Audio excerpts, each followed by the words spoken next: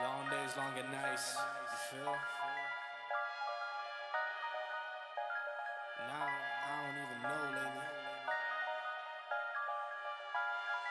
Take it, go. It's too much.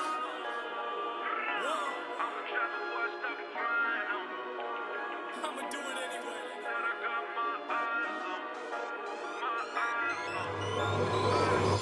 Put him in the dirt, say it again, man, and that's a reverse. Never rehearse, jumping in first. Call up the nurse, put the beat in the hearse. This is absurd, take the berserk. Don't get on the tracks, man, and they better swerve. Don't got a nerve, man, I never curse. Just casting these spells when I'm spelling these words. That's real, that's too real. I've been Roosevelt, I need a new deal. Trying to figure out what I should do still. I'm really never waiting here too still. I don't even know what I should say at all. Should I jump on in? Should I get involved?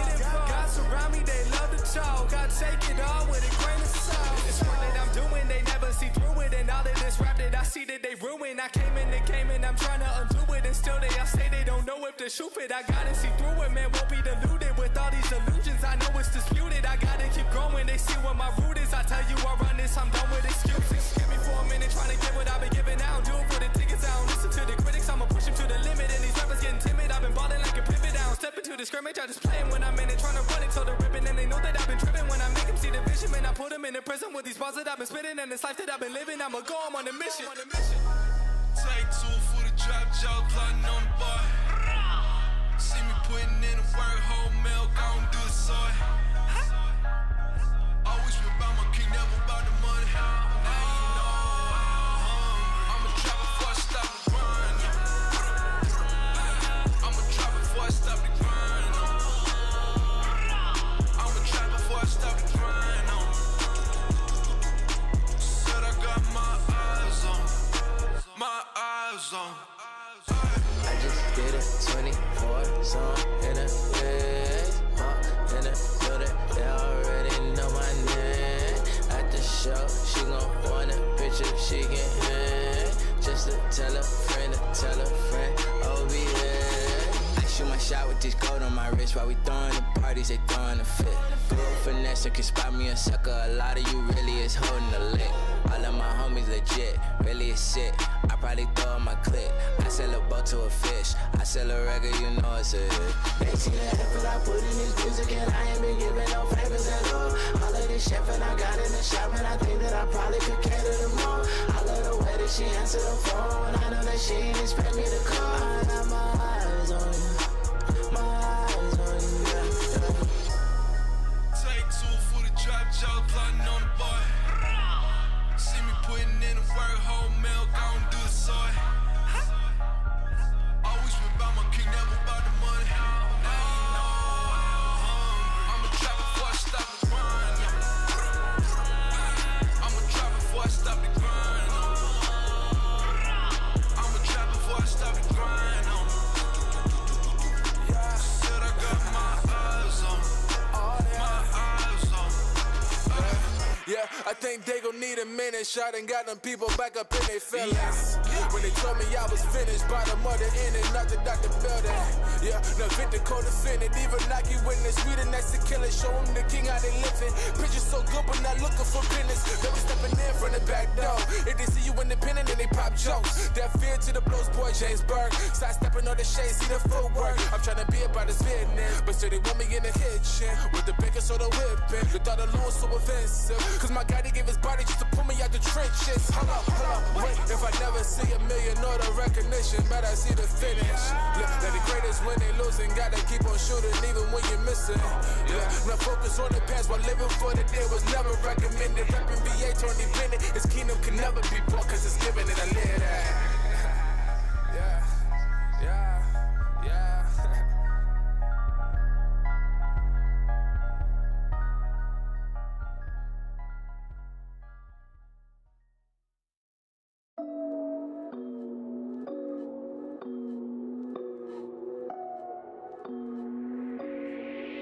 Tell them I'm staying right here. Tell them I'm switching my gear. Yeah. Tell them I'm just getting started. Tell them this year's my year. Ay. Tell them I'm staying right here. Tell them I'm switching my gear. Yeah. Tell them I'm just getting started. Tell them this year's my year. Ay. Hop in this truck since a boom. I'll take the man to the tomb. Yeah. Now they all ask what I'm doing. Well, you see it as soon. Say that they know what to do. Say I should listen to you. Yeah. Y'all don't know what I've been doing. Trust me, you don't got a clue. Take the top to my front door. Only fiends coming through the bag. Got my problems, I want more. Lead the past up in the past. The way I'm moving need a hard pass. All class with a book bag. In the night with that all black. Hang it up to no call back. Yeah, I got time and it's all on my mind, so I tell them I'ma let it out. Yeah, and I got guap, but you know I can't stop, so I tell them I'ma dead it now. Yeah, I got green and I gotta switch cheese, but I'm looking for the cheddar now. That shit was all bad, now I'm coming to get last, and this year's looking better now. Tell them I'm staying right here. Tell them I'm switching my gear. Yeah. Tell them I'm just getting started. Tell them this year's my year. Ay. Tell them I'm staying right here. Tell them I'm switching my gear. Yeah. Tell them I'm just getting started. Tell them this year's my year. Ay. Tell them that. Tell them that. Tell them that. Tell them that. Tell them that. Tell them that. Tell them that. Yeah. Tell them that. Tell them that. Tell them that. Tell them that. Tell them that. Tell them that. Tell them that. Ay. How long was I gone for? Pop more than some popcorn. Gotta drive, can't stop for. All the time, there's no time for it. Blowing up like Lampore. Crowd wanting that encore. Tom Ford is what I wore, and I made it day what I bought it for. Now the speaker's so fluent. I'm at the back like I'm Ewan. Yeah, they wanna keep me so stagnant. I make a hit, keep it moving. Up in the morning, I'm brewing. They going nowhere, I knew it. They tryna keep me from making it. I swear they looking so Judas. Feel like Messi with the goals. Will I make it? I don't know. Time is running out the back door. Pray to God to open doors. Couple bands for the shows. Hey, making money off the flows. Yeah, I just had to go show y'all. Gotta keep 'em on their toes. Tell them I'm staying right here. Tell them I'm switching my gear. Yeah. Tell them I'm just getting started. Tell them this year's my year. Ay. Tell them I'm staying right here. Tell them I'm switching my gear. Yeah. Tell them I'm just getting started. Tell them this year's my year. Ay. Tell them that. Tell them that.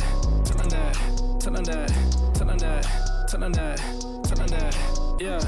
Tell them that. Tell them that. Tell them that. Tell them that. Tell them that. Tell them that. Tell them that. Hey, it's 2018. Yeah, come on, tell them that. Man, everything in 2017, I don't want to hear about it no more. Okay? Yeah, because big things are brewing.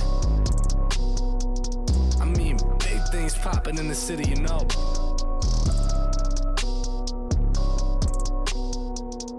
Yeah, that's all you need to know. Don't tell them that.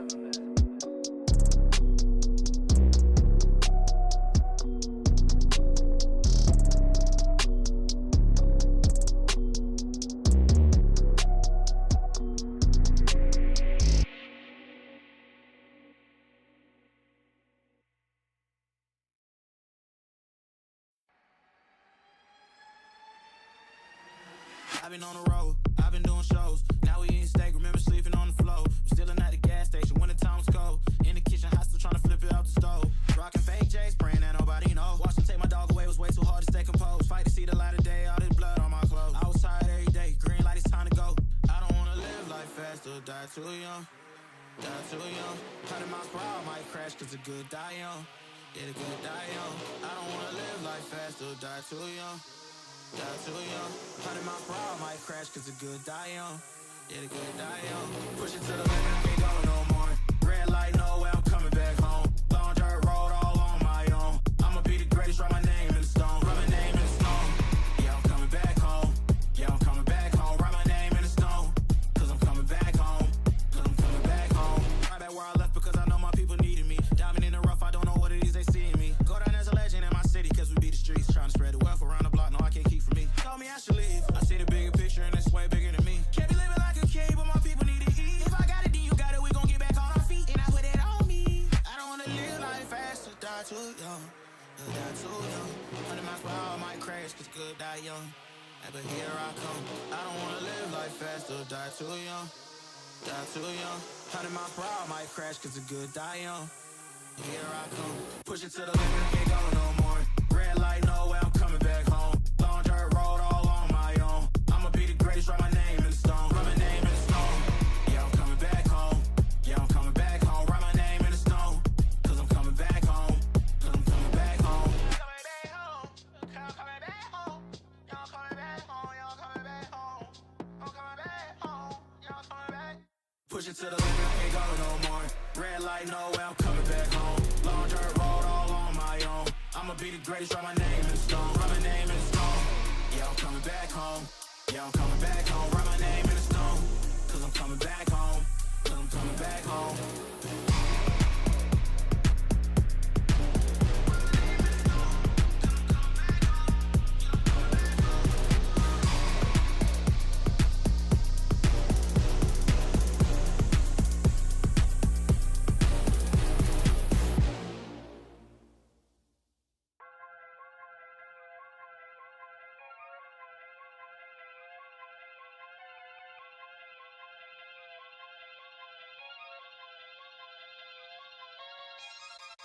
Everywhere I go, the people really wanna know who I is and who I be. They stop and stare when they see me. If it's said it once, no need to repeat. Run up on me, watch you fall to your knees. Tip my hat when it's time for the kill. Ain't no beast when you're really real. I am the boss, I am the Don. I am the one they call Lucky Charm. Got my own shit, I don't need your farm. Life was so hard, it made me weak. Built to last, this girl ain't weak. Sturdy and still when I plant my feet. Got it out the mud, now it's racks in my sleep. Look to God, he supplies my needs. Endless faith is what brought me next level prosperity.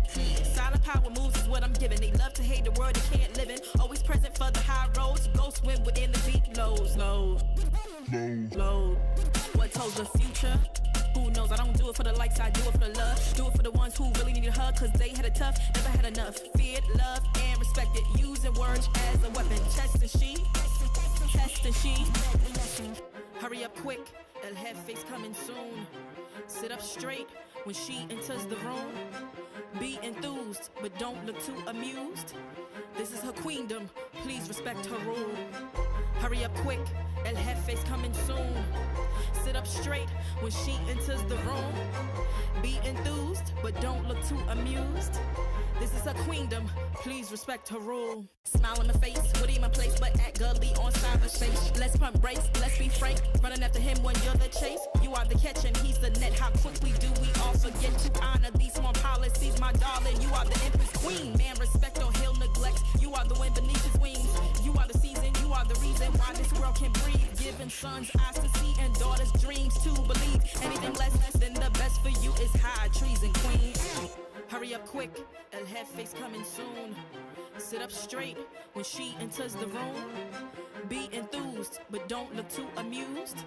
This is her queendom, please respect her rule. Hurry up quick, El Jefe's coming soon. Sit up straight when she enters the room. Be enthused, but don't look too amused. This is a queendom.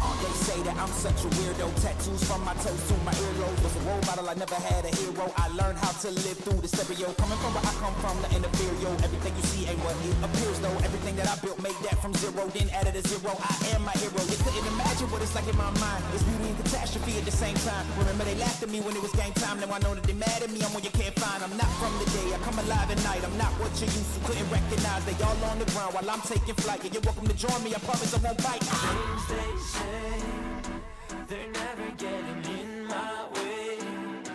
And even if I make mistakes, I will always season through.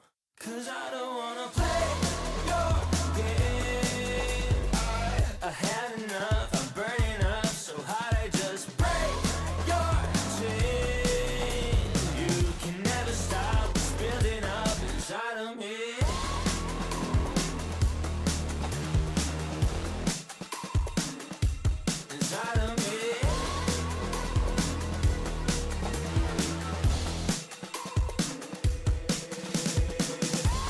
monster. I guess I don't fit in with the imposters. I'm taking the mask off, prepare your conscience, prepare for honest, cut off all the nonsense. I'm all in your chakra, wonder who shot you. Go call the doctor, boom like the chopper. Don't you get chopped up, I'm here to stop you. Whoever wants smoke like a roster, break you off proper. Things they say, they're never getting in my way. And even if I make mistakes, I will always see them through. What's that? Cause I don't wanna play your game. I had enough, I'm burning up so hot I just break your chain.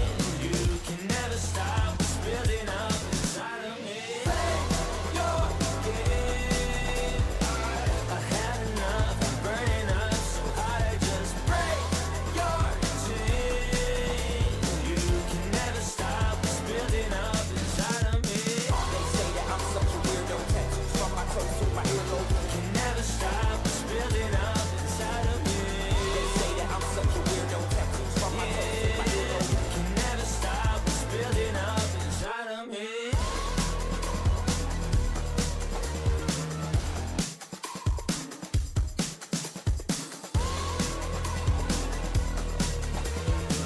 Can never stop what's building up inside of me.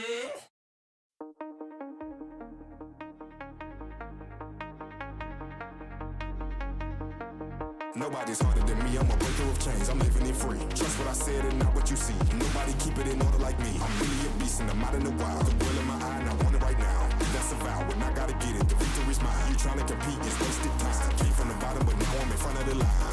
In front of the haters, I turn them to motivators. I don't owe them no favors and any beef or get catered. I'm on my way, doing my flex, running it up, getting my checks. I got the power, give me respect. I live this life and on to the next. I live this life, then on to the next.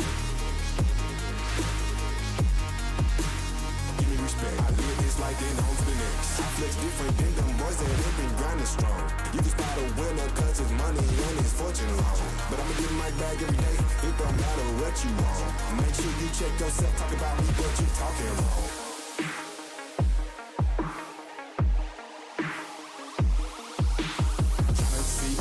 Closer to home I can get. Certified OG, pay it all my debt. With my flows, power supreme. Come from below, it's in my genes. I talk what I like, that's real nice things. Side down before approaching the king. Muscle strong, think money and power. I'm on the track like I hop in the shower. Brick at the brick like I'm building a tower. And I'ma do that into my final hour. And my brain growing like a flower. I get the bed, I don't be in it. I'm on my way, doing my flex, running it up, getting my checks. I got the power, give me respect. I live this life, then on to the next. I live this life, then on to the next. Give me respect. I live this life, then on to the next. I flex different than them boys that ain't been grinding strong. You can spot a winner cause his money and his fortune long. But I'ma get my bag every day, it don't matter what you want. Make sure you check yourself, talk about me, what you talking wrong. Give me respect. I live this life, then on to the next. I live this life, then on to the next. Give me respect. I live this life, then on to the next. Give me respect. I live this life, then on to the next.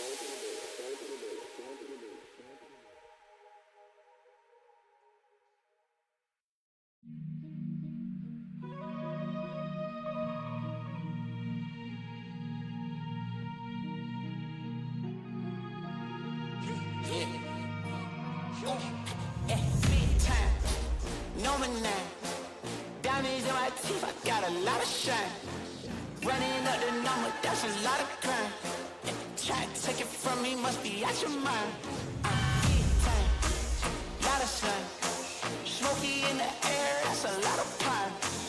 Pockets running over with the dollar sign. Try to take it from me. Big time, big time, big time.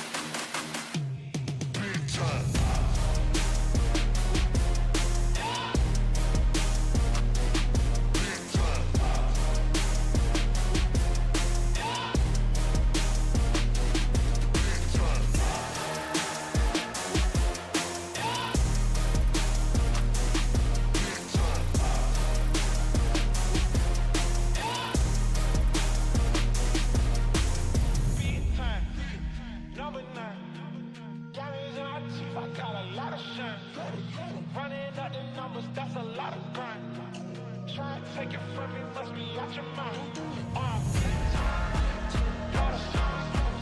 Smoky in the air, that's a lot of pump. It's running over with the dollar signs. Trying to take it from me. Big time.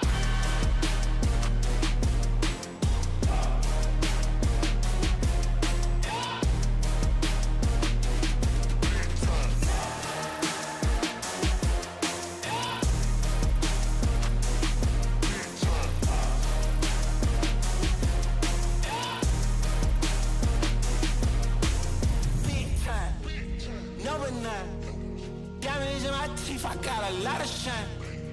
Running up the numbers, that's a lot of grind. Try and take it from me, must be out your mind. I'm big time. Lot of shine. Running over with the dollar sign. Try and take it from me. Take it from me.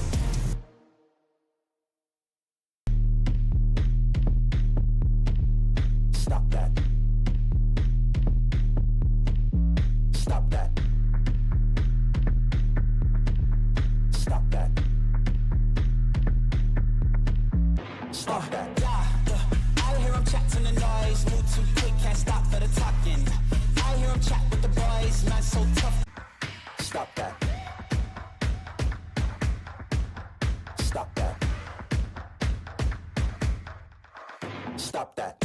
Yeah, I hear him chatting the noise. Can't stop for the talking. I hear him chat with the boys. Man's keep walking, yeah. Just too sharp with the prize. Don't tell me I'm awesome, yeah. Hot like fire on the pan. If you wanna touch me, please use caution.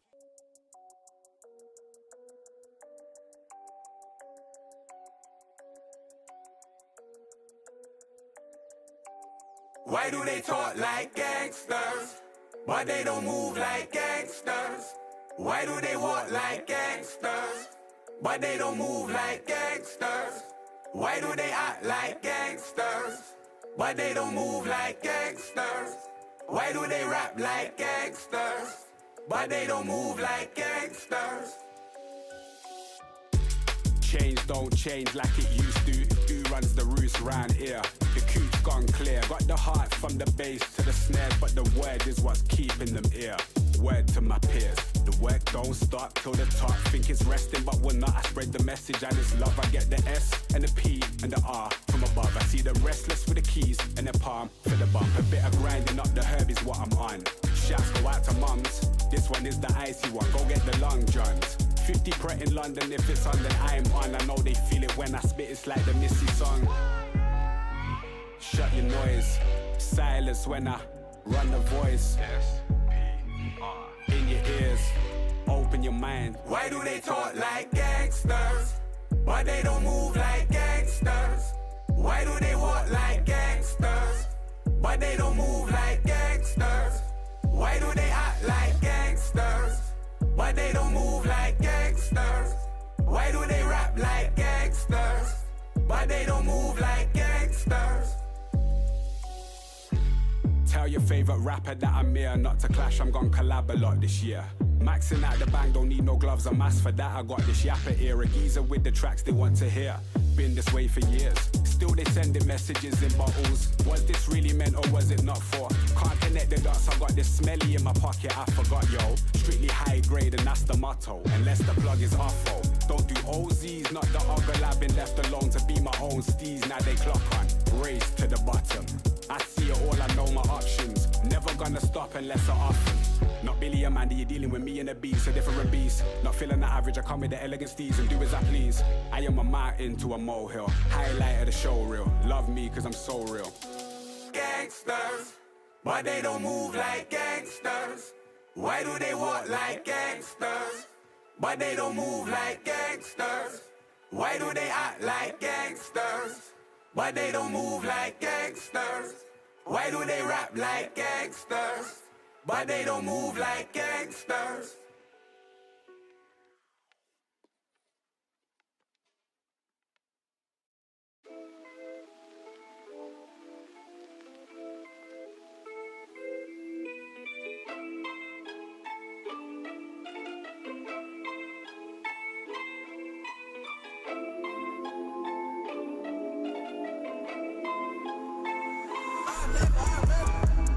I don't know who the fuck to trust. Is he my friend or my foe? I'm off the exit, draw. Yeah, she give me that claim I was wrong. I remember back when I was younger, I was happy. Nowadays feel like no one understand me. I'm good at artists, silly, I'm Bob, Bambi.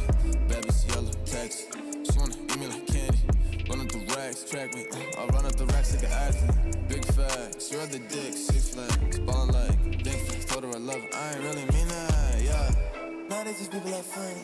Remember way back she was love. These bitches sneaky can't come. I got 4 hoes that went to. I remember.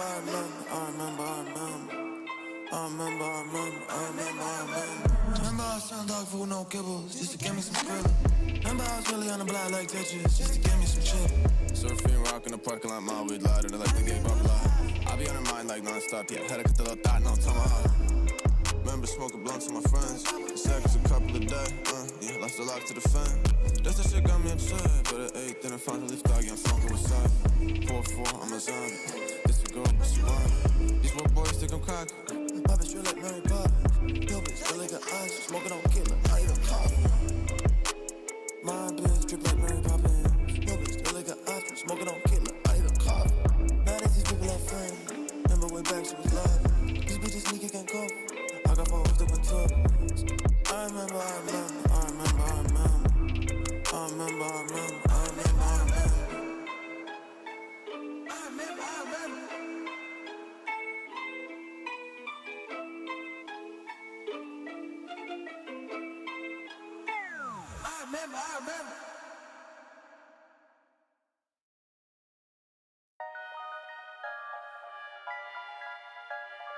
Long days, longer nights. You feel?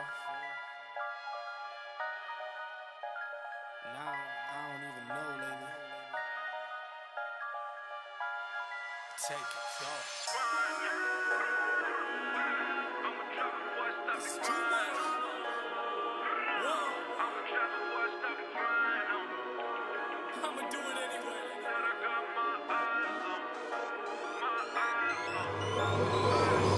Put him in the dirt, say it again, man, and that's a reverse. Never rehearse, jumping in first. Call up the nurse, put the beat in the hearse.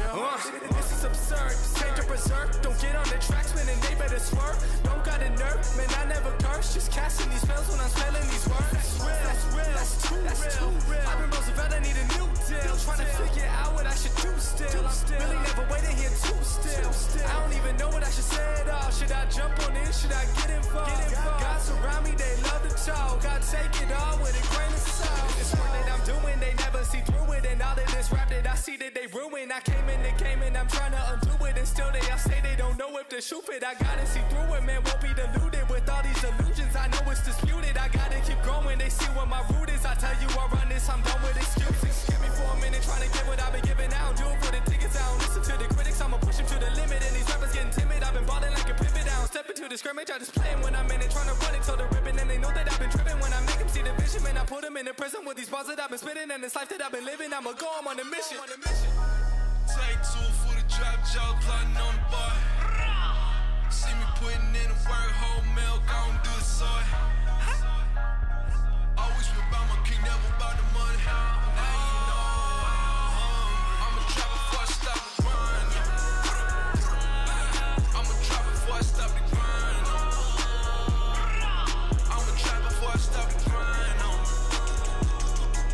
Said I got my eyes on. My eyes on. I just did a 24 song in a bed. In the building, they already know my name. At the show, she gon' want a picture, she can hang. Just to tell a friend, oh be there. I shoot my shot with this gold on my wrist. While we throwing the parties, they throwing a fit. Through a finesse, and can spot me a sucker. A lot of you really is holding the lick. All of my homies legit, really is shit. I probably throw on my clip. I sell a boat to a fish. I sell a record, you know it's a hit. They see the effort I put in this music, and I ain't been giving no favors at all. All of this chef and I got in the shop, and I think that I probably could cater to more. I love the way that she answered the phone. I know that she ain't expect me to call. I got my eyes on you, my eyes on you, yeah. Take 2 for the drop, jaw plotting on the boy. See me putting in the work, whole milk, I don't do it soy. Always been about my king, never about the money.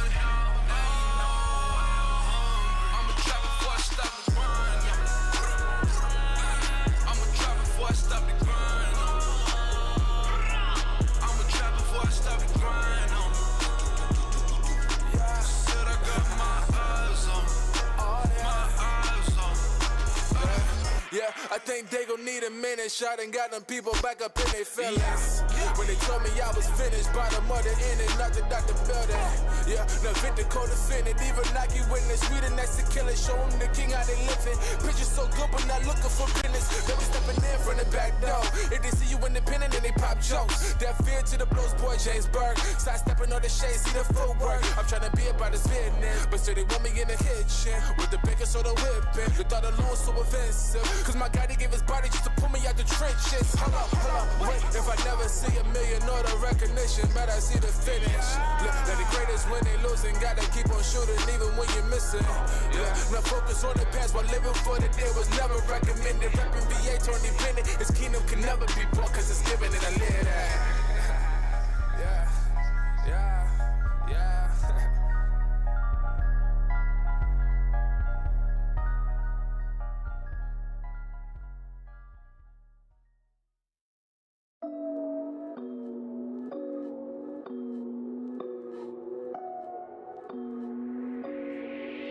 Tell them I'm staying right here. Tell them I'm switching my gear. Yeah. Tell them I'm just getting started. Tell them this year's my year. Ay. Tell them I'm staying right here. Tell them I'm switching my gear. Yeah. Tell them I'm just getting started. Tell them this year's my year. Ay. I've been this real since the womb. I'll take the man to the tomb. Yeah. Now they all ask what I'm doing. Well, you see it soon. Say that they know what to do. Say I should listen to you. Yeah. Y'all don't know what I've been doing. Trust me, you don't got a clue. Take the top to my front door. Only fiends coming through the bag. Got my problems, I want more. Lead the past up in the past. The way I'm moving need a hard pass. All class with a book bag. In the night with that all black. Hang it up to no call back. Yeah, I got time and it's all on my mind, so I tell them I'ma let it out. Yeah, and I got guap, but you know I can't stop, so I tell them I'ma dead it now. Yeah, I got green and I gotta switch cheese, but I'm looking for the cheddar now. That shit was all bad, now I'm coming to get last, and this year's looking better now. Tell them I'm staying right here. Tell them I'm switching my gear. Yeah. Tell them I'm just getting started. Tell them this year's my year. Ay. Tell them I'm staying right here. Tell them I'm switching my gear. Yeah. Tell them I'm just getting started. Tell them this year's my year. Ay. Tell them that. Tell them that. Tell them that. Tell them that. Tell them that. Tell them that. Tell them that. Yeah. Tell them that. Tell them that. Tell them that. Tell them that. Tell them that. Tell them that. Tell them that. Ay, how long was I gone for? Pop more than some popcorn. Gotta drive, can't stop for. All the talk, there's no time for it. Blowing up like Lampore. Crowd wanting that encore. Tom Ford is what I wore, and I made a day what I bought it for. Now the speaker so fluent. I'm at the block like I'm Ewan. Yeah, they wanna keep me so stagnant. I make a hit, keep it moving. Up in the morning, I'm brewing. They gon' know where I knew it. They tryna keep me from making it. I swear they looking so Judas. Feel like Messi with the goals. Will I make it? I don't know. Time is running out the back door. Pray to God to open doors. Couple bands for the shows. Ay, making money off the flows. Yeah, I just had to go show y'all. Gotta keep them on their toes. Tell them I'm staying right here. Tell them I'm switching my gear. Yeah. Tell them I'm just getting started. Tell them this year's my year. Ay. Tell them I'm staying right here. Tell them I'm switching my gear. Yeah. Tell them I'm just getting started. Tell them this year's my year. Ay. Tell them that. Tell them that. Tell them that. Tell them that. Tell them that. Tell them that. Tell them that. Yeah. Tell them that. Tell them that. Tell them that. Tell them that. Tell them that. Tell them that. Tell them that. Hey, it's 2018. Yeah. Come on, tell them that. Man, everything 2017, I don't want to hear about it no more. Okay. Yeah, cause big things are brewing. I mean, big things popping in the city, you know.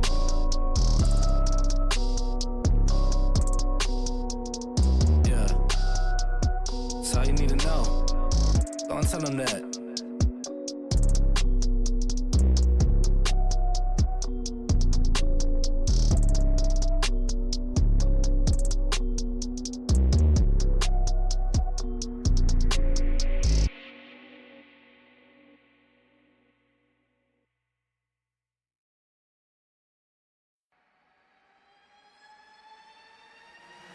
I've been on the road, I've been doing shows. Now we eating steak, remember sleeping on the floor. We're still at the gas station when the time was cold. In the kitchen, hot still trying to flip it out the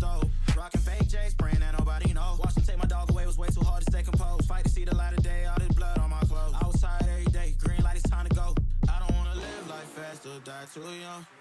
Die too young. 100 miles per hour, might crash cause a good die young. Yeah, the good die young. I don't wanna live life fast or die too young. Die too young. 100 miles per hour, might crash cause a good die young. Yeah, the good die young. Push it to the limit, can't go no more. Red light, no way, I'm coming back home. Long dirt road, all on my own. I'ma be the greatest, write my name in stone. Write my name in stone. Yeah, I'm coming back home. Yeah, I'm coming back home. Write my name in stone. Cause I'm coming back home. Cause I'm coming back home. Right back where I left because I know my people needed me. Diamond in the rough, I don't know what it is they see in me. Go down as a legend in my city cause we beat the streets. Trying to spread the wealth around the block, no I can't keep from me. Told me I should leave. I see the bigger picture and it's way bigger than me. Can't be living like a king, but my people need to eat. If I got it, then you got it, we gon' get back on our feet. And I put it on me. I don't wanna live life fast or die too young. Die too young. 100 miles per hour, might crash cause good die young.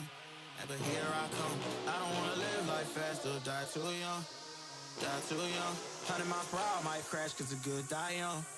Here I come. Push it to the limit, can't go no more. Red light, no way, I'm coming back home. Long dirt road, all on my own. I'ma be the greatest, write my name in stone. Write my name in stone. Yeah, I'm coming back home. Yeah, I'm coming back home. Write my name in stone. Cause I'm coming back home. Cause I'm coming back home. Coming back home. I'm coming back home. Y'all coming back home. Y'all coming back home. I'm coming back home. Y'all coming back. Push it to the limit, can't go no more. Red light, no way, I'm coming back home. Long dirt road, all on my own. I'ma be the greatest, write my name in stone. Write my name in stone. Yeah, I'm coming back home. Yeah, I'm coming back home. Write my name in stone. Cause I'm coming back home. Cause I'm coming back home.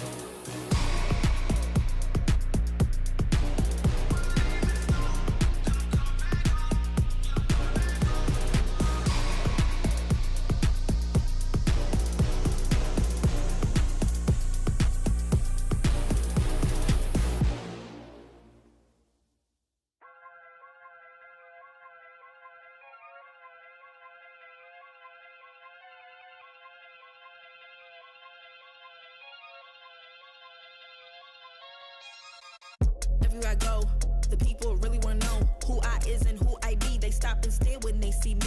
If I said it once, no need to repeat. Run up on me, watch you fall to your knees. Tip my hat when it's time for the kill. Ain't no beast when you're really real. I am the boss, I am the dawn. I am the one they call Lucky Charm. Got my own shit, I don't need your farm. Life was so hard, it made me weak. Built to last, this girl ain't weak. Sturdy and still when I plant my feet. Got it out the mud, now it's racks in my sleep. Look to God, he supplies my needs. Endless faith is what brought me next level prosperity. Silent power moves is what I'm giving. They love to hate the world they can't live in. Always present for the high roads. Go swim within the deep lows. Low. What told the future? Who knows? I don't do it for the likes, I do it for the love. Do it for the ones who really need a hug, cause they had it tough, never had enough. Feared, loved, and respected. Using words as a weapon. Test and she. Hurry up quick, El Jefe's coming soon. Sit up straight when she enters the room. Be enthused, but don't look too amused. This is her queendom, please respect her rule. Hurry up quick, El Jefe's coming soon. Sit up straight when she enters the room. Be enthused, but don't look too amused. This is her queendom, please respect her rule. Smile in my face, would in my place, but act gully on cyberspace. Let's pump brakes, let's be frank. Running after him when you're the chase. You are the catch and he's the net. How quickly do we all forget to honor these small policies, my darling? You are the empress queen. Man, respect or he'll neglect. You are the wind beneath his wings. You are the season, you are the reason why this world can breathe. Giving sons eyes to see and daughters dreams to believe. Anything less than the best for you is high treason, queen. Hurry up quick, El Jefe's coming soon. Sit up straight when she enters the room. Be enthused, but don't look too amused. This is her queendom, please respect her rule. Hurry up quick, El Jefe's coming soon. Sit up straight when she enters the room. Be enthused, but don't look too amused. This is a queendom.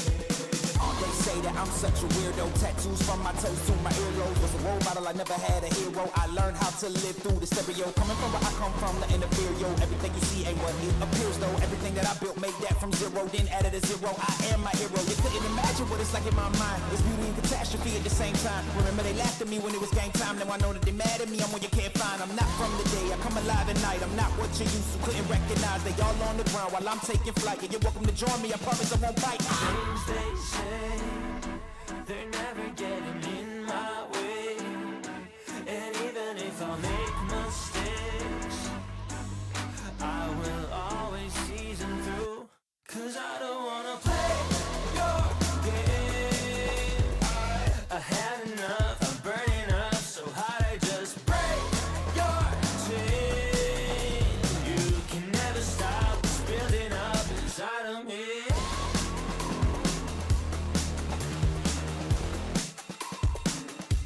Inside of me.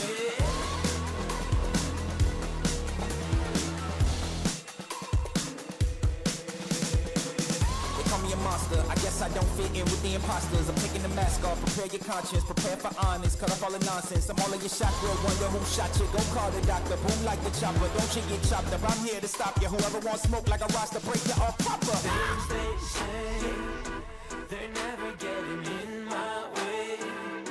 And even if I make mistakes, I will always see them through. What's that? Cause I don't wanna play your game. I had enough, I'm burning up so hot I just break your chain. You can never stop what's building up inside of me. Play your game. I had enough, I'm burning up so hot I just break your chain. You can never stop what's building up inside of me. They say that I'm such a weirdo. Tattoos from my toes to my earlobes. Can never stop what's building up inside of me. They say that I'm such a weirdo. Tattoos from my toes to my earlobes. Can never stop what's building up inside of me.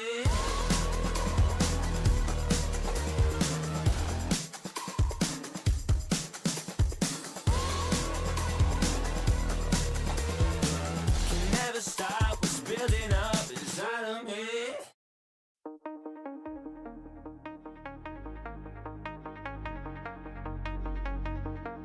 Nobody's harder than me, I'm a breaker of chains, I'm living it free. Trust what I said and not what you see. Nobody keep it in order like me. I'm really a beast and I'm out in the wild. The world in my eye and I want it right now. That's a vow and I gotta get it, the victory's mine. You trying to compete, it's wasted time. Came from the bottom but now I'm in front of the line.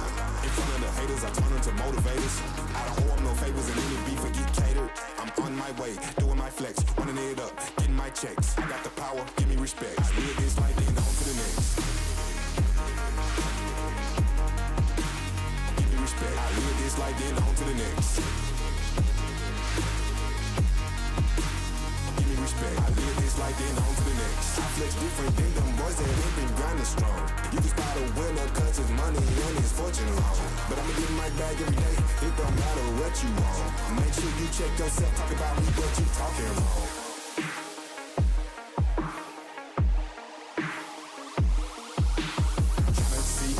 Closer to home I can get certified OG, paid all my debt. With my flows, power supreme, come from below, it's in my genes. I talk what I like, that's real nice things. Side down before approaching the king. Muscle strong, think money and power. I'm on the track like I hop in the shower. Brick at the brick like I'm building a tower. And I'ma do that into my final hour. And my brain growing like a flower. I get the bed, I don't be in it. I'm on my way, doing my flex, running it up, getting my checks. I got the power, give me respect. I live this life, then on to the next.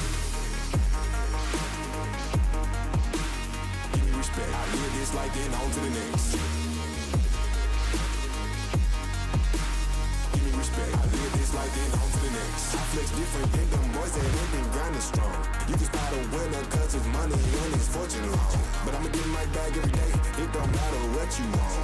Make sure you check yourself, talk about me, what you talking wrong. Give me respect. I live this life, then on to the next. Respect. I live this life, then on to the next. Give me respect. I live this life, then on to the next. Give me respect. I live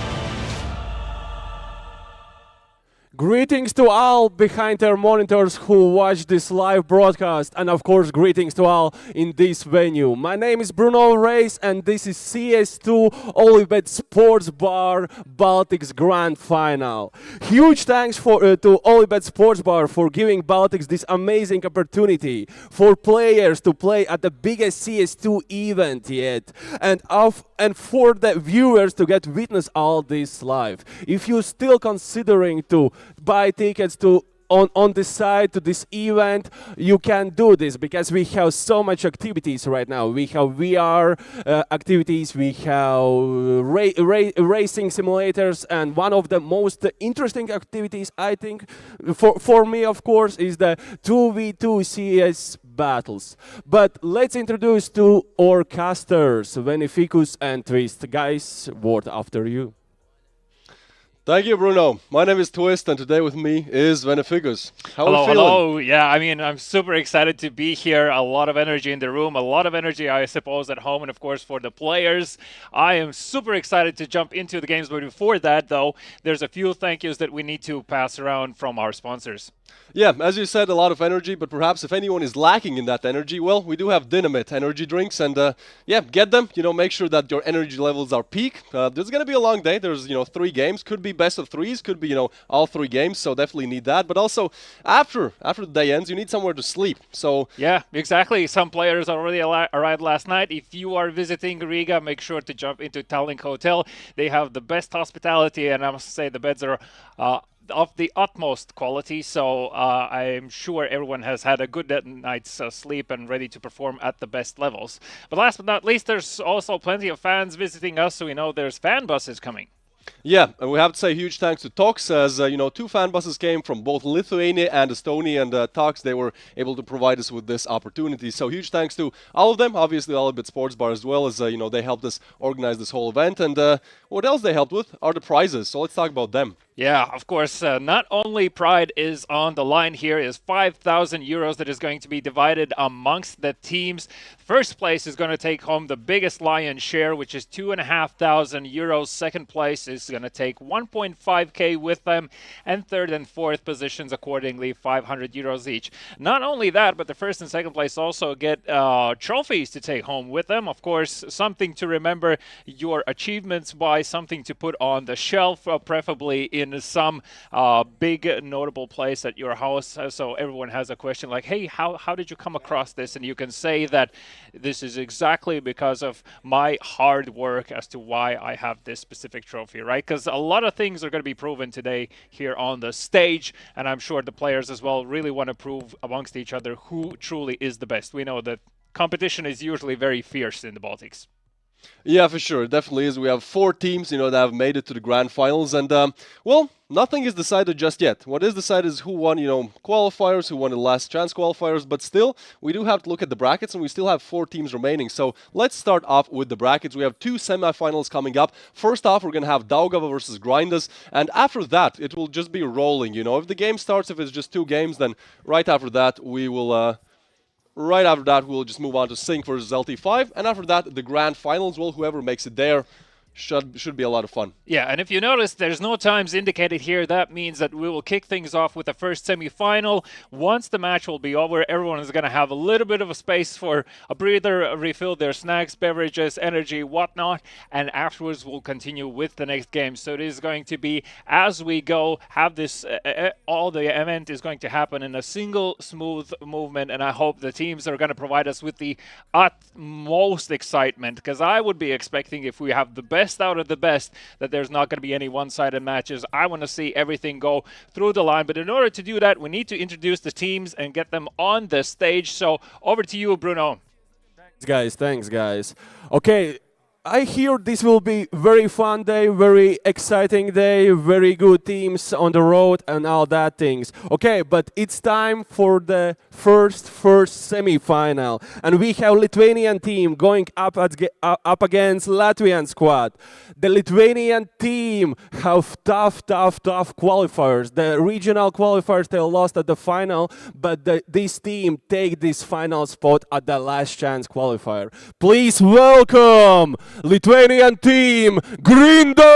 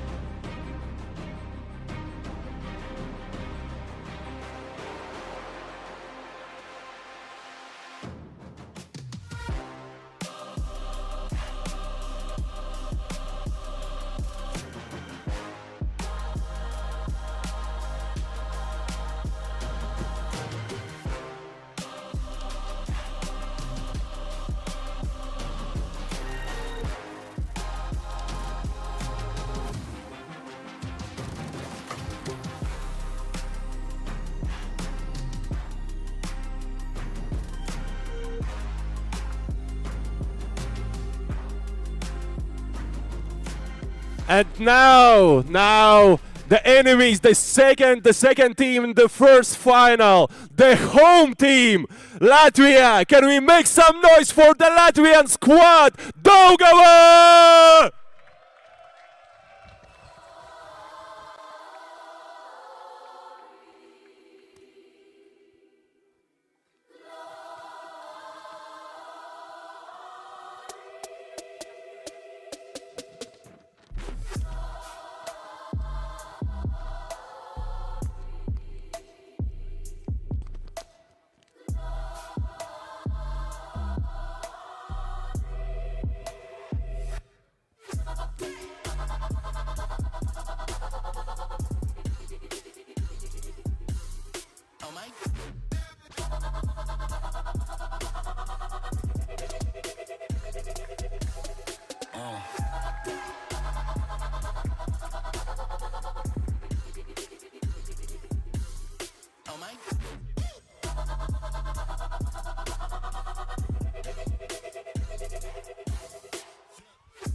So great, good atmosphere. Can we make one more time some noise, Splendid Palace, for the first semi-final?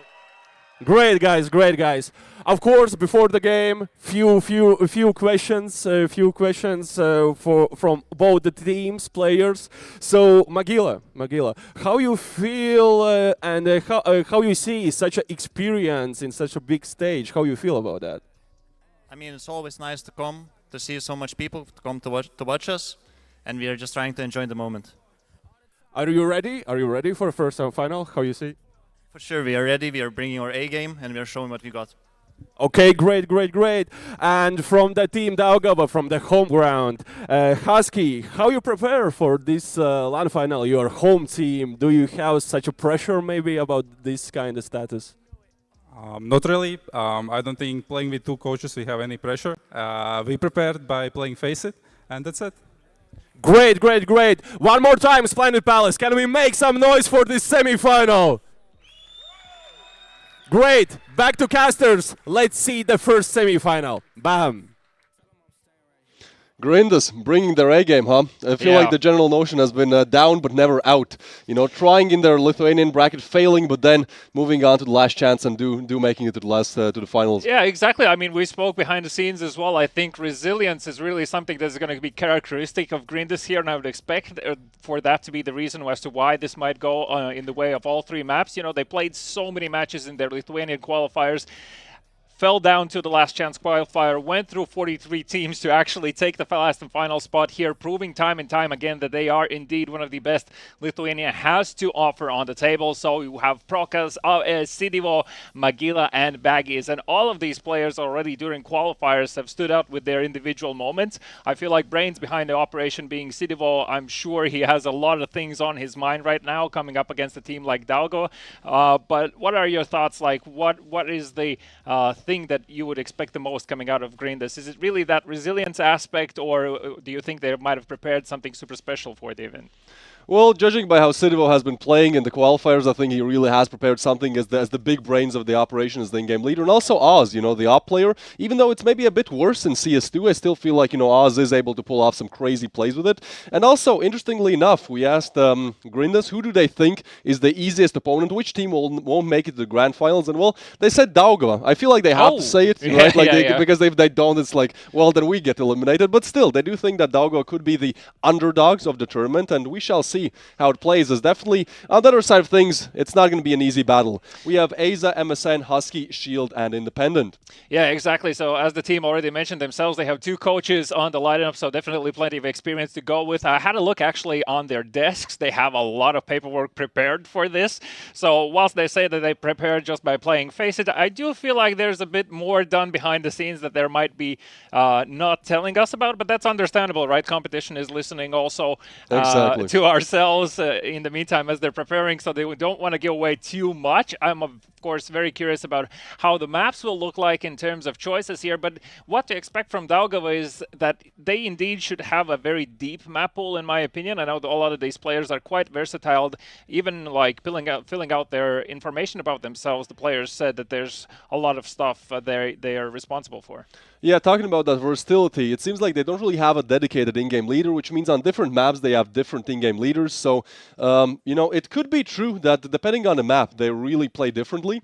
So we shall see how it goes as, the map veto should come up any second. We can see Daugava are getting ready and prepared as well. But yeah, continuing on to your point, I do think it's going to be 3 games, the whole distance. I mean, holding the distance is going to be super important, but that being said, though, I would just like to have a brief window in the future, or at least a slight look in the future as to how this map choices could look like. Now, looking at what players have said about their favorite or least favorite maps, one thing for sure is on everyone's mind, almost everyone's. It is that nobody likes Vertigo. So let's see if that is going to be the case when we look at these maps and picks. I would expect a Vertigo ban coming out soon, but it's actually going to be Overpass banned by Grindis. And if I recall correctly, Daugava actually don't like Overpass. No, it's definitely not their favorite. And actually an Inferno ban as well. So that Vertigo is still in the picture, although I don't think it's that big of a chance. But we shall see. The first pick is coming up any second. And obviously Grindis has to pick it smart. It's going to be Ancient. All right, I understand that. A lot of players on side of Grindis said that they do like Ancient. So it makes complete sense. But on side of Daugava, however, we shall see. Nuke. That's just the standard default map. That is the standard indeed. I mean, I definitely am happy about seeing Ancient in the as a first pick for Grindis. So if I recall correctly, they also performed quite well on it. Mirage is going to be banned by them. So Mirage is a pug style map and a lot of things can happen on that. So I can understand why nobody wants this to have a coin flip. There's the Vertigo ban from Daugava as expected. Then the decider is going to be on Anubis. And oh my, how much have we seen Anubis specifically throughout the qualifiers. I feel like every second game was on Anubis. Yeah, everyone loved Anubis in qualifiers, and also, in the player questionnaire that we had, a lot of players said that Anubis is their favorite map. So if we do go to Anubis, which again I think we will, it should be very exciting, very close as well. As when everyone likes playing a map, it's not going to be that one-sided, I do believe. But yeah, we're going to start off on Ancient. Very green scenery, maybe fitting Grindis a little bit, but here we can see players are definitely getting ready. But before we start the game, we have to know how many fans are in the audience. If you cheer for Daugo, make some noise.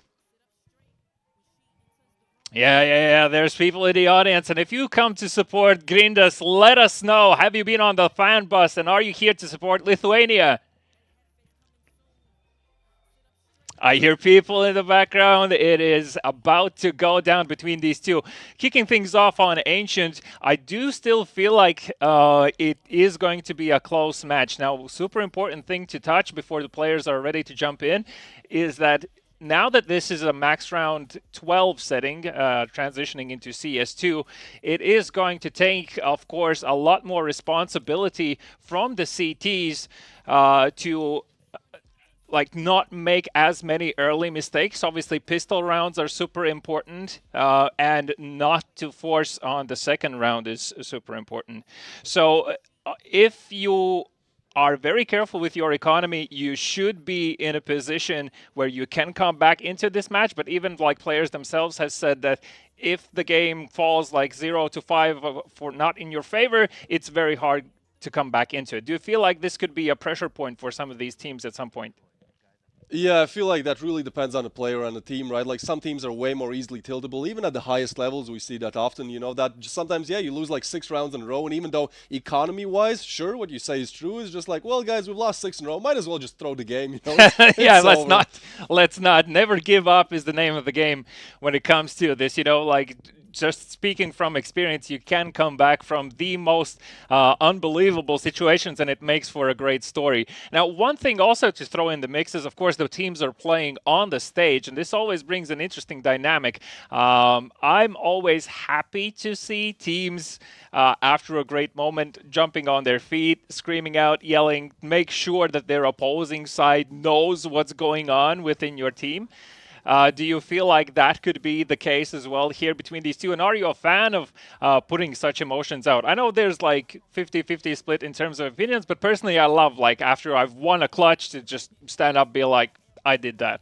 I like seeing it, but I feel like it would really agitate the fans of the opposing team. You know, when somebody is clutching, that's you know, really that's true. That's true. But yeah, of course, I like it more. I think like LAN is ultimately where it's at. You know, online it's just not. The emotions are not the same. You're here with all your buddies. You know, it's completely different. You can feel the tension in the air almost. Yeah, and obviously this then can afterwards lead to many interesting situations. You know, someone might be more receptive to such challenges from the opposing seed. It gets in your mind, you lose that clutch, something starts rolling down the hill, and then suddenly you find yourself in a situation where, like, okay, what do I need to do first? Do I need to remember the strat we're going to play? Do I need to get myself together? A lot of it is specifically about the mental game between these two teams. Now, that being said, both of these teams have grinded their way through and had their fair share of challenges, so we are going to see the best of the best coming out between these two. Once we get past over Ancient, I'm sorry, do you have any predictions about how this could go down? Do you feel like Grindus is going to take it on their map pick, or is it going to be reverse? Yeah, I do feel like they're going to take it on their map pick. I think they're definitely prepared. And, you know, again, interestingly enough, Daugava said that the underdogs are Grindus, and Grindus said the same about Daugava. So it's a bit of beef. It makes sense, but, you know, I kind of feel like it's going to be a close game. And obviously they have to take their map pick. I think if they don't take their map pick, it's going to be just increasingly difficult to take Daugava's map pick and then win the whole thing. Like, even mentally, you're kind of down and out at that point. Yeah, one thing also perhaps for viewers that are unfamiliar how this works out. So whoever gets to choose the map, the opposing team gets to choose the side they're going to start on. So on Ancient, generally speaking, it is considered to be a bit more T-sided, but we've seen it, especially now in CS2, there's a few grenades that you can utilize, specifically smokes on the CT side, that really has, like, sets up a challenge for T-side already from the start of the round. So I feel like a lot of this is going to go down based on how good these teams can utilize their knowledge of grenades, as well as the pace of the game, because it requires a lot of control in this map. Heading over to Nuke, that's a different story. So Nuke is obviously Daugava's pick. That means that Grindus most likely will start on CT side, which is defense.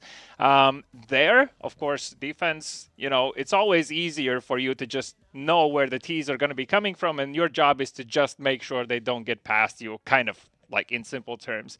Do you feel like knowing that Daugava is going to start on the T side, do you feel like it might be challenging for Grindus on the CT side in Nuke? Well, we shall wait and see. I do think it could be a little bit an issue, but I also think it really depends on how the first map goes, because a lot of times that I see that, you know, the first map goes one way or another, and that really impacts the mental. And even though you take like 15-minute, 20-minute break, it still weighs on you, and then it's like, you know, it depends. But yeah, it could be challenging, but at the same time for Grindus, you know, they've had plenty of challenges, and they've still made it to the grand finals. So, you know, I don't think it's going to be too big of an issue for them. Yeah, and in terms of AVP players, looking at both initial maps, Ancient and Nuke, there is some opportunity for the AVPs to be utilized. I would say slightly less on Ancient than in Nuke. I feel like Nuke is more favorable for AVP players. Some might disagree. But overall, I think in Ancient as well, we're going to see our fair share of moments.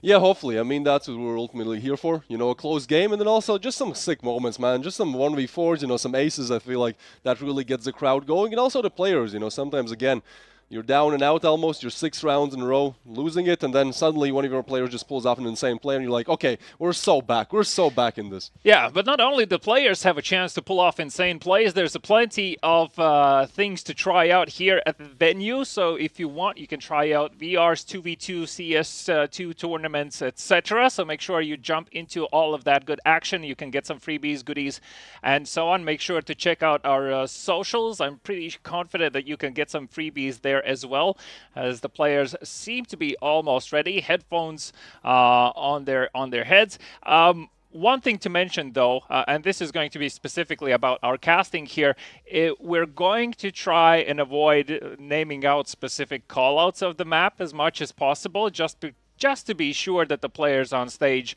don't by accident hear us, right? We wouldn't want to give anyone any advantages, so I still need to think about how it's going to go down, but I feel like we'll solve that problem once we get to it. But yeah, that's just comes with playing on the stage and obviously understanding that these players, of course, are keen to utilize any extra information they might get. So we want to make sure it's a fair game, and therefore will not be naming out specific bomb sites. We'll just give you general sense of direction where this is going.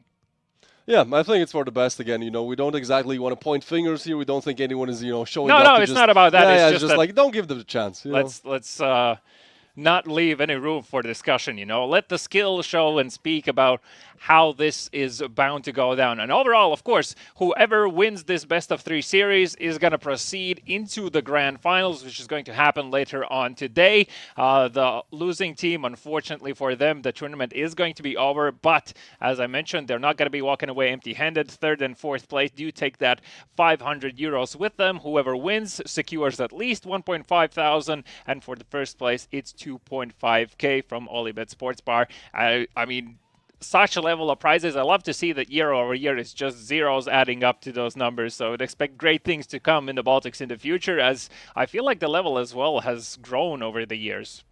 Yeah, you can definitely say that. I mean, even looking at some of these teams, Sync, they've been performing exceptionally well recently. Crazy good. For the Estonian level especially. But yeah, we shall see how it goes. Talking about Sync, that is going to be our other semifinal. They're going to be playing against LT5, maybe a team that isn't that known, but still, they made it out of the Lithuanian bracket first, and Grindas did not. So, yeah, it could be interesting to see how they play. Again, we do feel that Sync could be the toughest opponent to face today. Well, that's what many players here actually have said, that they would be expecting for Sync to win this. I am always the advocate of underdogs. I love to see the Titans falling, and nothing specifically against Sync here, but I always love the underdog story, where you are the unlikely opponent that goes again and gets the full Cinderella experience and wins the whole thing, gets the cup, trophy, prize, etc. And nobody was expecting it from you.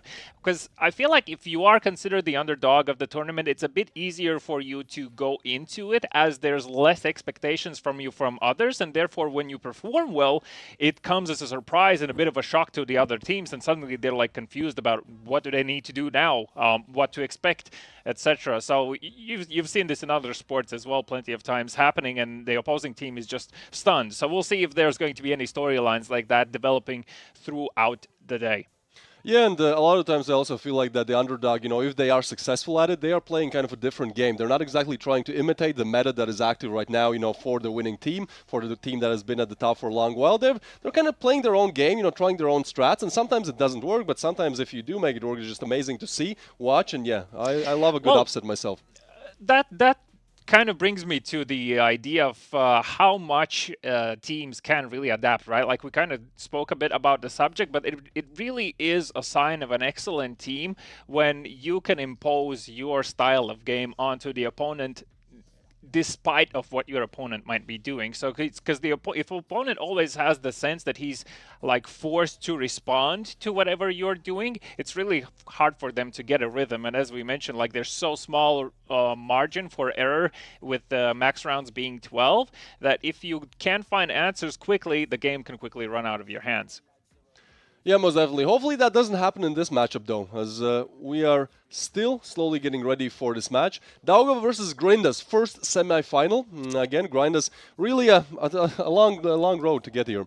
But with that being said, we are facing a little bit of technical difficulties here. So as we see, perhaps a 5-minute break. Not a break, just we'll need another few minutes before the players are going to be ready to jump in, making sure those configs are spot on. I'm actually quite easy to set up my computer for any sort of LAN tournaments back in the day when I attended. This feels like ages ago. Back in my day. Yeah, back in my day. But I have close to default settings, but we know how much pro players and players at this level actually do get into customization. We've seen from various pro players different kind of approaches where they even like take a ruler with them and know specifically how many centimeters from them is the keyboard monitor, etc. For me, that's a bit overkill. I feel like at that point it kind of works yeah. in your disadvantage because it's like, oh no, my monitor is 2 centimeters off, therefore I'll play bad. You know, I feel like it could go either way. You know, Yeah, it makes that should sense. never be the excuse. Yeah, but it's like sometimes it can get in your head really. Yeah, well, hopefully that's not going to be the case in terms of setups. It does feel quite individual looking from the stage. Unfortunately, our viewers can't see it, but I've seen quite the various setups in terms of someone's playing on stretch resolution, someone's playing on full HD, someone's playing black bars. So you have the whole variety of and spectrum of players, and this also brings certain advantages and certain disadvantages at specific situations, right? If you're playing on stretch, you're losing a bit of your field of view, so you might not see the full picture on the sides, and that we've seen this in other events as well, where someone walks past someone else, and you'll feel like, how does he not see, right? That's because of those moments and because how players have set themselves up. So that's a bit behind the scenes in terms of why situations like that might occur. One thing I have to ask, do you think we're going to see a knife kill?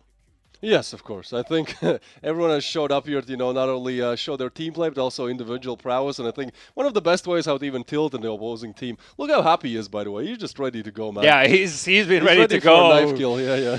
yeah, hyping up the crowd for us. Thank you.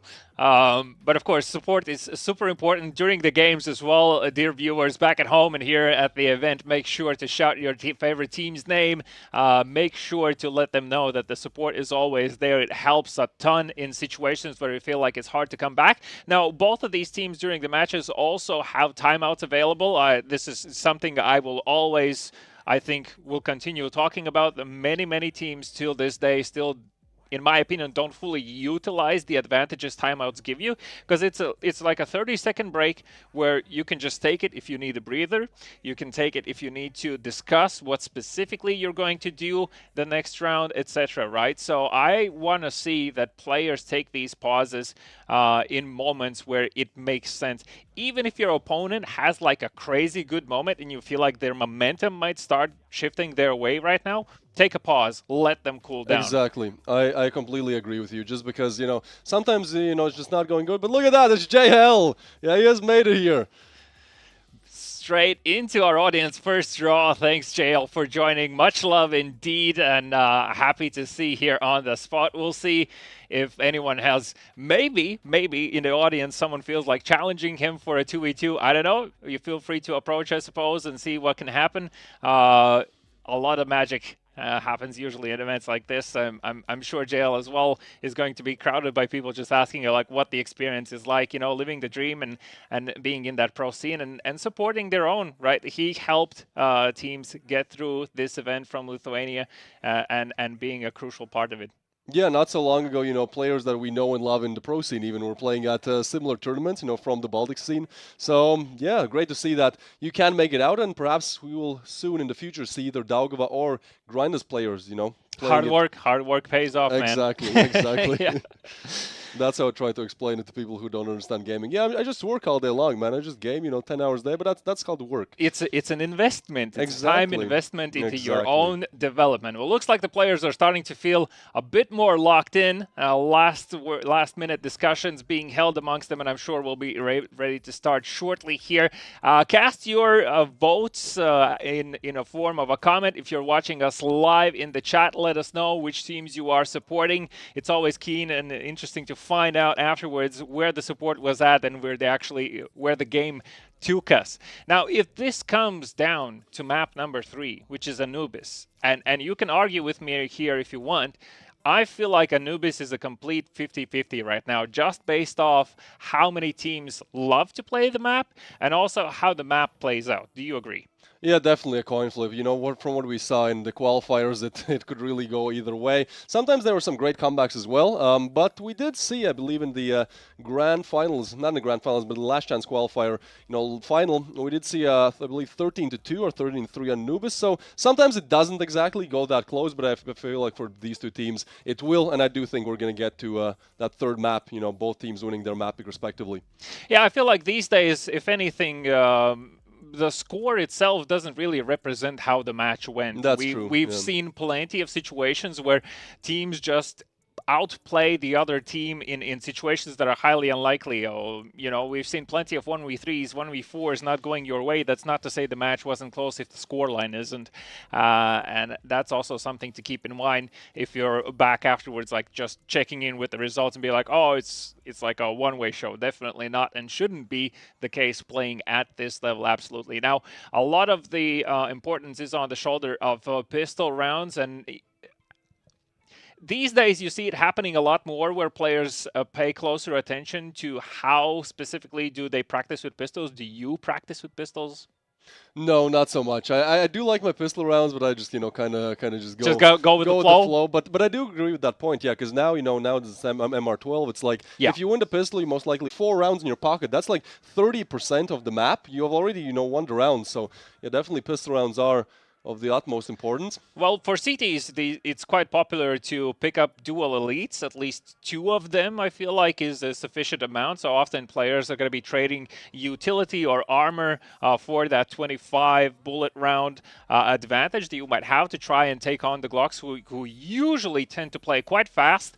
But yeah, I mean, pistols and developing your individual skill with them, is very important now, so more so than ever, I feel like, right? Because as I said before, I'm repeating myself here, but like no fallback options really in this current meta of the game. And at this stage, if you can't win pistols, at least on one side, most likely you're going to be in a dire situation. So in terms of what we would like to see on Ancient from pistols, I would expect from the T's to probably do a bit of a carousel around the map, running around B side and then heading into Donut back into A. That's quite a popular approach. Sometimes we even see the T's going in through city spawn into A. That's a bit more difficult to execute, but it definitely throws the CTs off. And for the defense, it's quite important to understand where the end goal is, right? Many teams fall into the false sense of security and just rotating to the first point of action.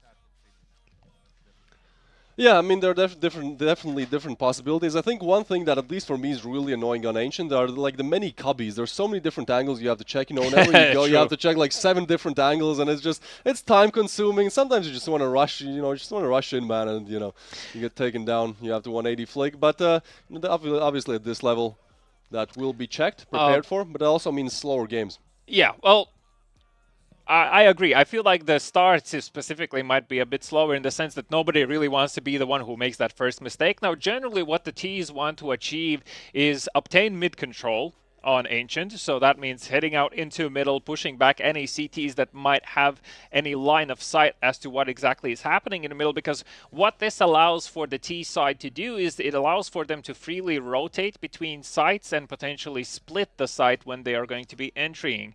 So as long as the defense doesn't have any information about this, it gives a lot of freedom on the T side for them to operate between these sites.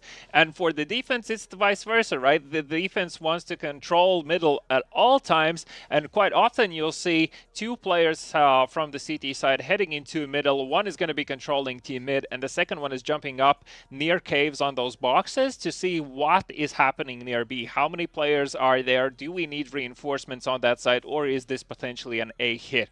This is generally how those rounds usually start, but I am always up for experiments. I would like to see something that we haven't seen before, utilizing the fact that you can throw grenades in many different ways these days.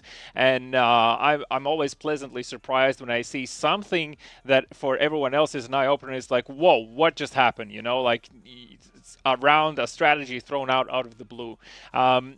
Yeah, I feel like those gimmick plays definitely work in your favor, especially when you just have to close the game. You have to get like 2-3 rounds over the board, and sure you can run your defaults, but sometimes just some crazy strat, that you have tried maybe once or twice in practice, just bust it out, do it twice, maybe do it 3 times, and well, that's how it works.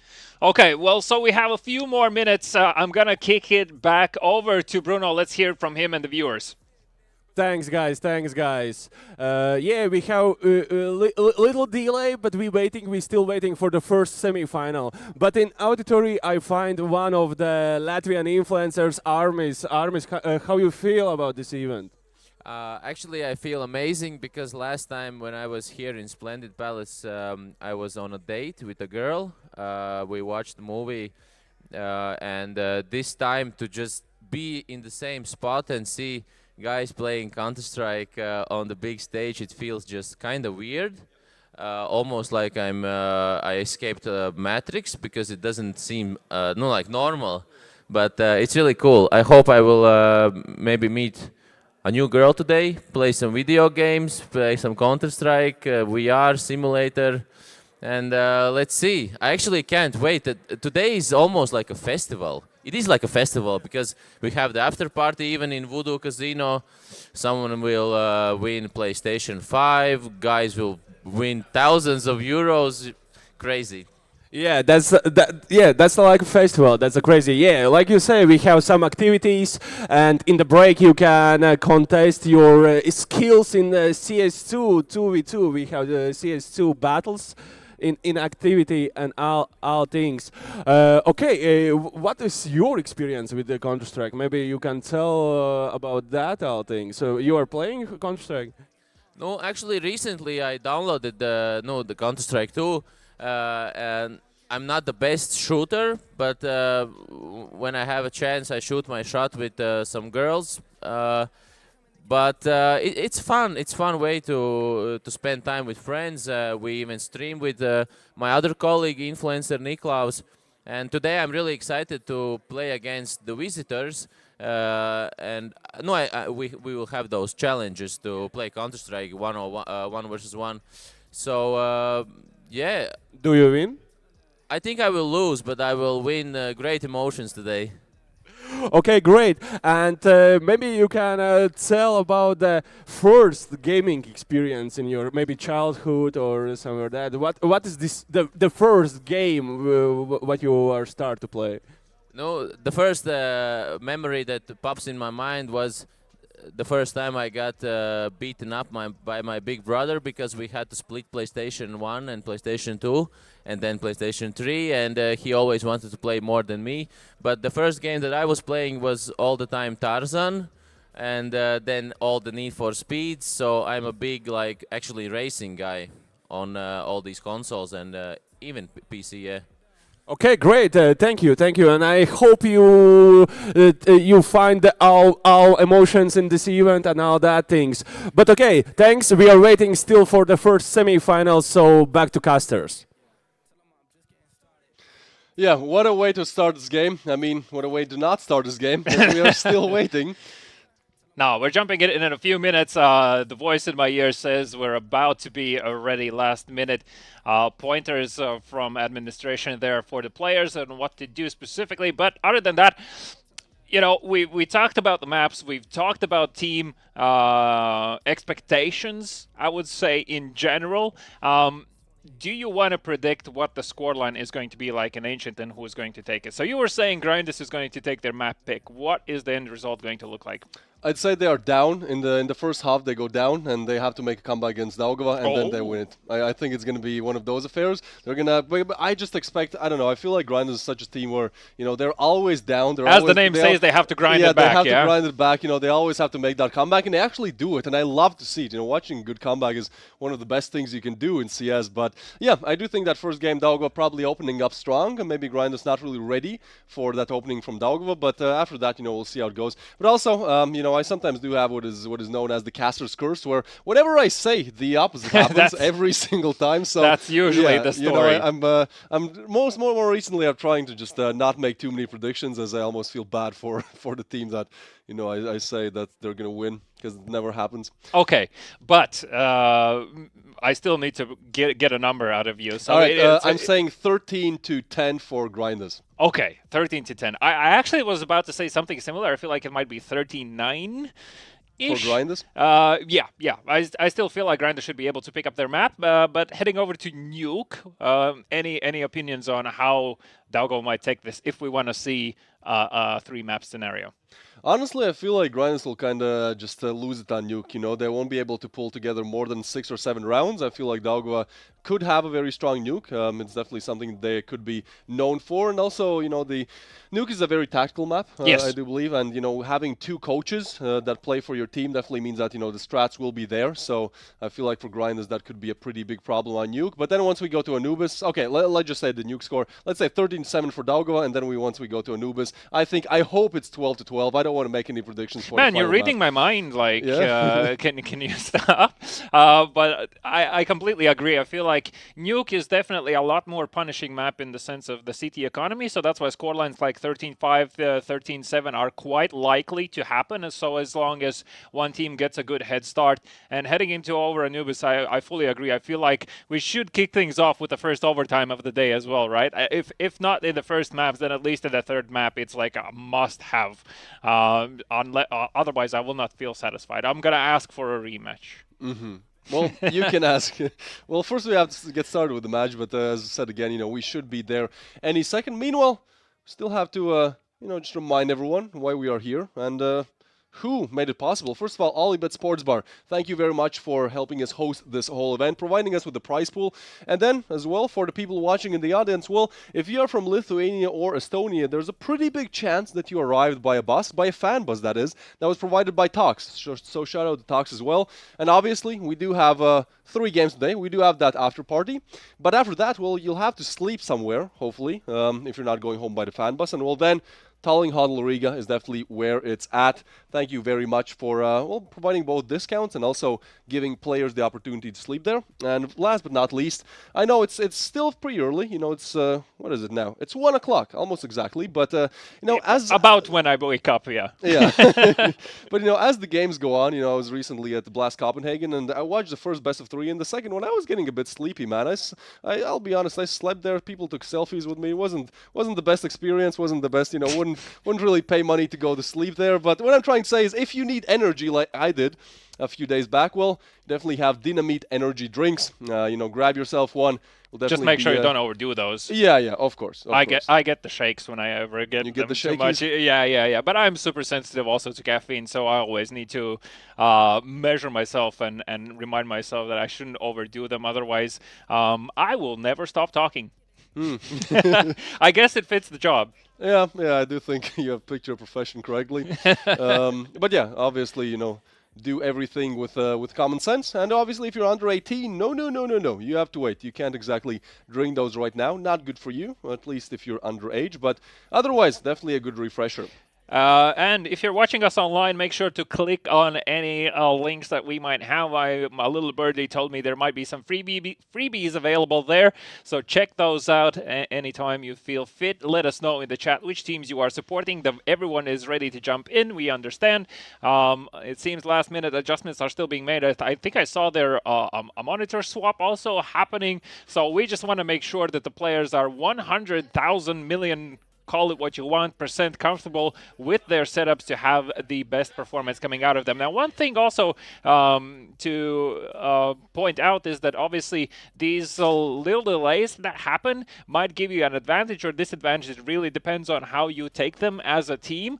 My personal advice would be not to focus on them. Use this time in your advantage and just make sure everyone's game plan is absolutely clear so you wouldn't have any questions jumping into the game. Because quite often, I remember in some personal LAN experiences that if it is a longer start, sometimes someone forgets for whatever reason suddenly like what the first round strat is and runs off somewhere, and everyone's just like, oh my god, here we go, so you don't want to be in that position. Use this time, make sure everything is absolutely clear for your teammates. I'm actually a little bit on the opposite side of the camp here. I feel like you can really get in your head. If you just go over everything for like an hour, it could be that you get too hyped. You're just not that ready. You're just a bit mentally not there, just because you've been doing so much preparing. So honestly, if anything, just watch some TikTok, man. This is a great opportunity to watch some TikTok. Perhaps some Subway Surfers split screen, something like that.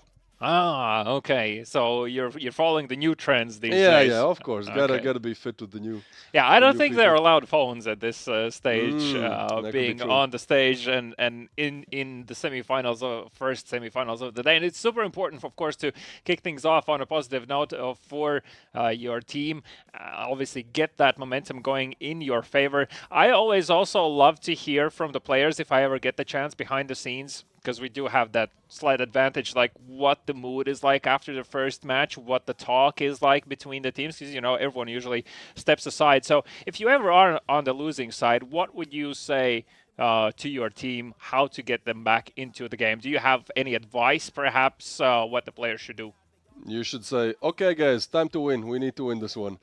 Oh. I don't know. It's simple. It's easy. Simple. I don't know. I feel like it really depends. Like, you have to know the players. You have to know what keeps them, what gets them going. Yeah. I feel like probably something, back when I played, like, sports, I played team sports, and my coach would always say that, all games start from 0-0, and I feel like that is the notion that you have to kind of get in your head that, sure, you might have lost that first map, but the second map starts 0-0. You can do a complete, like, workaround. You can get the second map, and at that point, you're flying, man. Because I feel like another thing that sometimes doesn't work out in the team's favor is that the team that picks the first map, sure, they win it, but then they lose the second one because the opposite teams pick, and then coming into the third map, it's like we have just won, and they're like ready to make the comeback because they're hyped, and the other team's like, oh boy, we were in the lead, we lost one, now it's we can. I agree. lose the Riding third that one. hype train definitely comes a long way when it comes to these kind of team sports, and it's very important for the atmosphere within the team as well. I think we are close to beginning. I feel like all of the possible changes have been done. So production, if you can let us know how far are we from the start. But that being said, I would personally, I completely agree with you, like with the 0-0 moments, right? Like, obviously it is a fresh start, but also I always love the good old saying, and I'm quite sure everyone's familiar with it. It's not about how you start, it's about how you finish, right? So you can start the games however you want. It's about how you put the end of the sentence in the opposing side's mind. I don't know how to phrase it that well, but like, I think you understand me what I'm saying here. I think I do. I think there's like many different strategies in general, how to approach being down and almost out. But, for Grindus, as we know, they're really never out. And that has been the theme all throughout their qualifying run. And as they've made it here, actually, talking about the qualifying run, I was, as I said, I was not in Latvia. You guys casted the last chance qualifiers. Grindus, they won they lost their first map, right? And then they won 2 games in a row, I believe, 13-2 and 13-2. That's absolutely insane. Yeah, I mean, we'll have to see if that is going to be the case again here. Ladies and gentlemen, we're going to take a brief intermission, and when we come back, we're going to continue with the semifinals. We just want to make sure that everyone has the best performance on the stage.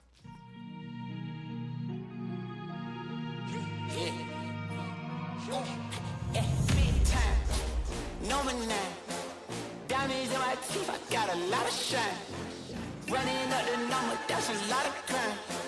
Try to take it from me, must be out your mind. Big time, lot of slime. Smoky in the air, that's a lot of pine. Pockets running over with the dollar sign.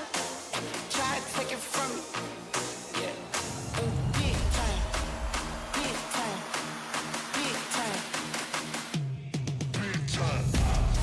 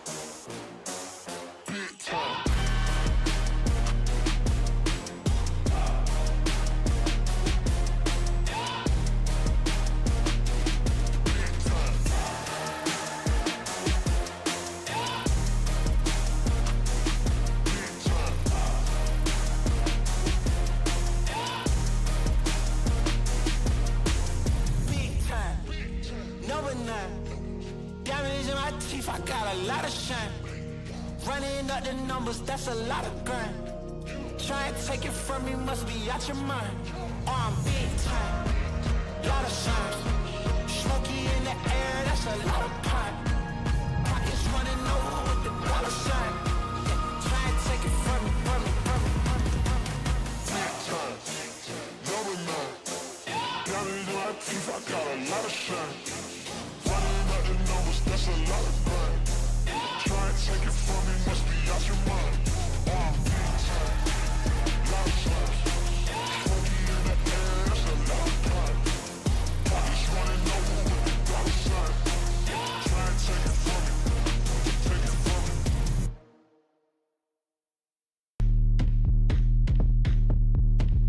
Stop that. Stop that. Stop that. Stop that. Yeah, I hear him chat to the noise. Move too quick, can't stop for the talking. I hear him chat with the boys. Man so tough, but mans keep walking. Yeah, just too sharp with the prize. White girls let it tell me I'm awesome. Yeah, hot like fire on the pan. If you wanna touch man, please use caution. Cold like 0 degrees. I'm out the cage, gotta let out the beast. Revolutionary, gotta let out the streets. Locked in a cage, I'ma let out the. Wake up, get out the sheets. We came for one man, forget my peace. You take the west, I take on the east. I'ma put him in the cage, never let out the. Yeah, I hear him chat to the noise. Move too quick, can't stop for the talking. I hear him chat with the boys. Man so tough, but mans keep walking. Yeah, just too sharp with the prize. White girls let it tell me I'm awesome. Yeah, hot like fire on the pan. If you wanna touch man, please use caution. Beg, please get on your knees. Came from the jungle, up in the trees. I got a few tricks up in the sleeve. One wrong move, I'ma let out the. Big shoes, check out the crease. Blow like I'm Bigfoot, step on the beat. Make a man's run till he step out the cleats. When the whole place scream, gotta get out the. Yeah, I hear him chat to the noise. Move too quick, can't stop for the talking. I hear him chat with the boys. Man so tough, but mans keep walking. Yeah, just too sharp with the prize. White girls let it tell me I'm awesome. Yeah, hot like fire on the pan. If you wanna touch man, please use caution. Stop that. Stop that. Stop that. Stop that. Yeah, I hear him chat to the noise. Can't stop for the talking. I hear him chat with the boys. Mans keep walking. Yeah, just too sharp with the prize.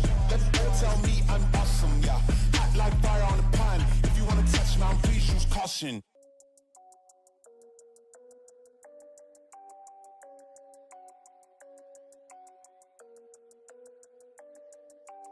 Why do they talk like gangsters, but they don't move like gangsters? Why do they walk like gangsters, but they don't move like gangsters?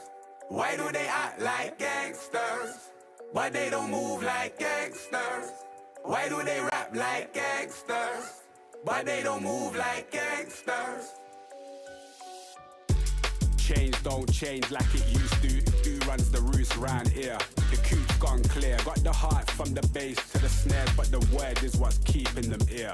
Word to my peers. The work don't stop till the top. Think it's resting, but we're not. I spread the message and it's love. I get the S and the P and the R from above. I see the restless with the keys and the palm for the bump. A bit of grinding up the herb is what I'm on. Shouts go out to mums. This one is the icy one. Go get the long johns. 50 Pret in London, if it's on then I'm on. I know they feel it when I spit, it's like the Missy song. Shut your noise, silence when I run the voice. In your ears, open your mind. Why do they talk like gangsters, but they don't move like gangsters? Why do they walk like gangsters, but they don't move like gangsters? Why do they act like gangsters, but they don't move like gangsters? Why do they rap like gangsters, but they don't move like gangsters? Tell your favorite rapper that I'm here, not to clash, I'm gon' collab a lot this year. Maxing out the bang, don't need no gloves or mask for that. I got this yapper ear, a geezer with the tracks they want to hear. Been this way for years. Still they sending messages in bottles. Was this really meant or was it not for? Can't connect the dots, I got this smelly in my pocket, I forgot, yo. Strictly high grade and that's the motto. Unless the plug is awful. Don't do OZs, not the other lab been left alone to be my own steez. Now they clock on, race to the bottom. I see it all, I know my options. Never gonna stop unless I often. Not Billy and Mandy, you're dealing with me and a beast, a different beast. Not feeling the average, I come with the elegant steez and do as I please.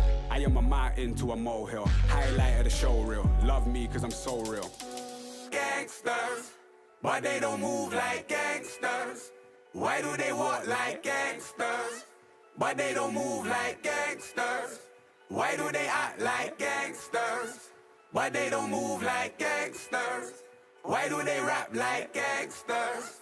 But they don't move like gangsters.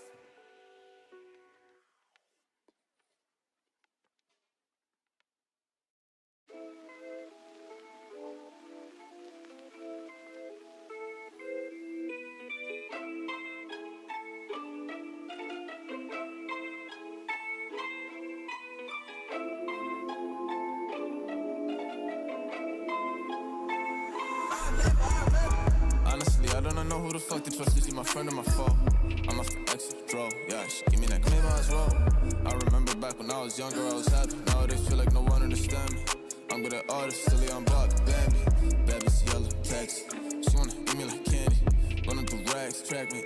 I run up the racks like an athlete. Big facts, you're the dick, 6 flags. Ballin' like dick, told her I love her. I ain't really mean that, yeah. Nowadays these people like friends. Remember way back she was love. These bitches sneaky can't cope. I got 4 hoes that went up. I remember.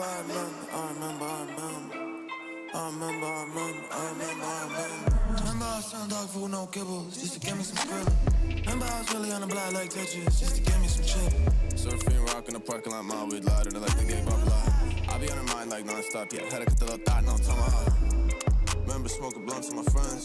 Seconds a couple of days, yeah, lost a lot to the fan. That's the shit got me upset. But at 8, then I finally thought, yeah, I'm smoking with side. 4-4, I'm a zombie. This a girl, but she want. These little boys think I'm cocky. My bitch real like Mary Poppins. Yo, bitch still like her eyes. Smoking on killer, I eat a coffee. My bitch drip like Mary Poppins. Yo, bitch still like her eyes. Smoking on killer, I eat a coffee. Nowadays these people like friends. Remember way back she was love. These bitches sneaky can't cope. I got 4 hoes that went up. I remember.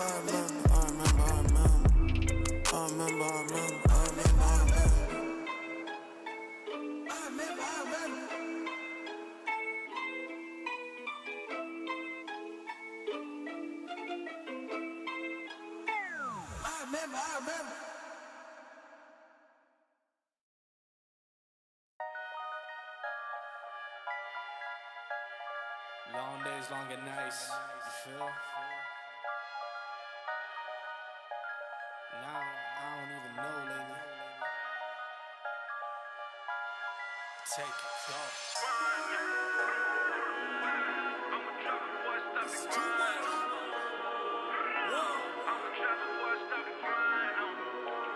I'ma do it anyway.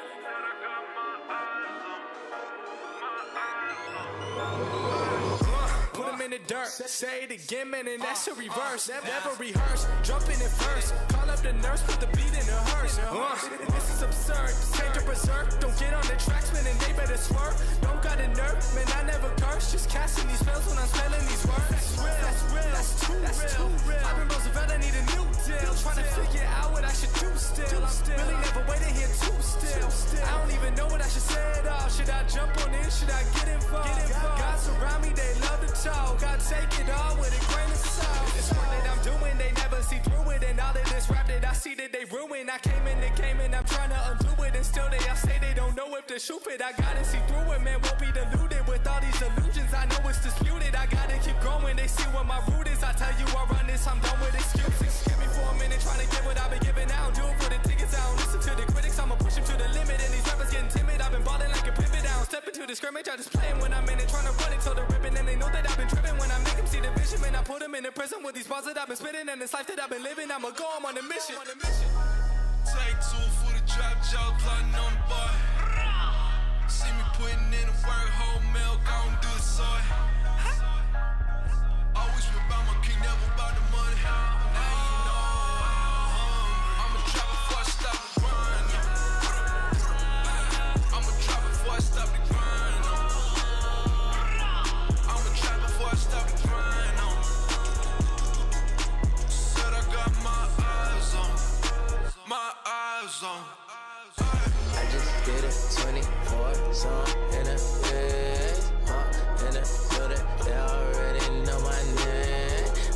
show. She gon' want a picture, she can just to tell a friend, oh be here. I shoot my shot with this gold on my wrist while we throwing the parties, they throwing the fit. Girl finesse can spot me a sucker, a lot of you really is holding the lick. All of my homies legit, really is shit. I probably throw on my clip. I sell a boat to a fish. I sell a record, you know it's a hit. They see the effort I put in this music and I ain't been giving no favors at all. All of this chef and I got in the shop and I think that I probably could cater to more. I love the way that she answered the phone. I know that she ain't expect me to call. I got my eyes on you. My eyes on you, yeah. Take two for the drop, jaw plotting on the boy. See me putting in the work, whole milk, I don't do the soy. Always been about my king, never about the money. I'm a trap before I stop the grind. I'm a trap before I stop the grind. I'm a trap before I stop the grind. Said I got my eyes on, my eyes on. Yeah, I think they gon' need a minute. Shot and got them people back up in their feelings. When they told me I was finished by the mother in it, not the doctor building. Yeah, now Victor co-defendant. Even Nike witness, we the next to kill it. Show them the king how they living. Pictures so good, but not looking for business. They be stepping in from the back door. If they see you independent, then they pop jokes. That fear to the blows, boy, James Burke. Side stepping on the shade, see the footwork. I'm trying to be about this business, but still they want me in the kitchen with the bacon soda whipping. The thought of Lewis so offensive, cause my guy, he gave his body just to pull me out the trenches. Hold up, wait. If I never see a million or the recognition, but I see the finish. Look, they're the greatest when they losing. Gotta keep on shooting even when you're missing. Yeah, now focus on the past while living for the day was never recommended. Reppin' VA, Tony Bennett. His kingdom can never be bought cause it's given and I live that. Yeah.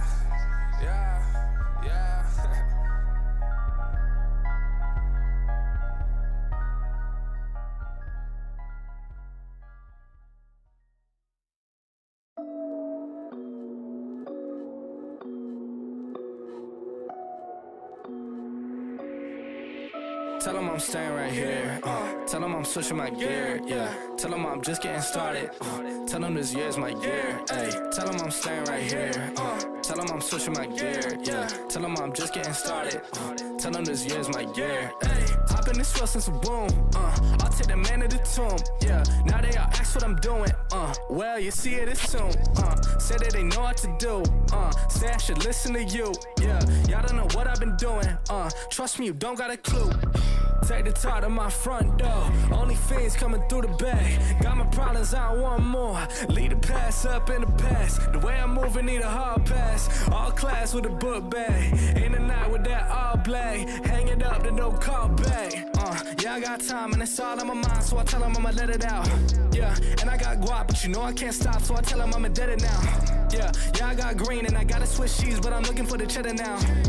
That shit was all bad, now I'm coming to get last, and this year's looking better now. Tell them I'm staying right here. Tell them I'm switching my gear. Yeah. Tell them I'm just getting started. Tell them this year's my year. Ay. Tell them I'm staying right here. Tell them I'm switching my gear. Yeah. Tell them I'm just getting started. Tell them this year's my year. Ay. Tell them that. Tell them that. Tell them that. Tell them that. Tell them that. Tell them that. Tell them that. Yeah. Tell them that. Tell them that. Tell them that. Tell them that. Tell them that. Tell them that. Tell them that. Ay, how long was I gone for? Pop more than some popcorn. Gotta drive, can't stop for. All the time, there's no time for it. Blowing up like Lampore. Crowd wanting that encore. Tom Ford is what I wore, and I made it that what I bought it for. Now the speaker so fluent. I'm at the block like I'm Ewan. Yeah, they wanna keep me so stagnant. I make a hit, keep it moving. Up in the morning, I'm brewing. They going nowhere, I knew it. They tryna keep me from making it. I swear they looking so Judas. Feel like Messi with the goals. Will I make it? I don't know. Time is running out the back door. Pray to God to open doors. Couple bands for the shows. Ay, making money off the flows. Yeah, I just had to go show y'all. Gotta keep them on their toes. Tell them I'm staying right here. Tell them I'm switching my gear. Yeah. Tell them I'm just getting started. Tell them this year's my year. Ay. Tell them I'm staying right here. Tell them I'm switching my gear. Yeah. Tell them I'm just getting started. Tell them this year's my year. Ay. Tell them that. tell them that, tell them that, tell them that, tell them that, tell them that, tell them that, yeah, tell them that, tell them that, tell them that, tell them that, tell them that, tell them that, tell them that, hey, it's 2018, yeah, come on, tell them that, man, everything in 2017, I don't want to hear about it no more, okay, yeah, cause big things are brewing.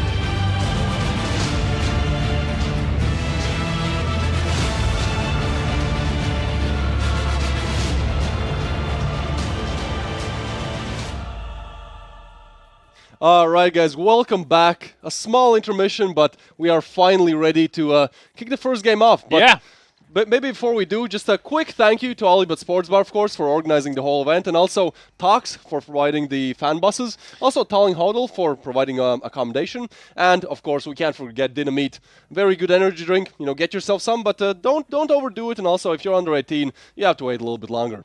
A little bit longer. I want to quickly remind everyone who might be tuning in just now what today's schedule might look like. So let's have a look at how this all is going to go down today. We're going to kick things off in a few minutes with between Daugava and Grindas. The next match of the day is going to be between Sync and LT5. Now, you might notice there's no times indicated here. The games are going to be happening in sequence, one after the other. We're going to try to keep it brief between the matches, so you have the least downtime possible and the most action on your screens. So that being said, Daugava and Grindas are pretty sure they're ready to start any moment now, as we were solving some technical issues. I believe those are resolved. So last minute talks between the teams. We already spoke about what we are going to see in terms of the maps, but I will remind the first map is going to be Ancient, then it is going to be followed by Nuke, and if needed, everyone's favorite, it seems like here, Anubis. Yeah, Anubis should be a blast, and we also touched on the fact that we'll probably see Anubis. We'll probably go go the whole distance, the whole 3 yards, I guess you would say. But yeah, of course, first we have to start off on Ancient, as everyone, at least the players, are in their seats. The headphones are getting put in. We can see on the side of Daugava, the in-ears are definitely coming into place, and yeah, we shall be ready.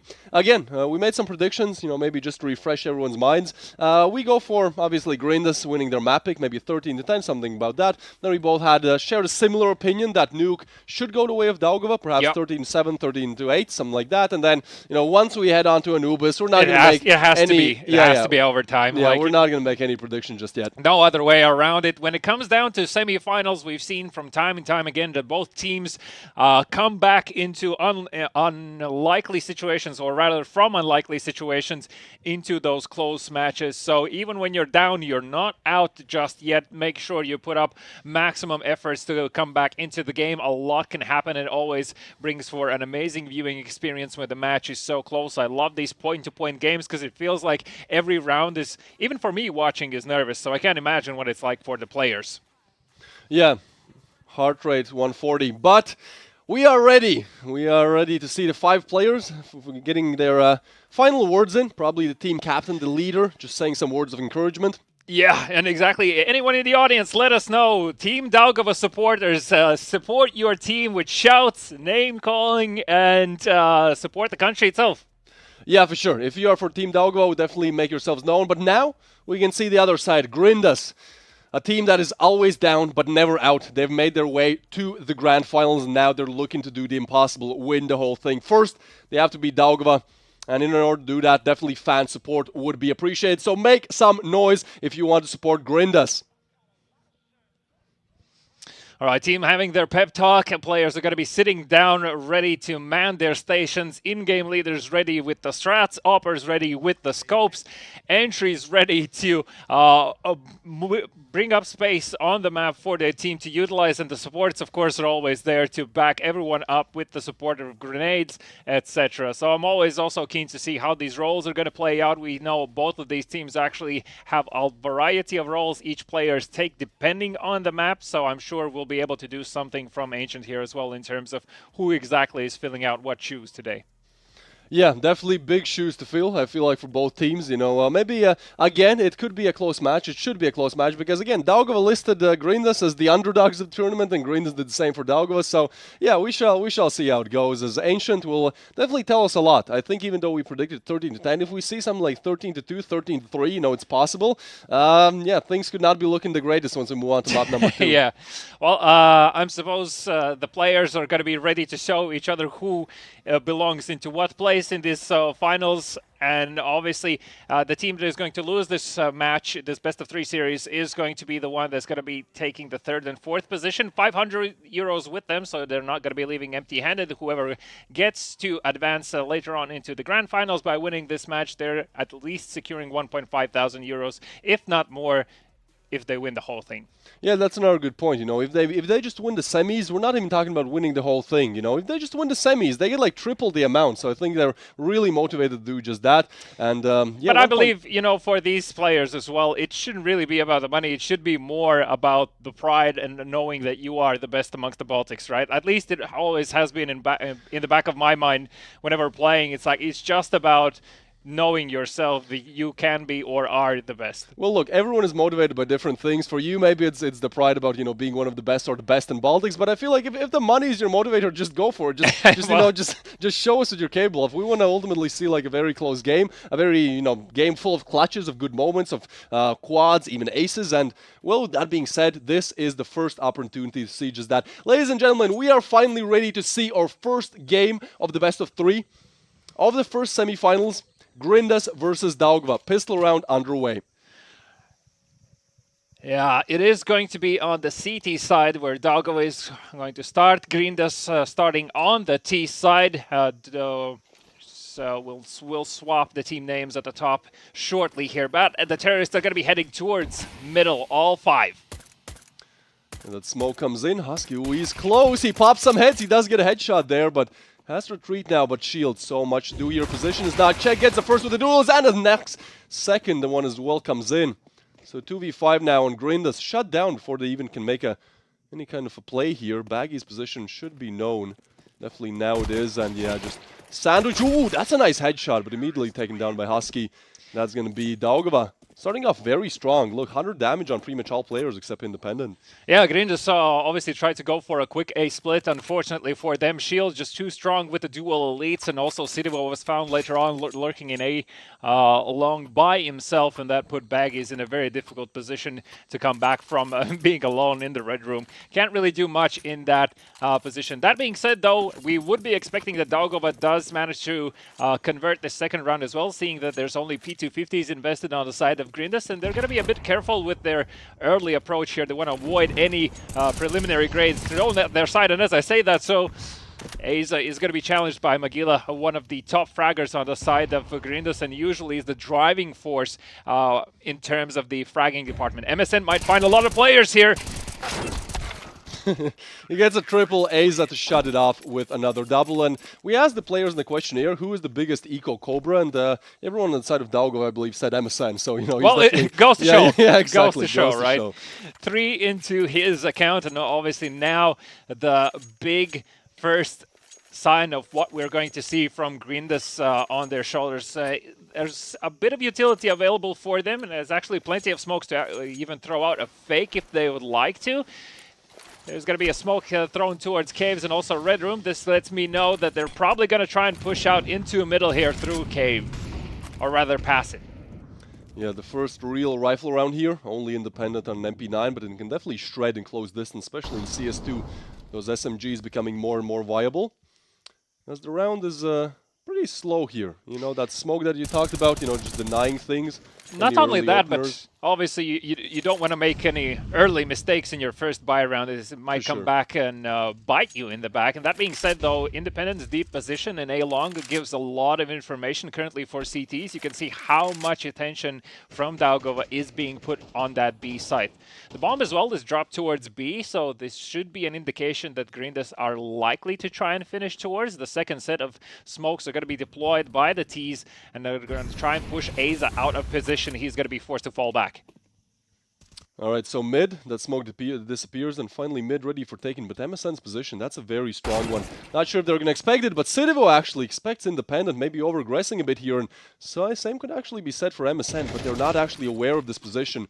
Oh, we could go big here, he peeks, gets damage, and gets one, almost a second. Some good damage. That nade actually won't finish anyone off just yet. So 3v4, but Baggy's one toe stub away from going down. Yeah, Grindas still taking their time. They want to make sure they don't make any errors. And as I say that, Shield does find the AVP kill, but instant trades coming through from Grindas. Aza left in a 1v3, and it's unlikely he's going to be taking this one. He's going to opt in for the save. Grindas putting up their first buy round. And, you know, MSN's position, I really thought he would be capable of doing a bit more. It feels like a flash perhaps is something that was missing there from his teammates. You know, a well-placed flash, those 3 kills probably would have gone his way. Instead, he opted in for the peak, and unfortunately, I suppose, in timing-wise for him, that it didn't really pan out. And also the M4 playing up close against 3 AKs that have head armors, yeah, you need to be quite crispy with it.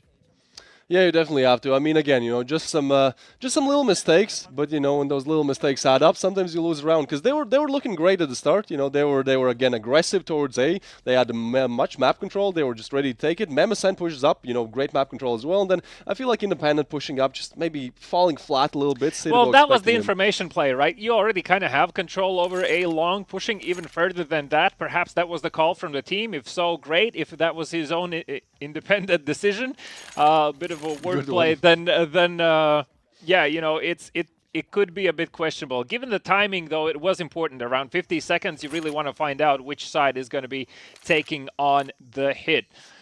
All right, so in terms of economy on the side of Daugava, Aza, of course, did manage to save and also was able to...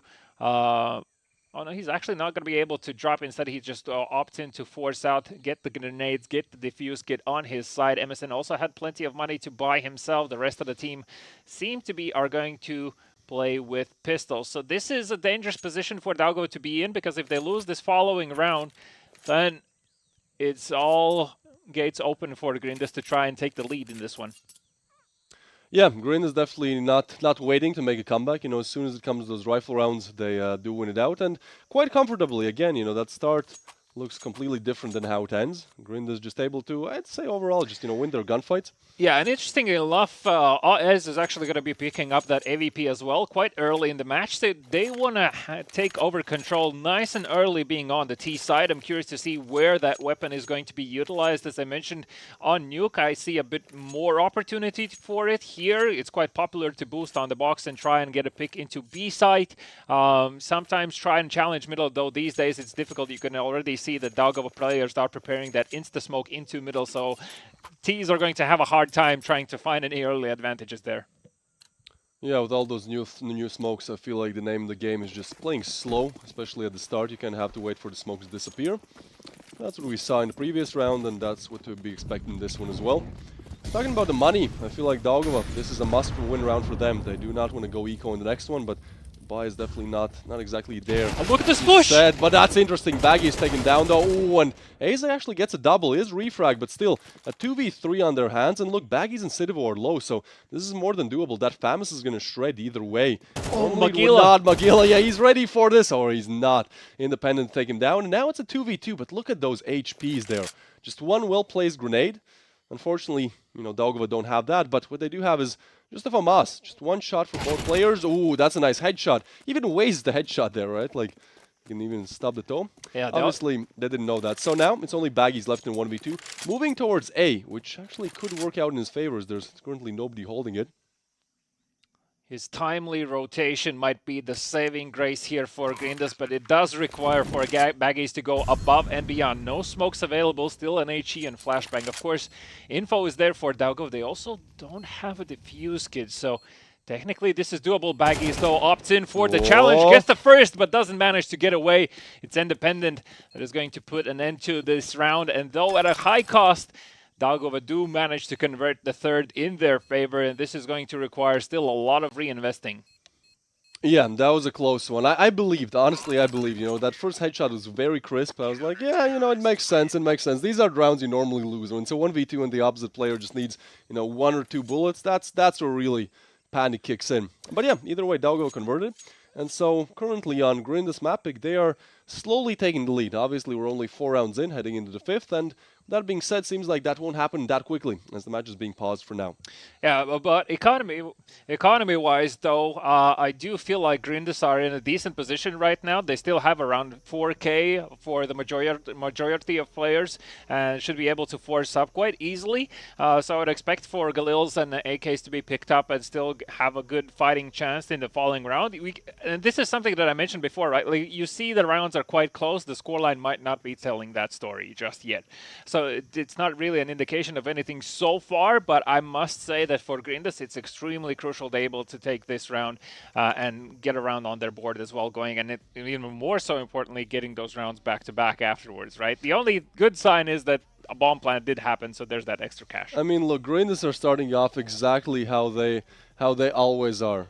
Right? Like, this is what happens, right? Like, they start off with 1 round, maybe, I believe Daugava are probably going to take 2 or 3 more rounds, and it's always, well, it's time for comeback, guys, and who better to do it than Grindus? Yeah, I hear some nerves might be in play here. Too many times pressing shift means sticky keys pop-up comes up, so that's what we're dealing with right now. A bit funny, but it happens to myself as well from time to time, quite understandable. So, as I said, nerves hopefully are in their rightful place, or if not, there's the opportunity to use this pause to put them there, because now is not the time when to be worried. Obviously, still a lot can happen, a lot can change. In terms of what we've seen so far, I do feel like Grindus might start to consider quickly sooner or later, but now I feel like would be a good timing for a bit of a pace change. Throw in a faster round, throw Daugava's team off their tracks, because currently this slow and gradual approach, yes, gives Grindus opportunity, but not really something that has really been tangible. Ooh, Waze almost getting caught off guard there. Some nice damage done on Magilla and Procus, actually. This is a great way to start off the round. I'm not really sure if Shield heard him heading into that position. That's where the room is in a specific color, not to give any clues away. In the meantime, though, MSN shoulder peeking is going to have to fall back.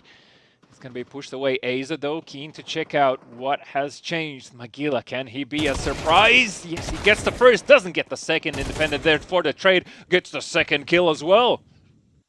3v4, and Daugava, they have to figure this one out. Oz almost catches him off guard, but Shield, he's just better, He's just quick on clicking the shift key, and also quick on getting those headshots. As Baggies actually clears out the B bomb site, this could be a little bit of an issue now. The bomb to go down, and again, low HP on Baggies, but we said this in the 1v2 as well, and it almost happened. So with ample time to make rotations here, Grindus will have to put up a good defense. Yeah, Sidivo has to choose a cheeky position here instead. Actually, going to push up, gets the first one, and he knows about the second one as well. This is great info. Tries to dodge around the corner there, gets the double. That is a great way to start off things. Husky is going to get one, but at this point, Sidivo just has to play time. Enough time run off the clock already. As soon as he hears that defuse, actually waits for it, but pros never fake as Husky is sticking it. He gets taken down in the last millisecond there, and Grindus somehow covered that round. And coming back into this, they also ruin absolutely Daugava's economy. Currently, you can see that they'll have to do most likely a full eco, in my opinion. Forcing right now would be too big of a risk to take.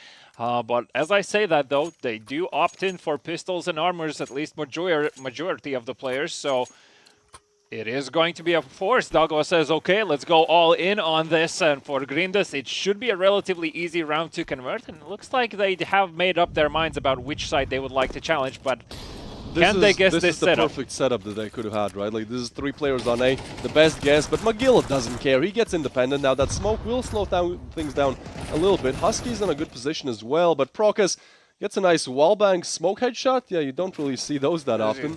Casually just dropping that on the shoulders of Daugava. So now they somehow have to come back into this with a 2-man MSN deficit. is such a W key player. Once again, he is just pushed up.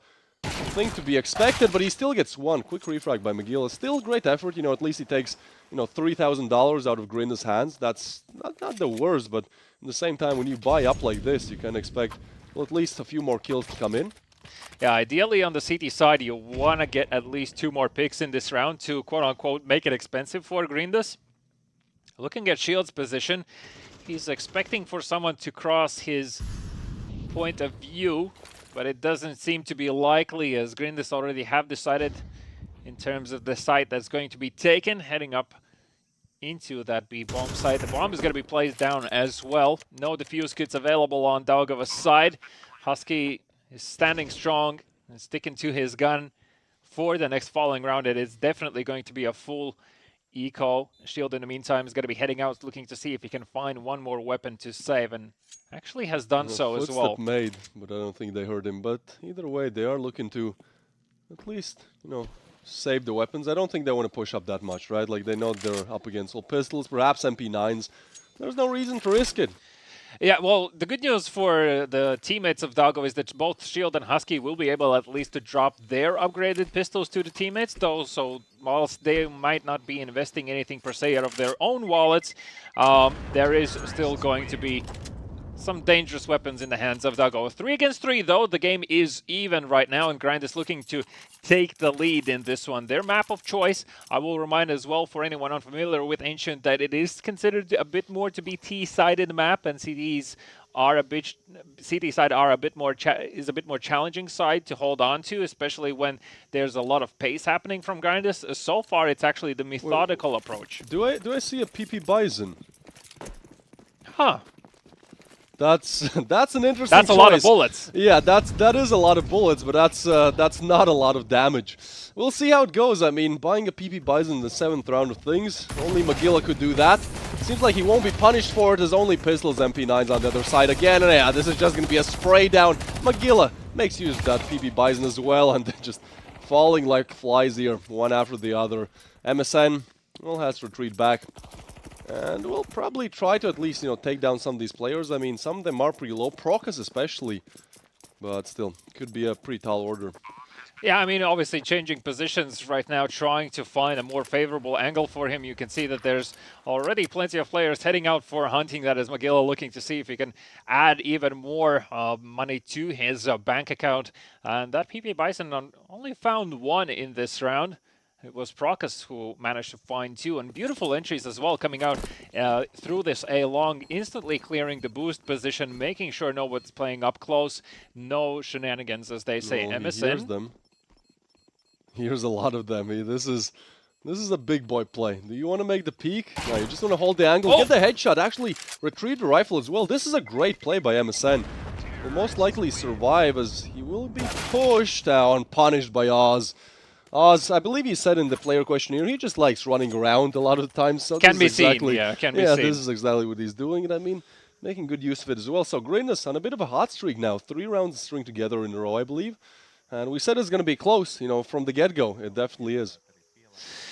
Shield, in the meantime, is going to be picking up that AWP on the side of Doggo for the very first time in this match, and they've actually taken a tactical timeout as well to discuss, like, what is the approach here. I assume they want to discuss where exactly Shield would like to peek. There's been quite a lot of action early on towards A-long. That should be an easy peek, assuming he has a good spawn for it, though I can't really deduce from the mini-map. In the meantime, though, Grindas, so far so good, I would say, for them. I am still expecting for that pace changer of a round to come through, but that being said, though, seems to be things are working out for them as they are currently, so I don't think there is going to be any changes.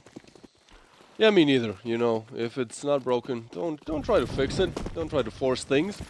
What could be forced here is the second letter of the alphabet site. As we have MSN holding it down, but he definitely has to hold down the trigger there, and oh, Procus just too good. Runs into the MP9. It's the SMG meta all over again. Baggies takes down 1 and a double. Grindas just not short of great openings, of great entry frags. And you know, when you have names like Baggies, who can just pop heads like that, when you have Magilla, who's known as the star player of the team, it's not that big of a challenge. Aza to go down as well. And man, like even though the scoreline is close, I feel like a lot of these later rounds have just been shutouts coming in from Grindus, you know, just 5-0 with one player alive, 2 alive, and you know, 5 remain alive on the other side. They're looking great right now. Yeah, and it's an absolute caster's curse, I must say. As soon as I said it doesn't look like they're going to throw in any base changers, Grindus just opts in for a plus W full rush strat into cave. It paid off, of course, in utilizing the MP9. Prokas was able to give that first early advantage, and securing control over cave is so important heading over into that B bomb site, as obviously it prevents your team from being spammed through walls if you're trying to plant in that default site, as well as secures the rotation spots from CTs. Independent, though, will manage to hold on to his M4, but a 2-round lead, that's starting to look a bit dire. Yeah, it most definitely is. But while we wait, I will ask you guys, if you enjoy this, if you want to see more of this, definitely subscribe to the channel. You know, make sure that you turn on notifications. And you still have time, I believe, to make it to Splendid Palace. So maybe, you know, you were out on Friday yesterday, but now you have almost recovered, drank a lot of water. Well, you know, it's time to come to Splendid Palace. We have some great activities here, some VR and things like that. But if you don't, that's completely fine. Just watch from home. Make sure you are active in the live chat if there's some moments going on. And definitely, you know, share it as well as... Well, seems like Daugo, they've heard me and they've taken that seriously. They've taken that literally. Seems like you know, they perhaps are doing the exact same thing. The rounds is going to be reset, of course. Might be some small technical challenge, but that should be resolved shortly. So far, looking good, actually, for Grindus. It felt like they started off a bit slower. As soon as they managed to put those few rounds together, back-to-back, for Grindus, it feels like the floodgates are open now. They've thrown in a faster round as well, so now being down 2 rounds, Daugava really need to see if they can throw a spanner in the works of Grindus. And I feel like control over...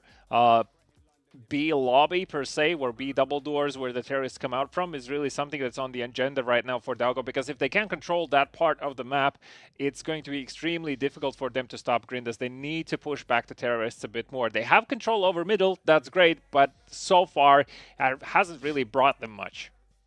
Yeah, I feel like Daugo, you know, they are maybe getting a bit stressed. You know, I still don't know why they bought up in that round. I believe it was round number 4 or 5. I still don't agree with that, yeah. It was a bit of a weird buy. Could be the nerves, could definitely be the nerves. But again, we have to remember this is only the start. Grindus are just getting started. 5 on the board, and well, they are starting to run away with it a little bit. But ultimately, this round will be a decider. But definitely not a decider that Daugava wants to have, as, well, they have an M4, 2 Deagles, no, 3 Deagles that is, and an MP9. Again, you know, they're making sure they have something in their hands, but that something is definitely not the buy that they would have wanted. Also, if you look at the nade department, oh, yikes, shield and a flash and the smoke. So they have to make it perfect almost. And the smoke in the middle as soon is going to fade away, waiting for this headshot from MSN, see if he can nail the first shot into the cave. Husky, in the meantime, is obtaining at least some information, but we know there's players in cave, and Magilla, in the meantime, has already found Husky. That's mid-control, almost lost. Independent is still there to see if he can find a timely backstab here. Here's the grenades being thrown. He's going to be flashed, though, as the players are falling in, trickling into that B bomb side. MSN is going to fall as well. Independent now close behind. No defuse kits available as Shield is still stuck in CT spawn.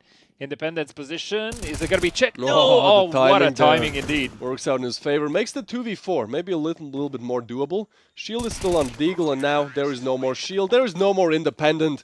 And it is going to be Grindus with a 3-round lead now. Starting to really run away with that, I believe, on a 5-round hot streak, right?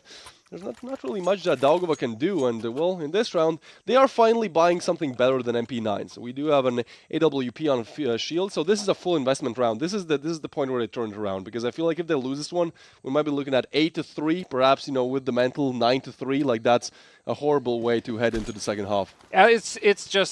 It's going to be difficult, all right, for Daugo. I would say they need at least 2 more rounds here to make it competitive on Ancient, but also circling back to our conversation beforehand, we already expected kind of Grindus picking Ancient, that they're going to have a clear idea in mind how they want to approach this. Obviously, some replays have been available as well, and speaking of that, Independent picking up 2 kills is going to burn down into Molly, but at least damage has been done. Instead, it is the opposite side that's taking the hit. Husky with a single kill. Can he get the second? Only gets the dink, but that might be enough. Yeah, the bomb to go down. Oz is pretty low, but he's only on 1 kill, so perhaps he can make things work. Prokas, that's a nice connect. Instant headshot, and the double Prokas has showed up to play. As he gets Grinders up to 7, and you can see the fans cheering. That is definitely a nice play. A nice way to make sure that your team stays on top, don't lose momentum, and can just move on to the second half with, just a clear mind, just being ready to convert a few more rounds and make it work. A replay as well. Husky, that was a great, ding, but with the M4, you really don't get the kill if you get the headshot. But anyways, I feel like, on the side of Grindus, which one is their in-game leader? I believe Magilla, right? Or Sidivo, my bad. So Sidivo is the in-game leader. He's really calling just rush B every round, and it works. That's a crazy thing. Like, how many times have they went B, and there is nothing that Daugava can do to stop that? Something also that's new in this round is, like, Grindus actually have early mid-control available right now for the very first time, so this prevents a lot of information for Daugava. MSN once again playing Caves up close with the 5-7. Sees the first grenades falling through. The Molotov doesn't allow for him to fall back. Bagace is going to be the one that's going to push him out of the corner. In the meantime, though, he's a lot of information about middle. Doesn't spot anyone near Caves. Oh, it's a lot about timing. You hate when that happens. You hate to see it. Independent, though, is going to make it work with the MP9, showing us that it is possible. Just not for some players today, but once again, it's Rush B, and it works. It works great. The bomb goes down as well, and this time, once again, found in a retake situation that Daugava haven't really been able to convert that nade to deal some extra damage. Positions revealed, flash is coming in. The team play is definitely there for Grindus, and Daugava can't really say the same, as they only have Husky and Shield left alive, and yeah, the best option here is save. That's not the option you want to make, but that's the logical decision, so... Hey, life is also about difficult choices, right? So Husky does manage at least to get a single kill, falling back, though left with low HP. And I feel like, the T-sides must know he hasn't fallen back. That's Prokas, who's on a hot streak right now. Gets another kill. Shield there to pick up the trade, but still in a 1v2 in a safe position. Is just thinking about saving this AK into the next round. Now, AKs are super important for defense to have at any given time. Does he manage to save here? No, he actually loses it. As the AK does have that single bullet, one shot, one kill potential, and that's a lot to have on the CD side. Last round in this first half, 8-3 in favor of Grindus. Last dollars being squeezed out on the side of Daugava. They do manage to put up together a decent buy, and looky look, there's actually going to be 2 snipers in play. Yeah, 2 AWPs. I guess, this is their last resort when everything that you try is just being denied. Well, yeah, go for 2 AWPs. But ultimately, I feel like just stack B. Like, literally, look again. It's going to be B. It's going to be a B hit. It's been a B hit like 7-8 rounds in a row. And every time it works because there's like 2-3 players. Just send all of them there. Literally stack them there. Why not? So far, so good for Grindus. They already managed to obtain the entry kill. Now they can just wait for some sort of response. As you can see, MSN needs to find this information, but AES already was expecting this shield. In the meantime, though, might respond with the same, as a few flashes being thrown his way. Bomb is still down on the ground, so it's not like Grindus have made a definitive decision.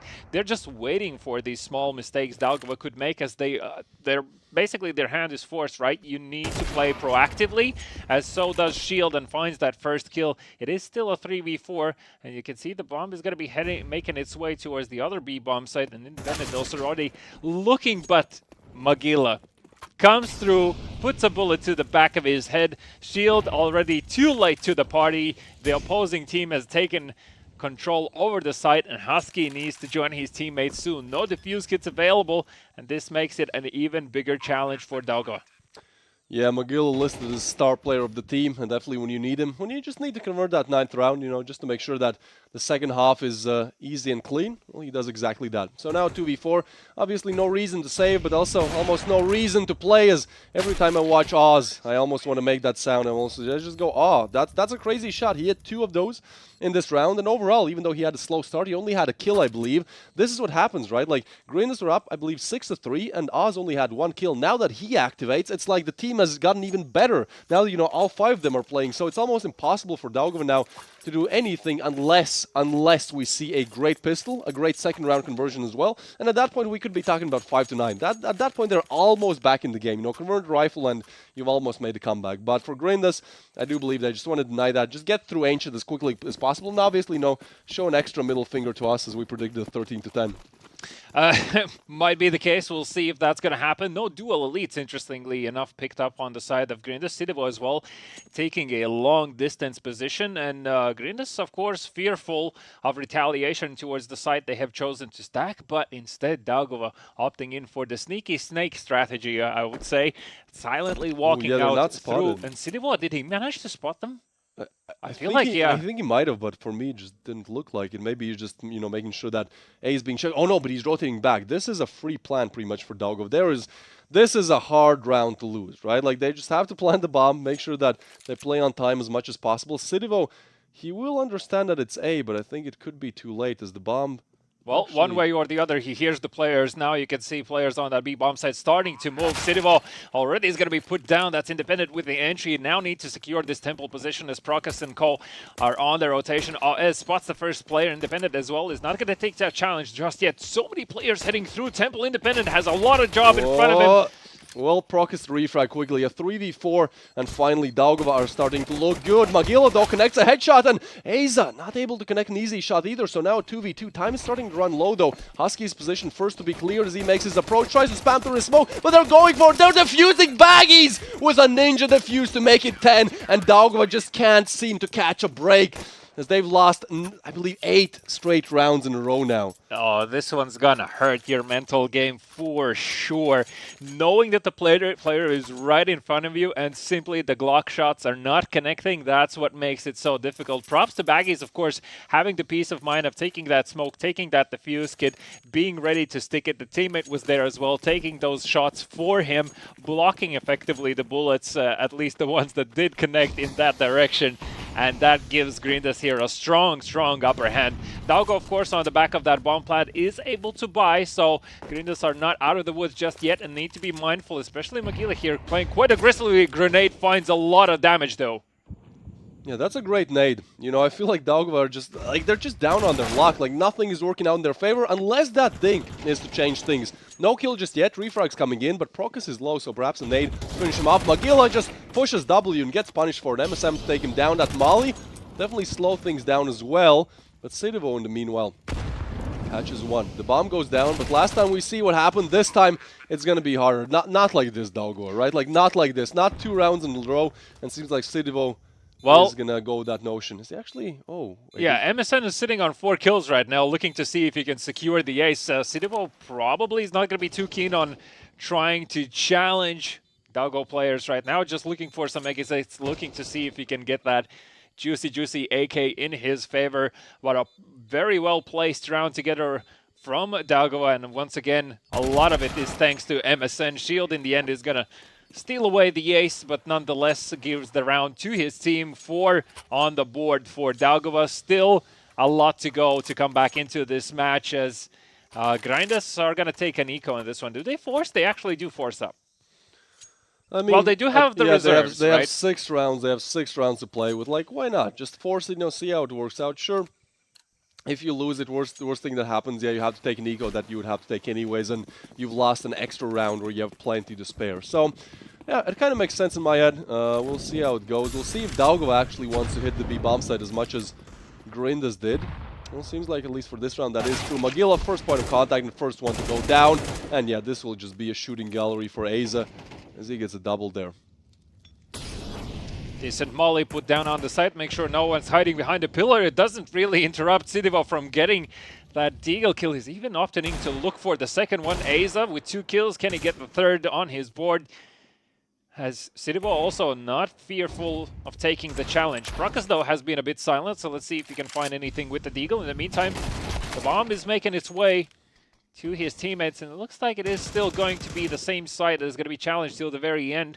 There's only Prokas and Baggies left on the defense. 2v4, smoke put down. And Prokas is even not opting in for this initial peak. Well, at least they're on the correct side. Although that flash and smoke will definitely deny things. Should be a bomb plant, but also should be Grindus, making their attempt. Why not? Just go for it. Oh, and actually Prokas gets some damage and gets another. This is now doable. The P comes in as well. Elsa is very low.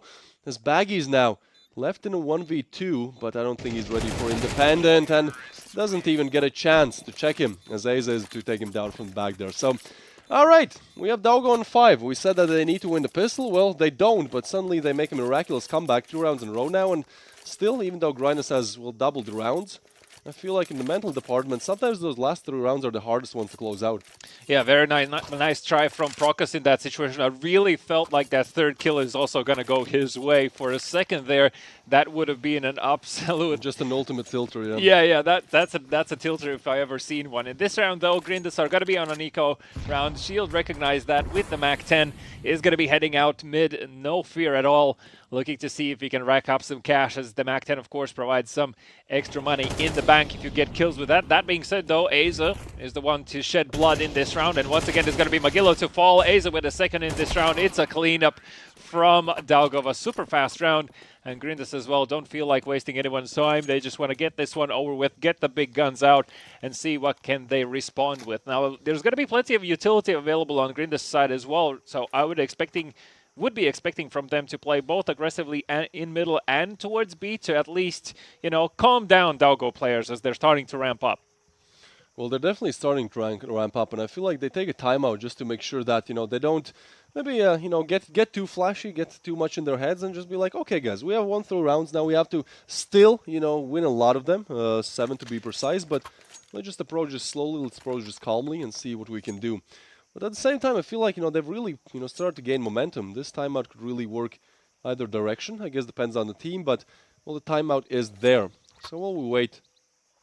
Well, interesting where the MAC-10 is going to be utilized for Husky. It seems that he's more keen on heading towards middle. Sometimes you see teams trying to use these SMGs previously, as Grinders did towards the cave position. Baggies, of course, the insta-smoke is ready, so Daugava is going to have a hard time trying to push out into middle. I assume there's going to be a Molotov or a nade behind that as well.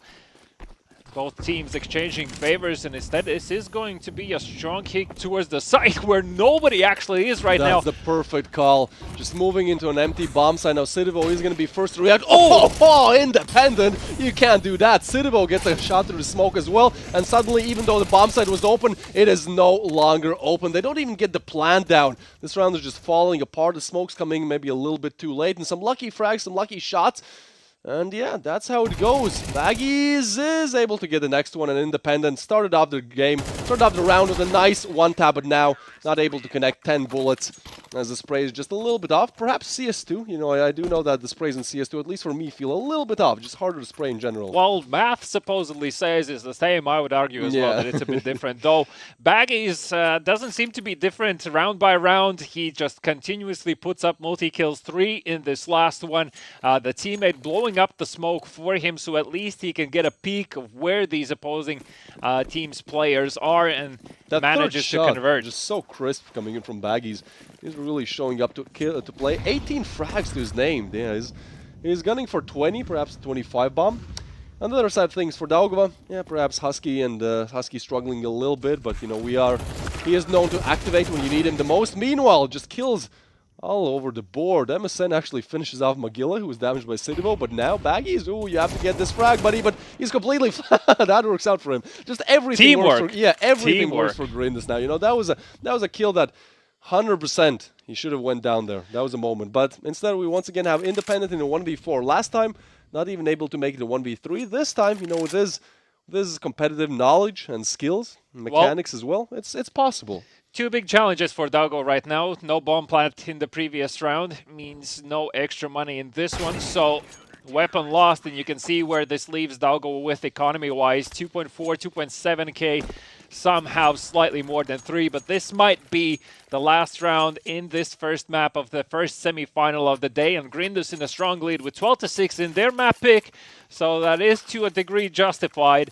And as I said, the scoreline doesn't really represent the match. I feel like the rounds have been a lot closer than they seem like for the majority of it. Let's see how it all pans out as we might be heading into the final round here.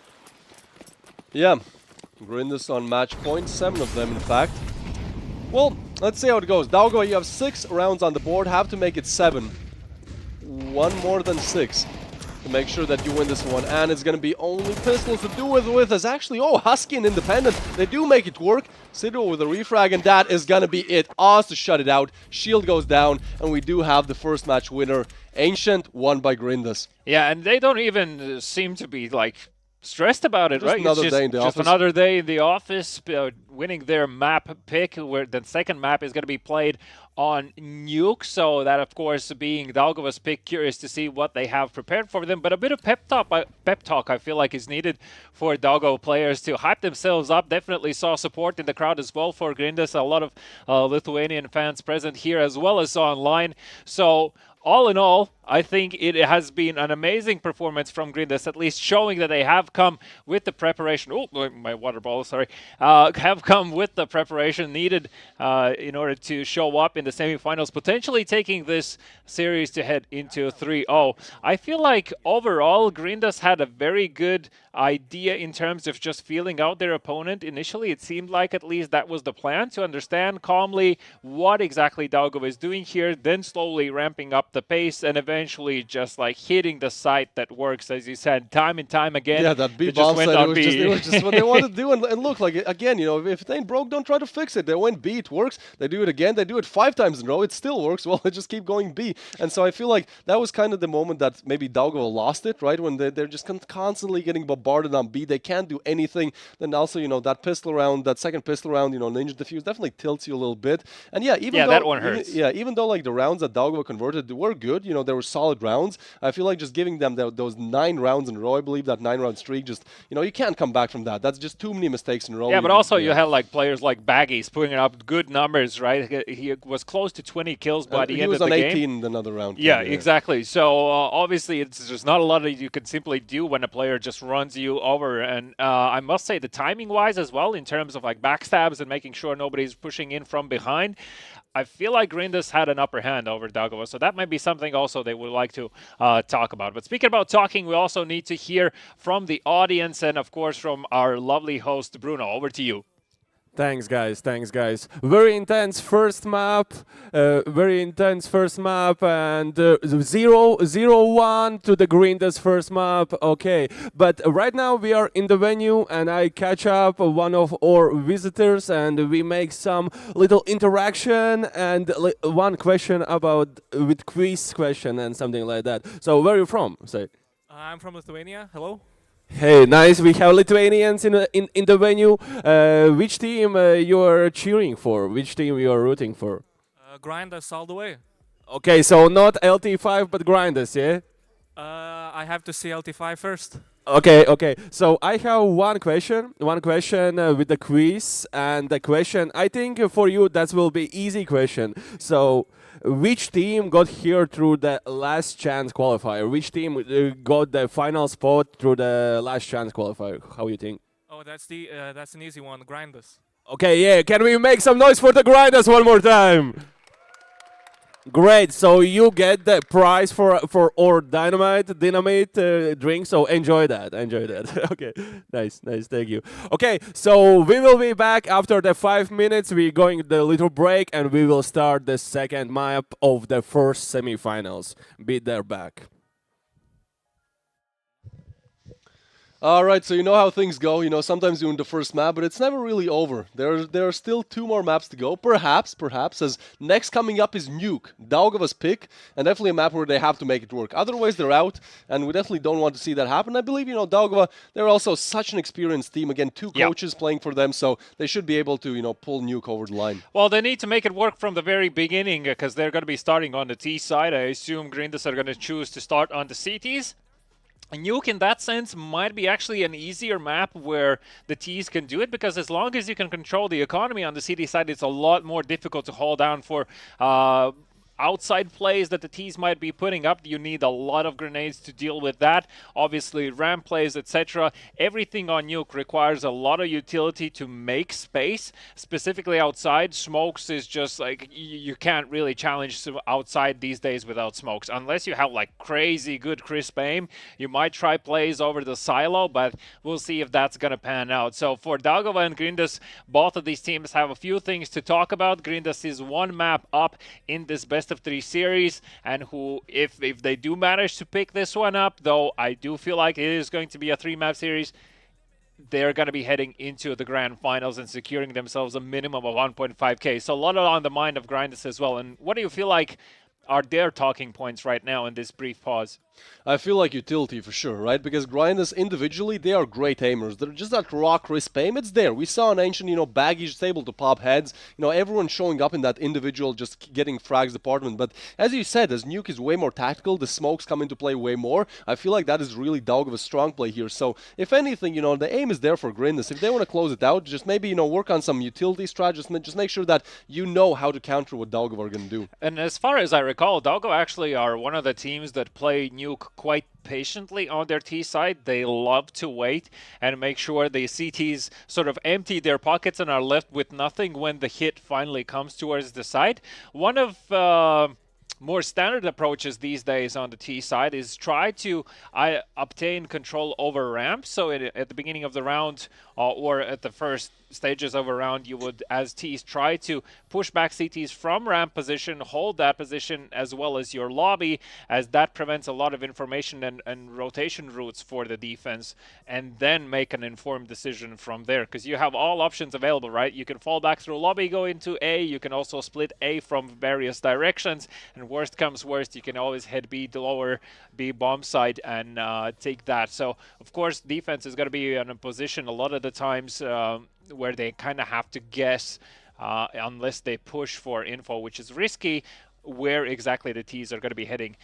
That being said, also Nuke, as I spoke before this match even started, is a bit of a more forgiving map for AVP players. There's a lot of rotation routes. Do you feel like this might be the case? Because from Dauga, we didn't really manage to see any AVP plays apart from one kill from Shield. Yeah, Shield is the main AVP player. I mean, he's definitely shown his worth in gold, on many different maps. But yeah, on Ancient, maybe falling a little bit flat. So that could be that one thing that really activates for Dauga. The saving grace, yeah? Yeah, exactly. The saving grace, because, yeah, that's definitely, if you have a good opera on Nuke, like, that is make or break. Like, look at Simple, when he plays on Nuke, or at least when he played on Nuke for Navi, like, that was really, him pretty much turning many rounds in the favor of his team. So, yeah, we shall see if Shield is able to, live up to that same potential, if he's able to fill those big shoes. As, well, if he is, and if Dauga are able to take it over the line, the next up is going to be Anubis, as showed in the map video, and once again, this is just where all hell breaks loose. Yeah, if that's the case, then we're in for a mad run. I'm actually happy also to see that Dauga utilized their timeouts. They actually chose to use 2 of those, and none were chosen on the side. Interestingly enough, they chose the timeout after, I believe, winning 3 rounds in a row, and that next one they lost, and they lost the game. so maybe not the best, sometimes that happens. Yeah. It depends what the plan was, right? It might not necessarily be what the results showed. It's just about how do you utilize that timeout in a way where you have clarity in the next round. So they've won a few rounds in a row. They understand, okay, this is the point in time where it is crucial for Grinders to come back into the match. Therefore, they take a timeout and understand what exact approach is going to be, how they're going to deal with Grinders' aggression. Unfortunately for them, they were unable to do so, but that's not to say that at least the agreed attempt was not there. So I would be expecting to see also a bit more timeouts coming out from Grinders. Obviously, they didn't feel like they needed such in Ancient, as overall it was smooth sailing. They did, yes, start off a bit on the back foot at one point, being down 2 rounds, 3-1. Then it was 5 rounds in a row, come back into that momentum shift.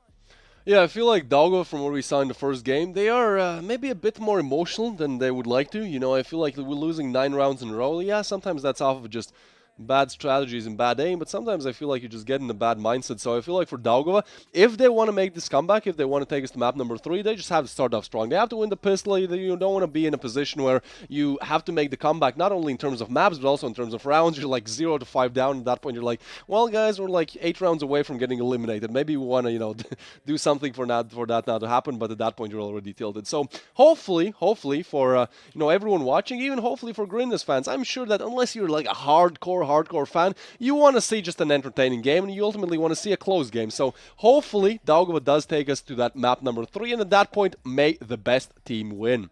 Yeah, it's kind of the name of the game here today. We ultimately want to crown what can be considered the best team in the Baltics, at least judging by CS2 tournament standards.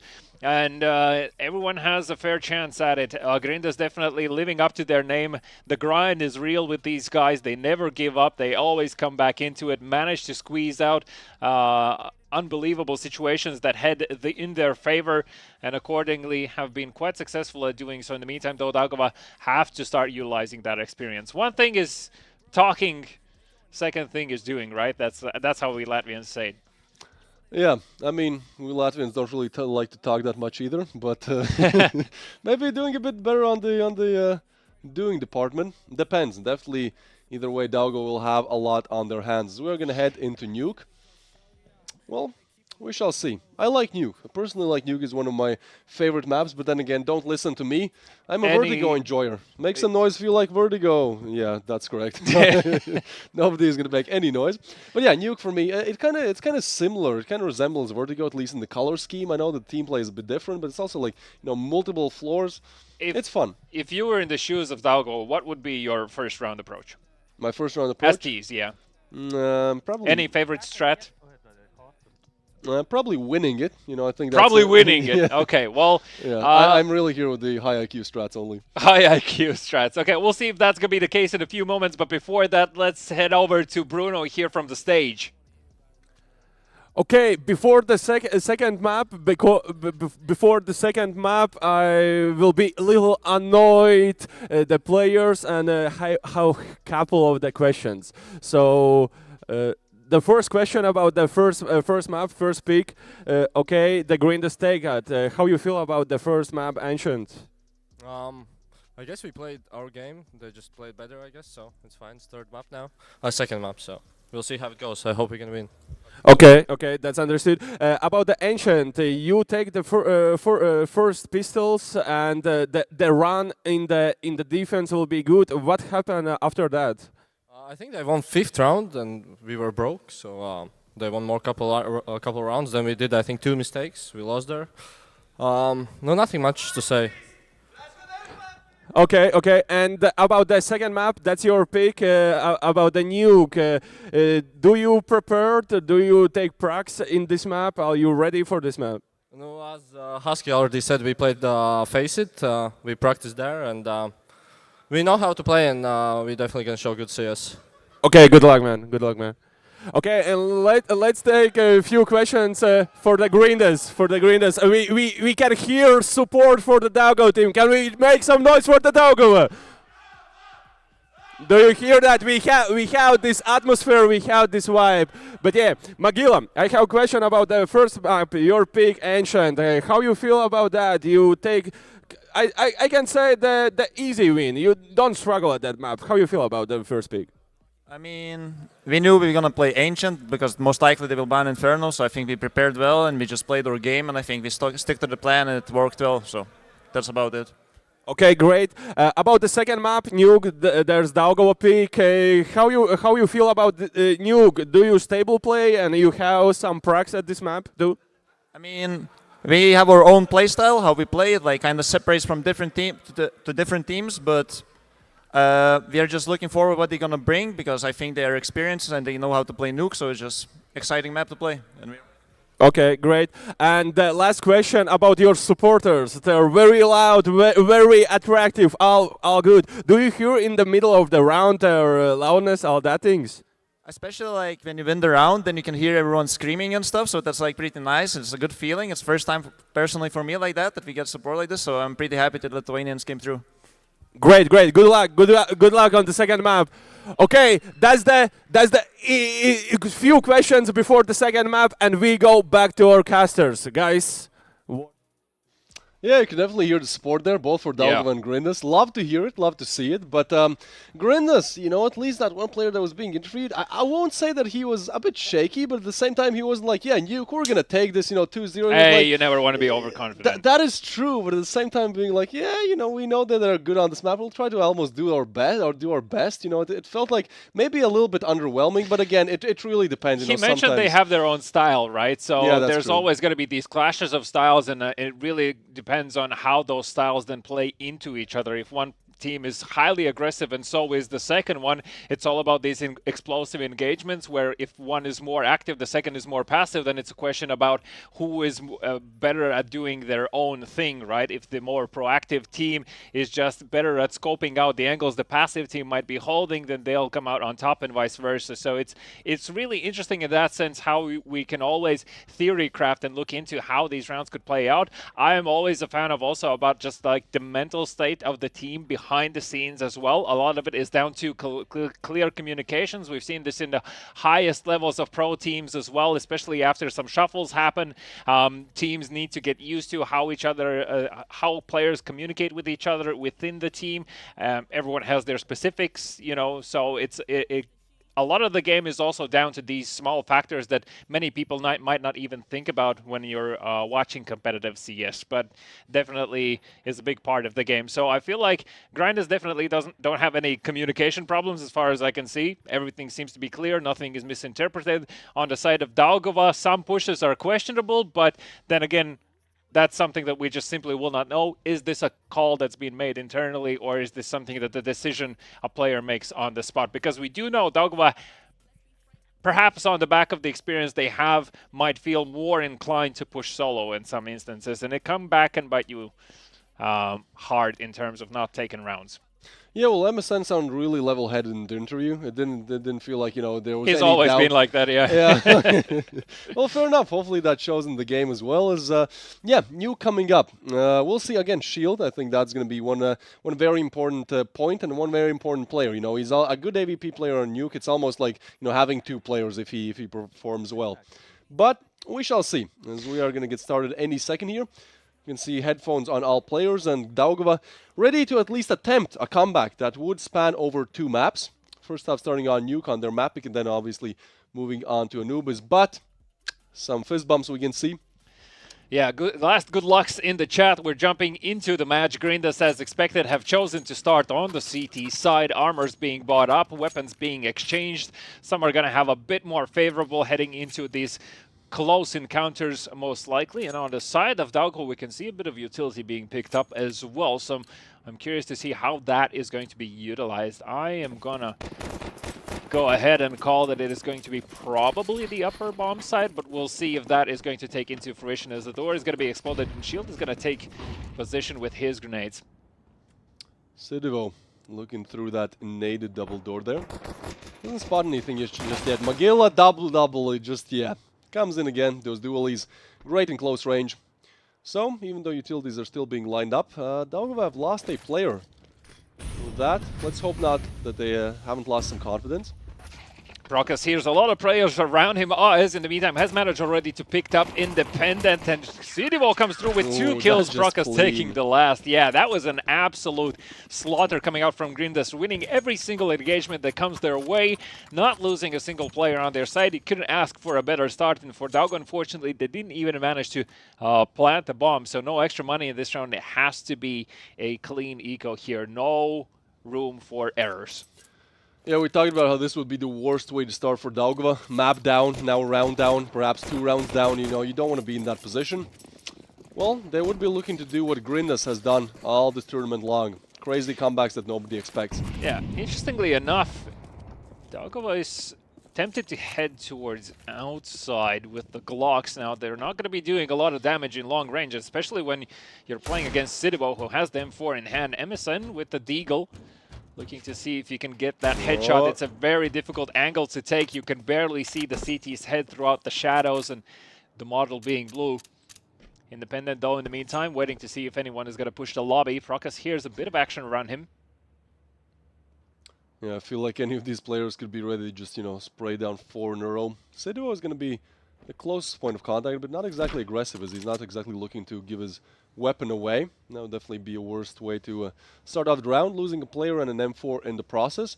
Meanwhile, Daugava, I mean, if they're able to get a bomb plant, like, props to them. I feel That's like the only mission right now. Yeah, That's the only mission in this round, as first player behind red is going to be spotted. Aviz going to fall back a bit.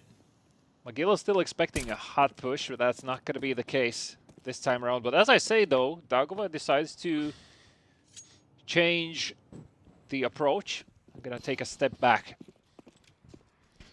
Yeah, well, you said Daugava likes their T-side slow. It seems like Goes to show. Yeah, it goes to show. They're cooking up some very slow meal here. We'll see if it's tasty. We'll see if it works out. Baggies, this is going to be a huge spray down. They're going to try to rush ramp and actually is able to get 1, 2, and at this point round should be over as Yagi. It's a triple Oz to come in and Baggies just to finish things off with the USP. So, yeah, not the man you want to clean. challenge when he's No. been on a hot streak already in the last map, right? So, and especially with that MP9 as well, a lot of money in the bank for him.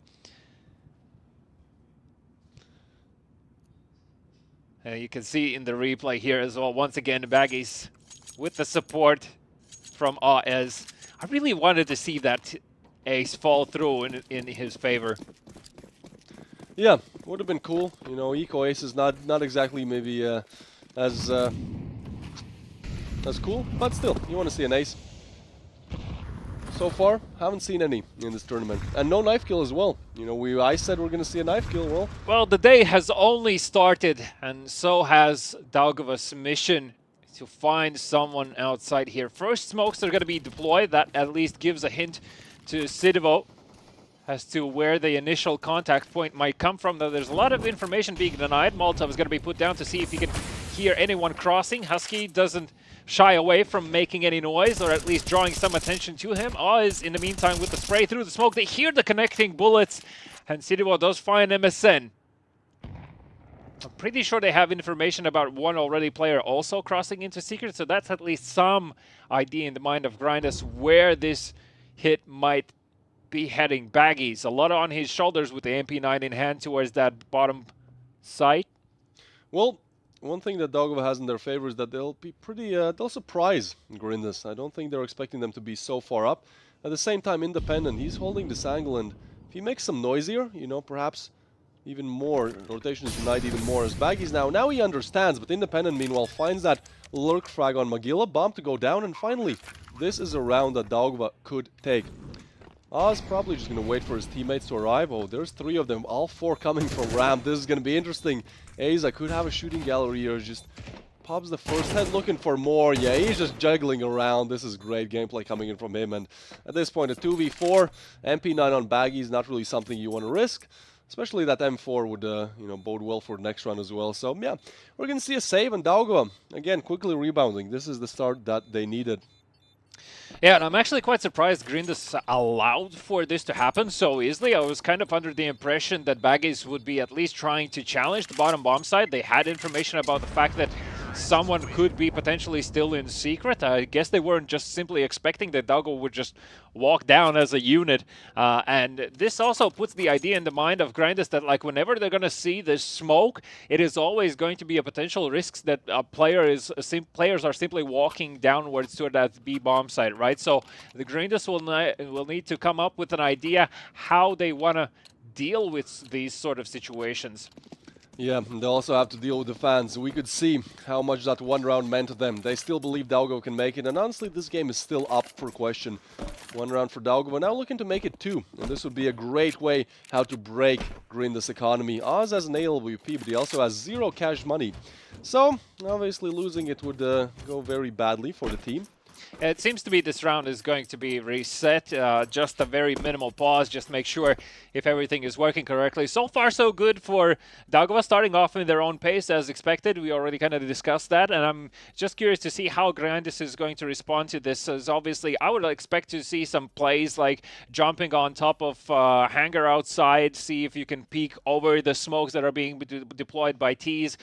These nades into smokes that these days CS2 allows us to make the explosion understand, like if there's anyone hiding behind the smokes, what do you call them? Breaching the smoke. Yeah, that's a very interesting mechanic that I don't think we've seen that much, at least in this tournament. I feel like well, we saw it in Ancient now a few times. It was utilized, that's true, but that was I feel like two it's situations. almost overpowered at some points because in your head when you play CS:GO, it's like if there's a smoke, it's almost like a wall. Like nobody's gonna push through it, but then you throw that. That's that false sense of security. Exactly. So I think that's like just a gimmick play that you can really use to your advantage. I feel like on Overpass on Monster, I've seen that it works really great. You throw it there, then breach it. And yeah, it's just like, well, surprise, surprise. That's an easy frag for me. We'll see if that's going to be the case. A bit more emphasis is required towards outside, probably soon enough. Grinders will have enough money to buy the AVP in the hands of AS, and I'm curious to see if he's going to be the one that's going to be sent there to deal with that. So far, it's been Sidivo playing with the M4 in hands, and obviously when there's like 3+ AKs potentially in front of you, that's a bit of a tall order to deal with. That being said, though, Daugava being on the T side, I would expect for them to be happy with getting at least 5 rounds. I feel like anything above that is already going to be considered extremely good. But at the same time, that being said, it's not unlikely they might be getting more, seeing how things economy-wise is going for Grindas. They need to be very mindful about where they invest their money and how they utilize that. You know, one thing that is a key takeaway in terms of lessons is like grenade usage. Just don't throw grenades when you don't feel like it might actually do anything. A lot of new players might have the tendency to just throw grenades around, not really entirely understanding the purpose behind them. So make sure that for CT's mission number 1 is have purpose behind every movement that you make, as that is the most likely way how you can bring success towards you. Yeah, one more thing to note is that Sidivo, actually Nuke is his favorite map, and as he is the in-game leader, that would also mean that he probably has the best strategies for Nuke. So I feel like even though, you know, Daugava have definitely shown their worth on Nuke, Grindas, they are no easy opponent to face there. We'll see how it goes as matchup camera is here. Well, they have to grind their way back into this, right? Yeah, as always, that has really been the theme, the notion of this whole tournament. Grindas looking to do that once again, as Daugava now are, well, going over their strats most likely. And Magilla also mentioned that it's amazing to have this support, especially live, hearing the fans chant team's name, might be his name in certain situations, and it always brings a special feeling to the players, knowing that it's not only about you, it's about the people who care about your actions, and I think that might reinvigorate some of the players that might be feeling down in certain moments. So make sure that you cast your support as much as possible here live and both also online, as the players are going to be very grateful for it, as ultimately they do it. Everyone does it rather for their own reasons, but having support in doing so just gives you more motivation to be better at what you do. Yeah, talking about that support, first of all, we have to thank our sponsors as well. Obviously, Talks for supporting us with the fan buses for the fans to come from both Estonia and Lithuania. Also, Tallinn Huddle Riga for providing great hospitality, accommodation, so that players actually have a place to sleep. That's always a great thing to have. And obviously Dynamite, you know, energy drink that you can drink if you're over 18, and definitely don't try to, you know, force it too much, but if you need a refresher, catch yourself a Dynamite. And also obviously our biggest sponsor, Olybet Sports Bar, making sure the whole tournament happens, providing us with 5,000 in prize pool. So that is absolutely amazing. And, well, another thing that they have provided us with is also the after party that will be happening at the Voodoo Sports Bar. Yeah, exactly. It's just around the corner. So when everything ends here today, the night is not over. It is still young. You can meet the players face to face there. So 18+ entry, you can feel free to jump in. In the meantime, though, it's not only CS2 that's happening. There's also CS2 2v2s in the background available at the events. So if you are here on the spot, make sure you try it out. Some influencers you can see on your scenes as well. There's Prusix on the right-hand side, and a few more notable faces are going to be joining soon. I believe you can get some free goodies there as well if you manage to show some good, decent performance. There's also VRs available. Retro games are there as well. I'm probably going to try those out in some pause if we have the chance, but we'll see how it goes. It's all about action here today, and we want to provide you the most by looking at these games back-to-back. It seems we're ready to jump back into the game. 2 against 1. Grindas in the lead right now. Daugava coming back into it. Yeah, pretty prolonged pause here, so we'll see how that works out for Daugava. Hopefully it works out for the best, as they are looking to just absolutely destroy Grindas' economy here. Again, Oz is going to be taking up that top, but also with that, he has $50 to his name. And the fans are definitely here cheering for either side. Well, let's see how it goes. He's jumping on the silo, looking to see if he can take that first contact and just puts him to the ground as Magilla does return so the is independent, favor. actually. Yeah, to a speaking of crispy. As with the AVP in hand is going to be forced to fall back. Has plenty of smokes deployed there, but what a kickoff in the first seconds in this round number 4 between the two. Daugava. Well, you said it's going to be a slow game from Daugava. I didn't think it's going to be that slow where, with 50 seconds down the clock, they're pretty much still in spawn. But yeah, it makes sense. Why not? Do what works for you, and probably this has worked out for them. Keep the defense guessing. The problem, though, here is that Magila playing up so close doesn't spot anyone, so he already gives information to his team that, look, guys, it's probably not going to be outside. Prepare for a hit elsewhere. And speaking of that, it seems to be the first letter off the alphabet is going to be the case. Too crispy in this round. Gets another frag on the board. 2 great opening headshots. Working out as the entry fragger. Now they're all going to rotate over to ramp. Only Baggies to hold it down. Has to make it work. He's not even able to connect the first shot. Nevertheless, get the frag molly to come in. And at this point, Doggo have, well, I wanted to say secured the bomb set, but Oz definitely putting a stop to at least shield there in the battle of AVPs. He reigns superior. Whoa. That was interesting. Procus probably going to wait for his teammates. Meanwhile, MSN going to close the door, just make sure that they can run down the clock as much as possible. Double doors to blow. Oh, he's lucky he's alive there. A little bit hard to retake with the AWP though. Time is starting to run a little bit low. Missed shot from Oz, pushed in, missed again, and that's going to be Husky and MSN making it work. The P comes in from Baggies as well, and at this point, yeah, he just wants to save. He's very low HP, so I don't think that's going to be possible. USP somehow shreds. Almost gets the frag there, but he's going to retrieve away. Just try to save. Yeah, beautiful round executed from Daugo once again, showing why the slow plays are playing in their favor, expecting the unexpected, pushing one side of the map, challenge the second, and finishing on the third is their name of the game right now. And Grindus having a hard time keeping up with all the action that's headed their way. Only Baggies surviving with the M4 in hand, and I would say this shouldn't really be a forced call. They might allow to buy themselves like a few upgraded pistols maybe on the side of Grindus. I personally wouldn't force. That being said though, if they have a clear idea in their mind, by all means do so. Yeah, all equal as you head into round number 5. Well, what's not equal is the buy. As you said, only Deagles and MP9s. Also a cheeky P250. We'll see what he's able to do with that. As for now, just a default hold coming in from Grindus, but only one M4 to do that with. And Dalgo as well, realizing that the opposing side is on a low buy, are expecting some proactive movement. As so far, they have been the ones taking the first steps, taking those first engagements, and expecting that Grindus might be inclined to change the pace. Magila, first contact, though Asa comes out on top, left with almost no HP. That's a lot of damage, but unfortunately, not enough. So Dalgo do get their first opener there. And now again, they don't have to push anything, you know, you're probably waiting for that push to actually come in from Grindus, as you said. So still, just very slow approach to this round. They're going to opt in for the outside option, it seems to be. They want to utilize any potential weapon advantage they have, so these AKs in long range are extremely challenging to deal with, and Husky is going to be leading his team. Get that first contact. It's Shield actually that gets the shot. So crispy there. Once again, you know, we talked about how Grindus maybe are better in the aim department. Well, Daugava definitely showed up to prove us wrong. Shield and Asa had some great one-taps in the previous rounds as well.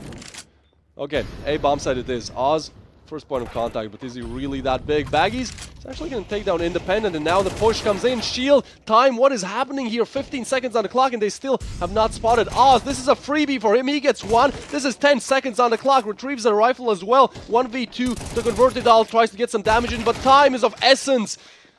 Or it's not. As MSN finds a frag, this could not have been any more chaotic. They do convert a round, but I mean that's not a round you want to watch if you're a fan, you know. Yeah, I mean, as in that situation, if he only wouldn't have been checked, he would actually manage to deny the round just by simply killing the bomb planter and the opposing team and not having enough time to respond. So great job overall in terms of having an eco round. Now it is going to be a full buy coming out from Grindus. A lot of utility as well. Finally, perhaps we'll be able to deal with the outside hits they've been continuously receiving. Instead, it is a quite quick pace from the doors. But of course, the Molotovs from defense prevent anyone from running through. And Baggies already has deployed his smoke to prevent any curious players from Dalgo to try and attempt in challenging ramp early on. Well, Baggies has been good on ramp. We saw that almost an ace, I believe, a 4-piece. Obviously, that was against pistols, but still, he knows how to play it. He knows how to play along around those angles, but has to prove it once again as mollies are going to come in. That Execute comes in as well, but that's a good smoke to push in. Oz to get taken down, and now Baggies left in almost a 1v5 here, trying to spot some heads so close yet so far. Sidivo is going to be the sandwich player here to perhaps deal some damage, but now he's hurt as well. So Baggy is just retreating a little bit further. And once again, Daugo managed to secure a position on the map. They pause, they wait for a response from Grindus, only now heading forward. Sidivo not expecting for the players to be here, jumping up into heaven. Prokus now is in no man's land, stuck in this corner, as Aza is still expecting the rotation. Ooh, well, that was a nice dink. 2v3 now, shot missed, shields up, does not work out, not that's like the bomb. this. Yeah, that's a 2v4 turned into a 2v2, 30 seconds on the clock. Prokus is low, suddenly the round is just flipped on its head. And Husky has no information where this defense player went. Prokus on the backstab, looking to get Aza as well. Oh no. Oh no, not like this. Prokus almost single-handedly winning the round. 4 kills on the board for him. Perfect plays there, you know, spotting the bomb, making sure he stays alive, and then deals some extra damage there as well. As you can see, Grindus fans are out going absolutely crazy. And rightly so. That's a blunder, in my opinion, from Daugo's side, leaving the Opera alone with the bomb. If that's a missed shot, that's a lost round, and that's exactly what happened. Now, Daugo did have enough reserves to buy up once again, but if they lose this one, they might be in a bit of trouble right now, as Grindus looking to see if they can get a second round back-to-back. A lot of smokes being deployed outside, but is that the plan? That's the mission for Grindus to find out. Well, we can see those smoke breaches, actually. 2 of them coming in. No damage dealt, no players spotted, but still nice to see that it is being utilized. One of the newer additions to CS. But for this round, it's going to be a bit of a slow one again. Too many smokes to deny movement on the T side. However, Magilla, oh, he might be in a little bit of a trouble here. Those footsteps definitely heard. But yeah, opts to resmoke it, and actually punished by Shield. Last round, Shield was not able to do much with the op, missing 2 shots in a row. Well, this time, he has showed up to play. He has showed up to show that that was simply a fluke, and he is still a great opper. So 4v4 in their hands. Yeah, Baggies in the meantime has managed to find Husky, so that at least evens out the scoreboard in terms of players alive, and they seem to be inclined to try and challenge the Squeaky. Prokus is there with the first. Can he get the second? Converts almost the third there. Independent finally puts him down. It's still a 2v3 situation as he falls and leaves only Shield alive. At least he has the bomb, but it's a 1v3. The vent is closed. Now it's going to be opened by the CTs. Doesn't give any opportunities. This the tag through the wall, but Baggies puts an end to the round. 4th on the board for Grindus as they once again change the pace of the game and take over the lead. Puts down Delgova onto an eco. Well, they said Magilla was the star player, but at least in this game, Prokus has really been showing up. 2 rounds in a row now where he, well, in the previous one, single-handedly makes it work. In this one, gets 2 crucial frags to overturn the game, and suddenly Grindus has found himself in the lead. So this is a great way to continue on their path, to continue on fighting, and, well, at this point, Dogova might be struggling a little bit as we only see a, well, not the best buy. One of the worst buys, actually. Some damage dealt by the nade as well.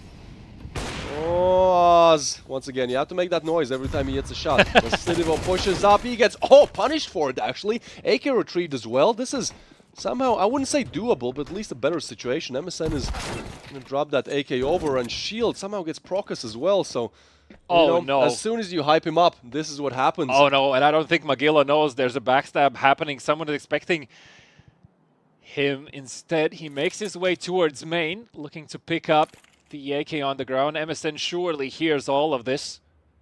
And Magilla now on the hunt for information. It's extremely confusing for Grindus right now to understand and put together what exactly is happening on the map. Everyone has pushed everywhere and nobody can find a single opponent. Finally, the bomb has been spotted in the hands of Aza. That will fall towards T-Spawn. Independent now making his way in the footsteps of Magilla. So this is extremely ring around rosy.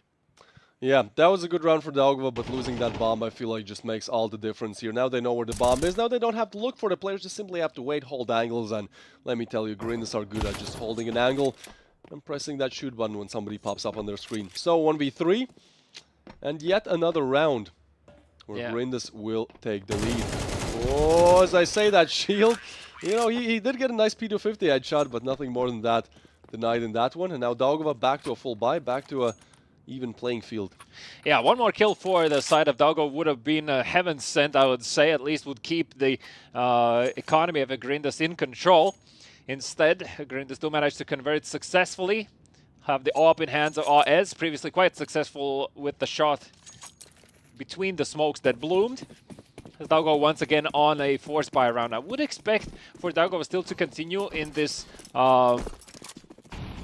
taking these rounds in the tactical manner they've done so far. I feel like it is still the key to success. It just was a bit unfortunate previously. Magilla already taking a lot of damage.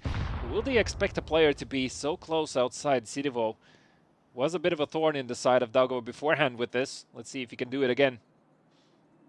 And just spotting angles, but at this point, even if he gets a frag, so hard to get away. So very aggressive, definitely some good early info, but at the same time, Daugava is really a team where there's 50 seconds left on the clock and they're still in spawn, lining up utilities. So perhaps not that good info.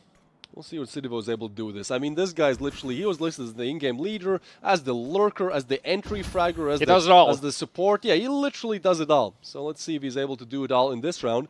Connect 5 headshots, that is. Will he go check? Oh, this timing here, though. He hears them as well, I feel like. But no, he is taken down, and that is a huge opener. Down, secret, we go. Oz, nothing he can do. Close shot there, but doesn't exactly connect, and so Baggies is going to be the first point of contact. They just rush in all together. Hold on, says Procus and Baggies. They get two back, and now Oz left in a 1v2.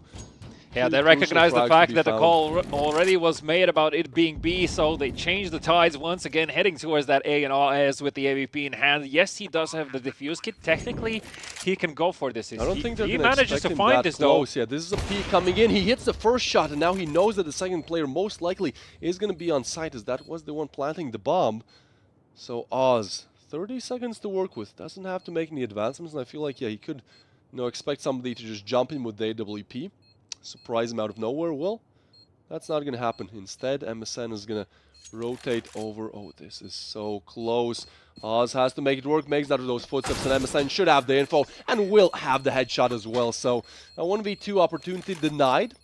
And Grindus, well, not really running away with it just yet. These outside plays from Daugava are continuously being a problem for them. Obviously, Daugava being very diligent, checking their corners and checking them twice. And as a result, they did manage to find Sidivo. And even though there was a lot of information and the rotations from Grindus as well were timely, they simply Daugava out-aimed their opponents, I would say. Not investing just yet. I feel like the round is probably going to be restarted here, but a small technical pause as the teams at least have a bit of a breathing space and to discuss what to do further. For Grindus, though, having 5 rounds on the CT side already currently, given that is not their map pick, I would say is something where you could feel like, okay, this is something we could probably work with, but ideally they'd probably want to get at least 7/8 on the CD side to feel a bit more comfortable heading into Ts. What do you feel like? Yeah, I definitely think that is the case, and we have to remember that also. We saw in the first game Fancient, it was really close. It was like, I believe, 3-3. Things were looking great for both teams. Close game, and then suddenly just a 9-round streak coming in from Grindus. So we'll see how it goes. I feel like you can't in today's CS, you can't make predictions until the second round has started. Things are going to change so much, but until we get there, obviously Grindus has to get some more rounds under their belt. Yeah, not a lot of rounds remaining in this first half. I feel like for Daugava on the agenda, it's probably still going to be those outside pushes. Those have been extremely successful for them. If they challenge Baggies in ramp, there's just a bit too much to deal with when there's continuous support coming through. So I feel like they're having a bit of a problem, even if Daugava managed to take control over ramp, they end up kind of being stuck in no man's land for some time. And when they try to squeeze the side together from various points of interest, that being side A, it just doesn't fall in their favor. So all that being said, the AVPs at least are rather seeing a bit more action in this round, and I have to say, AS has been quite proficient with his. Yeah, Shield a little bit on the lesser side. He definitely had his kills. I wouldn't say he had his rounds, and sometimes missing 2 shots that really changed the outcome. But another thing we have to talk about is that you know, even though Grindus has 5 rounds, 2 of them were almost single-handedly won by Procus. You know, he got a 4-piece in one of them and then a 2-piece, pretty much, you know, crucial impact frags guaranteeing the round in the second one. So even though it might look like they're in the lead, at the same time I feel like only individual prowess has been the thing shutting down Daugova's team play, and we do know that individual skill wins you rounds, but it doesn't exactly win you games. So, whoa, well... Well, you just said. Yeah, that's what happens. That AWP, again, the battle of AWPs, well, Shield goes down uncontested, just caught completely off guard there. Bullet in the back, and so Daugava lose a player preemptively. Even the next level step from AS here is being on rotation with the AWP. Daugava, of course, knows where that shot was taken from beforehand, so they're going to be wary of taking the challenge outside, though being wary doesn't mean they won't do it. In the meantime, AS has been positioned a bit closer to ramp, as Baggies with the 5-7 is just peeking for information. That's all he is doing right now. He's not even interested in taking the challenge. They know they have the player upper hand, being in a 5v4 situation. Spots the first player, and is just going to find out how many players are heading into secret. That's all needed. Sidivot looking to see if he can do some damage in the back, and actually manages to find a kill as well. Magilla looking to shut down Aza on the cross, doesn't manage to do so. And already players on the rotation is one step ahead of his opponents. Yeah, this is a round you can't afford to lose if you're Daugava. This is a pistol on Baggies, and somehow they're making it work. Those FAMASas, yeah, it's somehow... Oh, Aza actually gets refragged by that 5-7, and now... Oh boy. It seemed that Daugava simply didn't make up their mind where exactly they would like to go. They tried to adjust on the go, but were simply not expecting for Grindus to be in the positions they were in. And yeah, commendments to Avez. Huge impact from him in this round. Allows for his team as well to pick up the AKs. That saves, once again, a ton of money on the CT side. And Daugava now have to play with only pistols in this round, as they are saving up for the next, which is going to be the last in the first half. So as I said, for Daugava, currently they can hope most likely to get only 5 in this first half. And for Grindus, with each round added, they start to feel better and better. Yeah, I don't want to call Daugava unlucky, but at the same time I really feel like they are. You know, so many rounds they've lost off of just some weird mistakes, some weird gimmicky plays, and now Husky, well, he's going to be eliminated out of this one as well. But actually Shield, yeah, that's what happens. Sure, an AWP is better long range, but when you peek a Deagle that's just been holding that headshot angle, and it's Shield on the other side, I mean, the AW player on the team, and so definitely with the pocket AWP as well, can make some work. Still, a 3v4 and Baggy should put an end to this, should I say, as MSN finds another headshot. Suddenly, this is a round up for debate. Yeah, some control taken. MSN still looking to see if he can nail one more, as the bomb is only now going to be picked up by Independent. And Aza as well looking to see if he can find more success. It has started off great and has dire implications, but Sidivo does manage to find Aza here, makes things a bit easier. Now Daugava needs to make a decision which bomb site they want to head through. They know there was an opening beforehand here. They need to double check if that is still the case. Magila, though... Yeah, but this angle, it's just so strong, right? Like, what's the chance that you're going to check it? There's like, when you peek that angle, you have to worry about like 3 different ones at the same time. So, yeah, I feel like Magila, all you need to do is just a frag. You know, just get a frag, and at this point, 17 seconds on the clock as well. This has to be a unicorn round coming in. Rotations to come in as well. Now they know, and Magila is just going to rack him up 1 and 2. Too easy for him. Great positioning. Aim is there as well, and Grinders find themselves the 7th. 7th on the board, looking to see if he can get the 8th. In the meantime, Daugava once again on a buy round, full AKs and a lot of utility on the back of that. I would expect another smoke play coming out from them towards outside, but I actually would prefer to see it as a fake and just throw in a fast A round on the back of those smokes. Like I think that would throw a spanner in the works of Grindus, because so far, with each consecutive round Grindus do manage to take, they start to look better and better. Yeah, I mean, again, they were once winning rounds off individual plays, now they're winning rounds off of team play. And especially if you look at the frag department as well, maybe Sidivo is not doing the best, but again, this guy has to do it all. He has to in-game lead, he has to lurk, entry, frag, support, like you literally name any position, he's going to do that one. I don't really know how support and entry fragging works together, but hey, ask Sidivo, he knows. Anyways, we are heading into our last round of the half. And this is really the place where Daugava would love to win this one. You don't want to start off to a 4 to 8 second half. Well, they used plenty of utility so far. No smoke remaining on the side of Daugava, so that means taking on head-on engagements. A few supportive flashes available in the hands of Shield, but they're just looking to see how Grinders respond to this, how they do their information plays, and Asa might find his doom if he continues being here. You can see that there is some concern from AES about players being on silo so far, and he actually doesn't know about the player above main. In the meantime, though, in Ram, Sidivo finds his first kill, and that gives time for the teammates to come through. Actually pushes him out, and he does push out, gets another, and the third. Sidivo, we just talked about he was low on frags. Well, seems like he has heard us. He has gotten a triple. Now Asa, that's again, he's crispy with those headshots, but has to find 3 more here, making so much noise. Should be an easy one, but how does he find that one? Is not ready for the third, though. That was great 2 frags, but unfortunately, that's all she wrote as we move on to a 4 to 8 half. And now Daugava looking to not only make a comeback in terms of the maps, but also the score in the second map, in the map that is picked by them. So yeah, things could not be any worse for Daugava right now. But well, everything starts with a pistol round, right? Exactly. And if you're a fan of Daugava, we do see the Lithuanian fans, but I feel like the team that really needs your support right now is Daugava. They are down bad on their luck. So if you're a fan of Daugava, make some noise. We are heading in to our second half of this nuke game. Let's see if Daugava can make the miracles happen.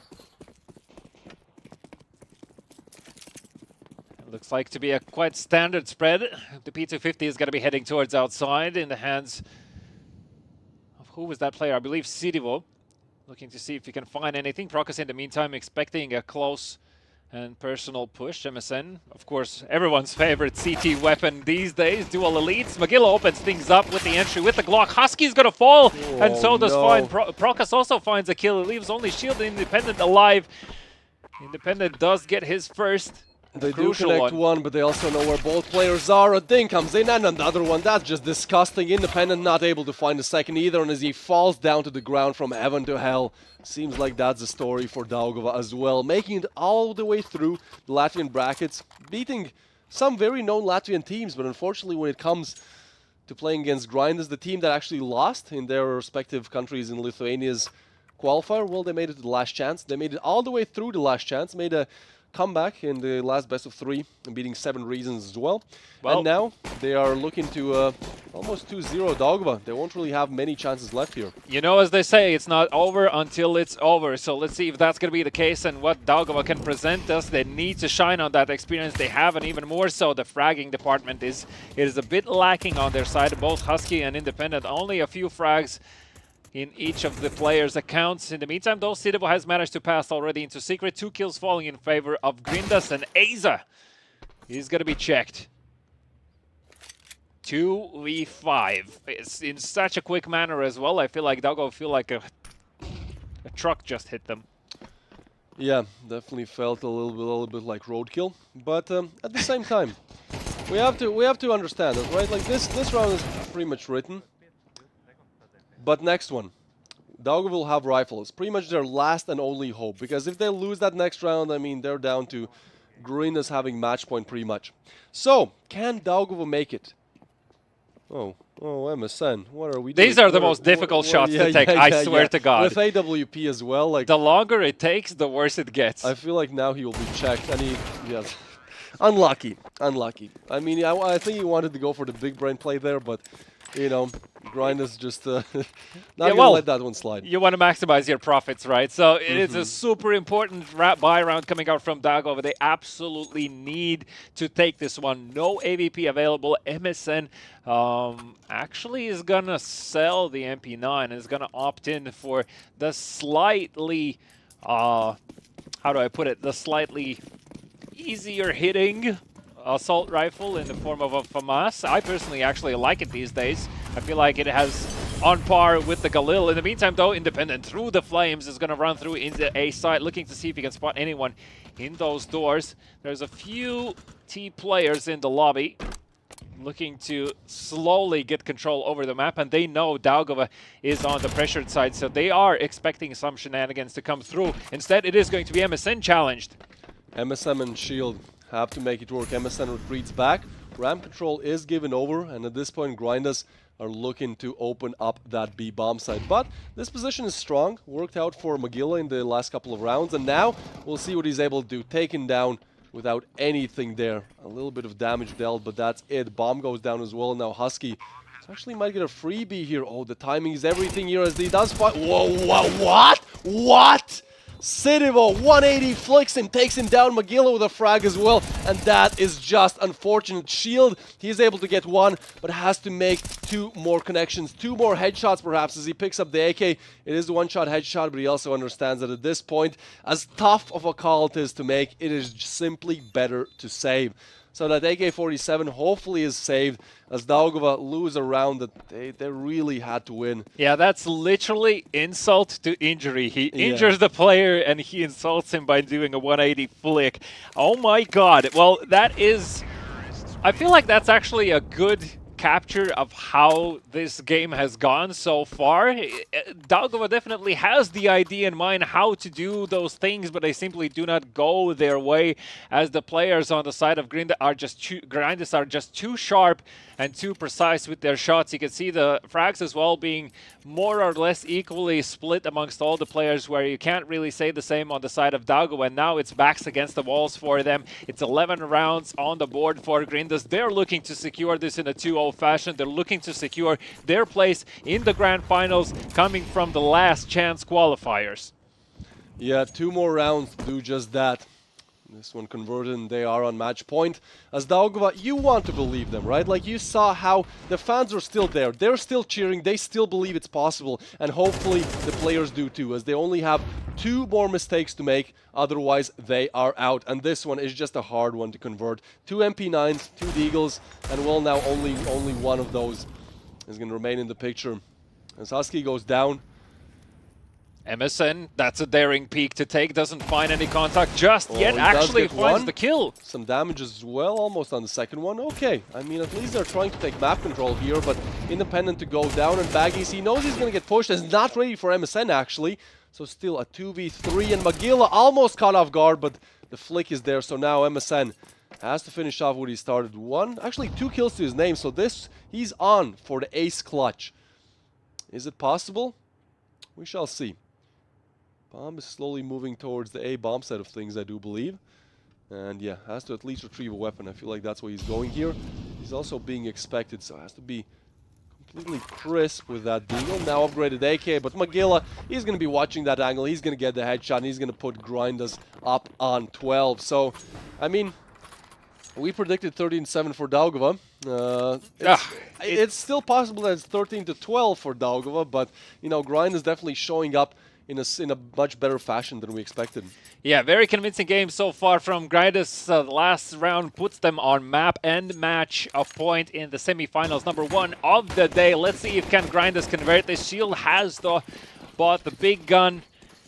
Let's see if he can be the saving grace perhaps for Daugava, as they are really required to step up and find some sort of advantage and find it early. Put Grinders in an unfavorable position and see what the pressure does to them. Instead, Grinders actually seem to be inclined to go for a bit of a fake play here. So Prokas needs to be patient and wait for his team, see if they can call for rotations. Husky takes the peak spot, someone retreats back, but now once again secret control is given over. And at this point, well, only Aza to stop it. Well, he does get a headshot, gets another frag as well. Aza has to go big here, but instead it's going to be Sidivo again, and Baggies, as now it's suddenly from a 3v5 to a 0 versus 3. Grinders take no hostages there as they eliminate him 13-4. Yeah, 13-6, 13-4 in the series. Grinders have secured their spot in the grand finals. Let's see how the players are doing on the big stage. Over to you, Bruno.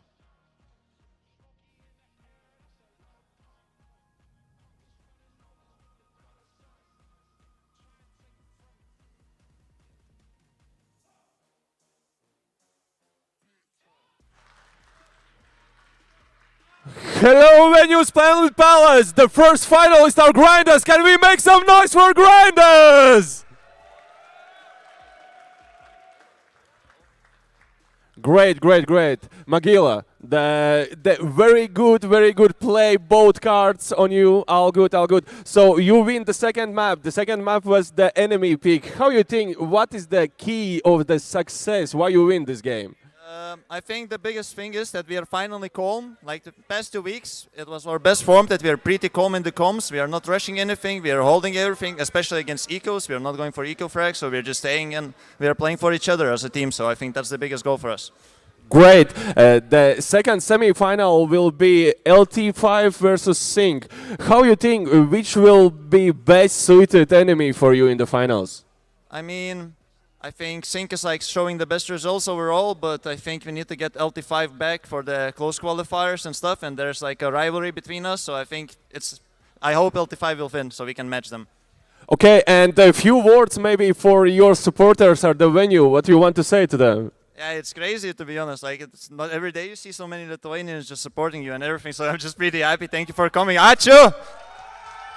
Thank you and good luck at the finals. Good luck at the finals. Okay, right now we are going and to be prepared for the second semi-finals. But right now we are going break for the 15 minutes. Be right back. Let's go. Big things popping in the city, you know.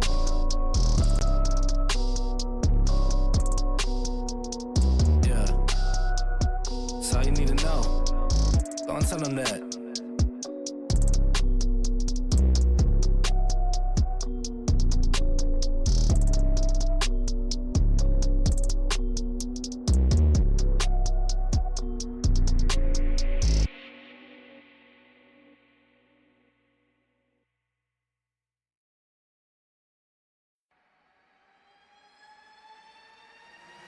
I've been on the road, I've been doing shows. Now we eating steak, remember sleeping on the floor. We still at the gas station when the time was cold. In the kitchen, hostile trying to flip it out the stove. Rocking fake J's, praying that nobody knows. Watch them take my dog away, was way too hard to stay composed. Fight to see the light of day, all this blood on my clothes. I was tired every day, green light, it's time to go.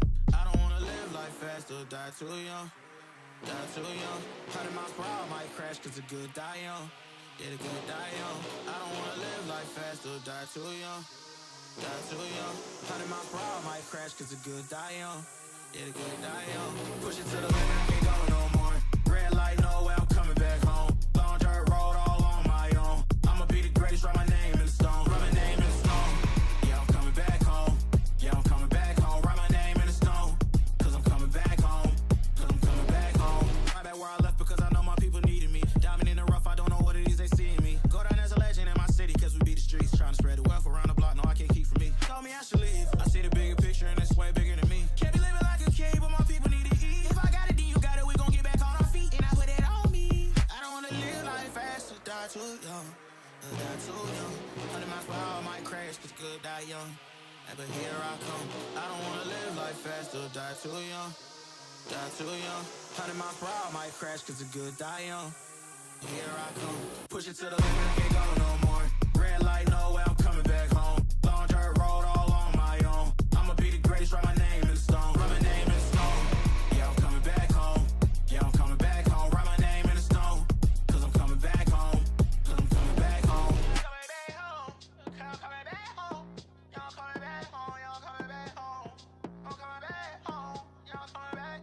Push it to the limit, can't go no more. Red light, no way, I'm coming back home. Long dirt road, all on my own. I'ma be the greatest, write my name in the stone. Write my name in the stone. Yeah, I'm coming back home. Yeah, I'm coming back home. Write my name in the stone. Cause I'm coming back home. Cause I'm coming back home.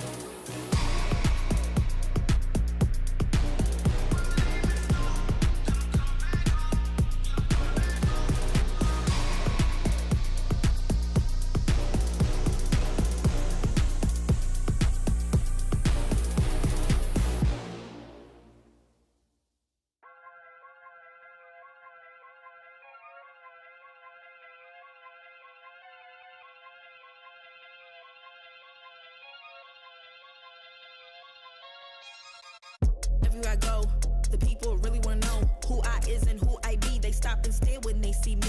If it's said it once, no need to repeat. Run up on me, watch you fall to your knees. Tip my hat when it's time for the kill. Ain't no beast when you're really real. I am the boss, I am the dawn. I am the one they call Lucky Charm. Got my own shit, I don't need your farm. Life was so hard, it made me weak. Built to last, this girl ain't weak. Sturdy and still when I plant my feet. Got it out the mud, now it's racks in my sleep. Look to God, he supplies my needs. Endless faith is what brought me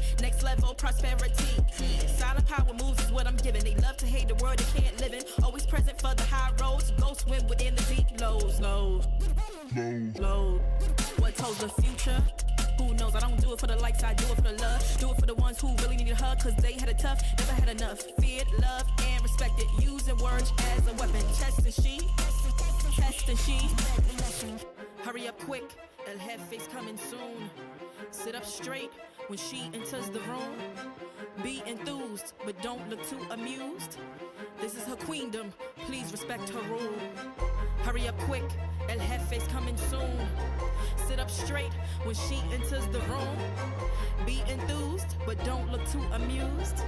This is her queendom, please respect her rule. Smile on my face, Woody in my place, but act gully on cyberspace. Let's pump brakes, let's be frank. Running after him when you're the chase. You are the catch and he's the net. How quickly do we all forget to honor these small policies, my darling? You are the empress queen. Man, respect or he'll neglect. You are the wind beneath his wings.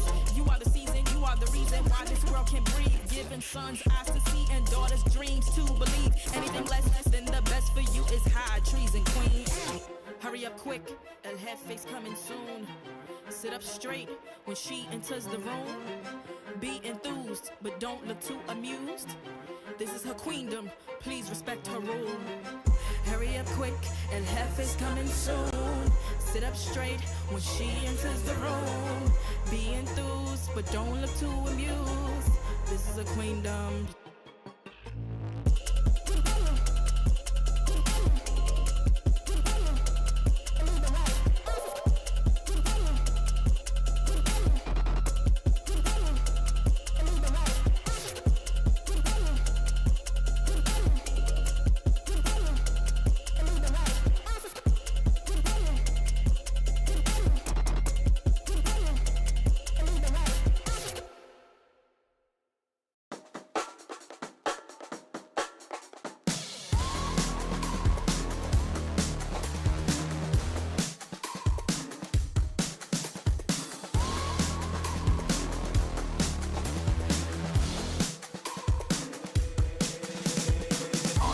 I'm such a weirdo. Tattoos from my toes to my earlobes. Was a role model, I never had a hero. I learned how to live through the stereo. Coming from where I come from, the inferior. Everything you see ain't what it appears though. Everything that I built, made that from zero, then added a zero. I am my hero. You couldn't imagine what it's like in my mind. It's beauty and catastrophe at the same time. Remember they laughed at me when it was game time. Now I know that they mad at me. I'm what you can't find. I'm not from the day. I come alive at night. I'm not what you used to. Couldn't recognize. They all on the ground while I'm taking flight. Yeah, you're welcome to join me. I promise I won't bite. Things they say, they're never getting in my way.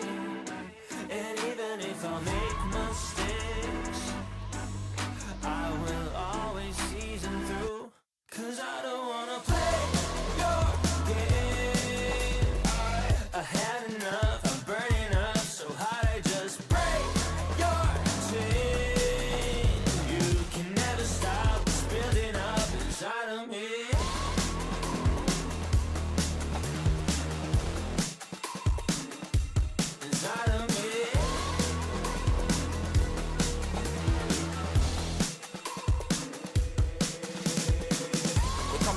I guess I don't fit in with the imposters. I'm taking the mask off, prepare your conscience, prepare for honest, cut off all the nonsense. I'm all in your shot, girl, wonder who shot you. Go call the doctor, boom like the chopper. Don't you get chopped up, I'm here to stop you. Whoever wants smoke like a roster, break you off proper. Things they say, they're never getting in my way. And even if I make mistakes, I will always see them through. What's that? Cause I don't wanna play your game. I had enough, I'm burning up so hot I just break your chain. You can never stop what's building up inside of me. Play your game. I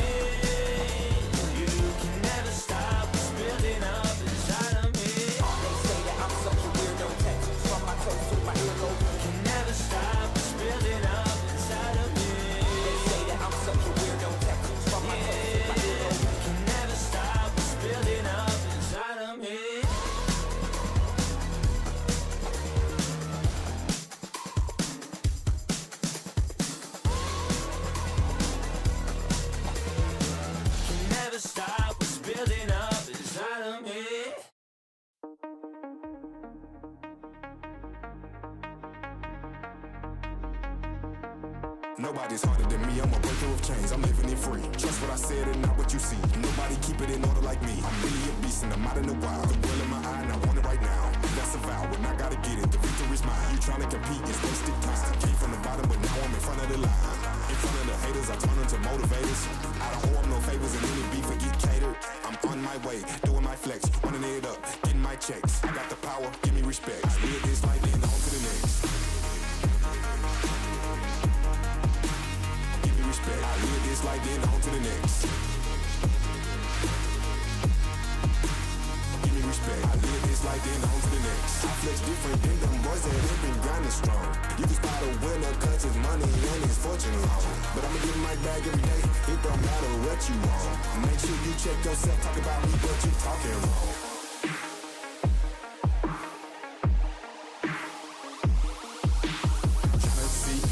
Closer to home I can get. Certified OG, paid all my debt. With my flows, power supreme. Come from below, it's in my genes. I talk what I like, that's real nice things. Side down before approaching the king. Muscle strong, think money and power. Hop on the track like I hop in the shower. Brick at the brick like I'm building a tower. And I'ma do that into my final hour. And my brain growing like a flower. I get it bad, I don't be in it. I'm on my way, doing my flex, running it up, getting my checks. I got the power, give me respect. I live this life, then on to the next.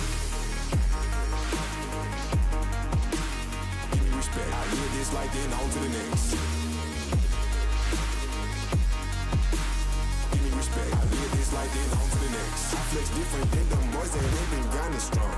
You can spot a winner cause his money and his fortune long. But I'ma get my bag every day, it don't matter what you want. Make sure you check yourself, talk about me, but you talking wrong. Give me respect. I live this life, then on to the next. I live this life, then on to the next. Give me respect. I live this life, then on to the next. Give me respect. I live this life, then on to the next.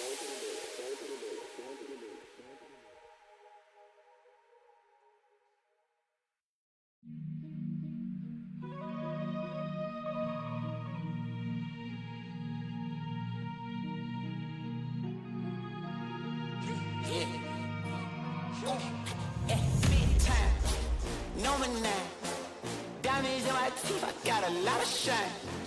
Running up the number, that's a lot of crime. Try to take it from me, must be out your mind. Big time, lot of sun. Smoky in the air, that's a lot of pine. Pockets running over with the dollar sign. Try to take it from me. Yeah. Big time, big time, big time. Big time.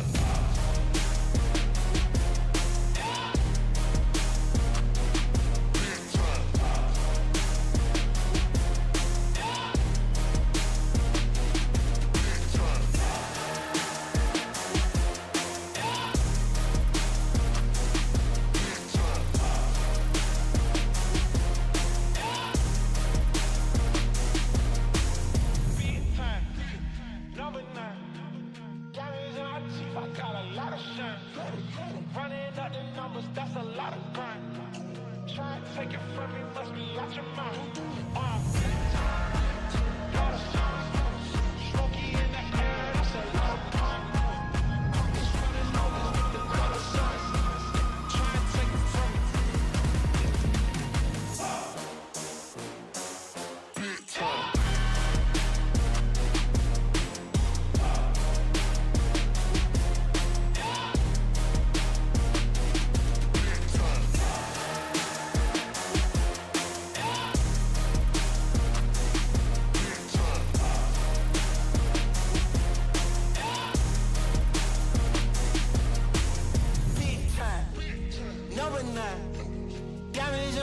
I got a lot of shine. Running up the numbers, that's a lot of grind. Try and take it from me, must be out your mind. I'm big time, lot of shine. Smoky in the air, that's a lot of pine. Pockets running over with the dollar sign. Try and take it from me, from me, from me, from me. Big time, number 9. Down in my teeth, I got a lot of shine. Running up the numbers, that's a lot of grind. Try and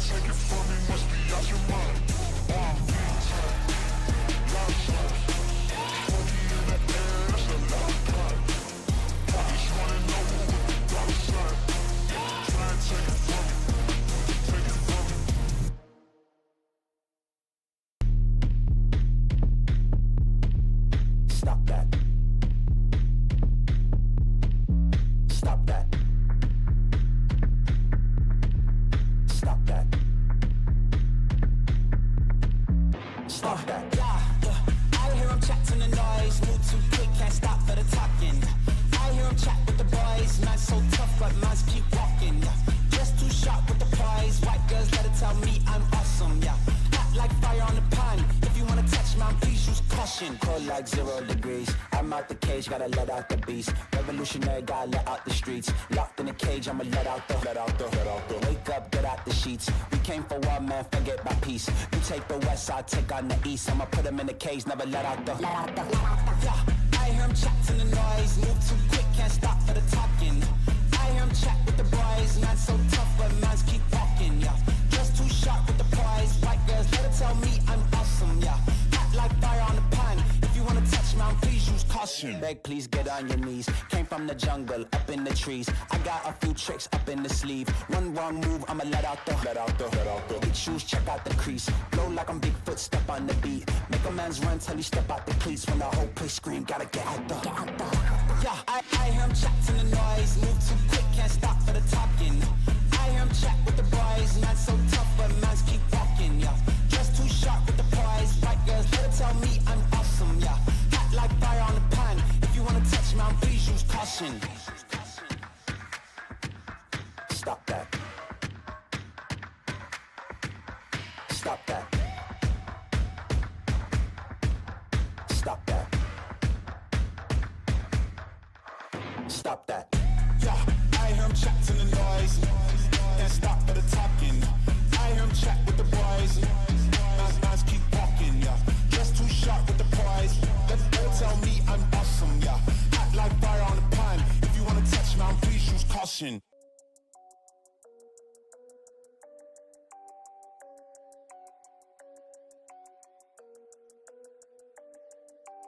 Why do they talk like gangsters, but they don't move like gangsters?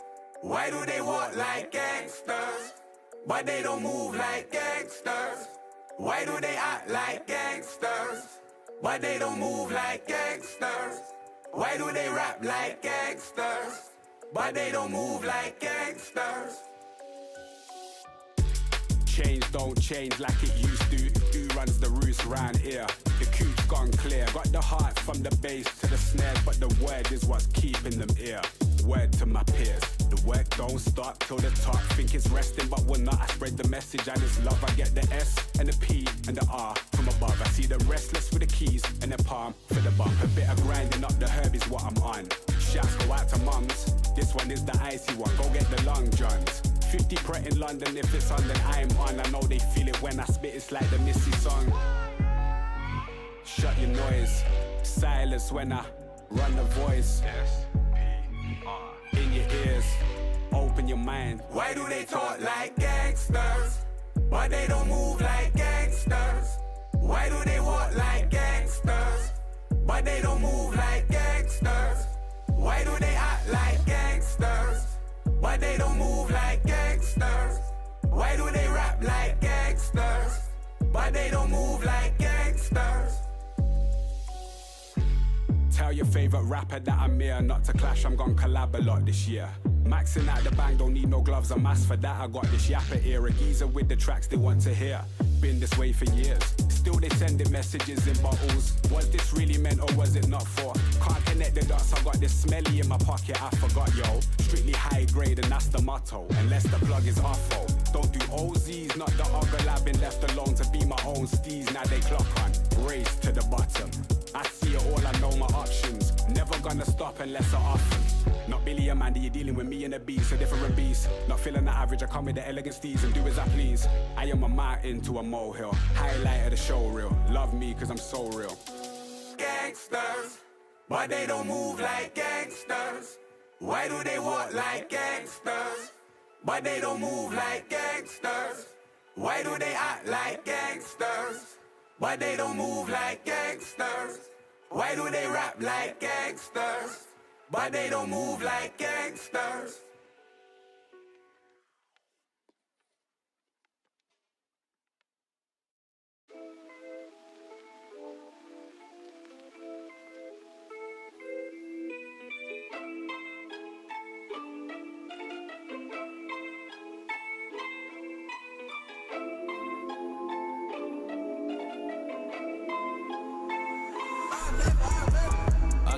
then I know who the fuck to trust. Is she my friend or my foe?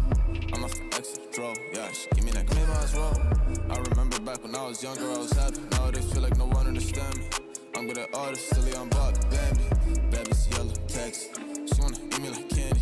Running through racks, track me. I run up the racks like an athlete. Big facts, you're the dick, 6 flags. Ballin' like, think flags, told her I love her. I ain't really mean that, yeah. Nowadays these people like friends. Remember way back she was love. These bitches sneaky can't cover. I got 4 hoes that went top. I remember.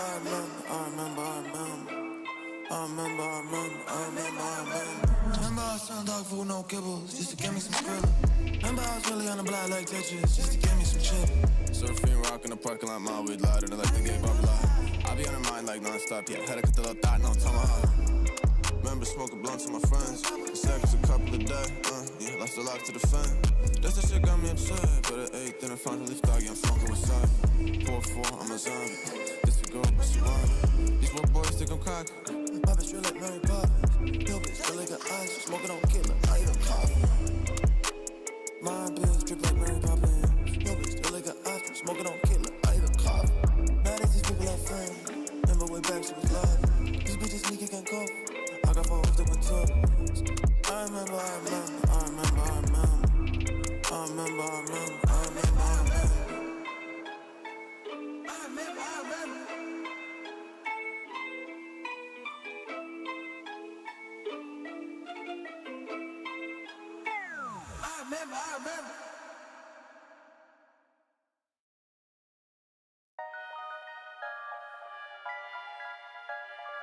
Long days, long and nice. You feel?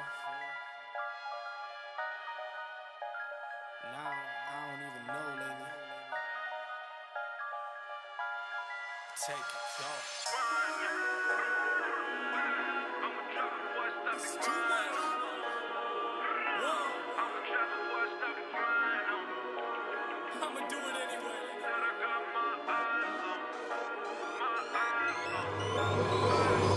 Put him in the dirt, say it again, man, and that's a reverse. Never rehearse, jumping in first. Call up the nurse, put the beat in the hearse. This is absurd, take a berserk. Don't get on the tracks, man, and they better swerve. Don't got a nerve, man, I never curse. Just casting these spells when I'm spelling these words.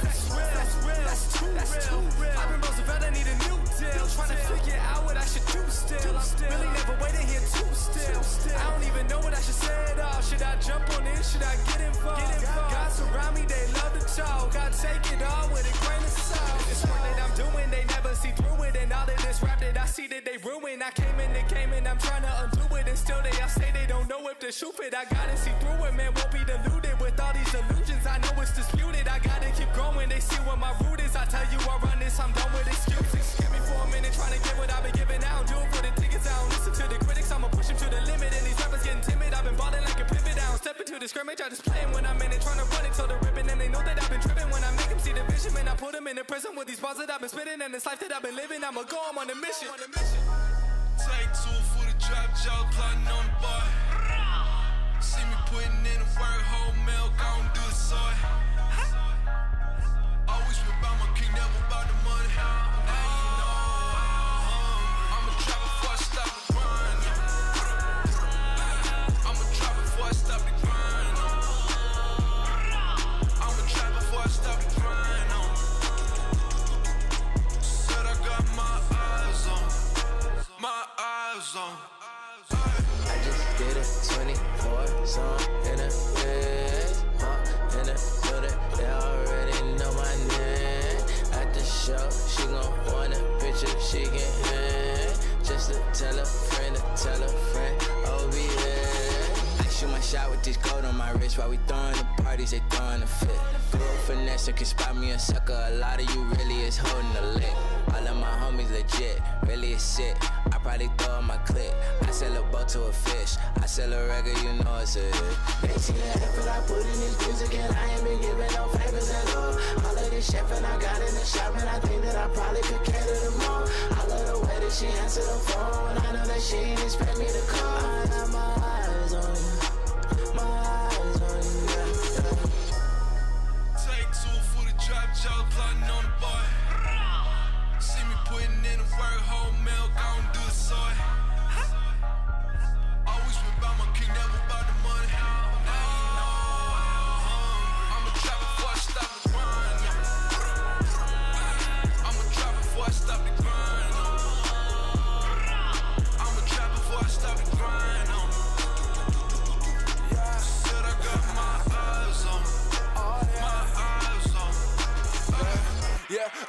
they gon' need a minute. Shot and got them people back up in their feelings. When they told me I was finished, bottom of the inning, knocked it out the building. Yeah, now Victor co-defendant, even Nike witness. We the next to kill it, show them the king how they living. Pictures so good, but not looking for business. They be stepping in from the back door. If they see you independent, then they pop jokes. That fear to the blows, boy James Burke. Side stepping on the shade, see the footwork. I'm trying to be about this business, but still they want me in the kitchen with the baking soda whipping. The thought of Lewis so offensive, cause my guy, he gave his body just to pull me out the trenches. Hold up, wait. If I never see a million or the recognition, man, I see the finish. Look, they're the greatest when they losing. Gotta keep on shooting even when you're missing. Yeah, now focus on the past while living for the day was never recommended. Reppin' VA, Tony Bennett. His kingdom can never be bought cause it's given and I live that. Yeah, yeah, yeah.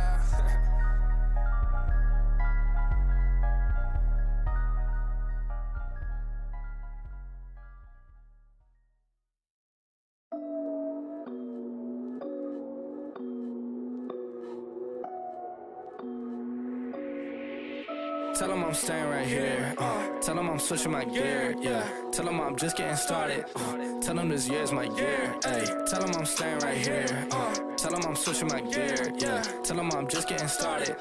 Tell them this year's my year. Ay. Hop in this truck since a boom. I'll take the man to the tomb. Yeah. Now they all ask what I'm doing. Well, you see it as soon. Say that they know what to do. Say I should listen to you. Yeah. Y'all don't know what I've been doing. Trust me, you don't got a clue. Take the top to my front door. Only fiends coming through the bag. Got my problems, I want more. Lead the past up in the past. The way I'm moving, need a hard pass. All class with a book bag. In the night with that all black. Hang it up, then no call back. Yeah, I got time and it's all on my mind, so I tell them I'ma let it out. Yeah, and I got guap, but you know I can't stop, so I tell them I'ma dead it now. Yeah, I got green and I gotta switch cheese, but I'm looking for the cheddar now.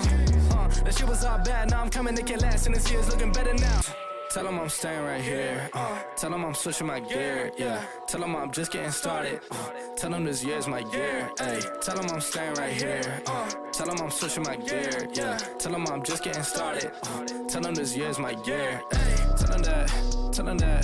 Tell them that. Tell them that. Tell them that. Tell them that. Tell them that. Yeah. Tell them that. Tell them that. Tell them that. Tell them that. Tell them that. Tell them that. Tell them that. Ay.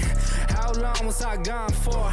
Pop more than some popcorn. Gotta drive, can't stop for. All the talk, there's no time for it. Blowing up like Lampore. Crowd wanting that encore. Tom Ford is what I wore, and I made a day what I bought it for.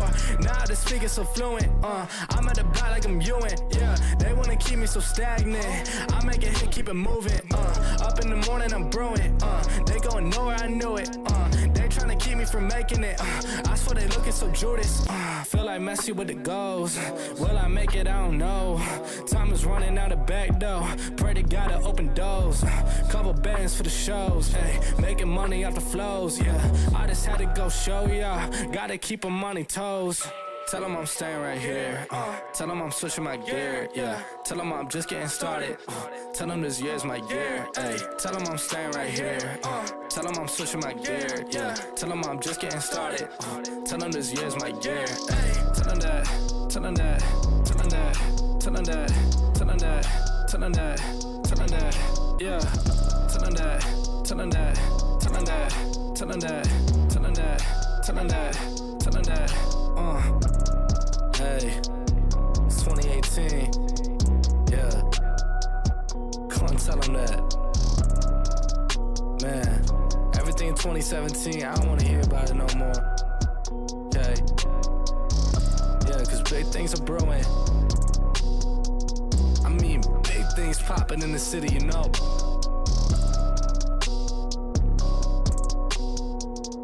Yeah. That's all you need to know. Don't tell them that.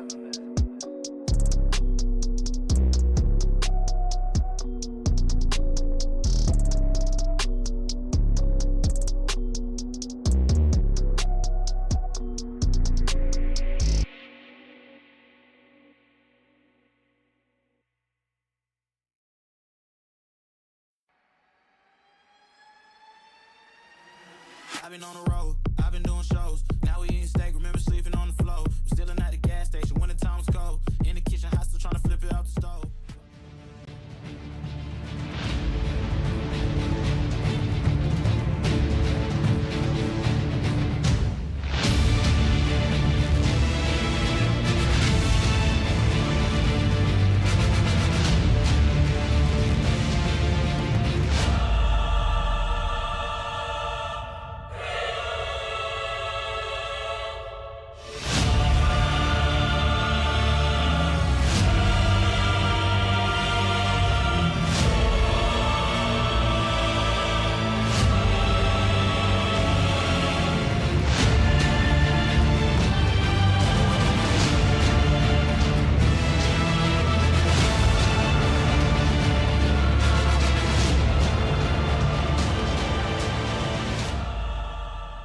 Greetings to all behind your monitors who watch this live broadcast, and of course greetings to all in this venue. My name is Bruno Reis and we are at Splendid Palace. This is Olybet Sports Bar CS2 Baltics Grand Finals.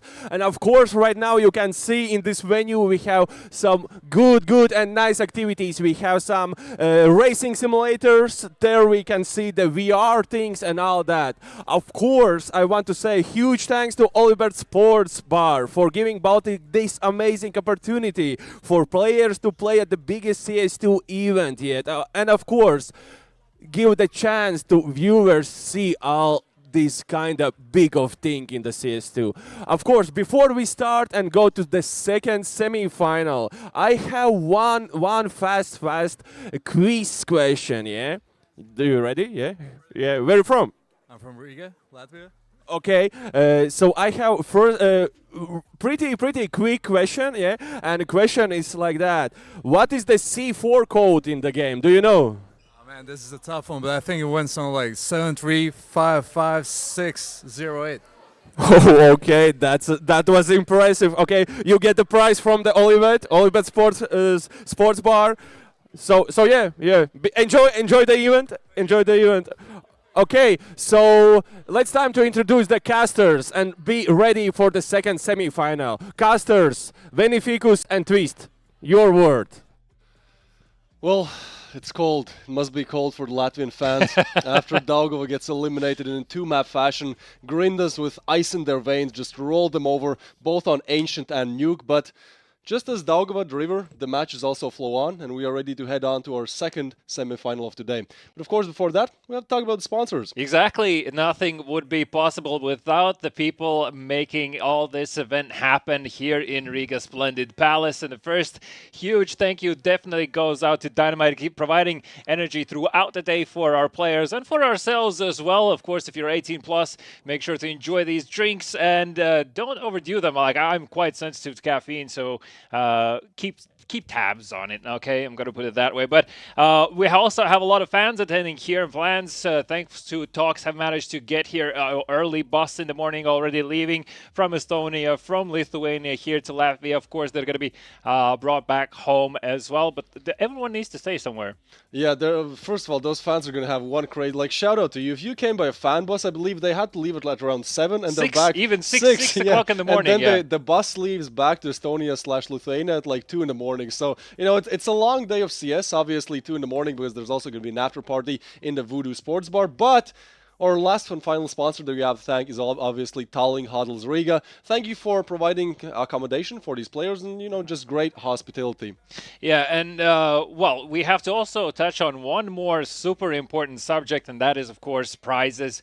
What these teams are here fighting for. Of course, pride is always on the line when it comes to Baltics. I feel like it's a never-ending rivalry between all of the countries and trying to find out who can crown themselves to be the best. But not only that, it's also a 5,000 euro prize pool, out of which the lion's share does go to the first place, taking home 2,500 euros. Second place is going to secure 1.5k, and that's at least the minimum that is currently guaranteed for Grinders for winning that first semi-final, securing that spot in the second, in the grand finals, and the third and fourth position is going to take 500 euros respectively with them. There's also a few memorials to the, not memorials, excuse me, that's a bad word to use, medals, trophies to be taken with them home for the first and second place. There's also something to put hopefully in a visitable spot in your house to be proud of. I believe those first place prizes, trophies are already on stage, so you can take a look at those.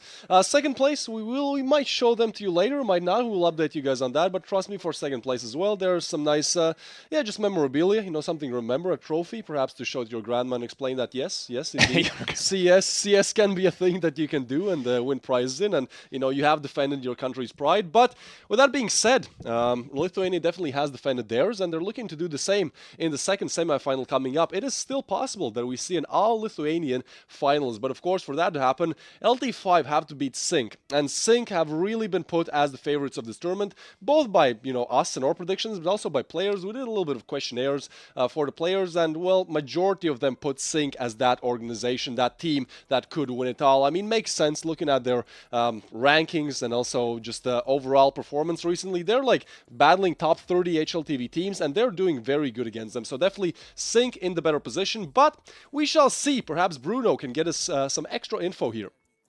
Thanks, guys. Thanks, guys. Okay, Splendid Palace, are we ready for the second semi-finals? Splendid! Nice. Okay, we are ready for the second semi-final of the day. The only Estonian team that managed to make in this epic event semi-final. And the strongest team in the Estonia. Please welcome Team Sync!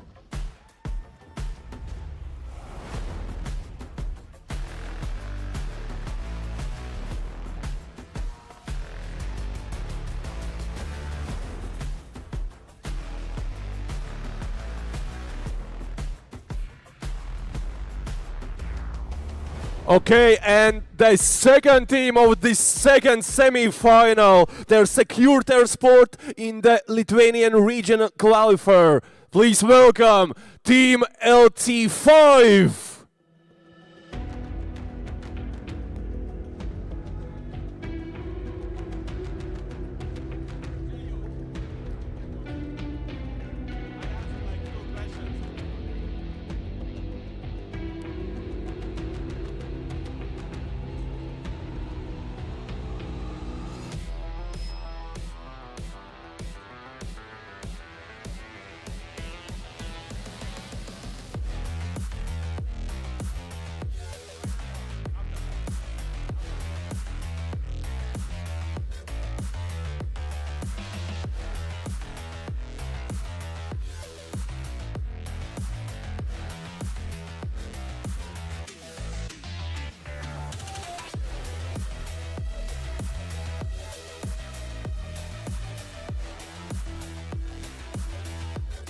Okay, so let's get the start. But before the second semi-final, few questions, both of the team captains. So, Jo, many people say you're the favorite team in this finals. This is like something extra pressure, or how you feel about that? I don't feel any pressure. Okay. And how about this practice? Do you take extra practice for this LAN for these finals? Not really. Okay. And LT5 TAC, how you feel about this LAN experience? How you feel? Do you feel like you gonna take this? How you feel? Yeah, I feel it will be an interesting match, of course, and I really like the venue and all the people came, especially from Lithuania. So thank you guys. Yeah. Great. One of the Lithuanians team already are in the finals. Can we see the Lithuanian finals today? Well, I hope for that, and I mean, we will see it in server. Good luck, guys. Let's start the semi-finals, the second semi-finals, and know the second finalist in this CSGO Baltics tournament. Let's go. Back to our casters. Thank you, Bruno. Seems like Sync are really prepared, or they just don't feel any pressure at all. Ice cold, as we mentioned in the beginning, and for them it seems to be another day in the park. If that is perhaps a bit of a show for the other teams to keep it cool, keep it level-headed, might be the case, you never really know. But let's give a shout-out to everyone on Sync's lineup. That is Fates, Watts, Jo, Echo, and Xazar. Yeah, Jo being the in-game leader and Fates rocking the AWP. Something that we didn't really see that much in the first matchup. I mean, Shield and the opposition player with the AWP weren't really exactly able to put up numbers, but maybe something to look out for this game, as Sync are definitely the heavy favorites for this one. As we saw a 2-0 in the first one, I mean, yeah, opinions might vary, but for me it feels like Sync, they're ready to take this one. Last time I watched Sync, to be honest, as far as I can also always has been the case, let their coolness and level-headedness not be deceiving. They're quite explosive on the server. They are not shy of showing dominance, and I would expect for this team and for the individuals in general to show... let's just say not to be afraid of taking responsibility on and the game in their hands, actually taking that an individual step forward and actually succeeding in that. So I think in that sense, LT5 have their job cut out for them as the players are preparing to jump slowly into the server. And of course, a lot of it is also going to come down to the maps that are going to be chosen, played between these two. I still wouldn't expect to see a Vertigo in all of this. I think that would be quite a mix in the spanners. I'm pretty sure we're going to be lenient towards the good old classics as it is these days, where it is Anubis Mirage, maybe Inferno, something like that. And on all of these maps, it brings a lot of opportunity for Sync to utilize the immense experience they have obtained on playing against high-level opponents, right? Like it was already mentioned beforehand, but you cannot underestimate how much truly you'll learn when you play the best of the best. Yeah, that is true, but also on the other side of things, sometimes, the hardest games in matchmaking, at least for me, are against players who just don't know what they're doing, because it just throws me off. And I'm not saying LT5 don't know what they're doing, but it's like, like Sync, they're playing at a different level. They're it's playing the good old different strategy where if you don't know what you're doing, your opponent doesn't know what you're doing, right? Exactly. So I feel like with how LT5 will definitely play a bit differently than perhaps Sync's regular opponents, that might throw them a little bit off guard. Obviously, yeah, LT5, they've been a great team. I mean, also known as SD and Victa, these guys, at least the core of this team, won the previous Baltic tournament, so in no way are they to be looked down upon. Obviously, we have Maddie, Spardaus, Toyzera, Tak, and Fieri. Toyzera being the in-game leader and Fieri rocking the AWP. The rest of the team, entries, supports, the usual gist. Also a team where, the roles get swapped quite a lot depending on the map. Yeah, this team specifically, actually, pretty much on all players put down all roles, because they say themselves, depending on the map they play, those roles get shuffled around. So of course, whilst yes, you have your classical in-game leader that's going to be making those calls, in general the rounds are going to be set up as needed, so anyone is ready to fill in whoever shoes need to be filled in that sense. So it makes for a very versatile team, a team that should have no problem in adapting to whatever their opponents are setting them up for. Now the question is, of course, how big of a role is the support that is present here in the venue going to play for LT5. We saw that it did probably wonders for Grindus, as they had a lot of support, and I would expect the same for LT5 here. You already heard shouts beforehand when the players were on the stage, and I can only wish that Sync are going to have a similar support, if not here in the venue, then at least online. I'm sure Estonia is watching and is always with us. We know that Sync as an organization is an old organization that brings a lot of responsibility with that name, so of course there's high expectations. So that being said, it's about time to find out exactly what maps are going to be played between these two. This is the second semi-final of the day. It is going to be yet another best of three. And let's kick things off with the first bans and the first picks to find out what's on the menu. And Ancient is not going to be there. LT5, take it off. If anything, I just want to see new maps. We are going to see a Vertigo ban as well, but yeah, Ancient out of the picture. I mean, Anubis and Nuke still possible, as we will see the first pick coming in for LT5, which will be... suspense. Drumroll. Anubis. So we do see Anubis, the map that was promised to us but never delivered in the first matchup. We'll see it right now as our first pick for LT5. On the other side of things, however, it's going to be Inferno, a map that is heavily changed since CSGO times. Just looks different, and maybe the angles are a bit different. So excited to see this one as well. But then, let's move on to the bans. Are we possibly going to see Mirage if we do go distance? It seems to be heading that way. Overpass is going to be taken off the table by LT5. They don't feel comfortable possible going up against Sync. In that, Nuke also is out of the picture, and you called it Mirage as the decider. And that's a spicy map to be on as a decider because it can still fall either way. It's as I mentioned during the first semi-finals, it's a very puggy map and can be very unforgiving if you don't have decent mid control. So okay, so looking at these maps, LT5 pick Anubis. I'm sure Sync have had plenty of opportunity to practice on the map, but what do you feel like is the upper hand that Sync might bring to the table? Do you think it's the explosiveness that might throw a spanner in the works for LT5? Because I think Anubis is very forgiving in the opportunities it presents for fast play styles. Yeah, most definitely. I think that's something that Sync can utilize, and knowing how smart they are in game definitely will be something they will try to focus on. If anything, I would probably expect this game to be a bit different than we saw in the first one. I feel like the playstyles for these teams is different, as we saw Daugava, for example, on T side of Nuke, very, very slow. Well, here it's going to be the complete opposite. It's going to be the Estonians who, us Latvians sometimes like to call a little bit slow. Well, they're definitely not in game. They are one of the fastest playing teams that there are. Absolutely. And of course, LT5 are going to be doing their best in trying to secure the second spot in the grand finals. There, as you mentioned, there is a world where we could see an all-out Lithuanian grand finals. I'm sure the nation would be happy for that, but Sync are going to do their best to try and prevent that. That being said, though, Sync playing on LT5's map pick, I would assume actually that Sync are going to start on the T side, as Anubis once again is considered to be more inclined towards and more forgiving for the T side.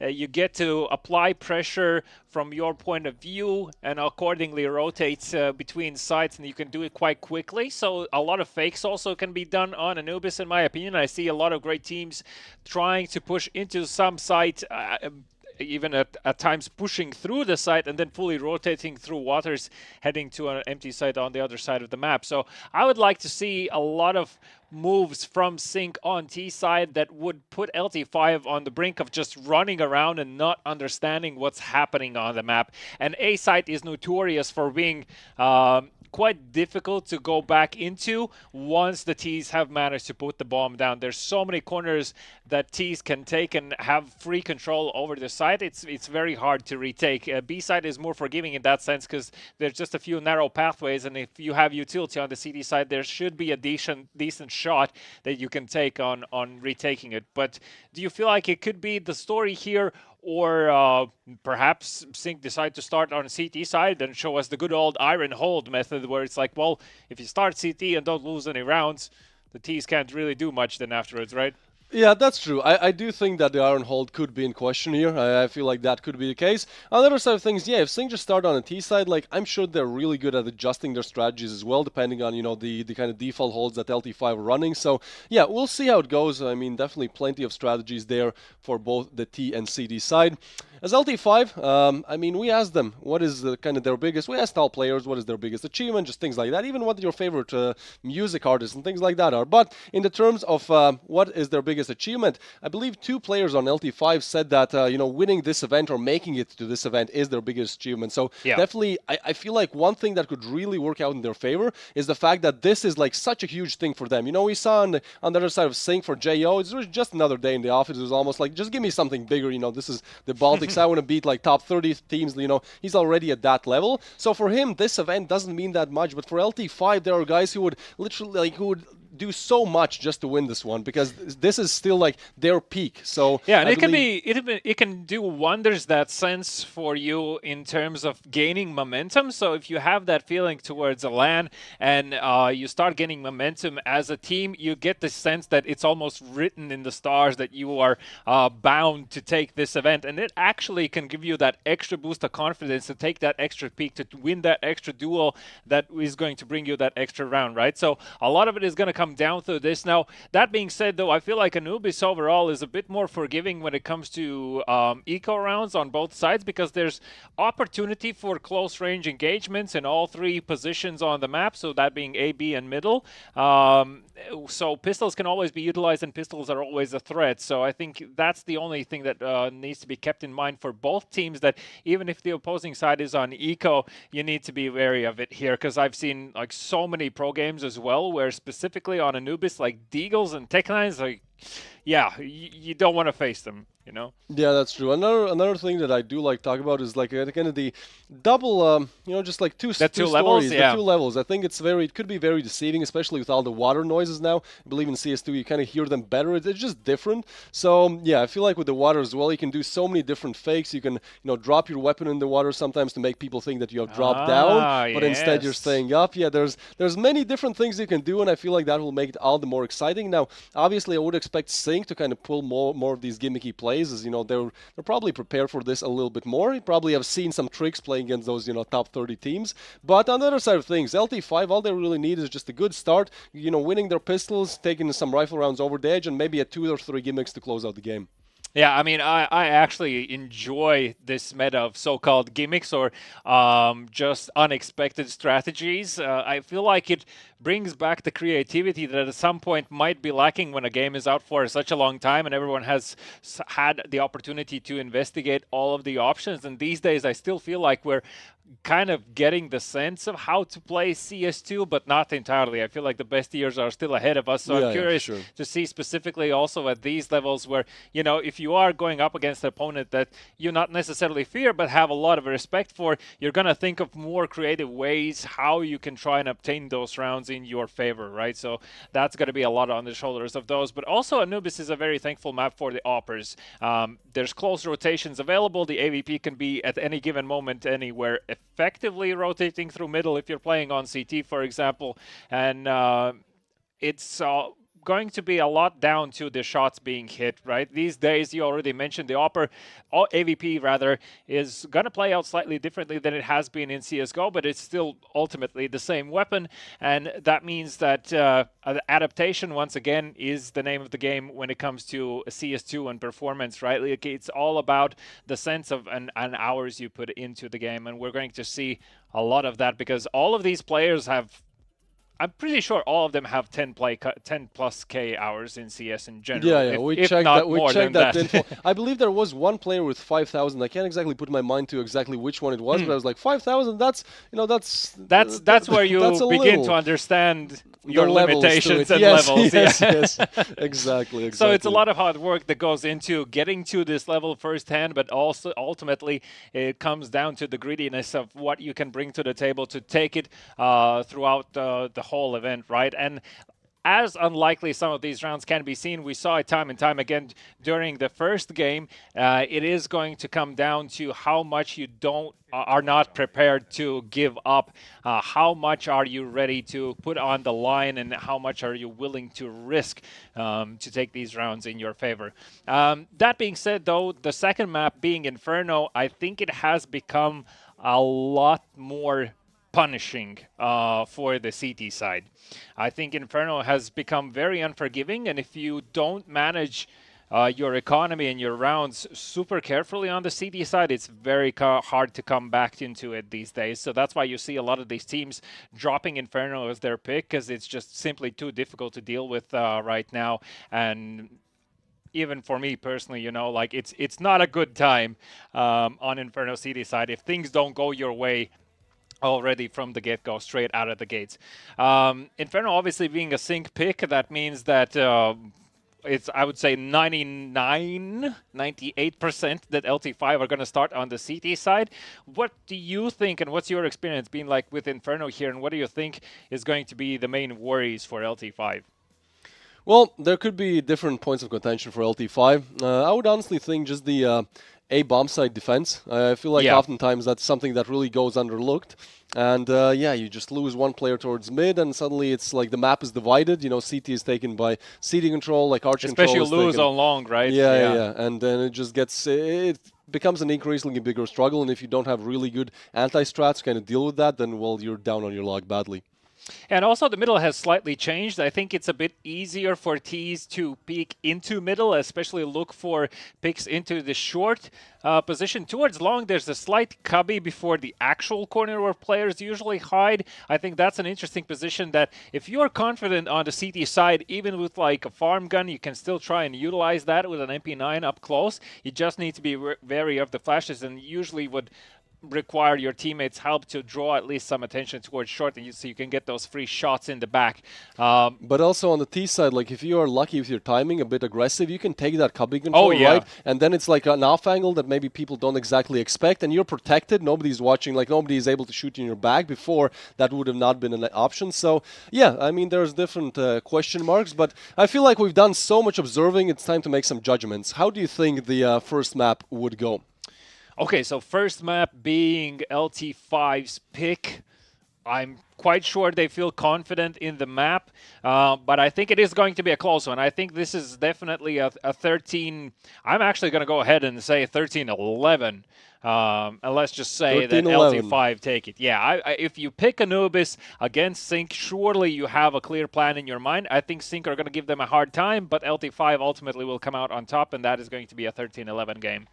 Well, hopefully that's true, because that would most likely mean that we do go the distance, as Sync are expected to win their map pick. And yeah, I mean, would be great. But what do you think Inferno is going to look like? You almost... You thought I'm going to miss it. Yeah, I almost ran away with it. I mean, look, there's a reason why we don't want to make these predictions, because in the first game they were, well, quite horrid. Give me a number. Say that. Give me a number. Okay. It's fine. We can make mistakes. It's the players that I'll shouldn't. actually say 13-9 for Sync. I think they're going to win it in 2. Okay, but it's still going to be a... Oh, you think in both maps it's going to be a 2-0-0? You don't think we're going to see a Mirage? No, I think it's highly unlikely. Okay. Well, I'm still rooting for that first overtime, so I really want to see the game heading all the way. We'll be able to start shortly here, but I do think it is going to be a Mirage on the table as well between these two, just off the back of the map picks and the confidence behind LT5 surely as well. And especially, well... I actually would have a question now for Grindis, like, what do you think how this is going to pan out? Because whoever wins this match is going to be joining them in the grand finals for an opportunity to take the lion's share of €2,500. The loser of this match is going to be, at least for a while, still looking from the sidelines as to how this is going to all pan out in the grand finals with €500 in their pockets, respectively. So, that being said, yeah, it's like the logical side of me says that Sync are going to win this one 2-0, but then fight the logic.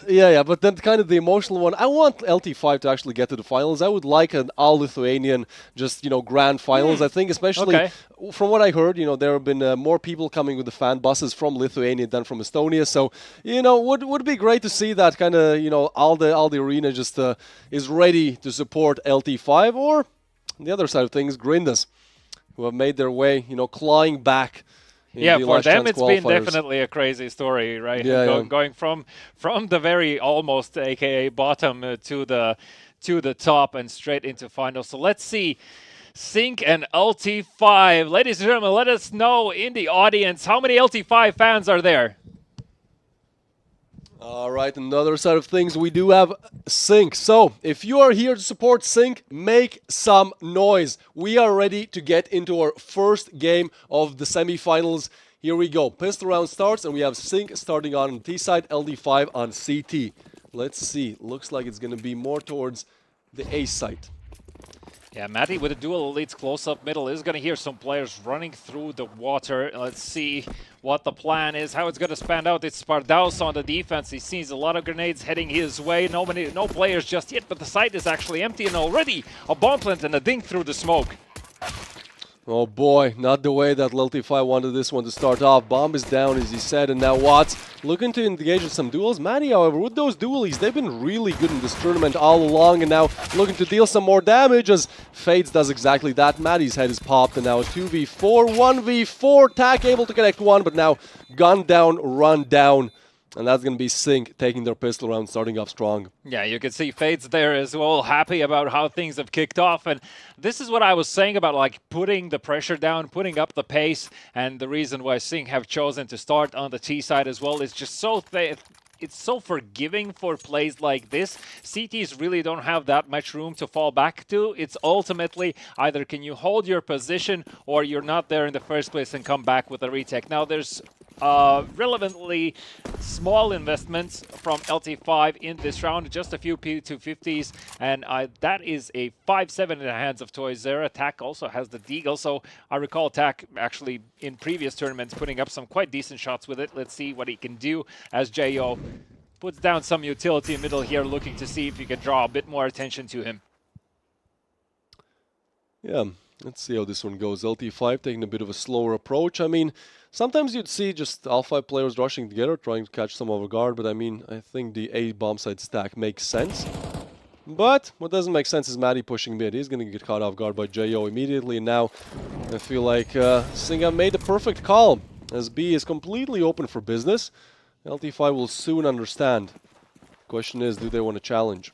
Yeah, Echo with the MAC-10 surely is going to run and see if he can find a few frags with the weapon just to get a big cash in his bank. In the meantime, though, Watts has let one CT slip by, but no major damage should be expected. The Spartans will fall as well. Whoa. Finally, though, Fade speaks into middle spots of multiple players right in front of him. Will fall, will give up one of the weapons. That is a Galil. Caesar here. One can't get the second, as Fiera is there with the trade and last man standing.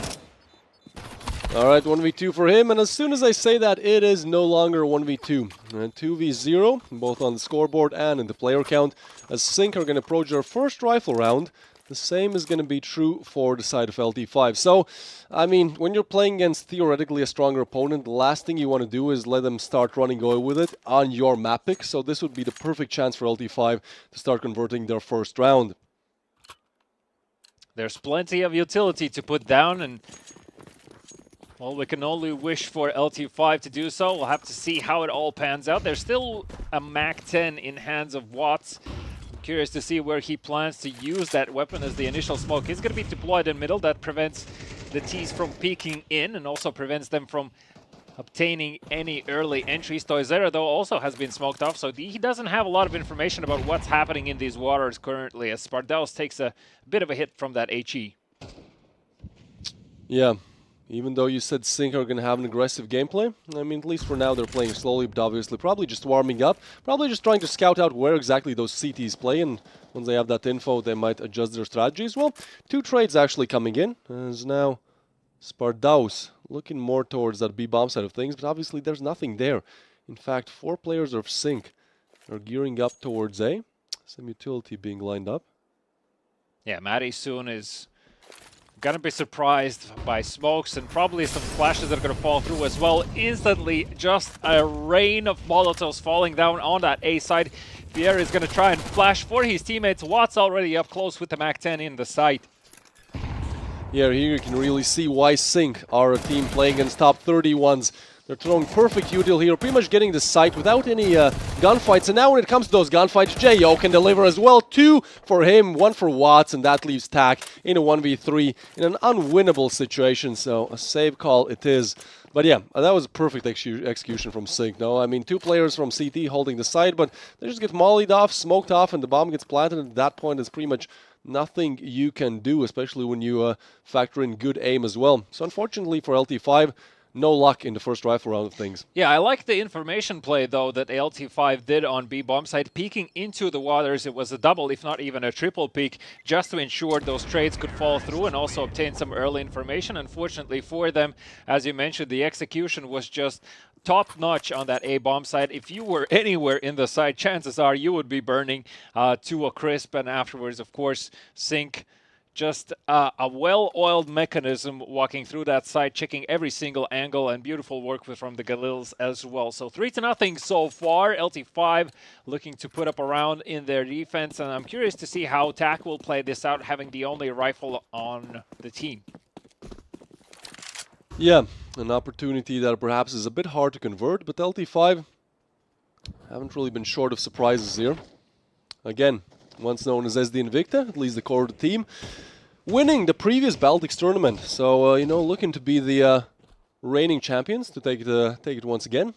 But this time up against Sync, a team that is definitely a hard one to come by and a hard one to take down. And for now, not even a round found.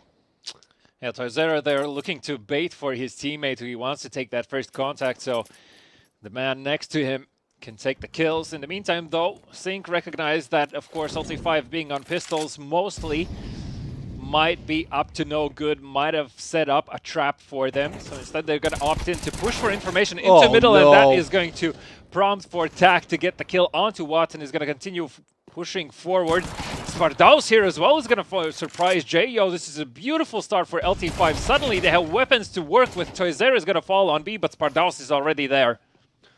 Yeah, 2v4 in their hands. Suddenly LT5 have made it possible. The bomb could not even go down here. Oh, he gets spammed through the smoke, and so no bomb plan, but it is a clean headshot coming in from Eku.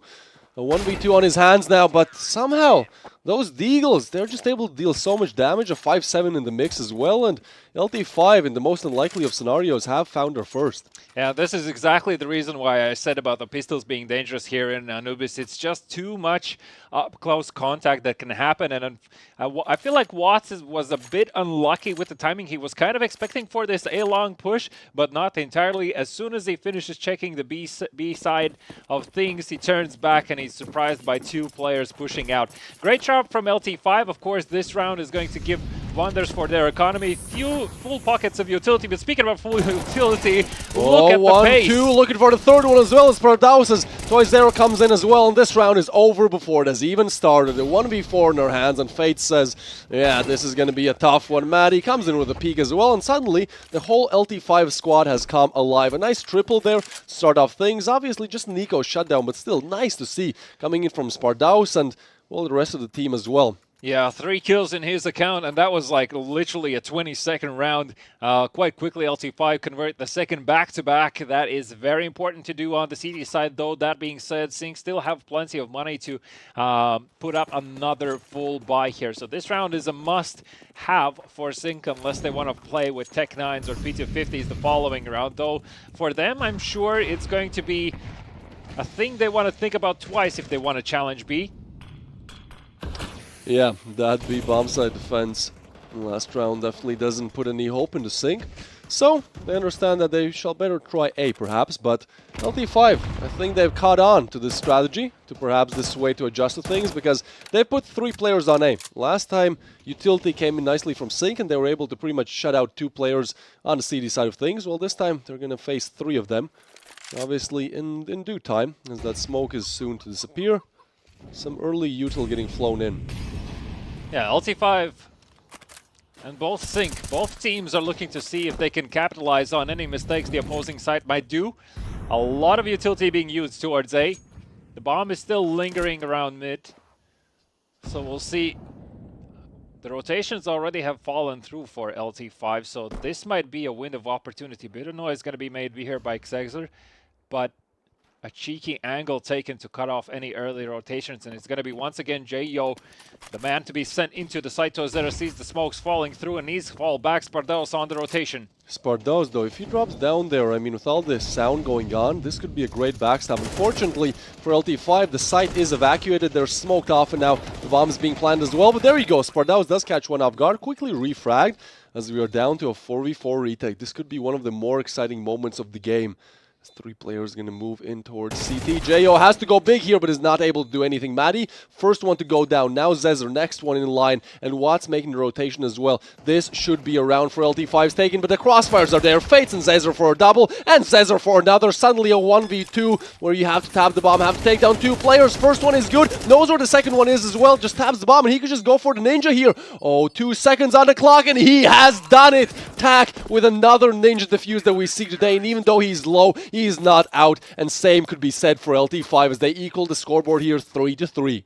Yeah, for a second there, I really felt like Sync had it. Their kills were going their way, but Tak playing ice cold, not afraid of taking the shots, not afraid of taking the duels, getting rid of Xexer. That opens the window of opportunity to defuse till the end in the smoke. We're going to see a bit of a pause here, but it is an equal scoreline on the board, 3-3. So I mean, food for thought here for Sync as they're thinking about what to do next. Obviously, the fast pace didn't really work out initially when they tried it out. Now, having a more controlled approach and still kicking things off towards that B bomb site. Again, it doesn't fall in their favor. So I feel like they're going to return to the basics and return to the first round type of approaches, and probably are going to try to challenge the A site a bit more, because so far B doors seem closed. Yeah, A seemed good for them. Again, we saw a great execute coming in, and I don't think LT5 have really made those adjustments to, where they could be possible to actually stop that A bomb site attack. So we shall see how things go. I mean, if anything, that last round was a little bit of a fluke coming in from Sync. 1v2, the bomb is planted. Sure, you go for, a little bit unlucky. But, I mean, definitely a team known to be able to rebound here. First AUG of the day in the hands of Fierce, so that's something we haven't seen so far. I'm curious to see where that weapon will be used. Yeah, the AUG meta has kind of fallen out of fashion. I think right when CS2 actually dropped, a lot of players are using it simply because those burst fires are a bit better, and obviously spraying for some reason doesn't feel as good in CS2. But for now, at least in the Baltic things, we haven't seen many AUGs or SGs for that matter being utilized. But what we do see is a very nice boost. This is interesting. Sing definitely showing us those tricks, those gimmicks. But nothing to show on the other side, as LT5 have left mid uncontested and instead opted to stack 4 towards A on a full buy. This is a wild call. Yeah, for some reason LT5 are extremely concerned about that site. In the meantime, though, Fiera is going to spot the first contact and is quite scared that someone else already might have pushed through and might have pushed close. Jayo, though, cutting down with that smoke, one of the rotation routes. Eku, unfortunately, doesn't get the kill he was bound to get. Toizera now stuck in no man's land. Somehow he needs to cross back or fight. Still, the very death and Cesar there is going to give him that present, as Jayo also finds a kill. It's a 4v3 suddenly in favor of Sync. Make it 4v2. As Spardaus and Fira, last people standing. Fira on the rotation, looking to join his teammate, and Sync already hear the moves. This is such a weird round. T's and CDs switching places. Sing holding down B long, while LT5 are pushing out of B bomb site. Alright, well, I guess putting 4 players on B is not enough, as they lose 3. And now that A bomb site completely open for business, so the worst of both worlds for LT5 is actually Fiery, making it a bit more believable. A 2v3 retake it is. Smoke's coming in, and I feel like at this point they even have to question if they want to go for it. Smoke is going to dissipate in quite some time, and definitely saving those rifles would prove worthy. Yeah, the defuse kit is there, but after this smoke, there's simply not enough time to play around. It's either do or die. They choose for the latter. LT5 are going to be heading into this 3-man stack, guarding the bomb. First kill goes their way, but Watts is there together with Cesar to lock the round out and Sync take another round for them. 4th round on the board, 4 against 3. As we do have a bit of a technical pause right now, perhaps a blessing for LT5 to get a bit of a breather in, because having 4 people on that B bomb site and still losing out on all of the duels, that's of course going to get in your head. Yeah, for sure. That was a bit of a weird round there, but Sync, able to recover quite quickly. And one thing I do like that, once again, this is close, at least for now. At least in the first 6-7 rounds, we see like 3-3. But look, we said the same on Ancient, we said the same on Nuke. Yeah, it's kind of been the narrative of the day. Yeah. We start off very competitive, and then one team is just like, well, we're just going to take 8 in a row, guys. So, yeah, we'll see how it goes. I mean, Sync, they could be primed to do just that, as they've won their first round. Definitely looking to, make it into a streak. But on the other side of things, I think LT5 at least have surprised me. Yeah, I mean, for LT5, this being their map pick, I feel like they're probably going to be satisfied with getting like 5, ideally 6 rounds on the CT side.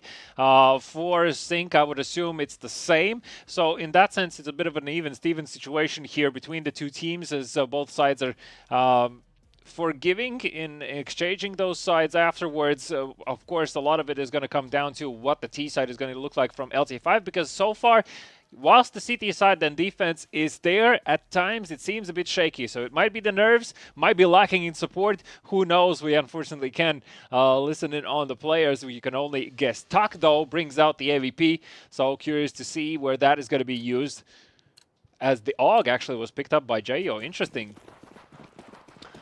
Yeah, an AUG, 2 scopes. I mean, one on the AWP and one on the AUG. This is going to be an interesting round, and a MAC-10 in the picture as well. Could not have been a more diverse buy. And hopefully it's a close round. They're covering all distances. Yeah, they're meeting each other halfway. Why not, I say, as we head into our 8th round of play. Molly's going to deny things a little bit towards A, but no need to worry, as LT5 should really be thinking more about B. I like that smoke more towards sewer, as that is going to obstruct some vision, and now with some util coming in, this could be a little bit of a problem, but Toy Zero says, no problem for me, as the rest of his team are live as well, and Spardaus gets a deagle frag somehow. Jo comes in with a quick double though, but that B bomb site still staying strong, and at that point, perhaps rotation should be called as targets fades through the smoke. That's not a pleasant way to go down. B bomb site is closed, says LT5. Yeah, and Jo as well, still making a lot of noise. Quite afraid of having this backstab happening. That is still not entirely a reality, but it's a very hard job for Sync to try and clear out this site. They are aware of the fact that one player was up close, second one probably close by. Obviously, the bomb was previously spotted. Fiera with the MP9 needs to be careful. Good flashback from the teammate. His position is going to be revealed. Fiera is still somehow alive, but now he's stuck in the corner. The op misses. They need to get rid of Fiera, and it's the peek from Maddie that comes out clutch. It's Jo in a 1v3. Can't really do it. MP9 comes out on top. The pace is too much even for Sync. I really like that play coming in from LT5. I don't know if that was intentional, probably not, but, you know, Fieri just kind of baiting those players in, just kind of jiggling around. They kind of just tunnel vision, focus on him. Meanwhile, Maddie just comes in and, yeah, he gets an easy frag. Yeah, you're absolutely right. Draws in all the attention, doesn't leave any breathing room for Sync, and LT5 do manage to grab the round as a result. They, off the back of the planted bomb, of course, Sync still have enough money for a full buy. I would expect, again, to see the A site to be challenged. Let's see if that's going to be the case. As B, it also seemed a bit rushed or either unclear comms-wise from Sync's point of view how they were entering that B bomb site. You saw Fates, I believe, wasn't really prepared for the peek into site or didn't even have any information, so that seemed a bit confusing. Spardaus, though, playing very close towards B, looking to see if he can perhaps hear any early information. But instead of B, it's going to be mid-control. Name game for Sync, but Tak on the other side, and yeah, those snipers just haven't really seen them. You know, we haven't even seen a double or a triple, I believe, in this matchup in today so far. So we'll see what Tak is able to do with the AWP more towards mid. Meanwhile, 2-0 has been really good watching this. What do you call it? Sewer? I've heard it called sewer. I've heard it called canals, water. There's many different colors. Whatever you prefer, man. Yeah, the water seems clear to me. Yeah, that's true. That's true. All right. Well, on the other side of things, we do have Echo with Galil, long range.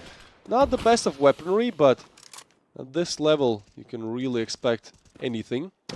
Well, he's actually going to be traced to the smoke as he falls to the hand of Spardaus. Jo is going to smoke off this rotation, and what entries from double Watts! Tak, quick refrag though, but now he's the solo Bastion on this A bomb side of things. Has to get another frag, instead switches out for the util. Oh yeah, has to retrieve a little bit, so Spardaus instead pushes in, but Watts, he's on for a triple. He's on for a single-handedly winning out the round. 2 more players to go. It's going to be Tak, who is actually good for 1 with AWP, but now this is a hard peek to take. If he peeks this one, JO's position, it's going to be a hard one to clear. They double peek him though, and somehow Toy Zero gets one. Fates quick on refrag on Tak, has to do it all. Knows where one player is, but that's not going to be enough, as Fates is simply quicker, simply faster. Headshot connected, and this 5th one connected for Sync as well.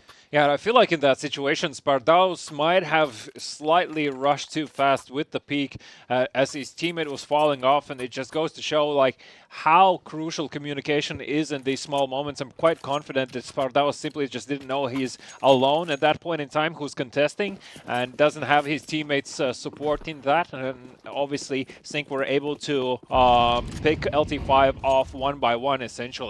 Now out again once in pistols, LT5 did manage to do wonders. Let's see if they can do it again this time around.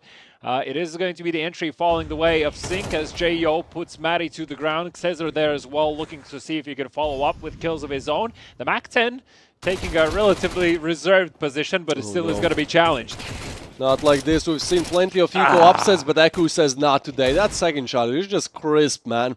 And so a 2v5 on the B bomb side of things, but really, can you ask for more than one headshot coming in from either Tak or Toy Zero? That's a big order, but for now at least, Toy Zero is delivering. Calls out JO's name, but Zezer and Fates does what Eku could not. As now, We have 6 on the board for Sing. They're slowly starting to run away with this one, but then again, Nubis is, I believe, one of the more T-sided maps, right? So, yeah, exactly. If anything, we're looking at a pretty close scoreline here.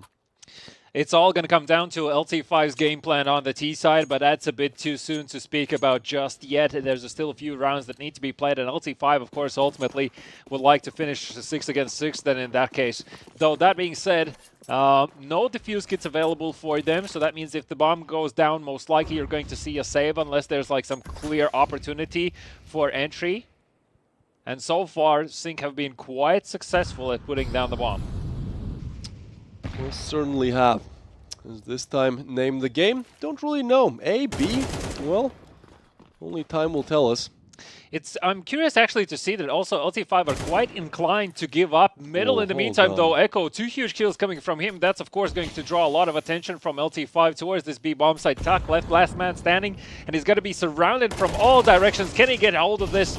No, he can't. JO just continues as Sync once again are going to put down the bomb, and as I said, no defuse kits available. That is an automatic save here. Matty is looking for a justified exit kill, looking to see if he can walk away with anything more than a deagle into the next round, as Fiera is going to be saving that utility he already has and doesn't really want to risk it. That's a lot of money that could go to waste. Yeah, this is a round where LT5 probably should not have bought. They did. Deagles, FAMASes, and, well, they go out in a blazing fashion. So now it's going to be a bit of an economical problem. It's the last round. You have to buy it, and like there's no other choice. But at the same time, what are you going to have? Again, a Deagle, MP9, and perhaps some util? Like, that's not the way how you want to finish off the half. So even though LT5 start off strong, and we see a 4-4, this is starting to look like a hot streak for Sync as well. Has really been the name of the game all throughout today's finals and semis, where, it's a close game in the start. We're like, yeah, we see 3 maps, and then it's like 9 in a row. Obviously, I don't want to be that depressive for perhaps the LT5 fans. We want to see how it goes in the pistol round, first of all. You don't want to call a game before you Anything can sides. happen. Anything can happen. Yeah. Fates, though, with the AVP, hasn't had any, crazy moments so far. If I recall correctly, there were actually some shots missed, so let's see if he can be a spanner in the works for LT5, as they have a few MP9s, 2 FAMASes, 1 Deagle to work with, and look at this shoulder pick. As I mentioned, you called him out, and he showed up. Showed up big time. Got Maddie, and now that opens the mid up for taking. Talk is going to peek, but Jo just quicker, man. At this point, it's a crunch. Players coming mid, players coming A, and Eku coming in with a headshot. A 2v5 on her hands, but once again, you have to go for it. But at this point, it's like, well, let's just save it. I know we can't save this money or these weaponry for the pistol, but what else is there to do? Win a 2v5 where the bomb entry sites are smoked? Yeah, good luck with that. I mean, we would love to see that. Anything for a good clip, anything for a good highlight. But Spardaus and Toys there, so much on their hands as well. Please get rid of one. Fates is going to refrag, and that should be all she wrote. As we have Sync pulling ahead, getting 8 on the board, but at the same time, a very T-sided map. So perhaps, on a perfectly equally sided map, perhaps 6-6 would be the more accurate scoreline. Yeah, a bit of a smile on the faces of Sync for a brief moment. I suppose also a sigh of relief to some degree, starting off quite well on the T side. Now swapping sides, of course, a lot of the pressure is going to be on the shoulders of LT5 to perform on the map. They have chosen to play that being Anubis on your screens, and it's all about how it is going to pan out from the very first rounds, as they have literally no room for error, so they absolutely need to take this first round. Let's see what the plan is. It looks like it's going to be a bit of a more pressure heading towards the middle section of the map, as quite early on Sync are already pushing through a long. Yeah, must-win round for LT5, and seems like mid is going to be the call. Perhaps mid to B here, going for a little bit of backstab. I mean, now they spot Maddie. This could really throw Sync off guard, but what is thrown off guard is Maddie. Gets thrown to the ground, and she's just been so good. Eku with a headshot, Zezer with a headshot as well in this round, just simply off of individual prowesses. Almost won a 2v4 on her hands. Spardaus tries to get away, tries to reload. Now left in a 1v4. Spardaus, can you do it? Pushed by all the players. Gets 1, 2, 3, 4 almost, but no. Instead, it's Eku eliminating him, but on a crazy clip. Almost a 1v4. But in the end, they are denied. I believed for a second that Spardaus will do it. He's been performing amazingly so far today in this first map, and has been a crucial reason behind why LT5 have managed to keep it competitive. Nonetheless, though, Sync managed to steal it away. And for a moment there, it looked like the answers have been found by LT5. And as soon as we think that is the case, Sync come through with two just absolutely stopping headshots that killed all the momentum LT5 had gained in that round. Now, that being said, Deagle's once again in their hands, so let's see what they can do with these individual peaks, as I'm sure Sync are feeling the game right now, and the confidence is on their side to take these duels.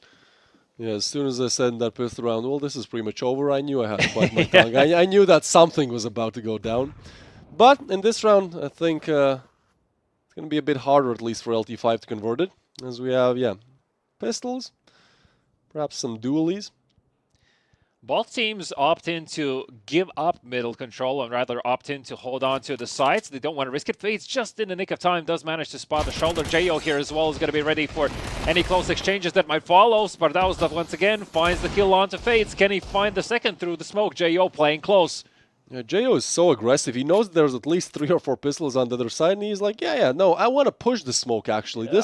This is the same thing to do. Well, look at the health on the side of LT5. It's only Spardaus that has 100 HP. The rest already are tagged up, and they're heading towards this bomb site that's already fortified. Oh, Xezr and Echo, they've been showing up in the previous round. They're probably going to show up once again here with a highlight reel.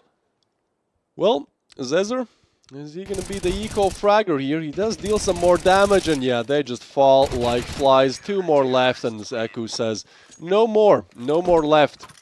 As Sync approach double digits on the scoreboard, 3 more rounds to convert it, and this is the point. Once again, we saw the same in Daugo versus Grinders game at 4-10 scoreline, I believe, and like this is where you really need to win the round, right? Like do or die. Do or die. Like even though you technically have 3 more mistakes to make, well, some of those rounds are going to go like this. If you lose this round, you're back to pistols, back to an eco, and at that point, we might be looking at 12 on the board for Sync. And, I'm a believer, but I don't believe in 9 rounds in a row for LT5. So, this is the round to convert. Yeah, a lot of early damage taken on the side of LT5 by the HEs provided from the hands of Sync, no. and they actually opt in to push into middle as well, finding 3 kills, a few trades finally falling the way of LT5, but it might be a bit too late. Now Spardaus makes it in an even game in fear here. It's all going to be down to timing. A lot of is on the shoulders for Spardaus. He still needs to retrieve the bomb as well. Oh, this is going to be tricky, and Sync opt in for the safer play. They pair up and looking to see if they can take the duels. Yeah, I almost wanted to call Sync overconfident there, but it kind of works out in their favor, although now a 2v3 turned into a 1v2. Fates has to do it all. I mean, so far good in the kill department, 11 on the scoreboard, but 2 more would definitely be what he's looking for, as the bomb makes its way more towards A. Fates is going to be on, well, checking angles, but I think ultimately the bomb is about to go down and his position will be checked as he's too far away to come in as a surprise. I didn't really notice, but I believe, Fates will not find a defuse kit along the way, so the health is still down on the side of LT5, and Fates, well, they do have the round reserves to try and work with here. He's going to opt in to push through this smoke. He's going to be making steps ahead. But this sometimes happens to me as well. I just calmly try to walk through a smoke, but somehow they see my hands, I believe, or something, and I just don't see them. I'm still in the smoke. So yeah, that slow walk through the smoke, even though it makes sense as you don't want to, put in the extra attention on yourself, it doesn't make sense when the opponent sees you and you do not. So LT5 in a must-win round, what looked like it was all over, especially with that crazy Sync play at the start, pushing through smokes, triple flashing and pushing in. Still, they're able to make it work. Great job for them, but a long road ahead of them. That being said, though, there's not a lot of reserves in the bank for Sync, so if LT5 manage to convert this, they might be back into the game as with a 5-round deficit. Once again, a very important round to take, and I mean, once again, middle completely given up. Sync really don't have any information about what is happening through this part of the map. They're rather more comfortable of just opting in to smoke themselves off into the sides, forcing the Ts to see if they're going to be brave enough to break through these smokes on their own. But they might be running into a trap. So far, LT5 lacking a bit information to make an informed decision where exactly they want to go. But as you can see, showing themselves in middle has put a lot of attention towards 3 players from Sync are expecting for the hit to come through right here. Yeah, but a bit slow here. First kill opening on just a minute here, but Zezer quick on refrag, gets a double now. Tac spots the 2 on the other side, so he does not want to engage, does not want to peek. Instead, Fieri is going to be the one making the action here, making the rounds, making the headshots, as they Bombstead is now open up for business. Help arriving quickly, but Fieri, oh, when he hears them, he surprised them, gets one, immediately refrag, but the kill comes in for Zezer, a double for him, and suddenly it is all falling apart. Tuck's position, I believe, is expected as well, and the thing is, the bomb is planted, so he's just going to wait for the defuse, but at the same time, Sync, they have so much time on their hands, and they also have Zezer, who's just going to ace it. So, the first ace of the tournament, and yeah, 18 frags to his name as well. This guy's just rolling through this one. Clean headshots, smart plays, just overall. There were no mistakes on his part, and that puts Sync on 11. A very unfortunate loss for LT5, as if they did win this round, that would completely destroy Sync's economy and perhaps, stringing together even 2 or 3 rounds. So at this point, seems like the game is flipped on its head once again, as LT5 will be struggling to make it work with the Galils. Sync are, well, not exactly swimming in money, but definitely doing way better than LT5, and approaching those 2 more rounds. 2 more mistakes for LT5 to be made here.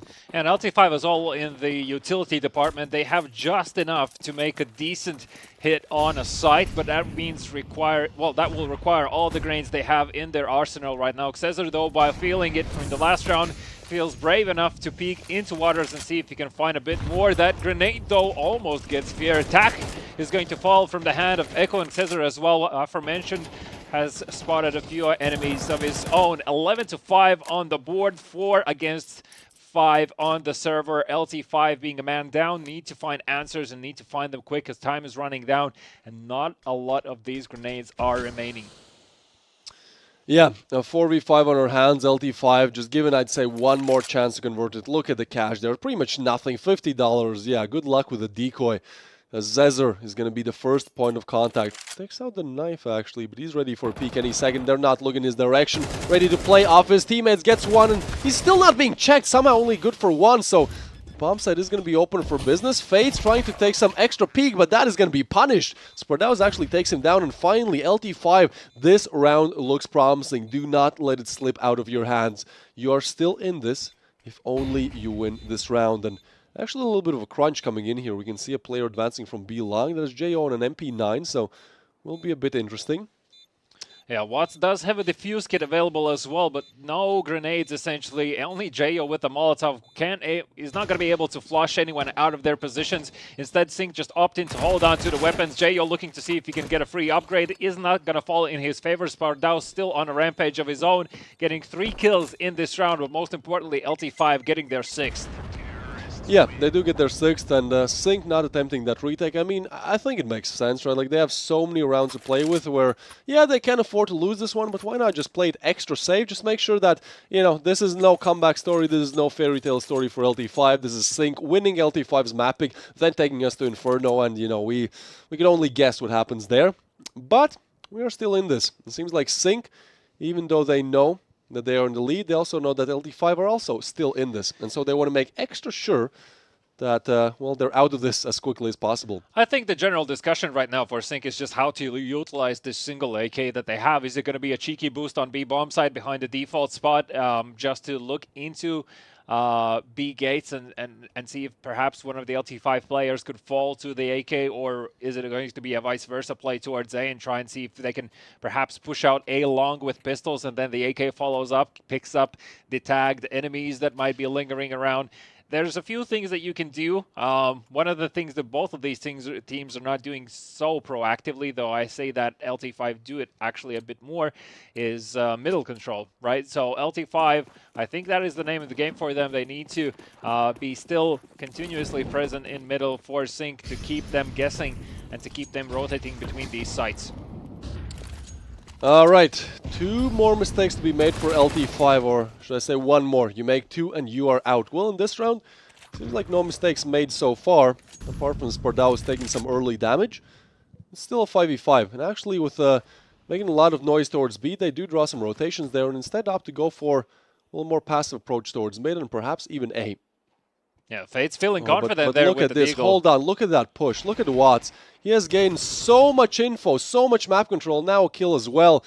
So LT5 are pretty much crunched. They are pushed in, and Sync don't really have any reason to rotate, as you know, the only places where LT5 could be is either B long or mid, and now, oh no, extra salt just rubbed into the injury there. The Spade's gonna deagle kill Jo with a pistol kill as well, and somehow they are making a pistol round work off of great aggressive play coming in from Watts. So much info gain, and now only Tuck, well, not even he, left alive. As now there's 12 on the board for Sync. One away, and yeah, this is a tilter. This is what we call a tilter. Yeah, it's definitely not going to be bringing any pleasant memories about Anubis anytime soon for LT5. That being said, though, the game is not over just yet. Still one AK, one Galil, one Mac-10 and 2 Deagles available for LT5 to work with, and we've seen already before in this match they can work with limited buys and still could potentially convert here, but Sync, of course, the economic-wise have recovered fully from their previous losses. Xezzer are also dropping like 20 kills in this game. Echo on 18. Toyzera, though, peeks into waters, looking to see if anyone is brave enough to challenge him with the Deagle. Matty looking to follow up. Yeah, at this point, it's like, I want to believe in LT5, right? Like, but at this point, it's not a question about this round, it's a question about the game. LT5 have won 6 rounds in total in this game, and now they have to win 7 string together without single mistake. Like, I want to believe again, but like, this just seems so far from what's possible. Yeah. Watts is going to put down the smoke to prevent anyone curious of any exploration attempts, and Sparraus, I think, should be utilized to the max with the winning streak he has in terms of his duels, and just send him in somewhere to find that first shot. Echo, though, is not going to really leave any room for error on his part. Molotov in hand is going to put it down as soon as he spots the first contact. All right, one more chance for LT5. B bomb site, can you do it? Trying to shoot some players through the smoke, but instead it's gonna be Xezzer. 1, 2, 3. Watts lines up one as well, and now it's a 1v4 for Tuck. He actually makes it a 1v3. Now 3 more players to be found on for the ace, but no. Watts says it is over.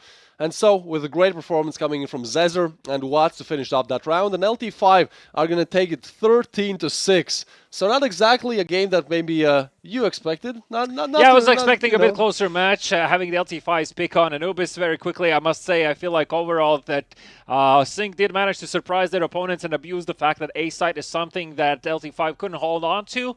That being said, though, there's lessons to be learned and key takeaways, a few rounds that didn't fall in favor for Sync as well, so probably they need to have a bit of a chat about that, but I'm sure, yes, they're going to be feeling confident heading into Inferno.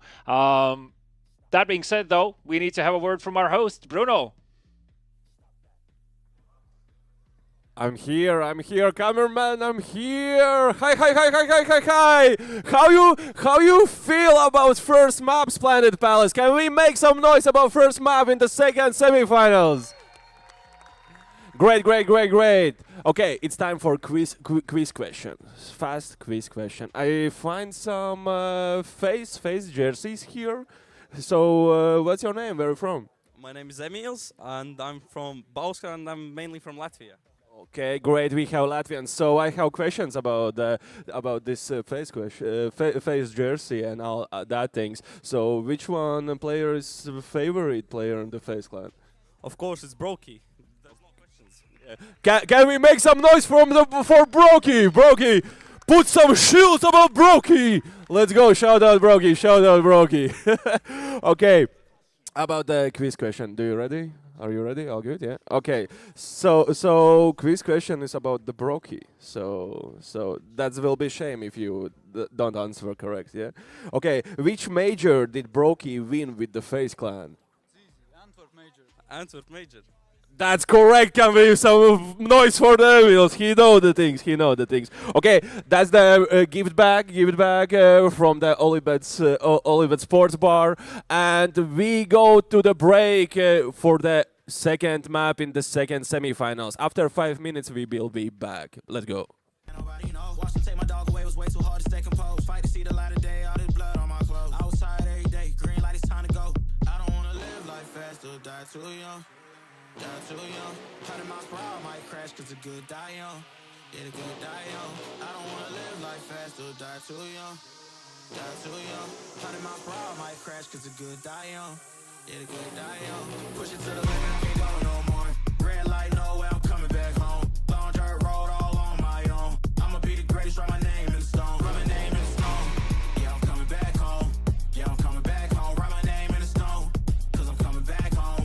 Cause I'm coming back home. Right back where I left because I know my people needed me. Diamond in the rough, I don't know what it is they see in me. Go down as a legend in my city cause we beat the streets. Trying to spread the wealth around the block, no I can't keep from me. Told me I should leave. I see the bigger picture and it's way bigger than me. Can't be living like a king, but my people need to eat. If I got it, then you got it, we gon' get back on our feet. And I put it on me. I don't wanna live life fast or die too young. Die too young. 100 miles per hour might crash cause good die young. Yeah, but here I come. I don't wanna live life fast or die too young. Die too young. 100 miles per hour might crash cause the good die young. Here I come. Push it to the limit, can't go no more. Red light, no way, I'm coming back home. Long dirt road all on my own. I'ma be the greatest, write my name in stone. Write my name in stone. Yeah, I'm coming back home. Yeah, I'm coming back home. Write my name in stone. Cause I'm coming back home. Cause I'm coming back home. Coming back home. I'm coming back home. Y'all coming back home. Y'all coming back home. I'm coming back home. Y'all coming back. Push it to the limit, can't go no more. Red light, no way, I'm coming back home. Long dirt road all on my own. I'ma be the greatest, write my name in stone. Write my name in stone. Yeah, I'm coming back home. Yeah, I'm coming back home. Write my name in stone. Cause I'm coming back home. Cause I'm coming back home.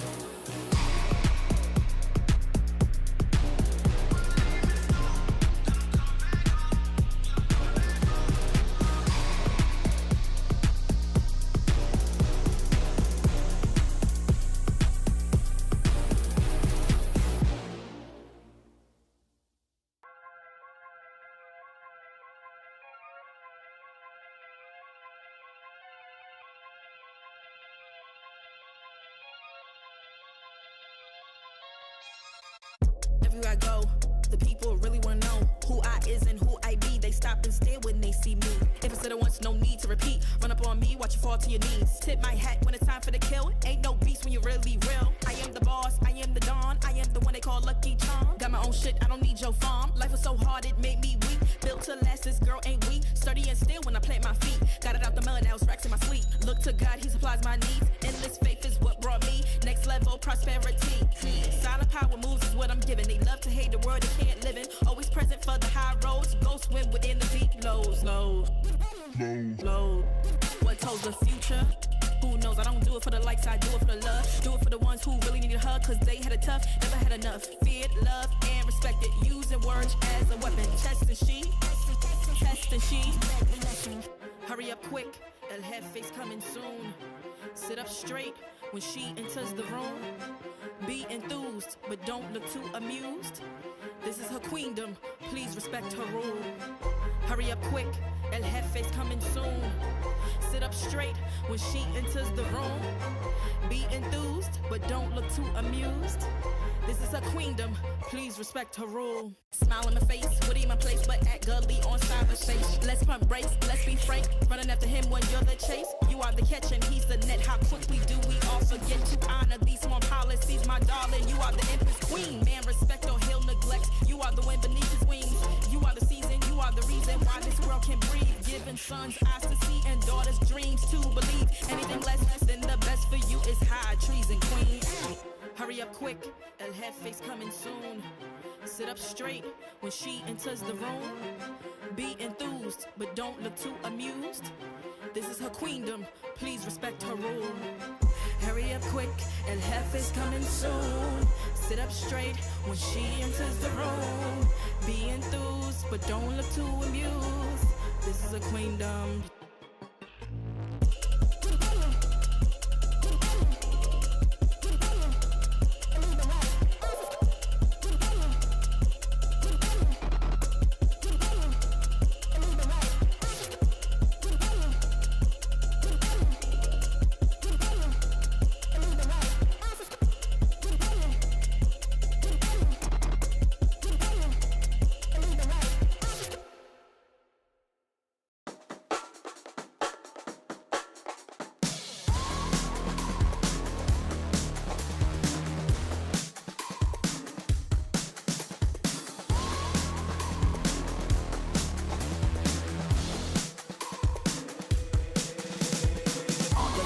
I'm such a weirdo. Tattoos from my toes to my earlobe. Was a role model, I never had a hero. I learned how to live through the stereo. Coming from where I come from, the inferior. Everything you see ain't what it appears though. Everything that I built, made that from zero, then added a zero. I am my hero. They couldn't imagine what it's like in my mind. It's beauty and catastrophe at the same time. Remember they laughed at me when it was game time. Now I know that they mad at me. I'm when you can't find. I'm not from the day. I come alive at night. I'm not what you used to. Couldn't recognize. They all on the ground while I'm taking flight. And you're welcome to join me. I promise I won't bite. Things they say, they're never getting in my way. And even if I make mistakes, I will always season through. Cause I don't wanna play.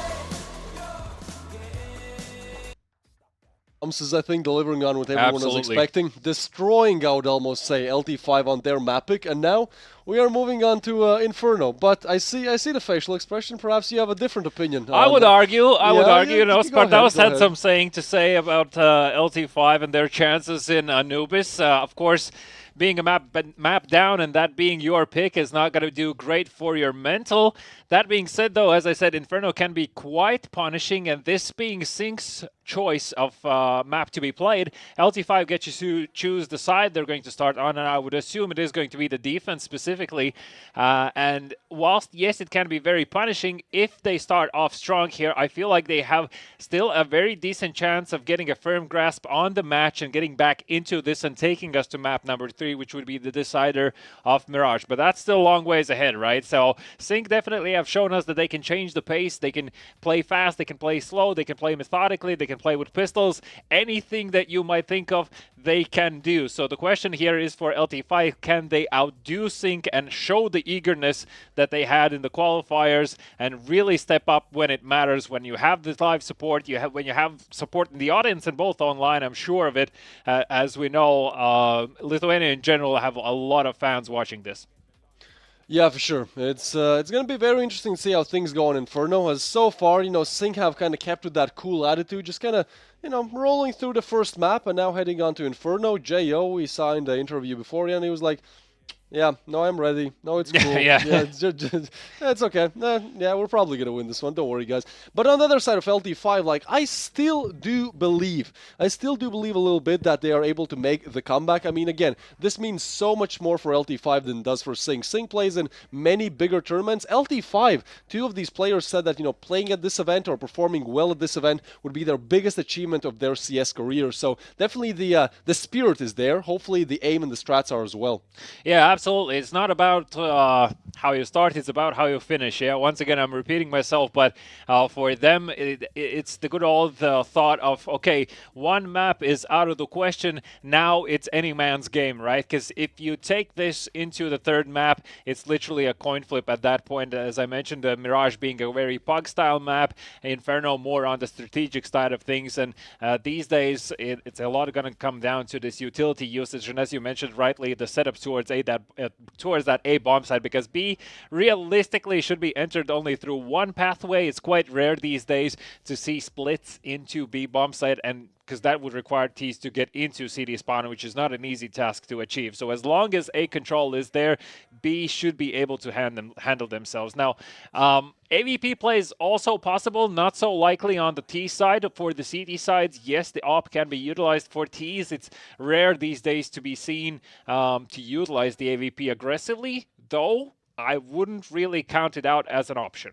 I hope it happens, man. Like, I prefer playing with the AWP as well, so it's always great for me to see some plays, you know, some clips, some highlights, and honestly, I think it's one of those weapons that you can create the craziest highlights with, just, you know, getting smooth, like 3-4 frags in a quick succession. It looks great, and hopefully we see more of that, as so far in the 3 maps that we have watched, really just lacking in that AWP department. Not saying that the players are, you know, not performing their it's just that not best. That crazy impact. Yeah, you mean. Yeah. That's absolutely right. So, heading on to Inferno, maybe an unlikely map for that sniper to be busted out. Well, let's hope for the best. Do you think we're going to see another ace on Inferno? We saw one happen from the hands of Xazer. No, but I do think we're going to see a knife kill. A knife kill is going to happen. I don't know why, but I feel like Inferno is really good for getting knife kills. Actually, yeah, somehow. it's quite true, especially like somewhere around apartments. Towards you can apps, often find a timing for it. Yeah, sometimes, it's something that happens on church as well. You know, sometimes you're just hiding there.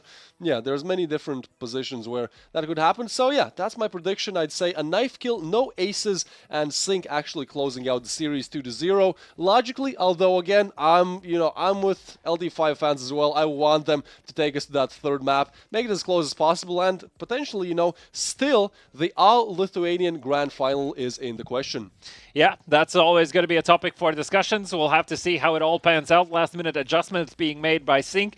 I'm sure they have a clear game plan in their mind. Starting on that T side, I would assume that they are going to continue in a similar fashion, sticking shoulder to shoulder, making those trades as effective as possible. You know that Glock is a very forgiving gun for a run and gun strategy. So that means that you can just continuously move around with the Glock, and one ding to the head, that's plenty enough warning signs towards the CTs to make you think twice about re-peaking that angle, as a single bullet additionally is going to put an end to you. So a lot is riding on this first round. And do you want to call it? Do you think it is going to be the good old B hit, or is it going to be a bit more advanced strat?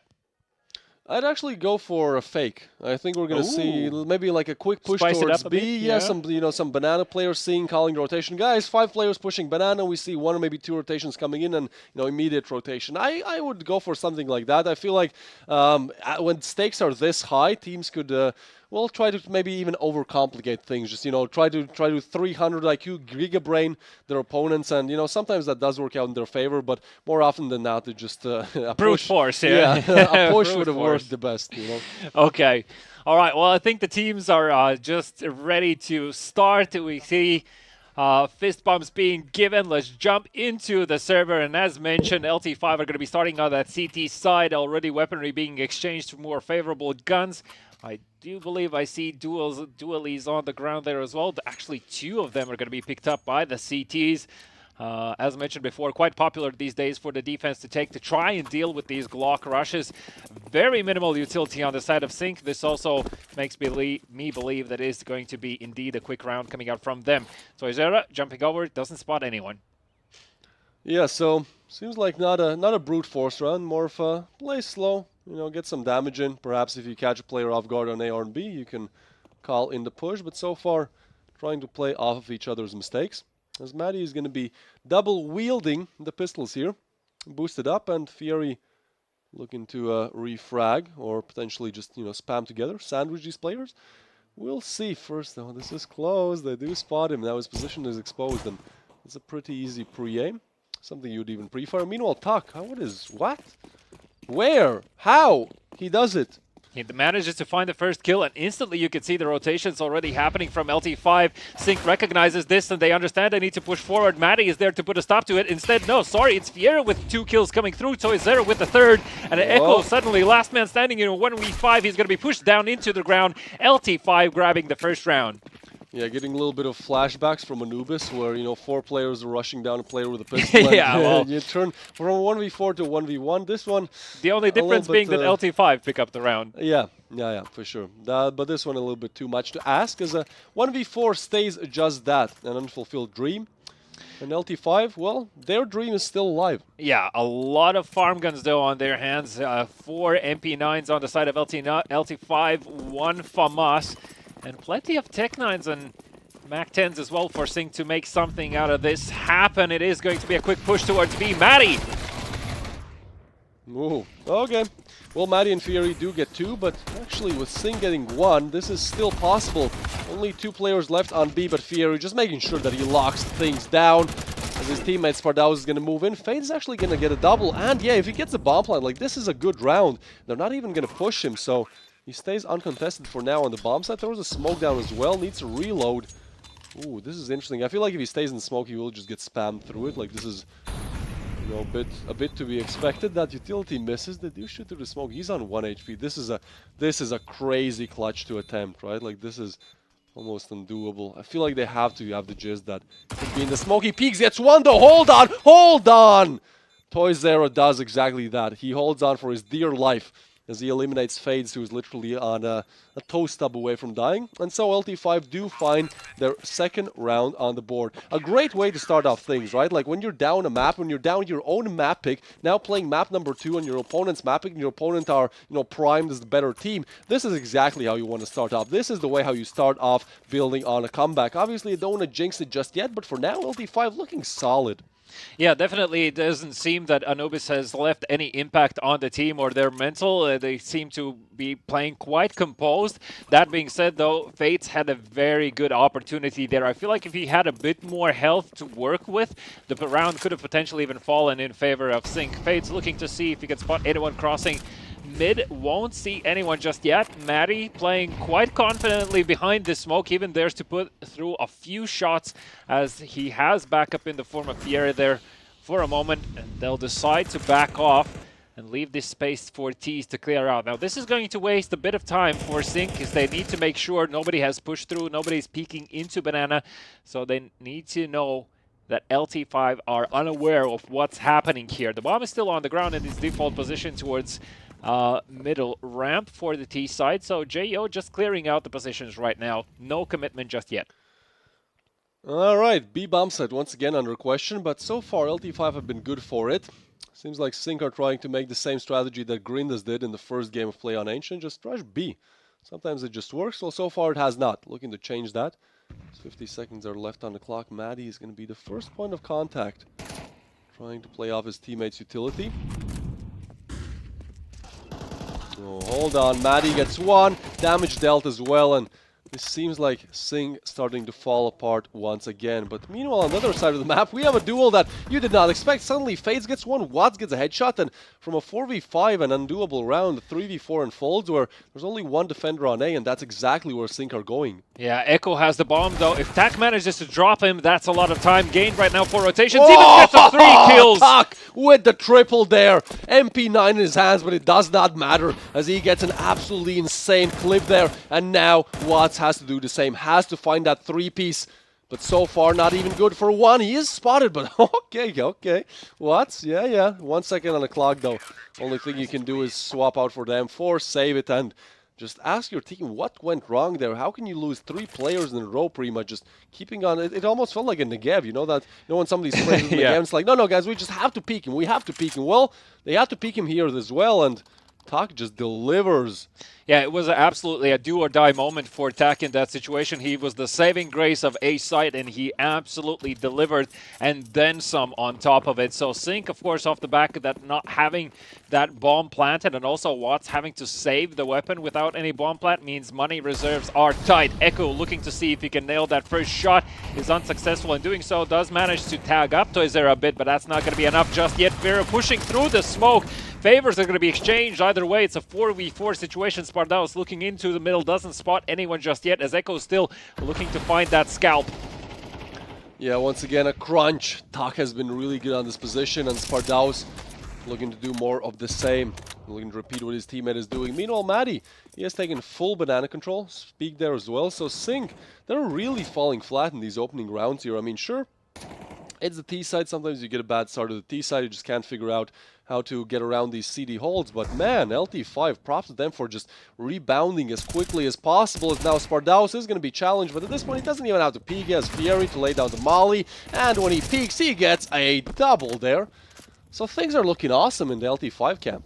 Yeah, Xazer left man standing with the Deagle, won't be able to connect the shot onto Fiera. They get the 4th on the board, and definitely this should put LT5 in somewhat of a good mood. At least the start is there, what was required from them, and as I mentioned, the iron hold that's very much needed from them, as later on they will be swapping sides. That being said, though, Fates has picked up the AVP, so they feel like feel like this could be the response needed here for those early engagements, especially in long distance. Well, for one, this is a start that we have that's unprecedented so far. Very one-sided. So far, we always had 3-3s, 4-4s. Well, this time it's LT5 all on the scoreboard, and JO looking to deny that from happening any further. He gets an opener instead. They call a rotation, so that's actually not going to fool LT5 that much. No rotations being made just yet, so in fact, going A is their worst bet. There's only one defender on B. Obviously, they'll give it ample time to just clear out angles. Yeah, nice quiet approach. Calming things down on the map sync. They are allowing LT5 to potentially overthink the situation. Spardaus is ready to put down the smoke any minute now. That's going to waste a lot of time. Watts is going to be pushing ahead. He actually chooses to push through. Spardaus only gets one Caesar there with the trade. Tak has to come up once again. Tak once again with a double. This is insane from him. Almost single-handedly keeping LT5 alive in some of these rounds. A 2v2 still possible as the bomb goes down and Fate is there with the AWP. But that smoke definitely does not work out in his favor. He's not able to hold library. Less info for him. But meanwhile, Eku throws some mollies, stays on site. Now, LT5, you want to make this one flawless, you have to convert a very hard 2v2. As there's crossfires set up and Fates. Finally, that AWP shows up. 5 kills on his name. And now Fieri looking to, well, get to 8 in his fragging department. So far, I haven't spotted Fieri just yet. As he gets one hold on, he is aware of this, knows the molly's there, but unfortunately, not enough time. Perfect utility usage coming in from Fate, and so, well, he catches an A to his face as well, but doesn't matter at this point. He can even go down. Sure, losing the AWP wouldn't be the best, but it wouldn't be the worst of things. Getting around is exactly what Sync needed.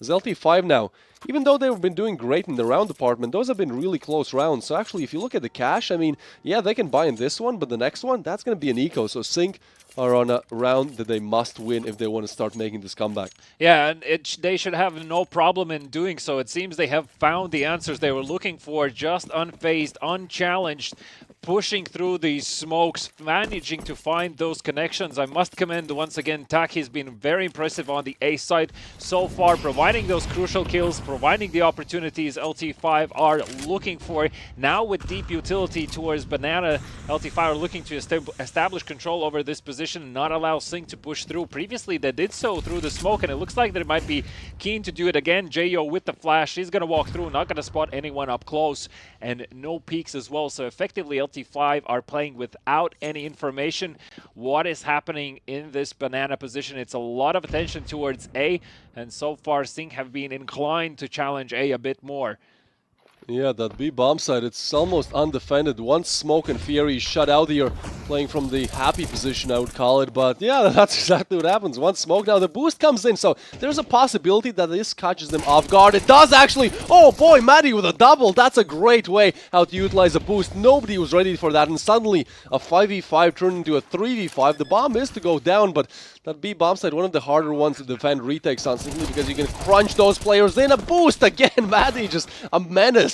Some parkour, a triple to his name, but in fact Watts refrags, so now a 1v3 for Fates. AWP to do just that, and he's just getting smoked off of the side. This is going to be a hard one.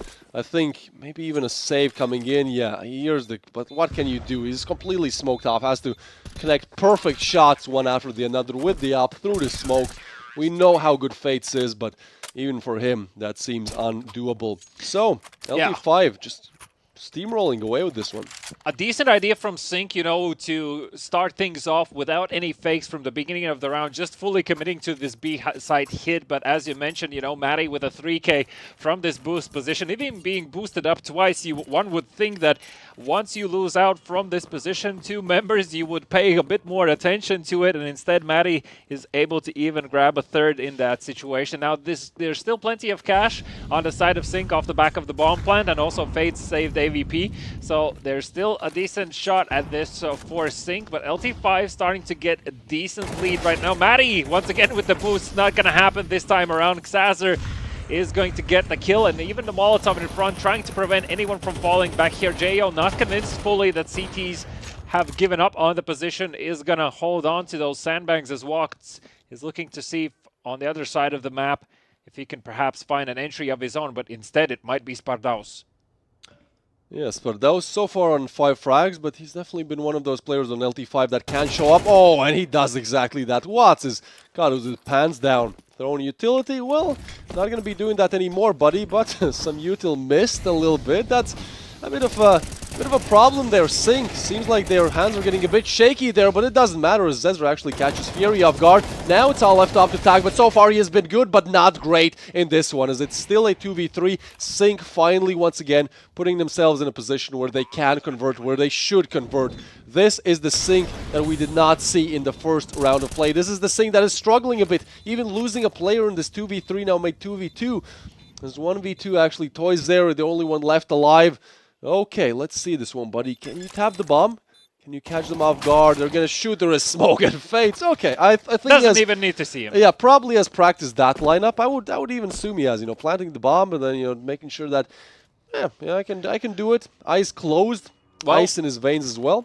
Finally, an opportunity for Sync to try and close the gap here, as the economy on the side of LT5 has been emptied a bit, so they'll have to, I would even go for a full eco here just to have the opportunity of bringing the most amounts of utility in the next, just stack a site together. So far, so good in playing shoulder against shoulder, and there's been quite close trades happening. JO, though, recognizing this likely is the scenario that's going to happen, has opted in to pick up a MAC-10, and most likely is going to be the driving force of information for Sync in the following round, as well as understanding, is there a stack somewhere? So curious to see what LT5 choose to do. Something tells me it might be an A stack, but let's see if that's the case. And no!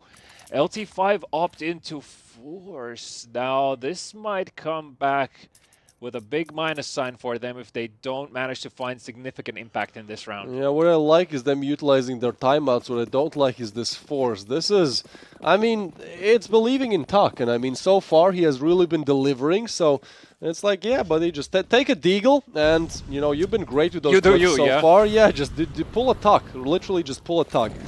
So, we'll see how this one goes. A lot of early util exchanged, but so far no advancements really.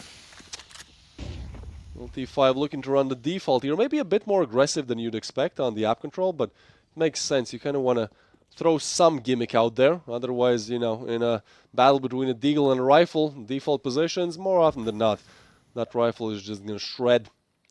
Boost still in picture, and Maddie actually on the other side. They might be expecting him on the boost. No, this time he's with the deagle, and actually Sync are attacking the more stacked bomb site, so this is still entirely possible. Once again, not like this. Sync, you have to watch that angle. Fury used the boost to his advantage again, and now it's a 4v5 rotations coming in, but if I would you, oh, okay, I guess getting overconfident there. Fate is going to punish that to oblivion. Oh, but Maddie, he's still alive, gets a headshot through the smoke. Crisp and clean. He's now looking for a bit more.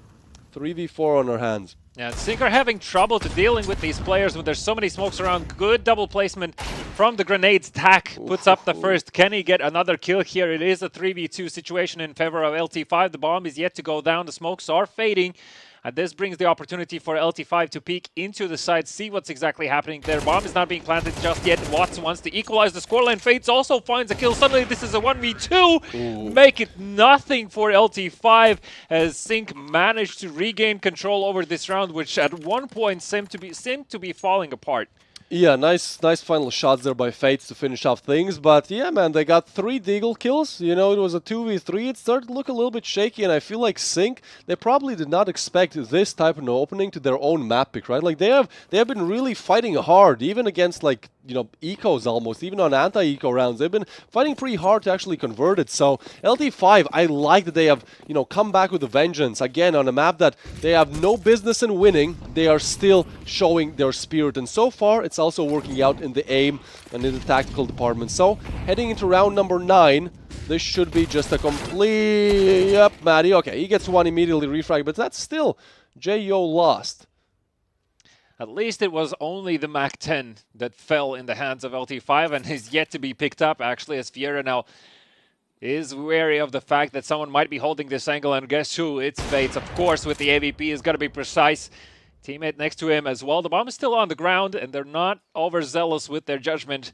That is Sync is looking to see what other info plays LT5 might try to pull off here. Spardaus might find a good timing, though Watts is ever present in the apartments and always looking for the CT pushes, as the bomb finally has been picked up and heading towards that site that still holds 2 CT players. What is that? I like that play. It's like what? They were expecting Fates still to hold the angle, so they tried to draw the attention of the AVP player and try to trade, not expecting for that many AKs to be next to it as well. Beautifully placed nade from Echo, and still convinced Spardaus is somewhere close. Yeah, honestly, like, not the worst of rounds coming in from LT5. For USPs and P250s, getting 2 frags, getting, what, like $8,000 out of the hands of Sync. Like, yeah, probably would have wanted the 3rd kill as well, but honestly, good attempt. As once again, Sync have struggled a little bit to convert around, but ultimately they will. I think Spartaus probably will just, try to hold some angles. Probably don't want to give them any extra cash away. As long range, there's just no way that P250 on half HP is going to do much.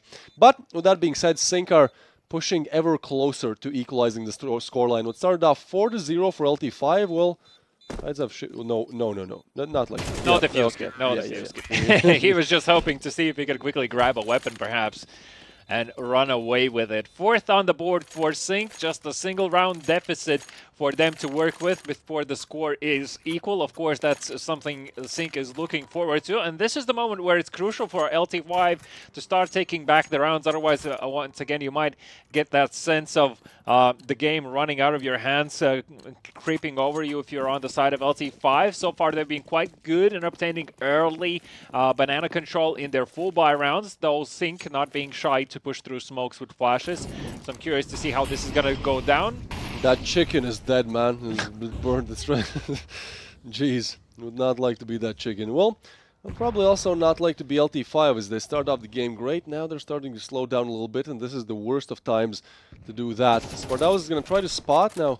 Lays down the util to maybe slow down approaches of Sync a little bit, but honestly, they don't have to stress too much. There's still a minute 20 to go on the clock, and with low HP on Maddie, this seems like a round where Sync could take things home. There is a bit of a problem for LT5 right now. If you notice, there's no real close control over middle. There's no close control of banana. So LT5 are essentially playing in the dark here, just relying on the fact that they'll be able to take this hit head on instead. Oh, once again, Tak with a double Eku. Quick on refrag though, but still a 3v3, and rotations are coming in, so they're still considering this round possible, especially with Toy Zero now getting one. Well, they know his position, but he's still good for one, and he's still good to delay the game a little bit. As rotations have come over, we might see a double short take, perhaps some players trying to clear apps, as they know Fates likes to play this position with the op. He was successful at denying a 2v2 earlier on in this game, and now pretty much the same setup, almost the same players.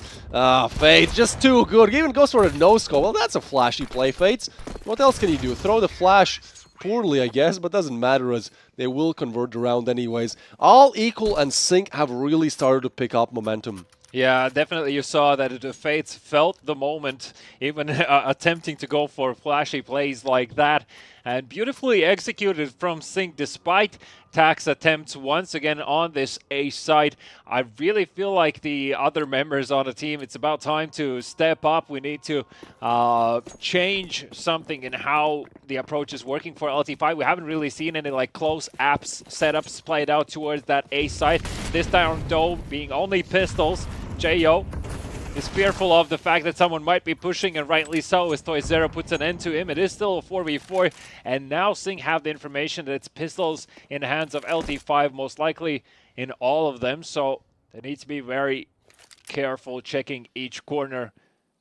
And the question is, where do you Sync feel comfortable in going? Because being in a 4v4, LT5 can still confidently distribute themselves among the sites, so of course Sync are going to be worried about running into a stuck with Maddie. Hold on, what? Oh, Fate.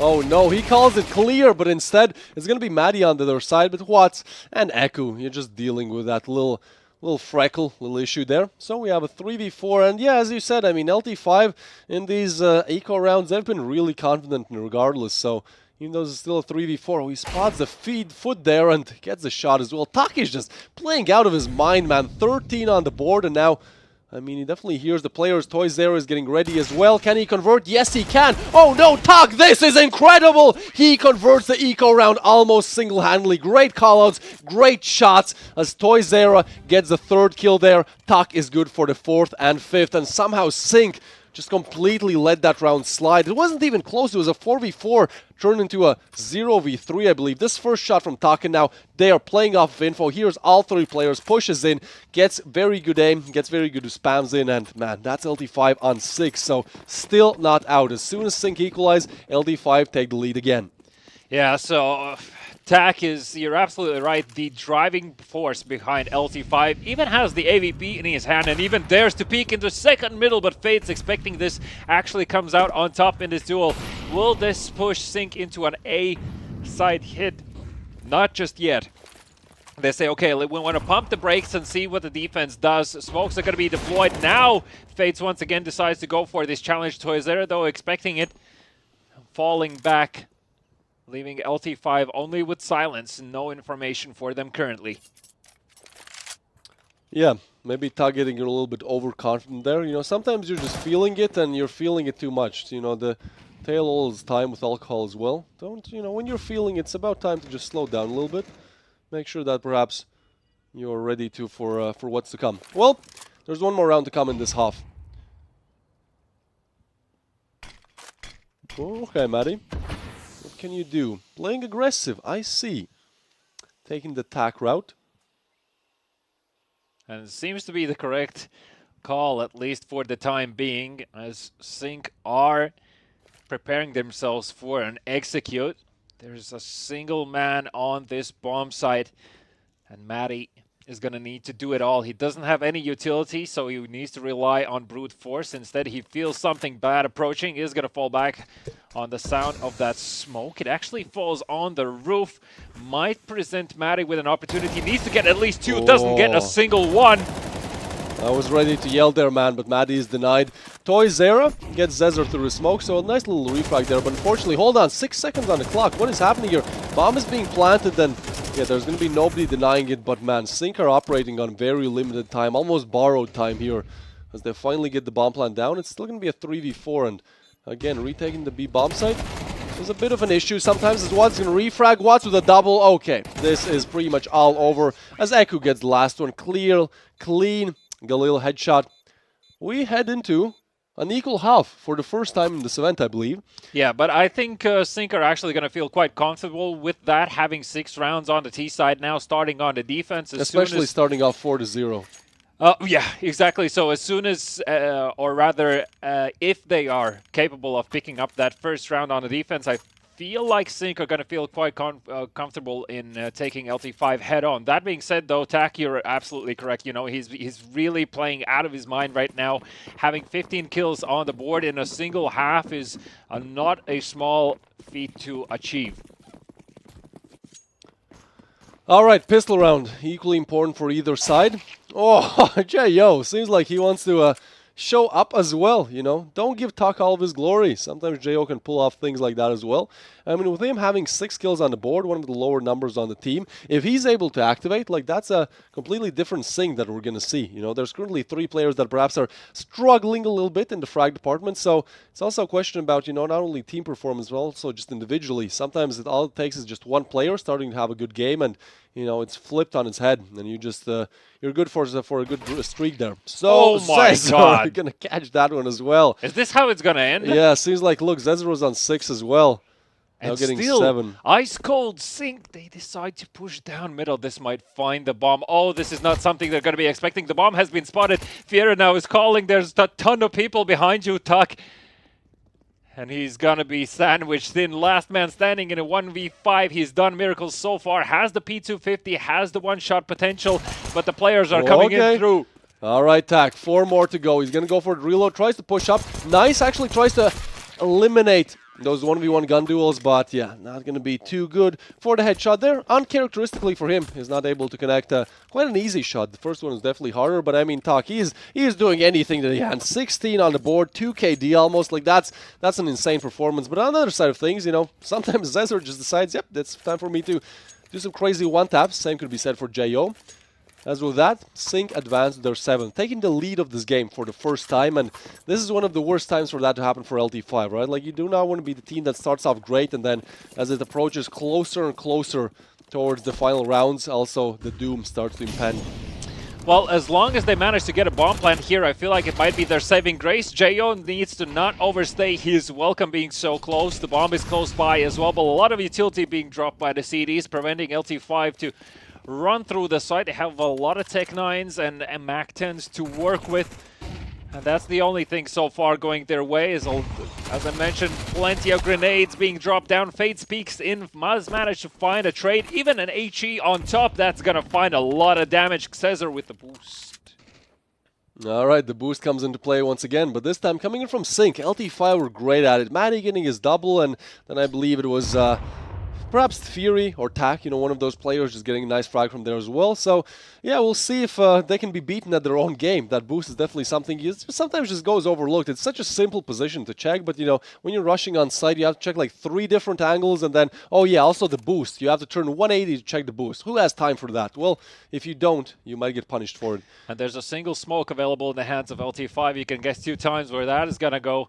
Of course, it's going to be the CT smoke. Caesar needs to come up big here. Here's the players running through. Is going to fall. His position is going to be checked. Fates looking to see if someone has been counter boosted. Doesn't find anyone. Matty is being cheeky with it. Feels like someone might try and push this smoke. Instead, it's going to be Echo that falls from the hand of Tak. And this should be a save from Sync. LT5 managed to respawn and put up another round for them. More so, they're going to be able to pick up perhaps a few of these weapons on their way out. Matty even pushes, finds Fates with his back turned. As Watt's last man standing. He's going to try to prevent any of these weapon saves if he can do something about it. Even looking to see, maybe he can pick up the M4. No, not going to fall his way. LT5 pick up the round. And Sync, food for thought. Look, I know that the caster's curse is in full effect. I'm sure that, people are listening. But I kind of do want to make that discussion about our first double digits, for both teams. Because so far we've seen, what I believe, 13-7, 13-5 scores around that. We didn't really approach double digits for both teams. So perhaps this is the one, crossed. Yeah, this is the one. And hopefully we see that third map as well. Yeah, well, I mean, in that sense, Inferno classically has been notorious for these close scorelines and ever-present threat of teams coming back into it, almost independently of what the scoreline has been so far or up until that point. Now this a match being 7-7, especially off the back of the round that LT5 just presented us with, anything is a possibility right now. Sync are going to opt in for a full force in this round, so purchasing Deagles, a bit of utility as well to slow down any quick LT5 attempts they might to present Sync with. We'll see if that's going to be the case.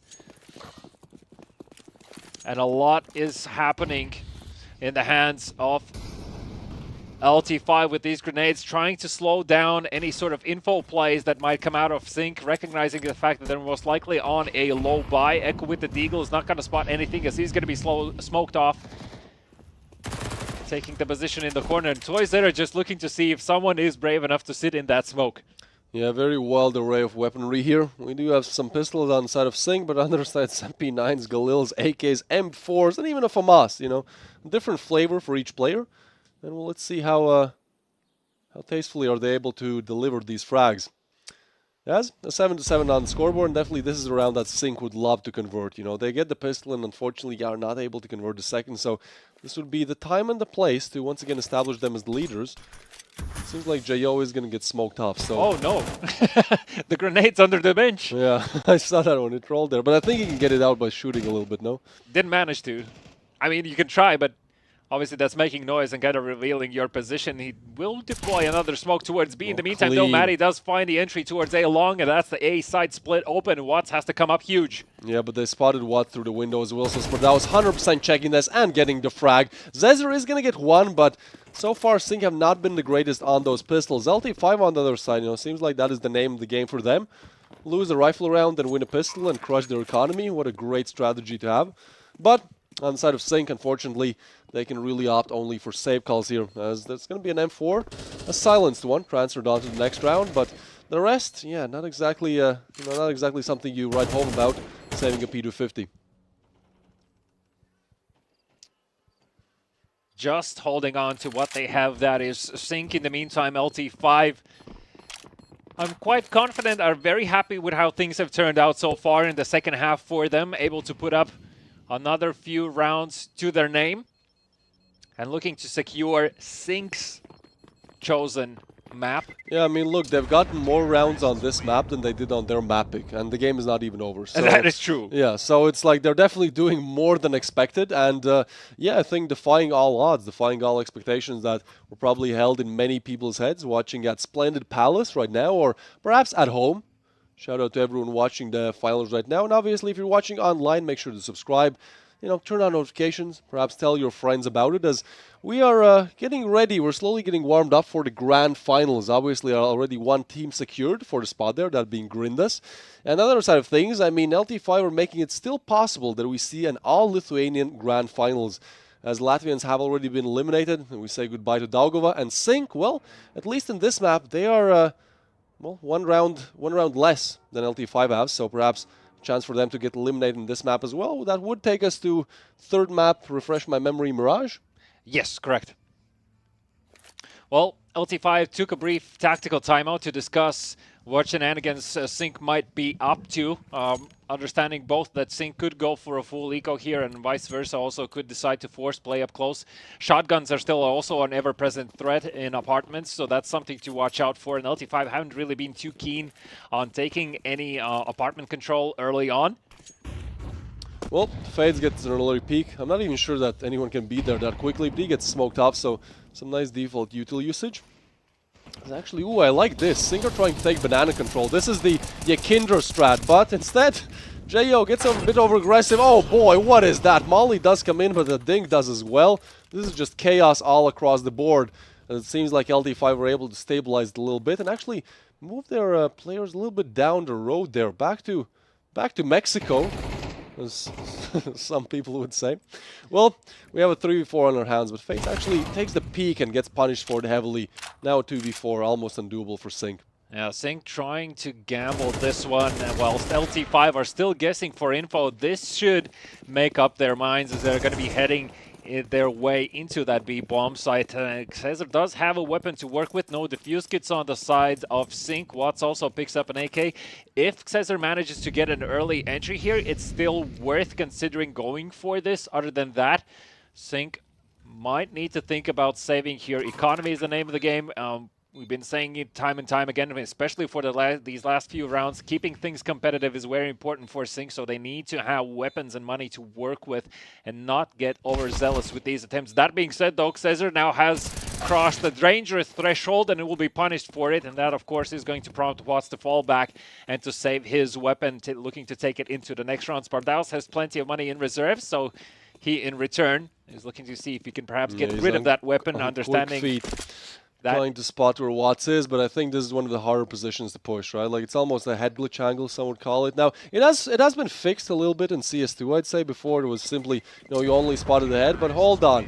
6 seconds on the clock. Watts, he will be looking in the correct direction, but he gets one, and I don't think the kill is going to come in. So he gets a little cherry on the top there, gives it some extra cash, and obviously, shout out to all the fans in the arena.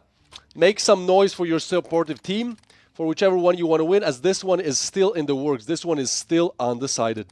Yeah, LT5 up 2 rounds. This is the point in time where Sync absolutely need to put up a round in their favor. They have 2 defuse kits also to work with in case it comes to the worst, and LT5 somehow managed to put up the bomb. So far, LT5 have been quite efficient at just simply eliminating their enemies. And look at this aggression coming out from Sync.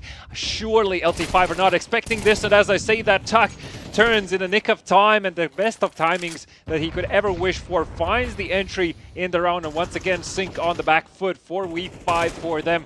Where are the answers they are looking for? And Watts as well also. Oh god, he's missed the timing.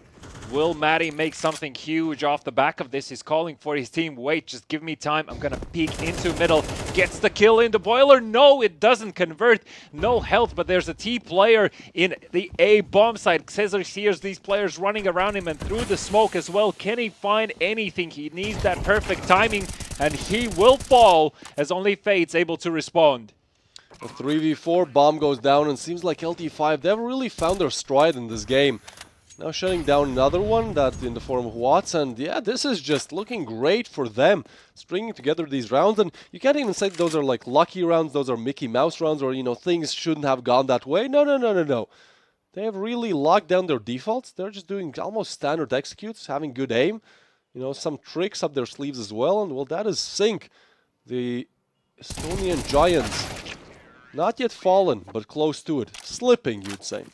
Yeah, 10th round on the board, and I mean, this is a prime example of what I was talking beforehand, before we even started on Inferno, about how punishing this map can be for the CT side. You can see almost every single round, Sync are on some sort of a half buy. Someone is like playing with a pistol or has no utility, no defuse kits to go for. So these early opportunities that fall short for Sync, and in vice versa, LT5 have done so far a great job of abusing, is really the key to success right now. And Sync just simply not being able to challenge their opponents on a similar level firepower-wise. That being said, though, we finally see a bit of a closer approach in the apartments, and let's see if Watts can make something happen out of this.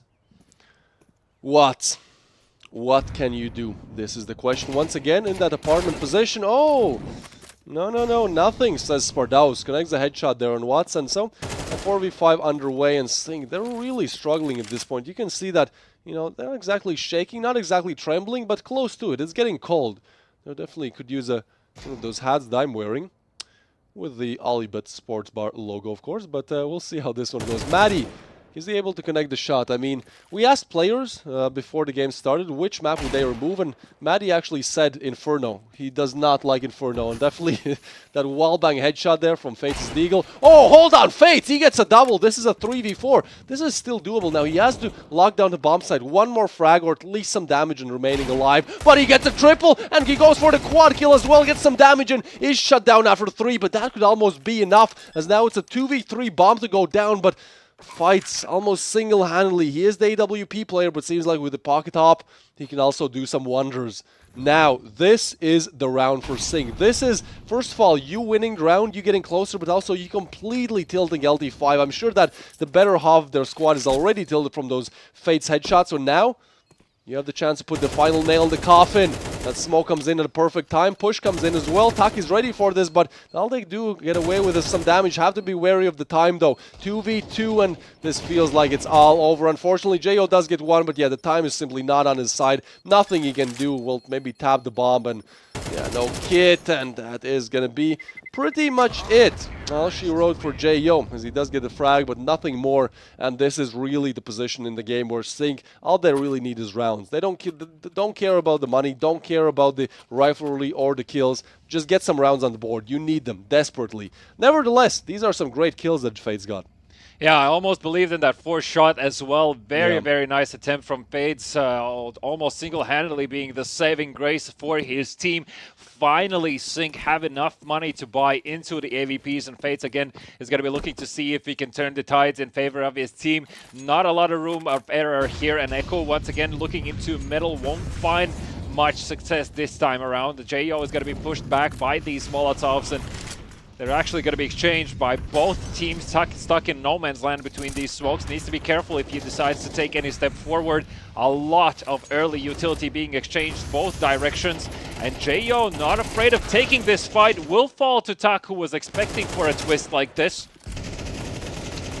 Well, that's a bit of a weird one, right? Like, so aggressive coming in from Sync. I get you want to take aggressive banana control, but at the same time, that's very risky. And when you have pretty much one mistake more to be made, if you make two, you're out. Maybe you want to go for a little bit more of a passive default. Well, either way, it seems like they have made it work somehow. Maddie down and Tak very low. Oh, question Fates is, needs can to this draw the work? Yeah, attention. this is good. Fates takes the peek, but is not able to actually get the frag. Eco there goes down. So a 3v3. Watt has to do a lot here. Holding down short as Fates is gonna miss the shot. This is not good. He does hit the second one. Okay, Sync. This is the round that you convert. Or no, says Tak. He gets a double 1v3. Suddenly turned into a 1v1. And with the way how Tak has been playing, 25 frags on the board, this is still entirely possible. Unfortunately for him, even as good as he is, when you have better positioning coming in from Zezer, he was just not expecting that at all. So Zezer denies that dream, that pipe dream. Felty5 just crushing Sync on their map pick, and so Sync still remain in the game, and I feel like at this point, this could be one of the hardest games to close out for LT5. They give away 1 or 2 more rounds. It's like they're so close. They're 2 rounds away, but at the same time, they know who they're up against, and you don't want to be in that position. So for LT5, I'd say close it out as quickly as you can. Yeah, LT5 have enough money for 2 more buys, including this one. So this and the next, and if they don't manage to convert these 2 rounds, Sync might be in a prime position to actually indeed close it out in a 2-0 fashion, though it seemed very unlikely just a few rounds ago. We were asking about that AVP impact from Fates previously to see if he can deliver, and oh my god, he delivered. 3 kills in the last round and a bit on top from his teammates. That's exactly what was needed for them. Taking a shot in mid blind is not going to find anything. LT5 looking to see if they can perhaps play something quicker is not going to fall in their favor. JO does find the kill onto Toyzera with the Molotov. He was unfortunately stuck. Though on the other side of the map, Echo does manage to respond with something here as well. And that is Maddie out of the game very quickly. LT5 find themselves with a 2-man deficit, being a 3v5 situation. There's realistically not much you can do being in a position like this other than group, go together, hope for the best, and try to hit the side that has the least amount of defensive players, and that is going to be, you already know which one. The letter says the name, so the players don't hear anything on the stage. A very responsible moment for Sync. And Cesar, look at this cheeky angle. I like this. Yeah. I saw a video on YouTube that says this was like a great tip that pros use, and it definitely is one. I mean, the only thing you can do there is just get a spot in, but oftentimes in levels as high as this one, it's all that you really need. So some util to come in, so that's going to deny LT5 a little bit, and this is the round that Singh has to make work. But Spardaus instead, he has different plans here. Opening up on Jay. Oh, what? Spardaus, you can't do that. Gets a headshot wallbang through the smoke as well, and suddenly a 3v5 win round for Singh has turned into a 3v3 with smoke shutting out players. Fieri through smoke as well, and oh no, Sync, not like this. Giants have fallen once again. This was a 3v5. Now it's a 2v3 save. One of the worst ways how this round could have ended. And now, LT5 are on match point. 4 more mistakes they can make, or at least 5 rounds they can play with. On the other side of Sync, as good as they are, as much as maybe they are hyped up, as much as expected on them, seems like that pressure has been crushing them a little bit. Oftentimes they're feeling like they're not playing against LT5, playing against LT6. Everyone just performing out of their minds currently, as we will have them on the 12th one. Yeah, so Sync need to find 4 rounds in a row to take this to overtime for a chance to lock it out in a 2-0 fashion. If they don't manage to do so, LT5 are going to grab the win on Sync's map pick, and that means only one thing. We're going to see Mirage as the third, and actually the first three map game of the day. So let's see how Sync plan to play this out. Still plenty of cash to get a decent buy-in. Only person lacking is Cesar, who has to work with a 5-7. The rest at least have a rifle in their hands, but a lot of grenades still in the defense. And Echo does spot quite a few players up mid, afraid of those fast pushes. Cesar in the meantime towards B. Quite keen on taking control. Vieira with the AWP is not going to connect his shots just yet. Boost on half wall allows for a bit more information to be obtained by Sync. Alright, so another chance for Sync to convert. Last round looked great, but seems like you never really predict things when Sync and LT5 are in the mix. So far, LT5 have caught some damage, and now banana control is also given away to Sync. I like this actually, sending down the only player that doesn't have an upgraded rifle to, just scout things out. If you're lucky, perhaps get a kill with a 5-7, but worst case scenario, at least you get some map control, some early info. And Eku, last time in this position, he had to get that frag, was not able to do it. This time, catches them completely off guard.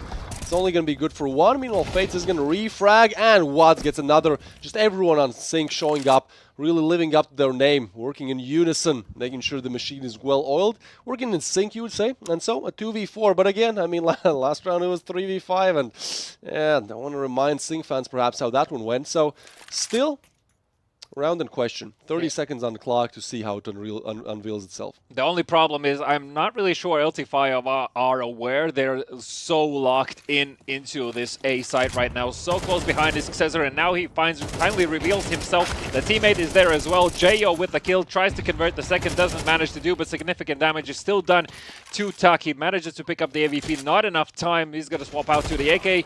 Doesn't get the kill here, and Sync do pick up a round. 3 more to go for Sync to take this to overtime. No bomb planted here as well, so LT5 are going to be spending their last dollars in this round. If they don't convert this one, though, it is still any man's game on Inferno. LT5 taking out that last timeout. What do you think is the talk that they're having right now?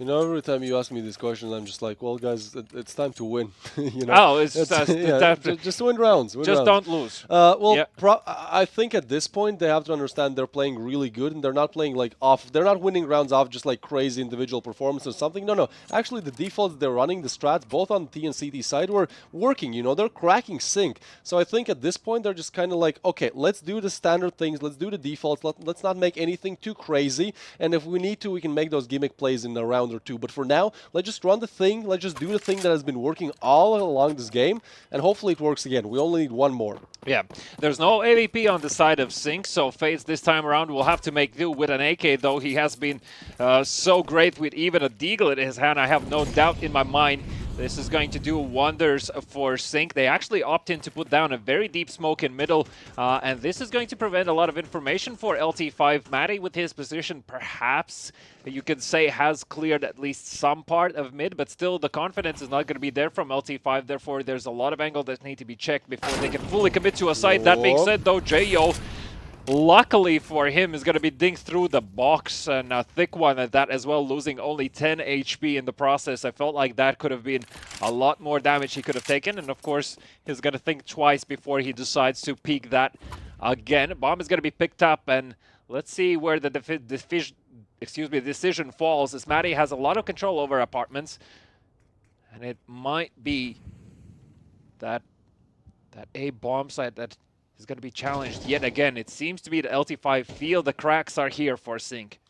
Yeah, I mean, Sync are playing it quite passively on A, and so far it hasn't really been working out that well in their favor. Some rounds they do get it, but I feel like they're kind of off of, not gimmicks, but just like lucky plays, not exactly due to the strat. Well, seems like it won't be contested anyways, as things are moving towards B. Util to come in, and Jo has to go so big here. Does throw down the molly, almost expecting players to rush in, but this also means that there's less time for Sync to arrive. Okay, let's see this one. Good crossfire. Zezer's position is not known, so this is still very strong. Hold on, 17 on the clock, and they actually make the call to rotate over towards A, but this is going to be crazy. Matty's position is not going to be expected, but he's not able to get the frag. This is why he wants Inferno removed, because he can't just catch a break, but he is going to get one off board. Matty with another one. Actually, what is happening here? 2 seconds on the clock. There's simply not enough time to plant the bomb, and so Sync win off of running down the clock. Toyzero is going to plant just for some extra cash, I believe. I mean, all props to Watts. He kept his cool long enough at least to drop the bomb in those crucial seconds. A very risky call from LT5. Of course, they recognize the fact that, you know, they've been made. They don't have a lot of time. The chances of entering B bomb site without suffering significant casualties is quite high, and therefore the call for rotation. Even off the back of beautiful praise from Matty, you know, he did manage to lurk in that archway, even catching the rotation, right? So it seemed like everything was going for LT5. Matty did amazing last round. Opens the doors the wrong way, it's fine. Yeah. It happens like that, you know. Okay, well... Don't you have those mornings where you mix up in which way the doors open? Yeah, sometimes. Hit myself in the head. Well, not a lot of cash to work with here for LT5, as we mentioned before, and not even getting the bomb planted around before that as well means they're in a lot of trouble, and this AK needs to do a lot of work. Fates, though, here's the gunshots, looking to see if he can perhaps return the favor. In the meantime, though, fear it. It felt for a second he's going to be keen on pushing through that smoke. Instead, they opt in for the other bomb site, and they might be making an amazing call right now. If you see where Sync's players are, LT5, is this going to be enough for them to give that final round they're missing out on?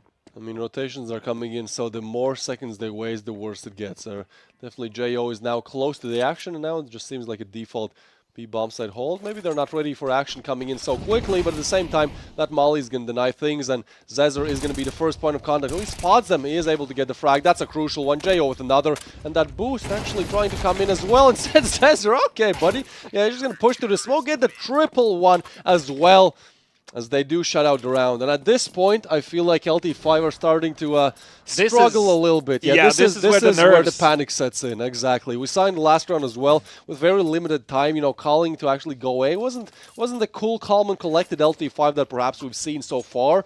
And now losing this round to, well, I wouldn't say even a bad strategist. You know, getting out-aimed because you have a pistol. Well, this is where the troubles start. This is where you get to that overtime. Well, ladies and gentlemen, are you ready? Possibly the first overtime of the series, as Sync are looking to get one more round on the board. Same can be said for LT5. Fully bought up. This is where it's at. 1 minute and 30 to decide. Are we going map number 3, or is this bust for LT5? Looking to deploy themselves carefully on the map. Nobody wants to slip on a banana peel right now. Nobody wants to make that silly mistake that you're going to beating yourself over. It looks like Sync are going to be opting in for that info play. Flash into banana, not going to see anyone up close. Deep smoke going to be deployed here as well. And they opt in to take the fight. Jo comes out on top, and they know there's someone else there as well. Spamming through the smokes, looking to find any damage they can. Spardaus is dropped down to 20 HP, falling back, knowing they have shown too many weapons right now, and understanding that LT5 might call in for a fast rotation towards A, though A bomb site is for now reporting all is silent. So Sync still are going to be happy having that one-person advantage. Question is now, do LT5 opt in to risk it? Well, Matty's going to take down Jo. That's a great opener. This is exactly what they need. The B bomb site, only Zezer left alive. Last time he was good for 3. This time he's not good for more than 1. So the bomb site is open, but low HP on Spardaus. A 3v3 could not be any closer. Bomb down. 40 seconds to work with. Players regrouping. This is where it all goes down. Molly is going to eliminate a little bit of players, but actually Fieri burns to a crisp, so now only 2 more players to be found. Spardaus and Tak grouped up together. They need to get this one. They will be exposed as soon as that P comes in. Both positions will be known, but it's actually going to be Spardaus with a headshot, and they're still not aware about Tak's positioning. It's going to be Fels with that, and 2 for Fates as we do go to overtime all the way. As far away LT5 seemed like, as much as it seemed like it's going to be them taking us to map number 3. For now, that dream is still a little bit further away. It's 4 rounds away, as both teams are looking to convert 4 to win this one out. Yeah, and props to Fades. You know, this is really the moments where you can see these experiences the players have had in the previous matches, having the mindfulness of checking that corner till the very end, making sure there's no 2 Ts hiding, even though they have never done so far in the match. This is where your expertise really shines, and Sync are going to kick things off being on that CD side. Yeah, and talking about that expertise, I feel like if it goes to overtime as it has, like Sync have the advantage now. Like they've been in these high pressure situations more than LT5 have. They definitely have more gimmicks, more tricks up their sleeves. So this is the point where things are starting to get from bad to worse for LT5. They have to convert 4 rounds, at least 3 to keep themselves in the game for another overtime. And up against Sync, an opponent that can really pull off anything at any time, this just seems like a very tall order. Obviously, we've seen some crazier things today, so everything's still in the air. As it seems like some smokes still being in the air as well, getting deployed towards A. And A execute. Let's see this one, LT5. It's just about obtaining information right now. They want to make sure that Sync are nervous about this position. You can see there's a lot of attention being drawn to middle right now. LT5 in the meantime deploying another deep Molotov in banana, preventing any early information pushes that might come out of Sync. And both of these teams really love to run down the clock in this match. Still 2 players lingering towards A side. LT5, they have an opportunity to try and perhaps even fake this one out. If Matty only would have the chance to get some sort of entry, I really feel like they could sell the idea over to Sync. He's trying to do that, putting down that smoke. Molotov into pit. Not a lot of action happening in middle. Jo in the meantime is going to deploy yet another smoke. 30 seconds on the clock. LT5 are not going to have a lot of room for error. There goes the execute. Jo, the first point of contact, needs to come up huge, gets the first kill, and only 1. Yes, Spardaus deals some extra team damage to Fieri, but seems like it doesn't matter. Oh, I like this pay coming in from Toyzera. They're not probably going to expect this one. He doesn't go for the immediate backstab, but he's worried about CT, but yeah, they're not ready for this one. That's a freebie for Orzera. Immediately punished coming in from Eku, so still a 3v3. This game could really not be any closer. Stark is trying to hold an angle here. So is Spardaus. A lot of off angles. Seems like it doesn't matter for Watts. Is now down to a 2v3. Stark has to relocate, has to get that headshot, but he's been so good all throughout his game. So is Spardaus, and suddenly a 2v3 and a 1v2. Oh, Fates, he does spot one. He knows where Tak is as well, but time is of essence here. Has to top the bomb, has to do something. But that peek is not going to come in just yet. He gets a frag, but is there enough time? That's the real question. There is, and Fights. We wanted to see those crazy op plays. Well, this is what we're talking about. A 1v2 to put Sync in the lead.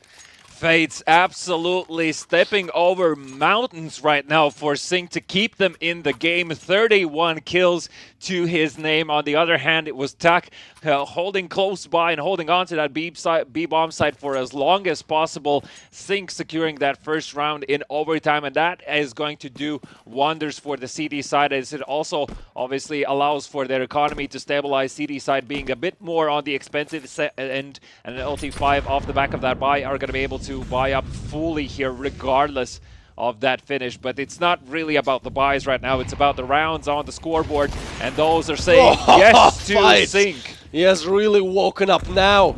A flick flash through the smoke, and now Jo needs to deliver more of the same that Fights did, but not exactly able to do just that. So Fates still in this position where he can deliver a lot, but Cesar, he's just not being checked. What is this? A triple! And this is where that experience really shows. You have to check that angle when the tides are so close. When the odds are so high, the stakes are so high, you just have to check it. Unfortunately, they don't, and so Fights finish off the way that he started. Gets a kill to open up things, gets a kill to end them, and now Sync. Oh man, they are really starting to put themselves ahead here. On LT5, I can't think, I would feel like a tag timeout needs, not a tag timeout, but timeout needs to be called, right? Because at this point, well, they're out of timeouts. They're out of timeouts right now for LT5. Yeah, you're starting to get tilted and at this point. And it was 12-8 at some point. Sync have managed to claw back 6 rounds in a row, the necessary rounds to take this over time. 2 rounds in a row on the CT side. As long as they can secure the third one, the lucky 16 is what both teams are looking for here. Whoever gets there first gets to take the map. Tak does manage to find the entry onto Fates. Jo looking to see if he can perhaps retrieve the AVP. He'll be successful in doing so, putting down a lot more utility towards Banana. They don't want to give that chance for LT5 to enter B bomb site again. They are quite successful in doing so, usually at a high cost. In the meantime, Matty looking to see if he can perhaps find a bit more info towards middle. The bomb is still a bit stubborn about the bomb site they want to head towards too, and LT5, knowing they have this opportunity of breaking through, knowing that they have been quite successful apart from the previous round in challenging that site, are looking to see if they can do it again. Smoke is going to be deployed. There's still a full minute on the clock, so LT5 have plenty of time to hit the brakes and still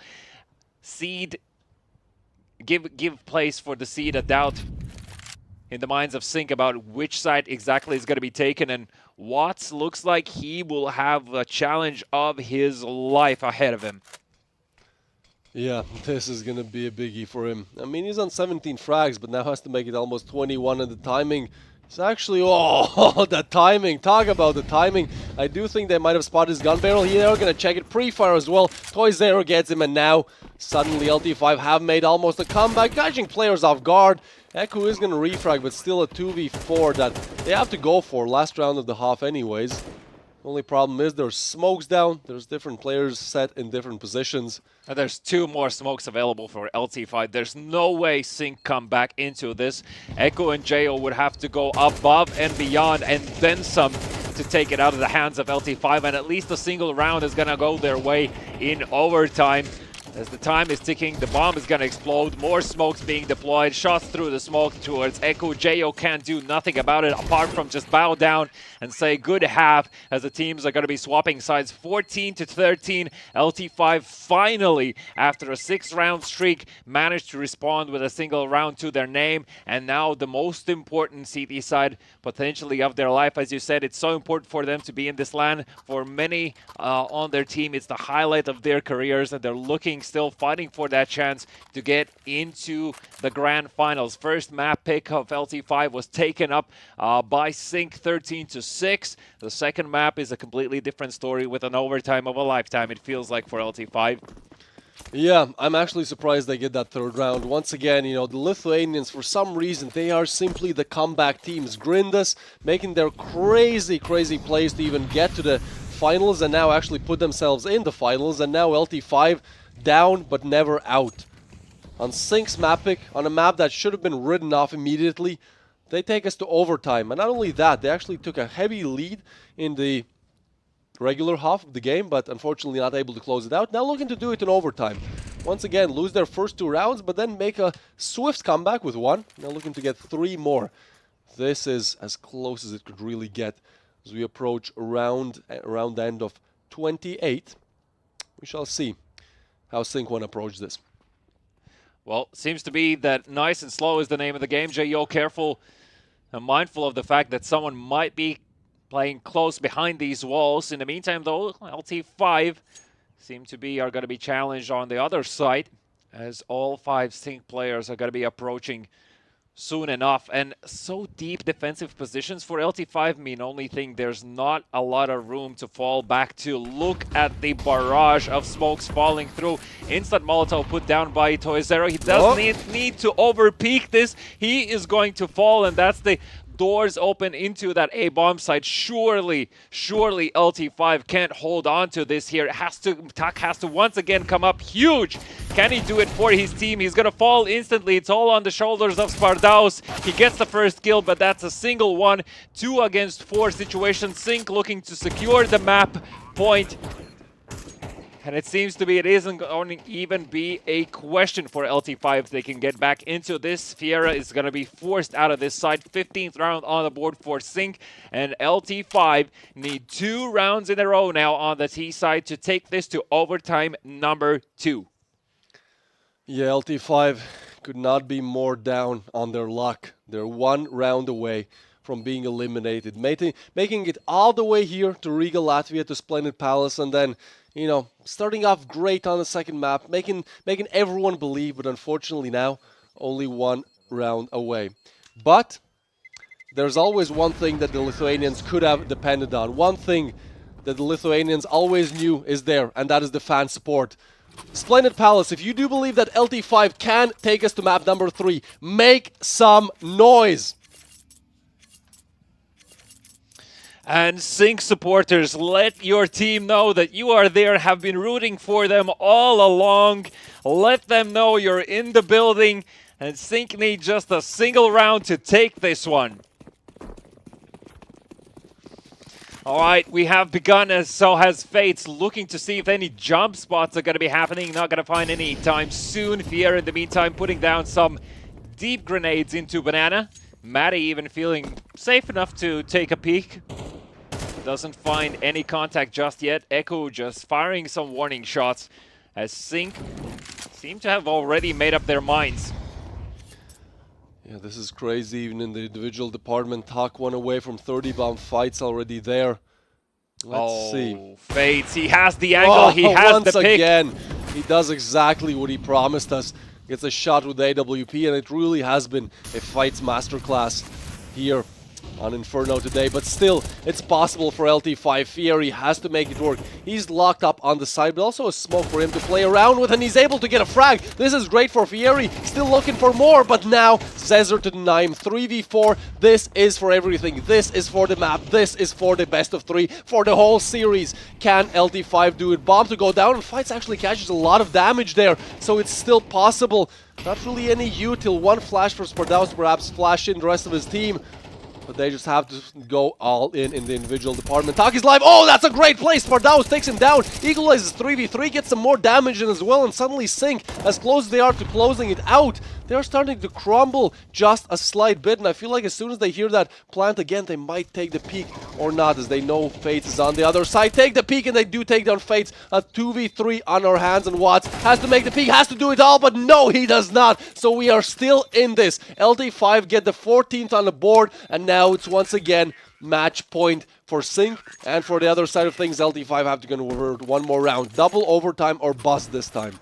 Yeah, I mean, LT5 really playing out of their minds right now, and it seemed that everything was already a done deal. That boost, once again, seems to be an absolute thorn in the side of Sync. If not for the boost, if not for the kill from Spardaus, I feel like it was already a done deal, and from there, the hand was forced from Sync. They had no choice. The smokes were failing. The bomb had to be planted. And now, in the nick of time, Sync are going to be back into it, spending their last dollars in this half. Will Sync close this out in a 16-14 fashion, or is this going to be overtime number 2 in such a close affair? And speaking about affairs, if you're so close in Banana, he might hear a lot of information. I'm not really sure that Sync are going to be expecting this. Flash is coming through. Fear is going to be falling back. Aku with the team kill at the worst possible time. Jo is out of the game. Yeah, that's a horrible way to start out this round. Like, even if you know it was a mistake, like, you do not want to be tilted this way. You're gonna be tilted even a little bit. It's like, man, I you know, at least let me do something. Let me try something. Well, Sync says we might go double overtime, because now it's a 4v5. Obviously, they have converted crazy rounds. LT5, once again, the Lithuanians simply never out, and also the fans are there. I feel like that extra support, that extra cheer that we got at the start of the previous round might have pushed the needle enough to where things are starting to look pretty good for LT5. But now, one last thing to do, denying this A bomb site take, and well, Spardaus looking to do exactly that with a little bit of a nice off angle there, you'd almost call it. And now a 3v5, just have to crush them, have to make sure that these last 3 players are eliminated, done and dusted. Oh, as Talkin Spardaus gets 2, that is double overtime. Keeping it alive, LT5 somehow managed to put it together to take us to overtime number 2. Sync, of course, are not going to be feeling happy about that, especially off the back of that team kill. That was already a huge deficit to come back into this round. It was simply impossible. LT5 tore them apart. Spardaus, very, very smart off angle from him, instantly getting a kill, falling back, and now Sync are on the back foot, losing that momentum they gained so much on the CT side, forced to see if they can put up at least 2 rounds on the T side. It feels like that whoever manages to find 2 is going to be the one that's going to be able to convert this map in their favor, afterwards switching to CTs. Let's see if that's going to be the case, as 3 players from LT5 are going to be deployed towards that B-bomb site, making sure that this early aggression from Sync is going to be stopped. Jo comes through with 2 big kills. I'm not really sure they're aware of the fact that there's one more person hiding in the site. This could be a game changer. Tuck is going to let 2 players pass, playing patiently, playing out of his mind. Tuck, once again, almost goes for the triple, but this time taken down by Eku. And even though Jo is down, you can really see what he can do if he's not getting team killed. Obviously a mistake, but still, what a way to open up things in the 31st round of play. We really are going all the distance here, and things could not be any closer. I mean, this time Sync are going to lock down the bomb site, and yeah, as you said, probably the team that locks down 2 T-side rounds are going to be the one converting it. But so far, Sync have really been struggling with conversions. I mean, they were at a point where they should have won it all, a 3v4 in this exact B-bomb site, and well, then one cheeky boost and a little bit of luck perhaps, a little bit of skill, and it all falls apart. Well, in this round, just not enough time, I believe. Indo Toys there gets 1 hold on. He's just going to go for hold on, not like this, not like this, hold on. Oh, well, he does hold on. Watts does exactly that. Gets Toys through the smoke with a headshot. I mean, this is not a round that you're going to lose. Perhaps he almost. Yeah, if only that if he third spinned a little bit around.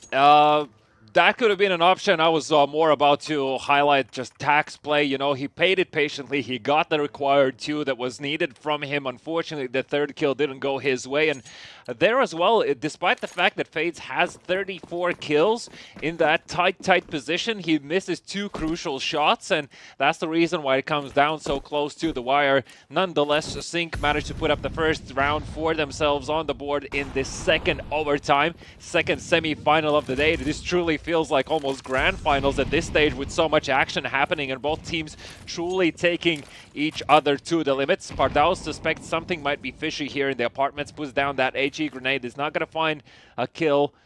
Watts chooses his timings wisely. Feels like LT5 suspects something towards this A side. They feel like it's unlikely that Sync might push towards the B 2 times in a row. And they're right at that. Definitely are. Those A-side defenses have been a little bit shaky for LT5, but with 4 players there, shouldn't be too much of an issue to at least, slow down things, wait for the rotation to come in. So you have 50 seconds on the clock. Seems like Sync are, even though they're known as the explosive Estonian team, obviously when the stakes are this high, they don't want to make a preemptive mistake. So we go back to a slower playing field here. 40 on the clock and still no kills just yet. Now the util comes in. Oh, Spardaus. Okay, he's able to convert one and the second as well. Spardaus comes in big when it matters the most. Oh boy, this just falls apart as soon as it started. In a matter of 10 seconds, 4 make that 5 frags for LT5, and yeah. This is not a round that you would normally play out in overtime. A full buy versus a full buy, 4 players going through a apartment. Generally speaking, it's ill-advised. Of course, in a situation like this, Sync tried to just play off the back of the surprise element that might have surprised LT5. Now, unfortunately for Sync, LT5 had enough confidence and, well, seems to be information as well that nobody's going to be challenging them on B, and this A stack really played out. So, a round to each side in the second overtime. Who's going to be securing the second round too? Their name is it going to be LT5 or Sync Jo? A lot of things are going to be required from him once again towards that B bomb site if he chooses to go that direction, as A doesn't seem to be Sync's lucky side. Okay, well, this time they're going to try to prove you wrong. They're going to try to test their luck again. Sometimes that's all you need, Well, we shall see. This time 3 defenders on the bomb side of A.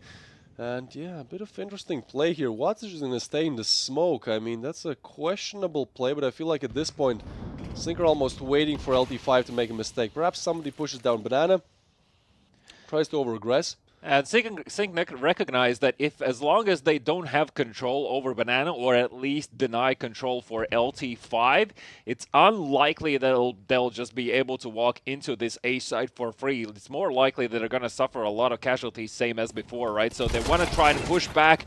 Matty here, he does manage to take at least a single player with him. Cesar looking to see if he could perhaps fake this one out. In the meantime, Watts has managed to find Spardaus. And is there any rotations happening? LT5 are not moving at all. The bomb is heading towards this A site, and an attack is there to take this battle head on. Toysera as well. I'm sure he's going to be checked once again in this position. Final flash is happening. The first swing goes through. Attack does manage to find the kill. Toysera with the second bolt fully flashed. Says there to make the trade. Actually gets 2 They're not aware of this position. Fieri gets 1 and now looking for the second as well. 1 to 5-7 gets the headshot. LT5 still make it work. Fieri with an absolutely incredible play there, putting LT5 in the lead once again. And as you said, we feel like 2 rounds on the T side is what it takes to close out the half. Well, so far, that is not true for Sync. So we shall see now if LT5 are able to do that task, convert 2 and take us to map number 3, or possibly or give me another overtime. Why not? Triple overtime, yeah.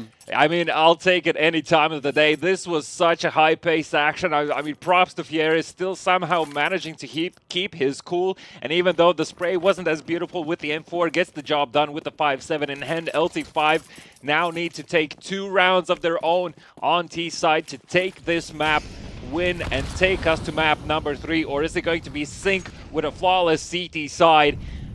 And I must say, presenting LT5 in that case with a devastating loss, and kicks things off beautifully on the side of Sync by Jo getting that entry. Watts though is going to fall. Matty there to respond at the blink of an eye. Yeah, completely different setups here. Fates once again has to go big, but that's a bit of a fluke there.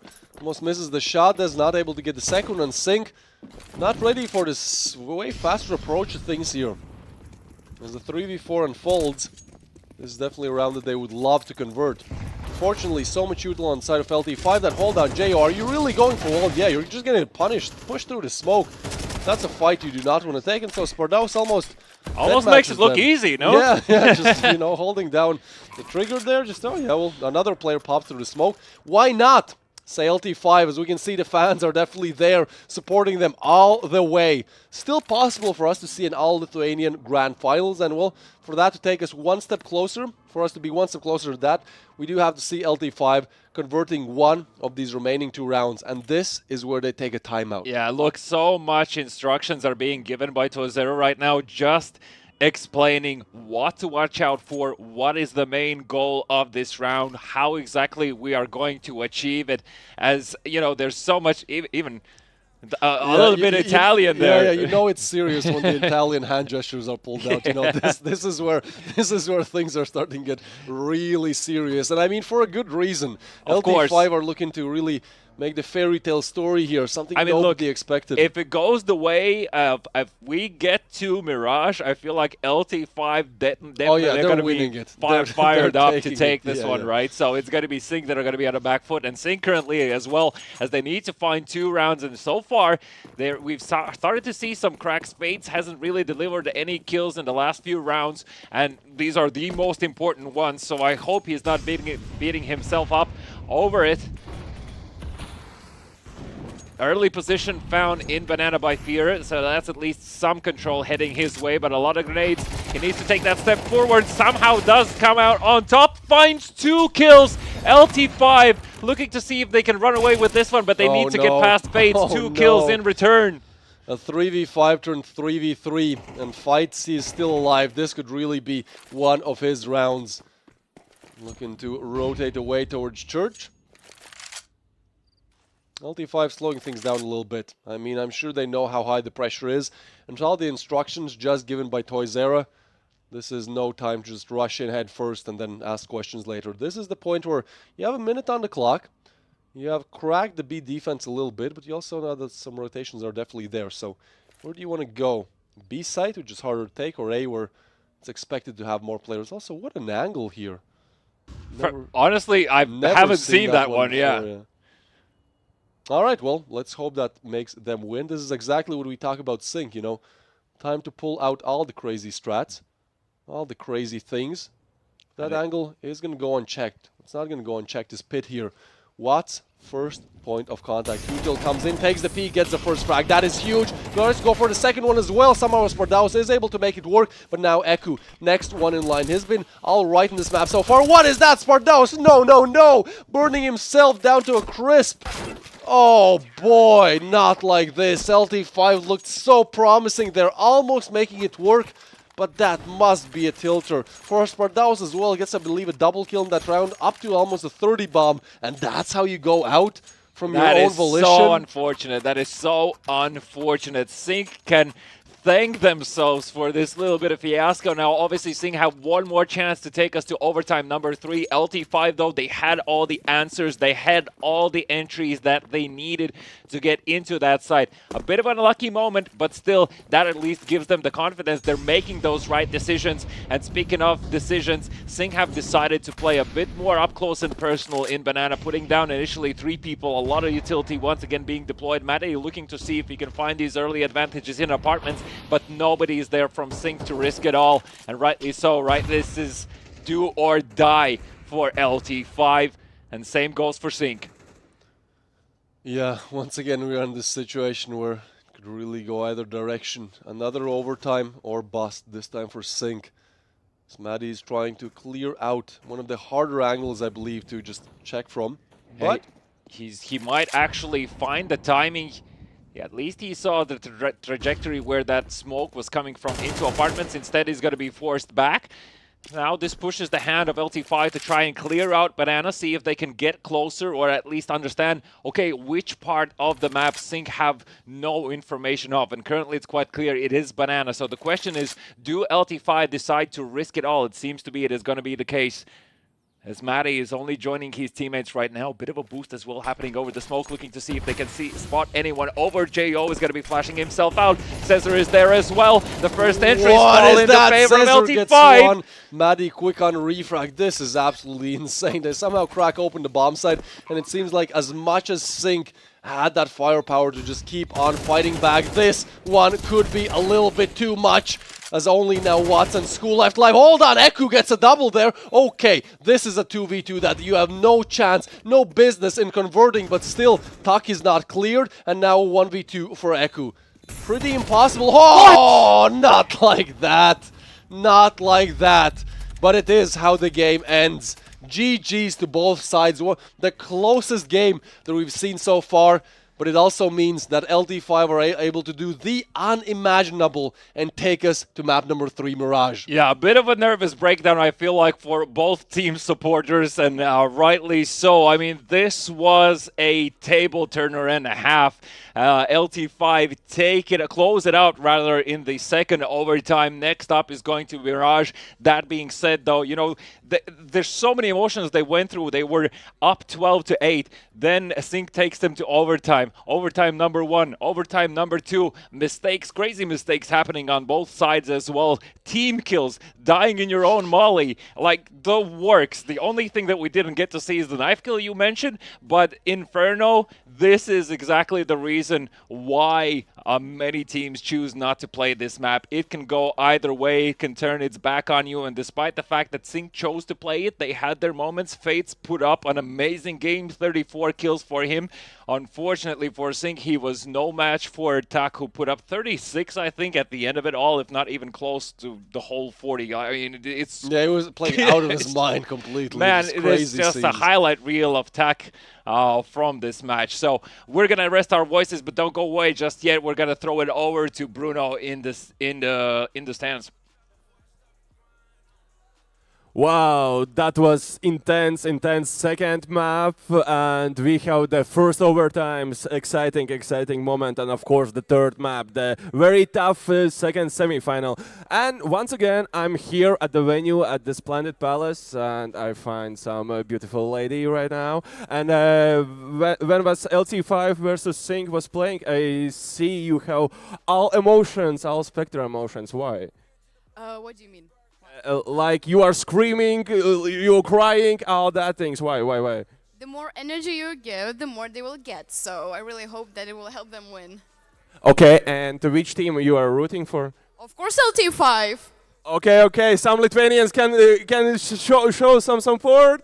Okay, I hear. I think they are smoking. Okay, so time for quiz questions. Do you play CS2? Earlier, like 5 years ago, maybe. Okay, but the CS2, like CS:GO, you play like. Oh yes, I'm sorry. Okay, so my question is, how much cost that weapon in CS2 P19? How do you think? My boyfriend told me it was 2,350. Yeah, that's a correct. Okay, that was nice. Okay, you get the gift bag from the Olybet sports bar, so that's for you. And enjoy the third map. Yeah, thank you. Yeah. Okay, we are going to break for 5 minutes intermission, and after that we jump to the third map. Let's go.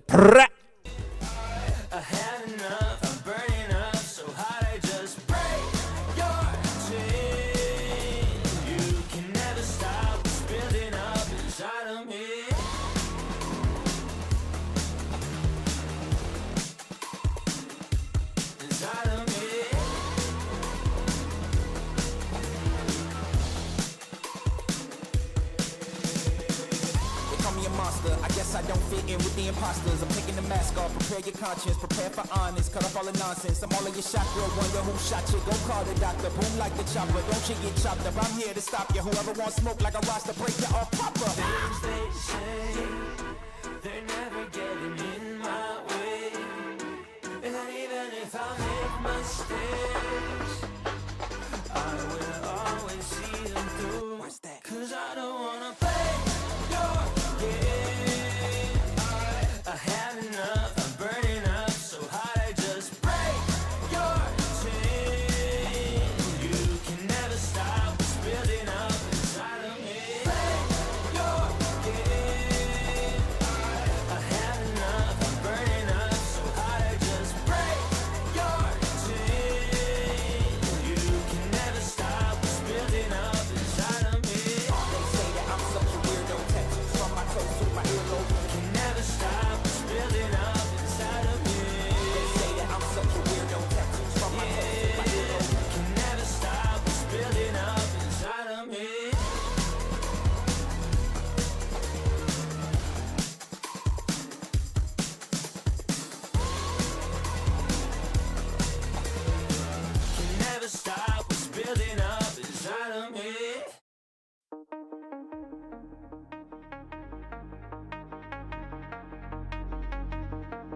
Nobody's harder than me, I'm a breaker of chains, I'm living it free. Trust what I said and not what you see. Nobody keep it in order like me. I'm really a beast and I'm out in the wild. The boil in my eye and I want it right now. That's a vow, when I gotta get it, the victory's mine. You tryna compete, it's wasted time. Came from the bottom, but now I'm in front of the line. In front of the haters, I turn them to motivators. I don't owe them no favors and any beef and get catered. I'm on my way, doing my flex, running it up, getting my checks. I got the power, give me respect. I live this life, then on to the next. Respect. I live this life, then on to the next. Give me respect. I live this life, then on to the next. I flex different than them boys that ain't been grinding strong. You can spot a winner cause his money and his fortune long. But I'ma get my bag every day, it don't matter what you want. Make sure you check yourself, talk about me, but you talking wrong.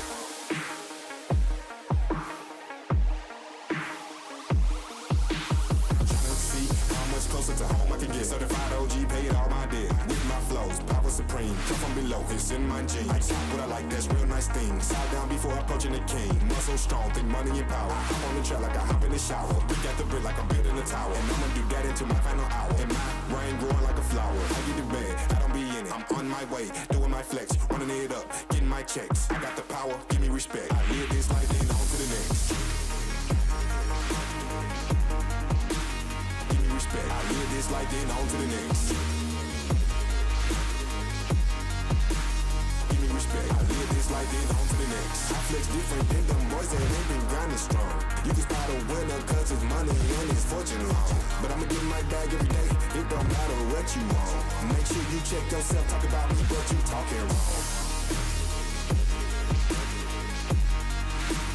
Give me respect. I live this life, then on to the next. Respect. I live this life, then on to the next. Give me respect. I live this life, then on to the next. Give me respect. I live this life, then on to the next.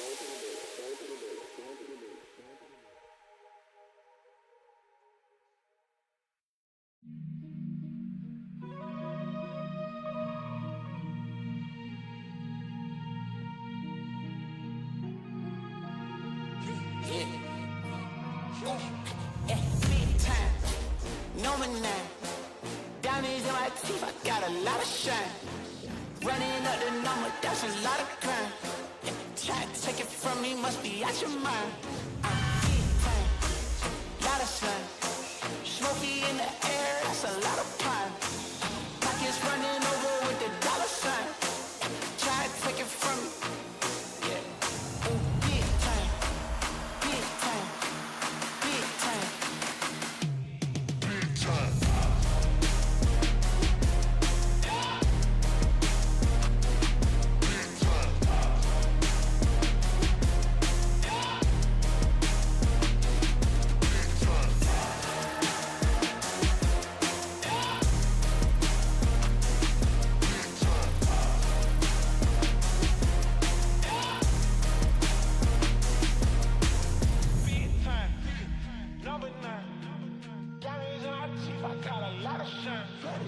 Running up the numbers, that's a lot of crime. Try to take it from me, must be out your mind. Lot of smoky in the air, that's a lot of crime. Pockets running over with the dollar signs. Try to take it from me. Big time. Clutches, 40 bombs, the works. Insane outplays. We had everything in game number 2, and we are just getting started. This could even be the middle of the day, as we still have one more game to go in the second semi-final. Obviously, if the final goes distance, 3 maps. I mean, that's 4 more games on our hands, but we might be getting ahead of ourselves here, as now we have a map coming up, that being Mirage. Yeah. Sync versus LT5. What are we thinking? I mean, look, off the momentum, LT5 have gained over this win and 2 overtimes on Inferno. I have no doubt in my mind it's going to be a same match like we just saw Inferno between these two teams. On the side of Sync, obviously, food for thought. There's plenty of mistakes for them to go through. I feel like they just got kind of hit out of their momentum. or rather the game plan they wanted to execute on Inferno and had to adapt on the fly. We saw even like rounds being put up as such as like a full buy round through A apartments in Inferno, which is usually not something that you would see. As you can hear, my voice is going already, and we're not even in the grand finals just yet. So that being said, Mirage, I mean, it is going to be knives for sides, so both teams will have to play out a knife round to determine which team is going to start on which side. Classically, again, Mirage being a bit more T-sided, because it allows for more freedom to just operate on the map. A lot of attention is going to be towards those middle battles, and this map is notorious for a good oppers. You know, like having the freedom to rotate around is something that both of these teams should look to utilize. And I'm very curious to see which positions Tak is actually going to be playing it, because obviously he was a huge driving force behind Mirage, and we can only hope there's more in the tank remaining, you know, that it wasn't all of the fuel that he just spent there. But, I mean, again, props to LT5 putting up an amazing show. Yeah, for sure. I mean, the only thing that I will add to all this is that I hope it's not like a 13-2, 13-3. I mean, that's not really expected to be seen on Mirage. But at the same time, I feel like with what he saw in game number 2, like, we are just here to see a game as close as possible. But one thing that we mentioned at the end of Inferno is the fact that actually at this point, LT5 could be the ones having a little bit of advantage. You know, they've run up the numbers on Inferno. They're definitely still, you know, a bit off of that second victory high. And now, heading into game number 3, as good as Sync are, as internationally known as they are, as crazy of performances as they've had against some top teams, this is still LT5. This is still the Lithuanian squad that has been able to make the comebacks once again. And the same could be said for Grindus, who won over Daugava earlier today in the first semi-final. Seems like they are really never out. So, I think a very, very exciting Mirage is ahead of us. Yeah, and I mean, obviously a lot of it is going to come down also on the momentum that the teams can execute on Mirage. I feel like it is a map that is very punishing only if the attacking side is at any point in doubt of what they want to do, right? So they need to have this clear idea in mind what they want to execute. If you ever get stuck in these narrow entry points into either of the sites, that's pretty much like game over at that point in time, because the rotations between the sites can be quite long, and that means you need to calculate how exactly you're going to utilize the time that you have, and you need to make sure that everyone is fully committed of going through when the time comes. And of course, you know, checking the positions, the usual stuff, checking your corners, and understanding that all gimmicks are on the table right now. Crazy boosts and etc. We already saw a few things new on Inferno, at least for ourselves, from Sync, utilizing that long position next to the flower pot. So that's something that I personally haven't seen a lot. I'm sure there are more people doing it, but this is the type of plays that are going to be required most likely if any of the teams want to really take this in a convincing fashion. I would be rather, let's say, I would be very surprised if this indeed would be a blowout in either side. Yeah, especially on Mirage, I feel like you don't exactly often see blowouts. You know, it's one of those maps that literally everyone has played, and I feel like the more a player has played the map, you know, the more equal it is all across the board. The harder it simply is to get away with a steal, you know, a 13-2 insert. Well, I have a small piece of statistic that I can share with you. I really don't have the information about LT5's history with and relationships with a map like Mirage, but I can say that for Sync in the past 3 months they have 80% plus win rate on Mirage. So that is a tall order for LT5. That being said, though, they just broke them on Inferno. I have no reason in my mind as to why it couldn't happen again on Mirage. Yeah, I feel like in a matchup like this, you know, all stats really go out of the window. We after game number 1, we're like, yeah, this is sinking too, and well, look at us now. Look at us. Oh well, 3 overtimes, and now we are ready for game number 3. Yeah, so soon the players will start the knife round to decide the sides. In the meantime, those who are lacking in energy for some reason, make sure you grab yourself a dynamite. I am definitely hyped up for this map number 3. First map 3 of the day. Only the second semi-finals. We still have the grand finals in front of us. And if they are as close as it was on Inferno, I think everyone's going to lose their minds today in the after party as well over on Voodoo Esports Bar. Yeah, that's actually a good mention. Obviously, after the grand finals end, it's not exactly the end for the fun and The the show party. goes on, as they say, Exactly, right? exactly. Until 2 a.m.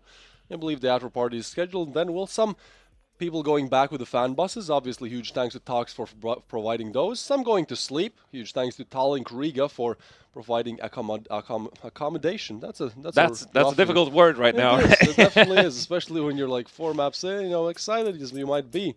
Well, let's see how this all pans out in a knife round. Who is going to come out top? Who gets the glorious advantage of choosing whichever side they would like to start on? And actually, looking at both teams and how things have gone so far, it's actually kind of hard for me to deduce which team is more likely to select which side. So I'm very curious to see on how those choices are going to be made and exactly how that is going to be impacted. It looks like Sync might come out on top of this. It's 2 against 1. If Tak manages to isolate the duels, oh, for a moment it looked hopeful, but it is going to be Sync that comes out on top and gets to choose the side where they want to start. I'm quite confident they'll probably be okay with staying on T side. Yeah. I would like to think so. I feel like mentally it's a bit easier, at least for me personally, on Mirage to start on the T side, just so I know what kind of work is ahead of me for CTs. Because if you're having a bad CT half first, and then you know that there's like a mountain that you need to climb to take it back, I feel like,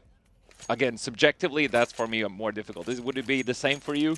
Yeah, it's pretty much the same. It all depends on the mental, I think, how well you are in that department. And I feel like, the more tilted you can get, the also more round streaks you can get. When you're doing good, you're doing great, and you're doing bad, you want to just close your eyes and pretend like you're not there. But, well, for now, it's all equal. Again, all games start from 0-0, but with the fact that we have a clutch attempt in the knife round, high stakes in that one going in, I think that could, give us the vibe for the rest of the game.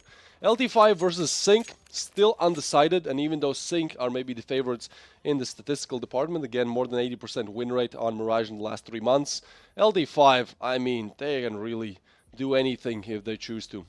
I mean, they've been locked in so hard. I actually have to commend not only Tak, but also Spardaus on the side of LT5. The impact he has had so far, I mean, it's crazy situations that he manages to come out on top, and it seems to be that it's actually the more simpler plays that Sync gets surprised by. That smoke, boost above the smoke on Inferno towards that B-bomb site has been time and time again the reason why Sync have fallen, or at least have taken devastating hits to their player counts in the server. So let's see if that's going to be the case also over on Mirage. Now, what I would expect from defense in the first round is normally most teams generally tend to stack towards B because it's a slightly more difficult site to get back into once the Ts have deployed themselves onto the site. So I'm very curious to see if that is going to be something that is going to be exploited to some degree, knowing that it is a trend. And it's a lot of mind games these days around for defense in these first rounds. Just being like the Ts daring the CTs to make the mistake, of overstacking a site. So I'm very keen on finding out what kind of a play is going to happen there. In the meantime, feel free to check out our links. I'm quite certain there's a few freebies available there as well. Feel free to do so. Drop a follow, drop a subscribe if you're watching us on YouTube. And if you're watching us here in Splendid Palace, enjoy. And I'm sure we'll catch up in the audience. Yeah, most definitely. We can see that players are slowly starting to get ready. Some headphones being put on, and well, this is the time where things start to get serious. Sides picked, Toyzera ready and locked. We saw how much, he delivered in terms of that tactical timeout. I believe 2 rounds before the game ended on Inferno, he was like, okay guys, listen, here's what we do. Obviously, we don't know what exactly he said, but well, what matters is that took them over the line. That took them to Mirage, completing a miraculous comeback on Sync's map pick, and now going on to another map where Sync seem to be heavy favorites. Yeah, I'm very curious also what the talk was like between Sync. I think the general notion should have been that, okay, look, it was our map to win. We made the mistakes. We take the responsibility. It's okay. We're heading into Mirage. We still feel confident as long as they have the confidence and belief in their own strategy and their own play style and don't fall into this false sense of having to respond to everything what LT5 is presenting them with. I think Sync should be fine. That being said, though, LT5, you know, with the aforementioned unexpected plays, is something that they can always try and surprise Sync with. I would be expecting a lot of apartment pushes from the CT side, most likely happening sooner or later, just to get that backstab going nice and early on Mirage. You know, it can be very punishing as soon as you clear out one side. You know, there's no way the enemies can overrun you that quickly before your team manages to fall back from the other. So a lot of mind games is going to be happening here. A lot of info plays, a lot of cutting noise, say similar as in on Inferno, especially Mirage having, well, not necessarily thinner walls, but I feel like you can hear a bit more on Mirage in general. Yeah, for sure. Sound definitely something to look out for. Any cues given over to the opposite team, and you might be given a round to them. Well, let's see how this one goes. Obviously, this is still the semis. We have found one of our contestants for the finals, that being Grindas, and now this is the real question. Are we going to see an all-Lithuanian final? We do know there's plenty of Lithuanian fans in the audience, and I feel like if we see two Lithuanian teams in the finals, it's like, well, which one do we root for, guys? Well, Sync have chosen to start on the defensive side, if anything, so they feel like they can put up that iron hold we've been speaking about beforehand. Some elites bought as well. And two players are going to be heading towards that A bomb site. The bomb is going to be heading there as well. It looks like LT5 are keen to challenge someone towards B. Echo is going to be boosted up onto that bomb site as well. And as LT5 have cut the noise completely, they're going to be walking towards the connector. Fate's taking that first point of contact. He's going to be forced back into connector, falling back into jungle. Toyzera making himself known, falling back. I'm pretty sure the plan here for LT5 is try and fool the B players, but instead it's the full rotation. Watts has obtained so much information with this app push. All right, well, a bit of a slow approach here, but yeah, this is B execute most likely, and there's two players to deny it. Unfortunately, that kitchen angle is not really something you can replicate if you get one kill. And one player on site. All right, Jo. First point of contact. Oh, that's crisp. That's clean. That's info given over as well. And Echo is boosted here, so he will go for not the trigger patience, instead the frags. He gets one, Jo with another, and suddenly LT5 starting to fall a little bit flat. That flash, though, perfection. As Tak retrieves the bomb, it will be a plant. It will be Maddie actually getting a headshot as well. Inferno, definitely one of his hated maps, but Mirage, we could see a completely different rework to this player's performance. A 2v2 now. Oh, but they're not ready for Tak, or are they? Now they know his position, but he's very smart to rotate away. Group together with Maddie, actually. Try to take one player on together, but now he knows his position. 10 seconds on the defuse, so Tak can really play just on time here. Instead, he's going to go for the peek, and oh boy, that's unfortunate. Watts take him down, and I do believe there's enough time as well. So, yeah, as good as LT5 looked at this, right at the openings of the game, Sync have found their first round, and I feel like that really is the way how things have been going so far. Sync just casually starting off great, and then when things come to a close, that's where LT5 really start to activate. Yeah, exactly. I mean, Sync with a beautiful backstab as well there from Watts. He was able to obtain a lot of early information already about this not being an A play. This gave him the advantage, though Tak, of course, being very mindful of the fact that he needs to understand there might be a backstab coming through the apartments, and the timing was there almost. Still, Sync managed to come out on top. Let's see if they manage to convert the second, because there is a buy coming out from LT5 off the back of this bomb plant. So plenty of Galils to work with, and the Galil is almost equivalent to an AK these days. Yeah, it's weird, right? Like back in the day, Galils were like, they get this away from me. Well, now Galils are actually quite useful. You can definitely use them in many different situations. Fights, though, he was great with the AWP, and seems like when it comes to the M4s, well, headshots are there as well. Definitely one of the standalone players for Sync, even though they did not win the map. I believe Fates was up on, 30 bomb? Maybe even close to 40. 34, yeah. Yeah, just absolutely insane scenes. And, well, it'll be interesting to see how he utilizes that AWP, as I'm sure that will be one of his buys as we get those more decorated money buys. Jo, in the meantime, looks like it's going to be the first point of contact here, looking from short into connector. He's actually going to miss out on one player. Does he manage to let A few more pass. Finds Toyzera.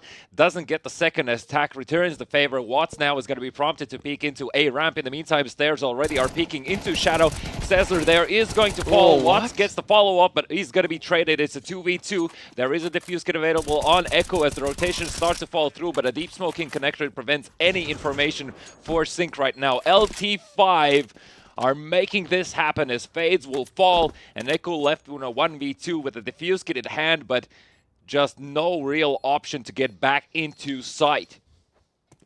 Well, we get back to those back and forth rounds at the start of the games, right? Like, we get one game in this day so far, that being last one on Inferno, where I believe it was Sync pulling ahead with 4 rounds on the board, or LT5. Well, one of these teams. Doesn't matter. We had one team that was pulling ahead. Well, now it's back to 1-1. We're probably going to see 2-2, 3-3, down the road like that. And, well, then at one point, one team just decides, yeah, well, it's time for us to actually get 7 in a row instead of 1. You feel like this is going to be like an overtime just from the very beginning, yeah? Yeah, I mean, it could be. But then again, we had the same notion in the first 2 maps, in the first semifinals, and we know how that one turned out. Well, I can say only one thing. Our predictions have been way off today. Yeah, that's true. That's way off. Yeah. So you're saying, you know, we predict I'm not nothing. saying anything anymore. I just want to see how this pans out. LT5, of course, having the upper hand with this buy in this round. Though Mirage being quite a thankful map as well for Deagle play, so I'm expecting great stuff from Sync. Fades also has the M4 still to work with, playing Window. And just the default jump spot. Not seeing anything just yet, but in due time, there could be an explosion as the bomb is being picked up. Let's see if that actually makes rotation towards B. I mean, it is kind of a heavy lean there, but not committing just yet. Instead, Fieri is going to close and clear out tunnels. I like this play. I really like on Mirage taking mid-control from tunnels. It's a position that oftentimes you can catch people off guard. You know, player peeking short, maybe somebody window. It's just hard to check, and oftentimes you can really make use of that. But on the other side, we do have J.O. on the, well, nothing now as he goes down. As they say, curiosity killed the cat, right? You peek through the smoke and you find a gun at the other end of it. Watts, in the meantime, has managed to find himself an AK. Tack is looking to see if he could perhaps return the favor. It is a 4v4, only 50 seconds remaining. 2 people have positioned themselves in short. Fates is going to fall. It seems like there's a technical issue. Tack, in the meantime, does find Xezer and Echo left in a 1v4. It's unlikely he'll be able to take this one. Sync. Sorry, LT5 looking the eyes of the second round. No, not yes. There you go. And a knife kill. There you go. We predicted a knife kill, and well, finally we do have one. I said that we were going to see one on Inferno, though. We had like, what, 30+ rounds, no knife kill? Well, on Mirage, it only takes 3. That's going to be the way to finish off things in the third round of play. We're going to be moving on to the fourth, but not without a brief pause, as we saw definitely some technical issues there on the side of Sync. Yeah, I love to see how hyped Toyzera is for everything that is happening right now. Of course, this knife kill, we know it does wonders for your team in terms of any sort of mental morale boost, and also can be quite devastating for the side of Sync. And they're playing currently on defense as well, right? So once again, economy is a concern. They haven't been able to put up back-to-back rounds so far, only taking a single one. The third one now was picked up by LT5, and this, of course, is going to put them in comfortable waters, in my opinion. Question is, what happens when that AVP is going to come out on defense? That is, I would say, my next point of concern if I'm LT5. Yeah, well, we are just about to wait and see, really. That's all we can do today. I feel like with, again, you know, all that we can predict is that our predictions will be wrong. You know, we've been predicting so many things today, trying to speculate, trying to make some wrong, then exactly, you're gonna be right. Exactly. Try to wrap that one around your head. But okay. Yeah, I mean, I feel like at this point, you know, we've been observing so many different things, making judgments, making statements. But it's our job. But you know, I wouldn't pay us. You know, haven't really been that successful at those observations. But we shall see as we head into, well, Mirage after a quick technical break. Yeah, I mean, Fades' computer has been playing up a bit. I hope... Well, I mean, it didn't look like it left any mark on Inferno. I wouldn't expect it could be the case here as well. It pretty much always happens on the big stage. The question is to whom and how many times, and that's understandable. In the meantime, though, this is a bit of a breathing room for Sync to perhaps utilize this pause to reflect on what exactly hasn't been going right. And in these situations as well, I feel like if you are playing in a team where the match is kind of might feel like it's falling out of your control. The only thing that you can really do if you want to leave any noticeable impact is reflect on your own actions. Okay, so if your teammates perhaps are not delivering to the level that you would be expecting, think back at the small moments that you had and where you could be more mindful of what's happening on the map, right? Like if you haven't checked the corner beforehand and you've trusted yourself so far, it might have just worked out for you. Next time, make sure you double check it, not to make these errors. These kind of small micro decisions actually make a huge impact on the game overall. Yeah, especially in the finals, when a small mistake could mean winning or losing a round. Well, it's fine, yeah. I forget of the final game, the semifinals. It does feel like a finals, but it's only the second semis. I feel like the hype is definitely there from both sides. As LT5 fans, definitely one of the solo reasons why they're able to push it over the edge on Inferno, and now heading into Mirage will need the same amount of support. They're looking to take on Sync once again, on a map where Sync have over 80% win rate in the last 3 months. Definitely not something you want to go up against. Well, we shall see. Can they win it out with Deagles, USP, and P250s? Most likely not, but we've seen some crazier plays coming in with those pistols today, so... Yeah, especially with CS2 dropping. I don't know why, but it feels like pistol rounds just become more and more viable. Well, that's touching on the subject of training yourself in those rounds. Maddie, in the meantime, has managed to find 2 kills on A. Instead, it is going to be the B bomb site hit. Jo, though, with the P2000, does manage to find one and gets a dink on the second. Fate's their last man standing. Needs to find, well, at least 2 more kills if he wants to put a dent in the economy of LT5. So far, it doesn't look like he'll be able to find that. The backstab is there. Maddie puts an end to it and gets 4 kills in this round. Yeah, so LT5, once again, starting off great. But we saw that, you know, they started to crumble a little bit on Inferno, but still able to make a comeback there and ultimately win out the game. All right, this is where things start to get interesting, right? Like, we're getting into the territory where if Sync loses rifle round, well, LT5 are on a great lead. Cash definitely built up. I mean, look, 5k on Toysera. Yeah. Is the team going to be able to buy up as well for, well, at least 1 or 2 rounds? But on the side of Sync, well, this loss of a round would mean loss of 2. You don't want to be in a situation where LT5 are up 5-1. So, let's see how they approach this one. Seems like a bit aggressive there. Preemptively checking tunnels, making sure that mid-control is there, but it could be a fake. You know, it could be a mirage, you would even say. As LT5 are still contesting mid heavily. Yeah, and it should be the name of the game for the T's. If not early in the round, then later on, you still want to obtain control over this part of the map. And Jo as well is keen on playing quite close. Curious to see if anyone dares to step on this bench. A lot of grenades being thrown around. He's going to fall up into the ladder room as there is a deep smoke in connector. This prevents a lot of information from being obtained by the side of Sync. And a re-smoke happening into jungle now. Question is, does Xezr choose to play in front of this smoke? Does he dare to do it? There is a risk of this apartment's play. First grenades are going to be thrown. Xezr actually puts a step forward and gets 2. Well, just how quickly it starts, it ends with Sync actually taking the round. So a round they must have converted. They do exactly that. And I feel like at this point, we're going to really see how close this game is going to be. As Sync look almost flawless in that round, but in the previous one, almost giving it away for free. So, you know, performance really depending on the round here. I feel like that's what you want to see. Yeah, and how quickly does the money disappear on the side of LT5? Everything's on the line for them suddenly. Not being able to get the bomb down, not being able to get those return frags. And that means that they need to reinvest everything into this one. Fates as well, not fearful of taking the challenge in the middle. But LT5 are looking to see if they can set up a clean execute here with only a single man in mid being the distraction. No, what is this? Maddie does connect the headshot. So that's the A bomb site cracked open. Spardaus had some extra damage there. Ooh, okay, Fates, you can do that. Still no AVP, but shows that he's a good rifler as well. The Zivu effect, you'd call it. Alright, plan down. Oh, okay, not plan down. Jo actually catches him off through smoke. So a 3v3 and still spams coming in. This is great damage dealt. Sure, it might be bombed down. It's also a 2v3 with Maddie and Spardaus. 1 shot away from being eliminated, but he's just so crisp, so quick. As Maddie takes down another, it's down to a 1v1. But the only problem is they know where Maddie is. They might even have the info that he's low. So at this point, Eku should have a little bit of an advantage here. But instead of tapping the bomb and defusing it, well, he goes for the fake. And as you know, the saying goes, pros never fake. We'll see if it works out. Time is really not on the side, but does work out for Imadi to catch the frag, but unfortunately, that's going to be it. So Sync somehow able to win the third round in the board. Very shaky, definitely not something you can pre-plan, definitely not winning a round off strategy, but hey, it doesn't matter. You're in the finals of the semis, you're in the last map, and I mean, at this point, anything goes. I mean, we were speaking about it before the game as well, right? We were expecting for this to be a close affair, teams swapping rounds as round by round plays on.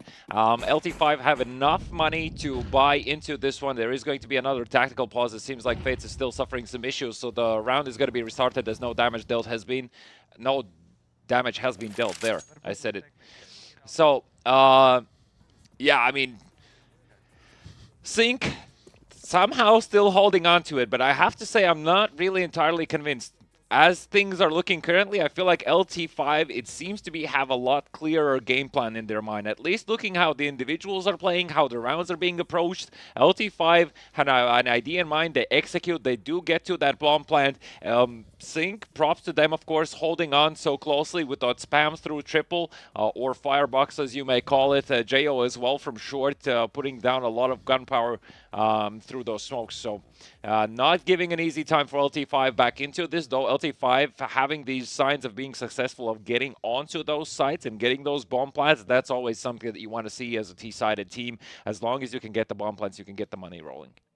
Yeah, most definitely. I mean, one thing that it's quite interesting, right? We expected Sync to actually be the better prepared teams to, like, just strats-wise, right? Like, they are the team playing against top 30 teams. We can expect them to do some things we maybe not have even expected. But instead, we have LT5, kind of this firepower that we did not see before. We expect them to play chaotically. Instead, they are just approaching this methodically. They have clean executes. They make it work. And on the side of Sync, they can really just, like, look in awe and will think, well, how do we deal with this? Well, for teams like LT5, I feel like the name of the game here is also not to overcomplicate things. If it's something that you haven't really practiced for, I'm sure LT5 obviously are aware of how Mirage should be played and how it should be approached. But I feel like a lot of stumbling moments for teams is that they try to overcomplicate situations like this where there's a lot of responsibility riding on their shoulders. Sync are the ones defending, right? You want them to be the ones that are in doubt of what your next move is. And you saw there as well, like trying to throw in just a clean A execute. Ultimately, it didn't go LT5's way, but how close that was, almost a clutch coming through for them. So whilst it is a point-in-point game, I still feel like that motion-wise and momentum-wise, LT5, in my opinion, still have the upper hand. So as long as they don't lose that, as long as Toysera keeps giving out precise instructions, I think there's a decent chance that LT5 is taking this one. So what we'll do right now is we're actually going to give Fades a new computer. Congrats. And in the meantime, we're going to take a brief pause, roughly around 10 minutes, and we'll be back.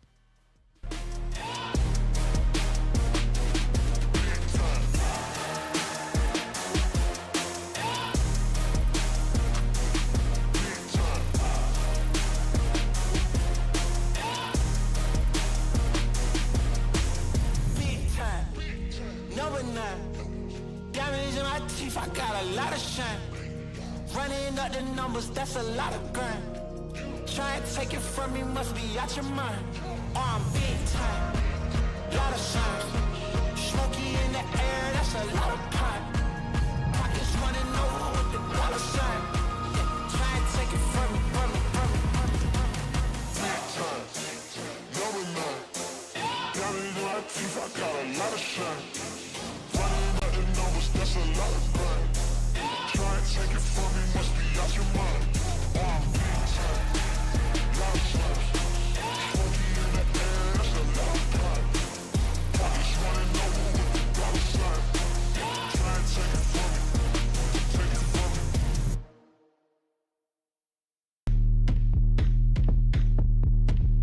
Stop that.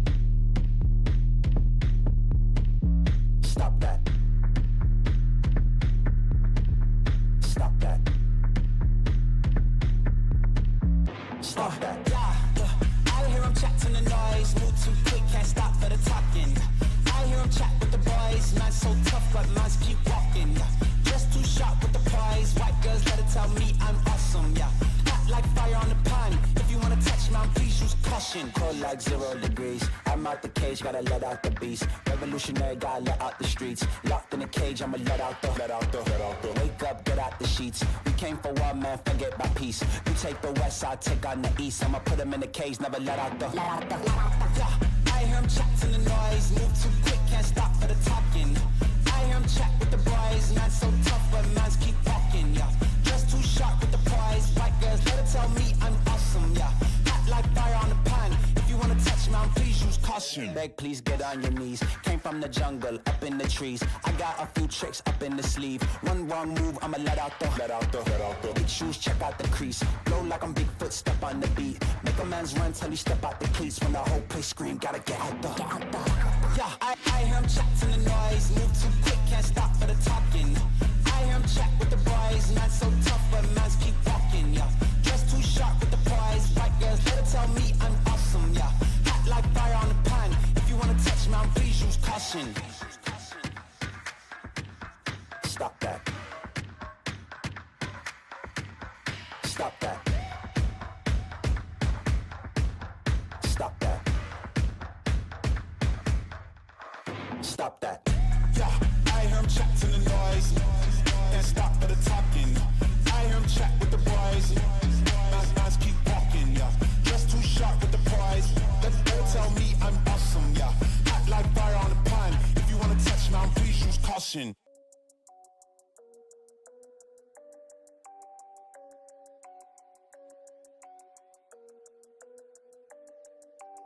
Why do they talk like gangsters, but they don't move like gangsters? Why do they walk like gangsters, but they don't move like gangsters? Why do they act like gangsters, but they don't move like gangsters? Why do they rap like gangsters, but they don't move like gangsters? Change don't change like it used to. Who runs the roost round here? The coop's gone clear. Got the heart from the bass to the snares, but the word is what's keeping them here. Word to my peers. The work don't stop till the top. Think it's resting, but we're not. I spread the message, I just love. I get the S and the P and the R from above. I see the restless with the keys and the palm for the bump. A bit of grinding up the herb is what I'm on. Shouts go out to mums. This one is the icy one. Go get the long johns. 50 Pret in London, if it's on then I'm on. I know they feel it when I spit, it's like the Missy song. Shut your noise, silence when I run the voice. S-P-R. In your ears, open your mind. Why do they talk like gangsters, but they don't move like gangsters? Why do they walk like gangsters, but they don't move like gangsters? Why do they act like gangsters, but they don't move like gangsters? Why do they rap like gangsters, but they don't move like gangsters? Tell your favorite rapper that I'm here, not to clash, I'm gon' collab a lot this year. Maxing out the bang, don't need no gloves or mask for that. I got this yapper ear, a geezer with the tracks they want to hear. Been this way for years, still they sending messages in bottles. Was this really meant or was it not for?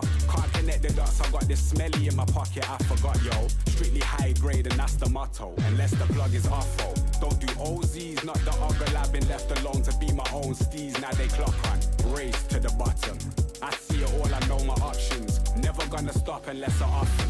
Not Billy and Mandy, you're dealing with me and a beast, a different beast. Not feeling the average, I come with the elegant steez and do as I please. I am a mountain to a molehill, highlight of the show reel. Love me cause I'm so real. Gangsters, but they don't move like gangsters. Why do they walk like gangsters, but they don't move like gangsters? Why do they act like gangsters, but they don't move like gangsters? Why do they rap like gangsters, but they don't move like gangsters?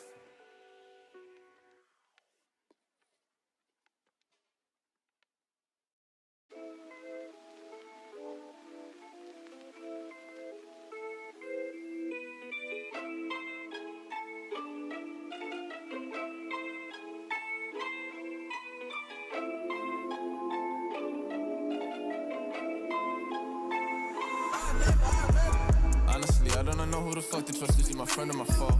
I'm off the exit, bro. Yeah, she give me that claim as well. I remember back when I was younger, I was happy. Nowadays feel like no one understand me. I'm good at artists, silly on Bob, Bambi. Baby's yellow text. She wanna eat me like candy. Run up the racks, track me. I'll run up the racks like an athlete. Big facts, you're the dick, 6 flags. Ballin' like Nowadays these people like friends. Remember way back she was love. These bitches sneaky can't cope. I got 4 off the one top. I remember, I remember, I remember, I remember.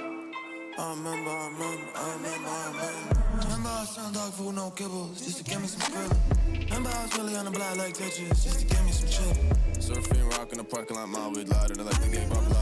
I be on her mind like non-stop, yeah. Had to cut the little thought, no tomahawk. Remember smoking blunts with my friends. Seconds, a couple of days, yeah, lost a lot to the fan.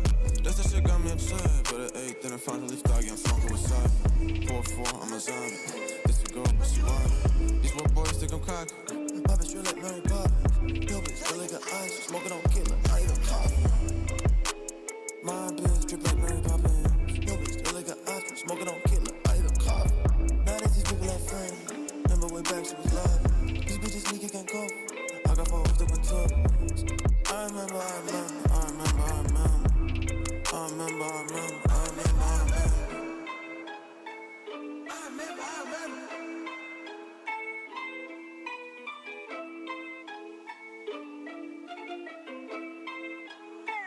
I remember.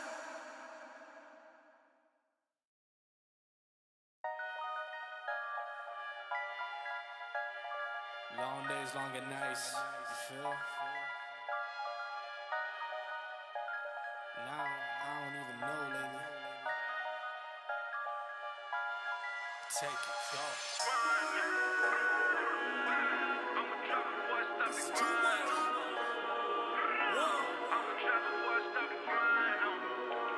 I'ma do it anyway.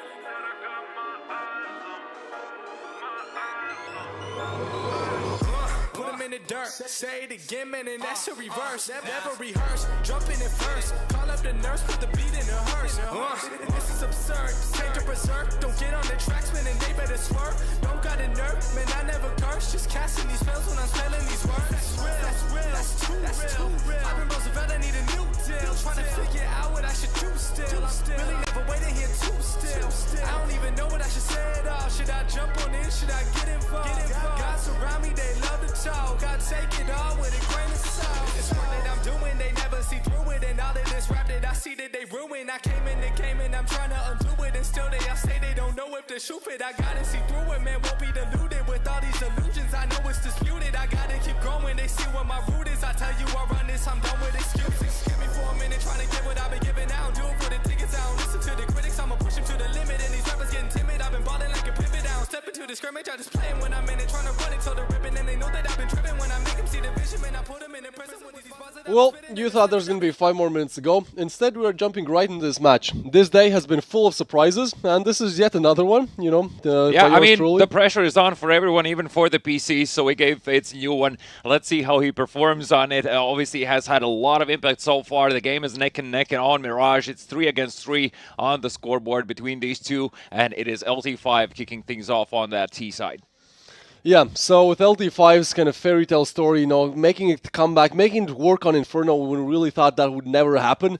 Now, it's yet again time to show their worth. Definitely a lot of more rounds to go. 10 to be exact, but of course, you know, with Inferno being down to 3 overtimes, I don't think that this one will be easy. Perhaps even an overtime. Let's hope so. But if we look at the buys, well, this is actually quite a convertible round for both. Yeah, exactly. There's a limited amount of utility available on LT5, and the majority of the players are going to be heading towards that B-bomb side. In the meantime, though, a lot of early utility is going to be put down on A ramp.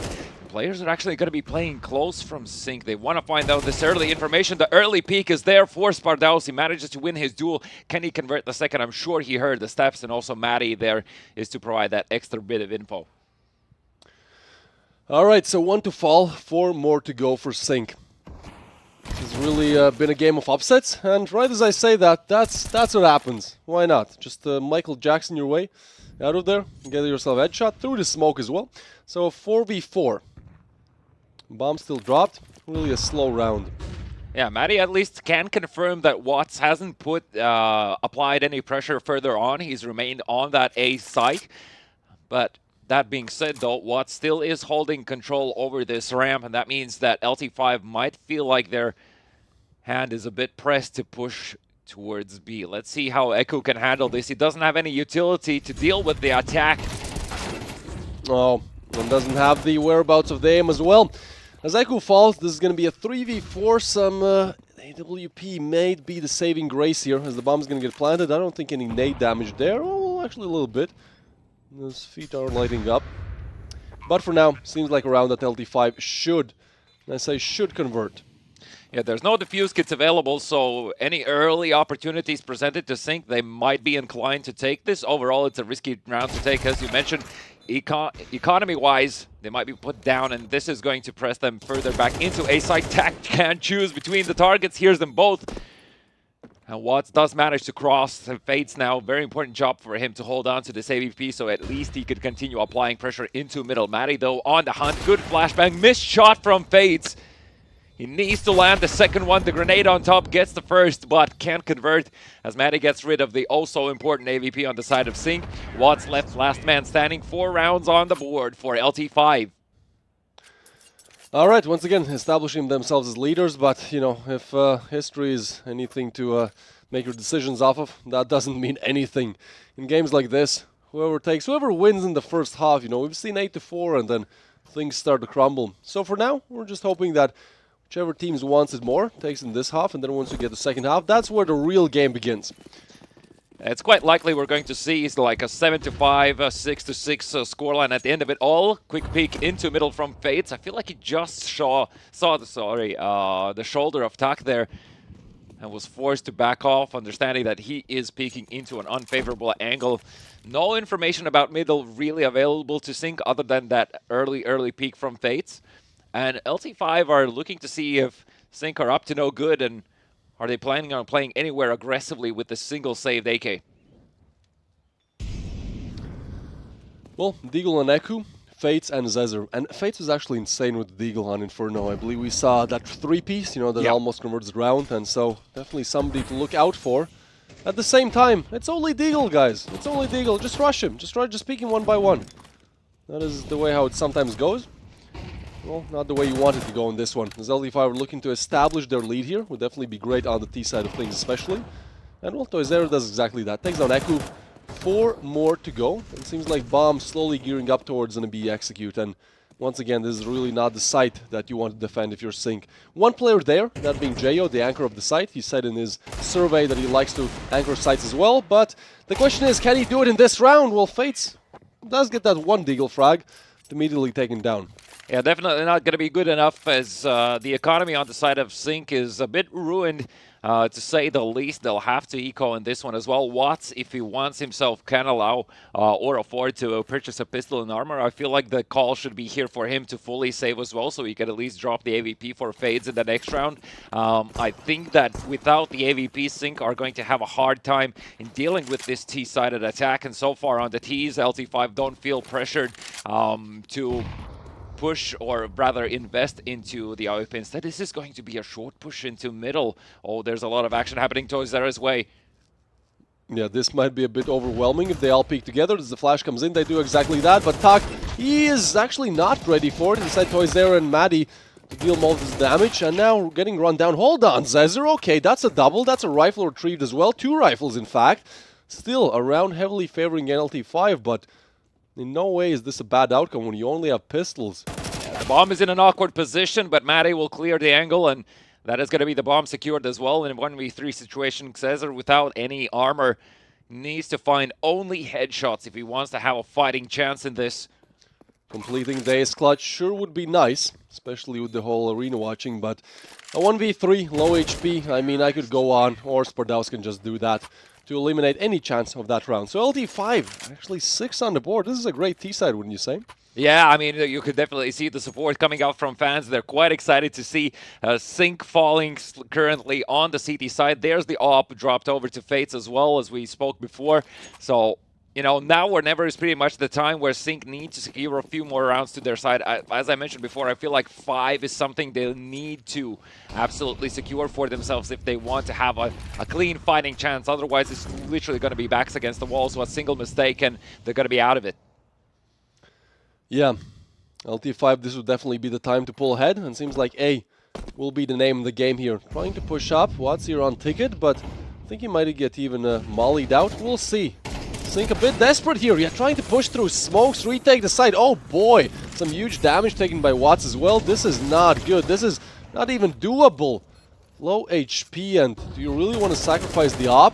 Go for this round? Well, don't really have a lot of chances, but the time is starting to tick low. That bomb plant position also very good. You know, you can peek from Palace, peek from Ramp perhaps. Tak, what a play there. Great headshot on Jo as well, and yeah, at this point you just have to call a save. But Tak, he wants more. He's hungry. Hungry for blood, you would say. As this position might actually go unchecked. It goes, but fades quick on refrag. Okay, falling from the sky there. Always love some good ragdoll physics, but either way, we're going to have LT5 on 7 now. Really starting to almost speedrun this.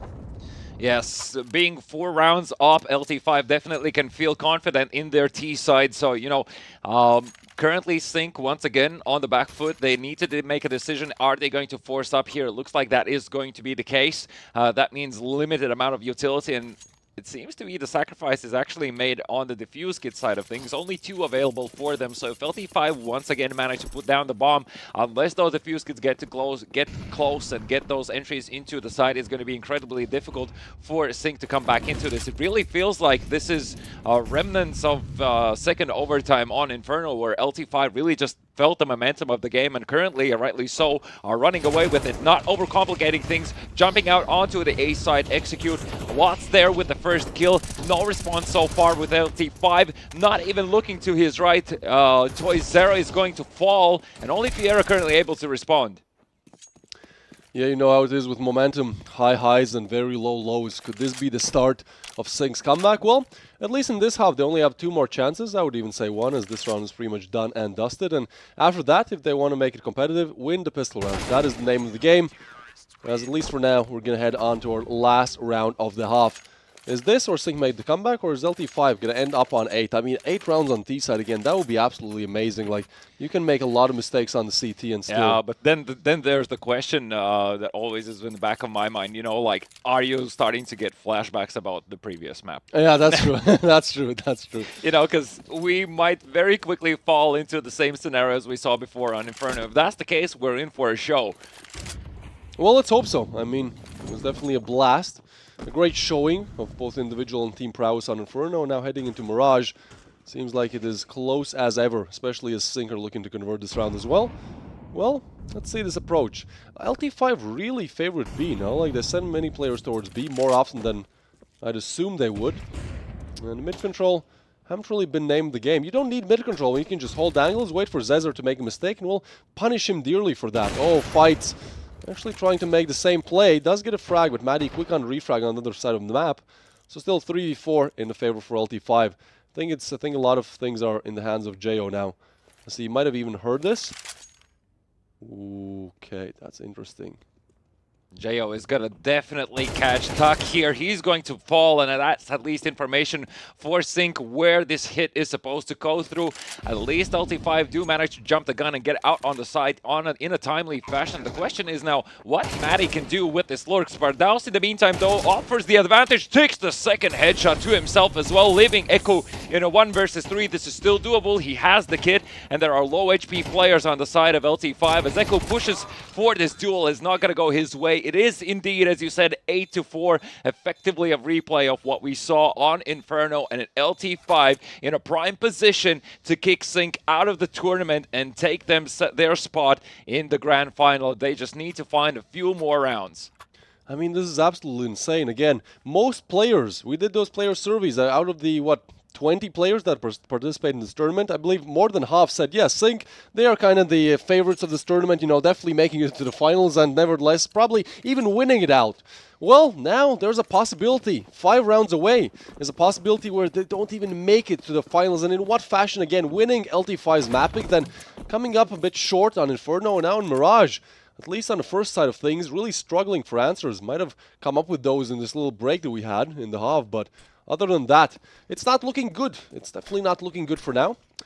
Well, let's see how good this bomb side execute is. Jumping in, but no damage just yet, so they're getting postponed a little bit. Rotations come in. Spardaus quick to open it up, and at this point, oh, it's all falling apart. Tug gets another one, but Echo's still strong on 1, on 2, Jo actually. Contest for site continues as Spardaus next one of contact, but Jo 1v3, and they know where he is. There is no way that we see a repeat of that 1v4 attempt on Anubis. And with that, you can see what it means to Toyzero. He understands the stakes are high, but also the odds are in their favor, and they're shifting more and more in their favor with every round that goes underway. 9 on the board, a bye, and let's see what Sing do. Yeah, I mean, Toyzero ice cold in that situation, gets 3 kills to his name, and I was even trying to pay attention to his hands right now where he jumped up just to see if there are any adrenaline shakes. They were just like calm as, I mean, I don't know what floor, man. Like, there's just level-headed. He is in the game. He's ready to lock it out. The first round conversion goes the head of way of LT5, and most importantly, Sync didn't manage to plant the bomb, so this means there's less likelihood for Tak and Co to deal with like any sort of Galils in this round. There is a single one in the hand of JO, but that's a relatively small threat to deal with. Now, there is going to be a smoke put down in the window from Sync, and that is at least going to cut down some amount of information for LT5, and they're going to be forced to choose if they want to risk it for information and try and see if they can peek into middle. Matty feels the challenge is something that he could deal with, so let's see what he finds. Oh my god. That's clean. Yeah, that's really clean. LT5 showing up to play, and once again, Sync are just struggling for answers. 50 seconds on the clock to go, but it seems like wherever they do make that move, it's going to be a tough one. It's going to be a tough site to crack. I mean, B, I guess, is the better site where to go, but still you have a player gearing in from short now, so definitely 2 players on B as well, and at the same time, you have pistols. You have to jump through the window. You know, not exactly the best weapon to have for that task, especially long range. It just doesn't seem too good. Although, if they all explode, look, Spardaus goes down. Perhaps some lucky openings, but no. Matty, he hears me and he says, not this time. Spardaus is going to shut them down. A double and perhaps a triple. No. Okay, what? Was he inspecting the bomb, trying to do the spinny? I can't really understand. It might have been a button pressed in the moment of panic. Nonetheless, beautiful play coming out from Spardaus, holding on to the site, managed to get 2 kills in that very stressful situation. And for a moment, it looked like that Sync, whilst it was clear to which side they're going to commit, that brief moment where the kill comes through from short, them not committing instantaneously, that's the milliseconds Spardaus needed to prepare for this hit. And this is exactly what I was talking about, right? Like, if you are going to get stuck as T's in one of these positions, you're going to have a really, really bad time. Alright, LT5, 3 rounds away from doing the impossible. And again, like, we want to believe that Sync is going to make this one competitive, but so far, like, they haven't really done that, and now they don't have many chances. Again, we're in a 4-10. We've been in this situation, I believe, 3 times today, and every single time, actually, the team that had 10 just simply rolled over, pretty much won the game without much difficulty. So, we'll see if history repeats itself, or perhaps this time, Sync are able to break the curse of 4-10. You know, you have that. You used to have, what was it, 11-4 halves? Yeah. Yeah. Well, Zonic's Law. You had Zonic's Law. Now with MR12, you have 4-10, where whichever team has 10, just crush it.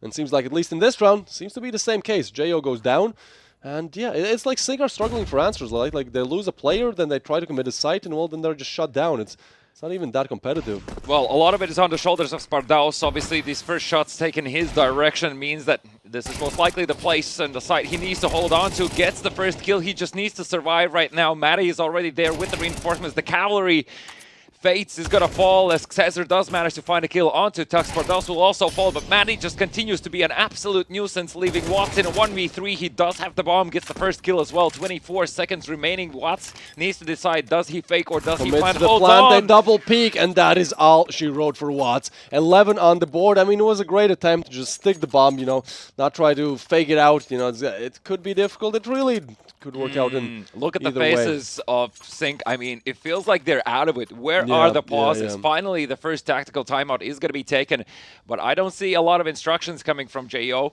He looks into his little notes that he has prepared with him.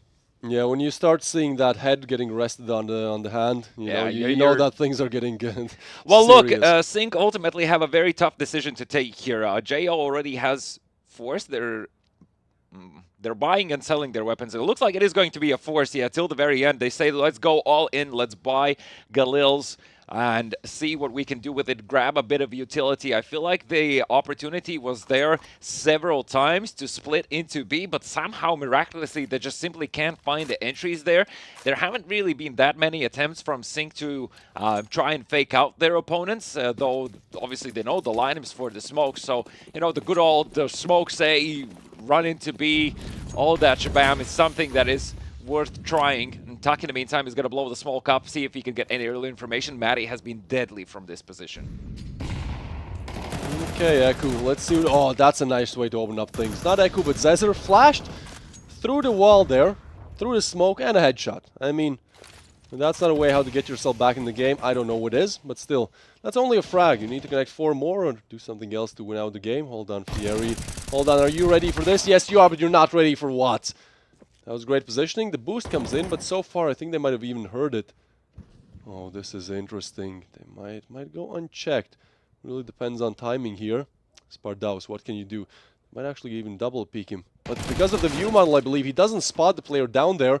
And so it's going to be Fates and Jo getting 2 frags in a row. And now Matty, solo warrior, left alive for, well, less than 2 seconds. So at least here is where Sync make a turning point. We'll see for how long. We'll see if they're able to string together anything significant. But seems like that tactical timeout, that team timeout.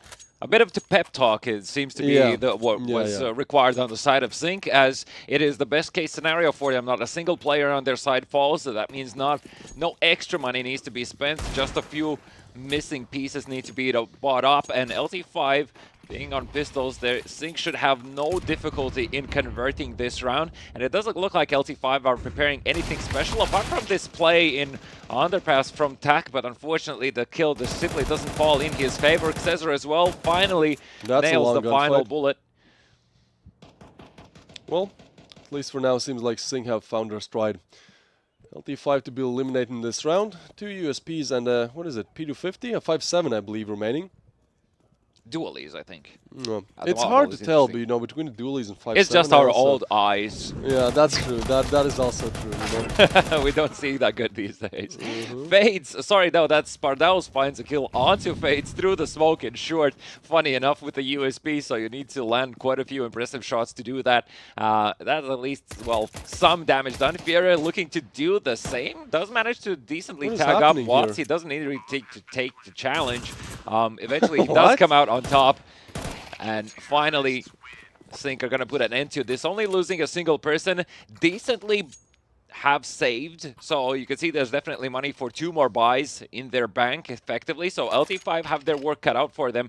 And they choose to buy up and use the lead that they have currently to try to lock out their opponents ASAP. They don't want another rerun of Inferno, but it is definitely on the table. It's in the back of their minds for sure. Yeah, I feel like, again, when you're in this almost unbelievable story, you know, it seems almost too good to be true. And once you I feel like the more you think about the score, the more you think about, we're 2 rounds away, guys, from doing what nobody expected, from beating Sync, the more it might get in your head. So, we shall see how it goes. LT5, even though Sync did get in their head towards the late stages of Inferno, they were still able to close it out. And, well, this time at least, seems like in the 18th round of play, Jo and Fights have already caught quite a lot of damage here.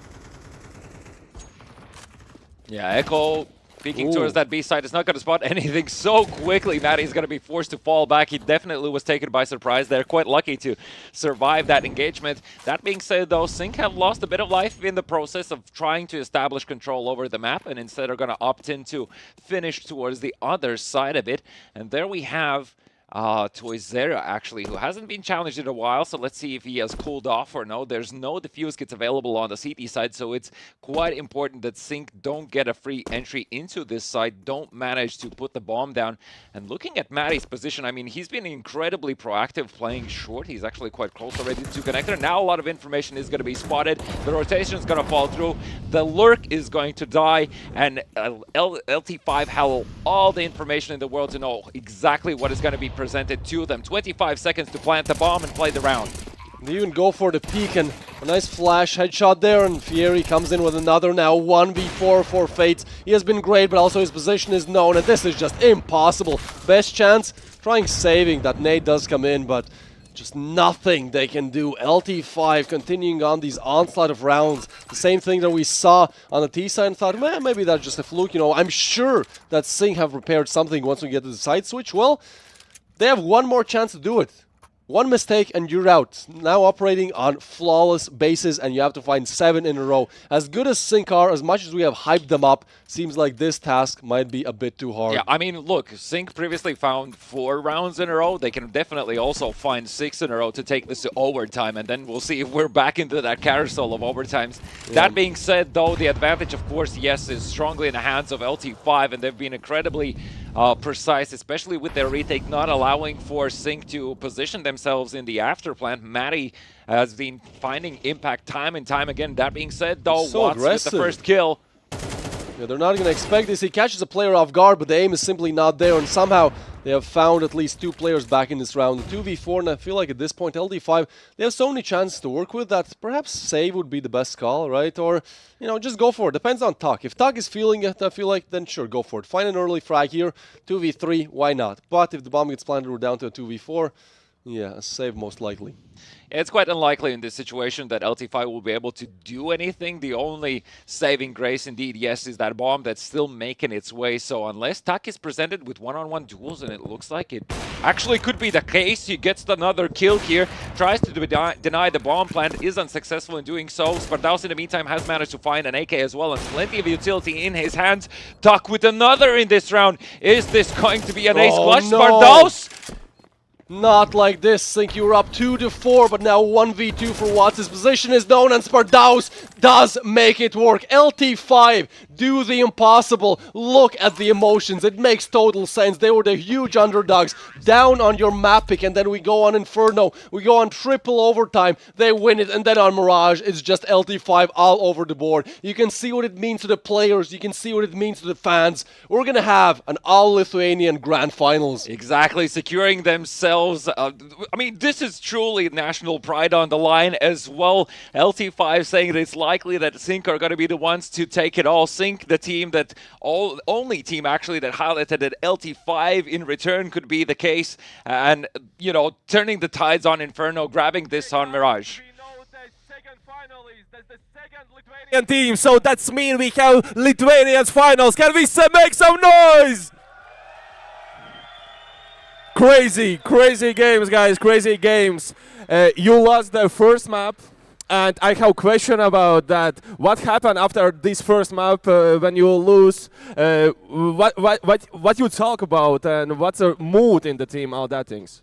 Yeah, I think we knew that basically we lost a lot of unlucky rounds, so basically we just stayed in the game, and we knew that if we don't make the same mistakes, it's gonna be easier on the second map, yeah.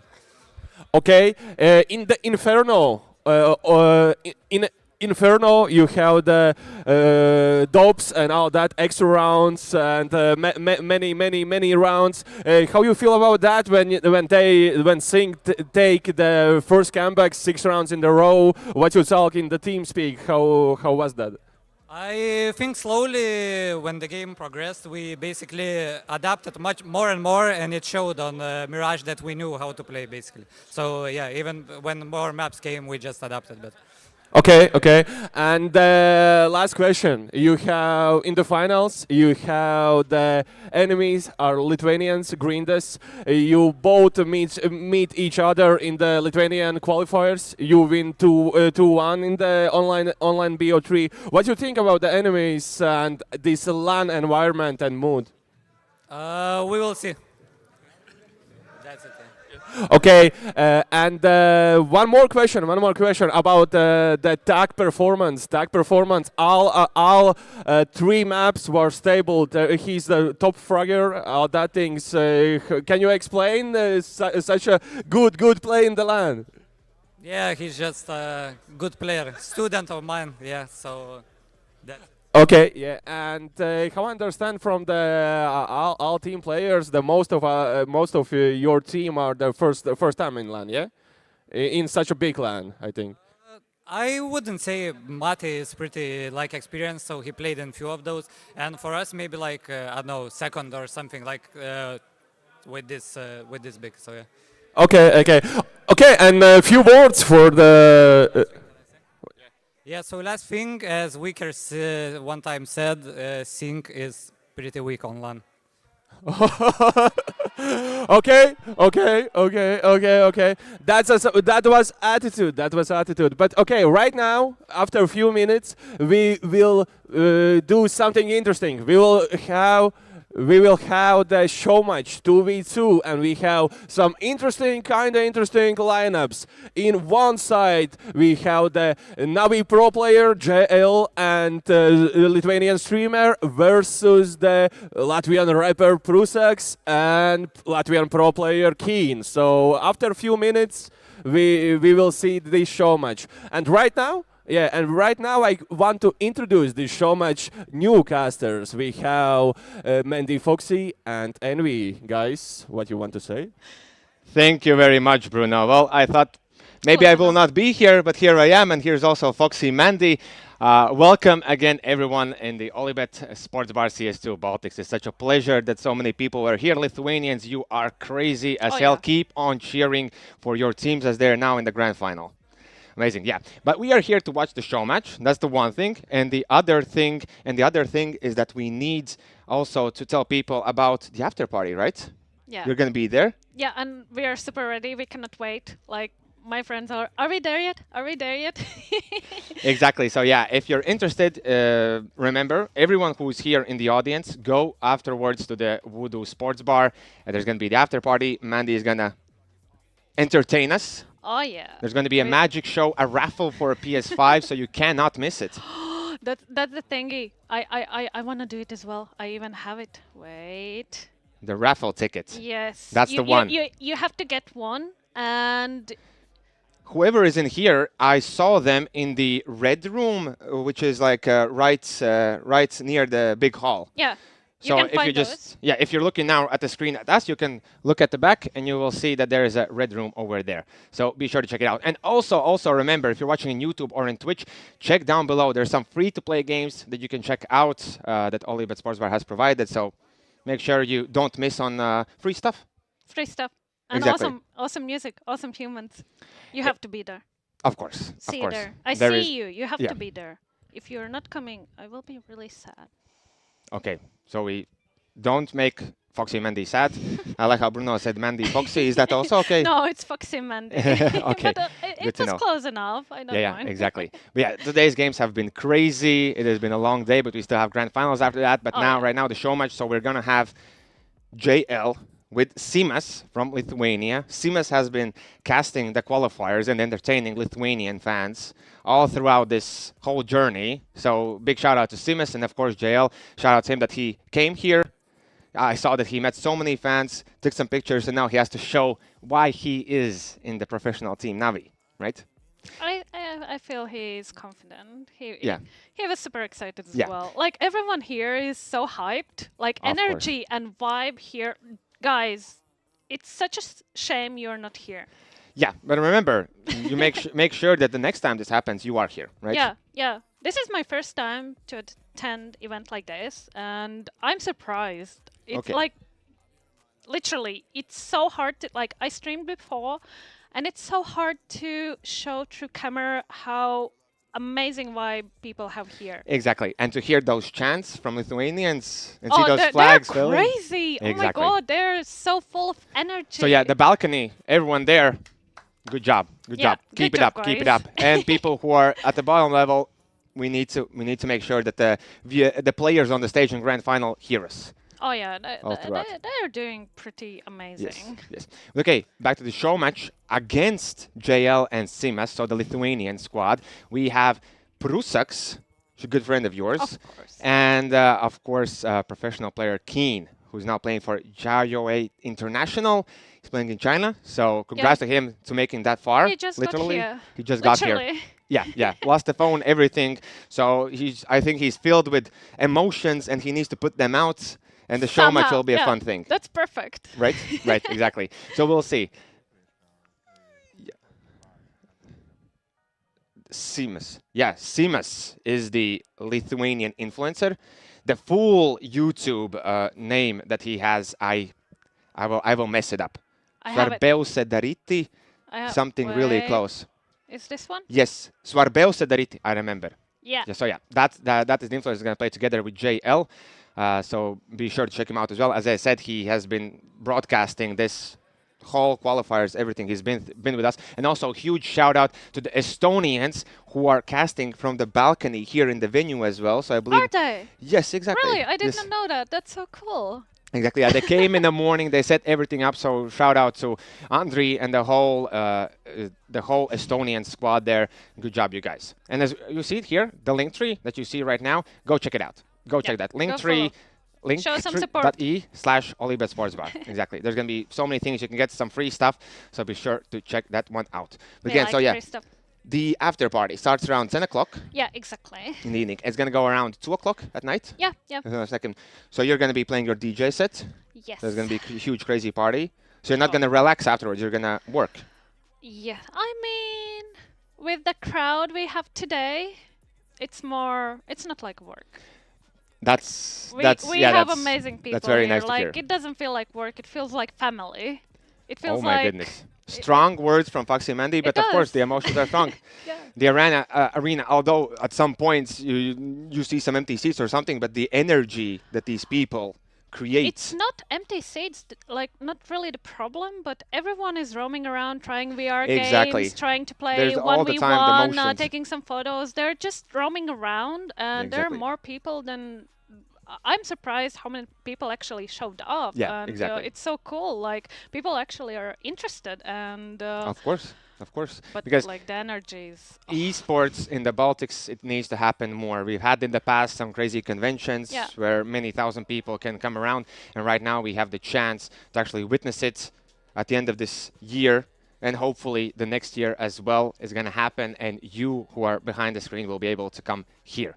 But yeah, so let's remind people who have just tuned in. First of all, check out the links in the description, the linktree/Olybet Sports Bar. Check it out, or what kind of free stuff you can get from our friends. And of course, remember about the after party if you're here in the venue. Don't just go home. Go to a party. Yeah, it's such make a day. this full It's experience. snowing outside. There's nothing better It's to do. snowing already. Again? I mean, I'm guessing. Probably. It will. Yeah. Let us know in the chat if it's snowing. If you want to avoid snow, you have to come. If you stay home, it will snow, and your car will be under snow. Just saying. You're not just trying to jinx something and put some... No, I'm just saying. It's not blackmail or anything. Yeah.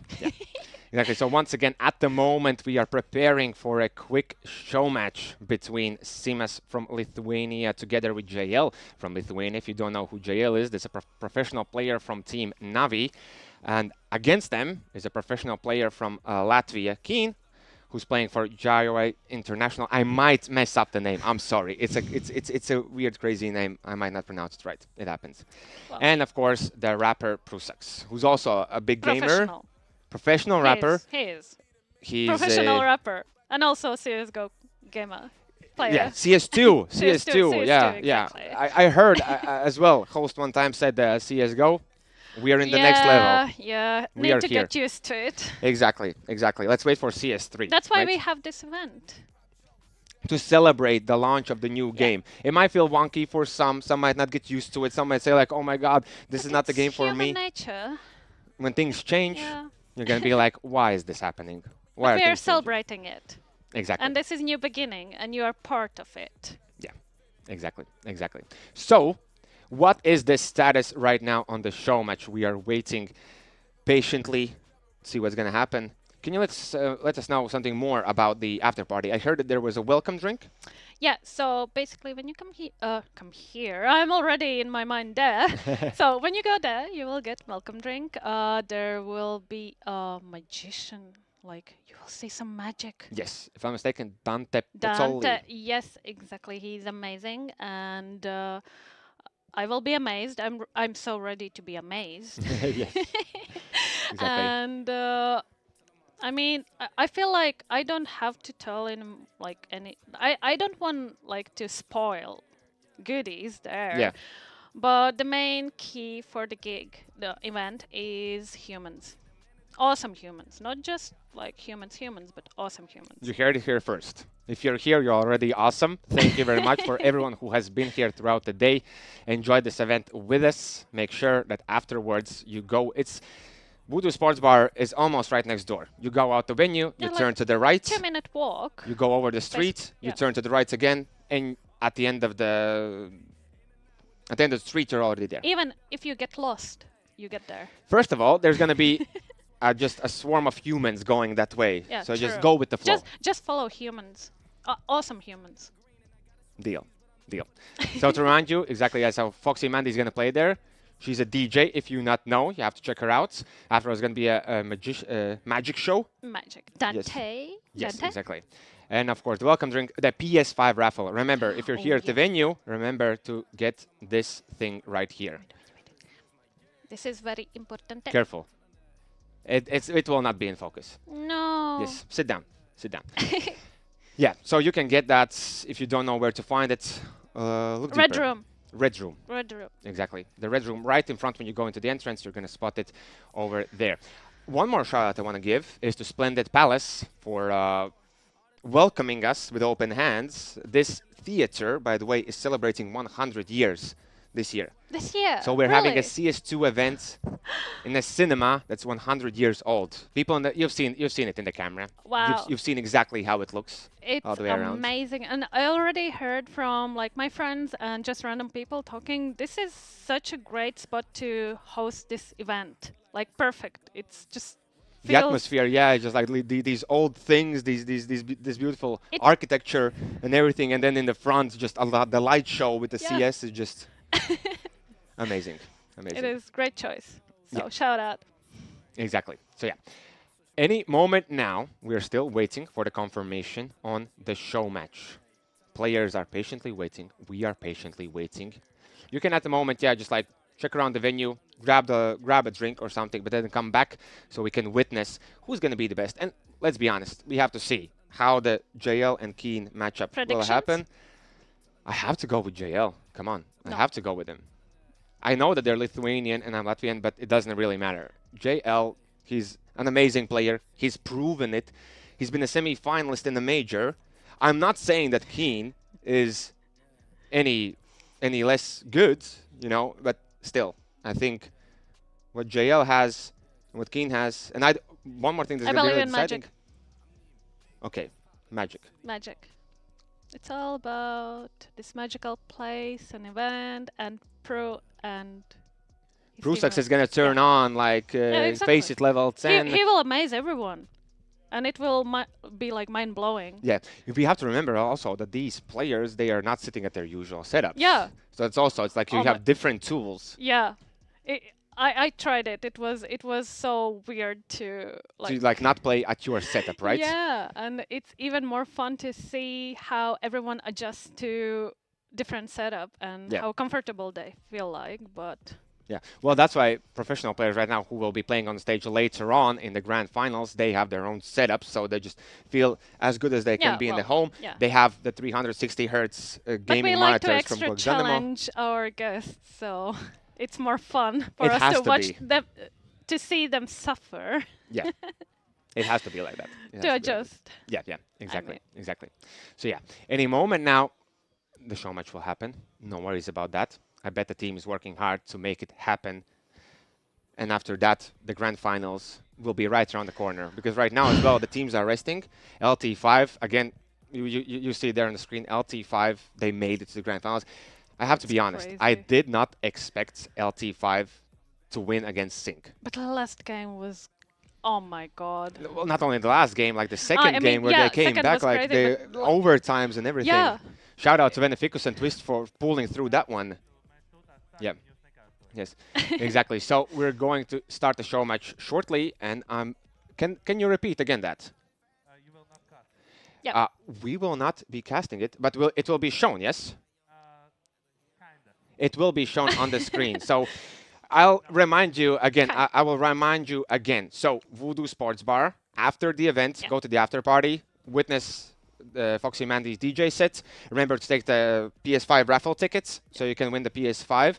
Check out the link in the description box below, linktree/Olybet Sports Bar. Check out, there's some free stuff there. And again, thank you very much, Foxy Mandy. Thank you very much for everyone here in the audience. Thank you very much for the production, for working so hard and making this one happen. This day has not been easy. It has been a long day. But it was great. It will still be. There I is mean, still the it grand is final. still. I'm so hyped, guys. Exactly. You're part of this. Yes, all of you who are watching and everything. Yes, and right now is the time for the show match, and Bruno Reis is gonna take over. Start our show match, but before the game. Nah, no. Okay, we can start the show match, but before the game, few questions to GL. First question about these Lithuanian teams. We have 2 Lithuanian teams today, and both semifinals win by Lithuanian teams. What do you think about that? What can you say about that? Lithuania is already a champion. No matter who wins, LT5 or Grinders, we already came out victorious, the best Baltic team in the Baltics, so I'm happy. Yeah, that's true. That's true. If maybe some provocative question about but in the final, which team you choose more preferable?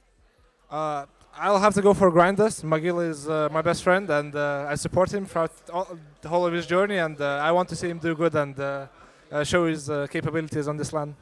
Okay, great. And the last question about such a kind of Baltic tournaments, LANs, etc. Today we can see few new players at such a big stage. Can you maybe from your pro level career can make and suggest some tips and tricks for these new kind of players? Where can they start, or some tips and tricks?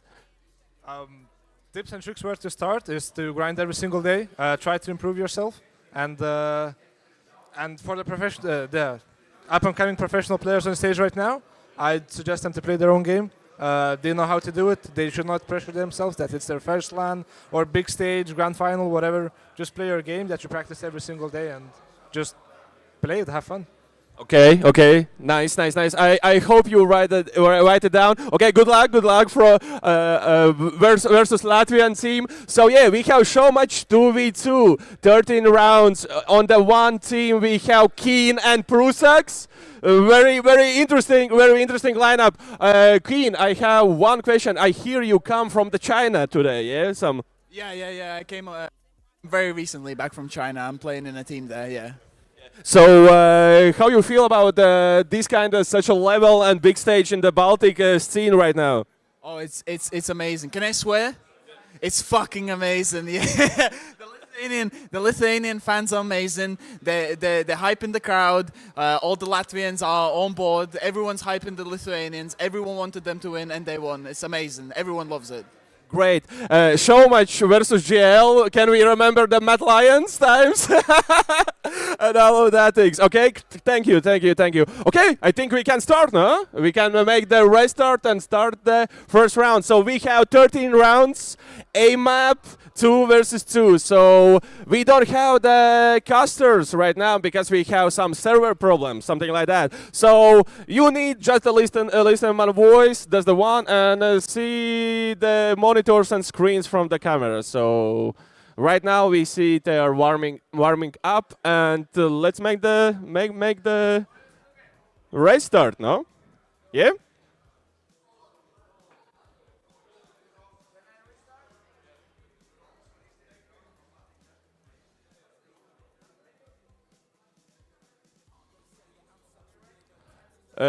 Yeah, we are ready. Yeah, of course. Yeah, can we make some noise for this show match?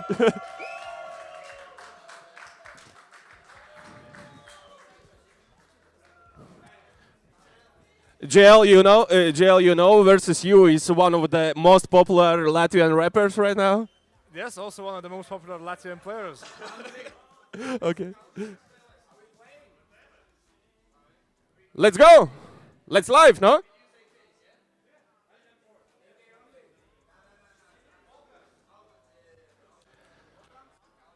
Okay. Both teams are Triter based, and they're using all guns, so AVPs include, yeah?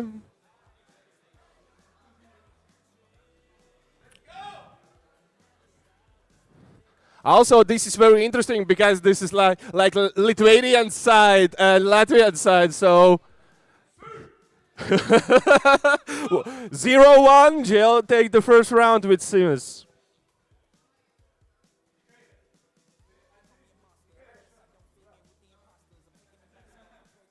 Whoa! Brucex with a double kill. Who say rappers can shoot? Rappers can shoot.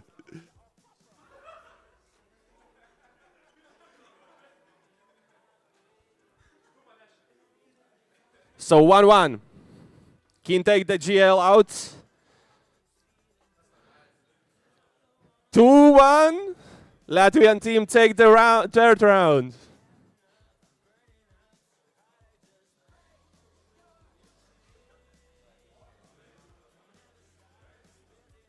Also, I want to remind about after the finals, we have the Olybet Sports Bar after party in Voodoo.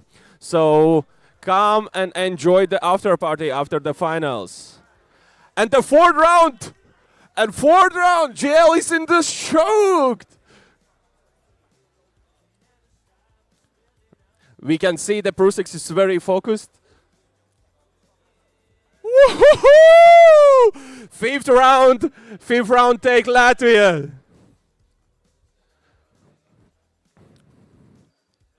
But I think maybe Lithuanians are take a favor for us because both Lithuanian teams right now are in the final. So maybe.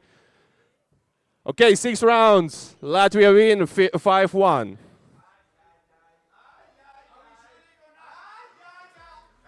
We can see some trash talk. Aye! 5-2.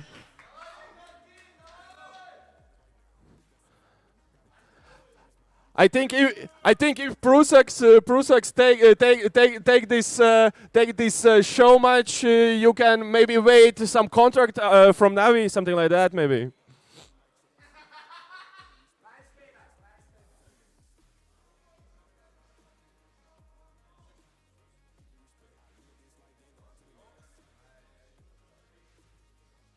Woo! Brucex take down GL.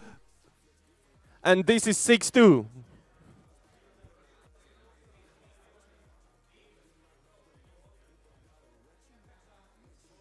Brucex with this AVP kill, and this is 7-2 on the aim up.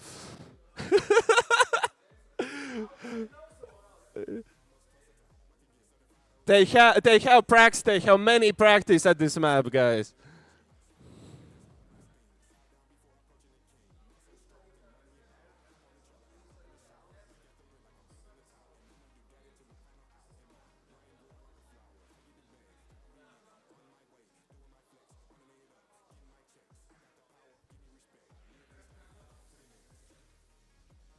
GL with the first kill, GL with the double, and 7-3. 7-3.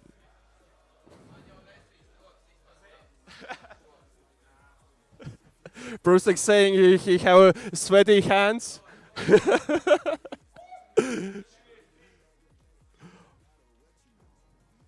versus 1. And first half 8-3. And not first half, that's a victory. That's the victory, yeah? Yeah, that's all. That's all, yeah. So, yeah. Yeah, tas arī ir viss, yeah. That's all for us. Yeah. Okay, that's the 8-3 for the Latvian show match. So please make some noise. Great. And right now we are back to our casters to take some time and prepare for the big finals. LT5 versus Greendas. Be right back.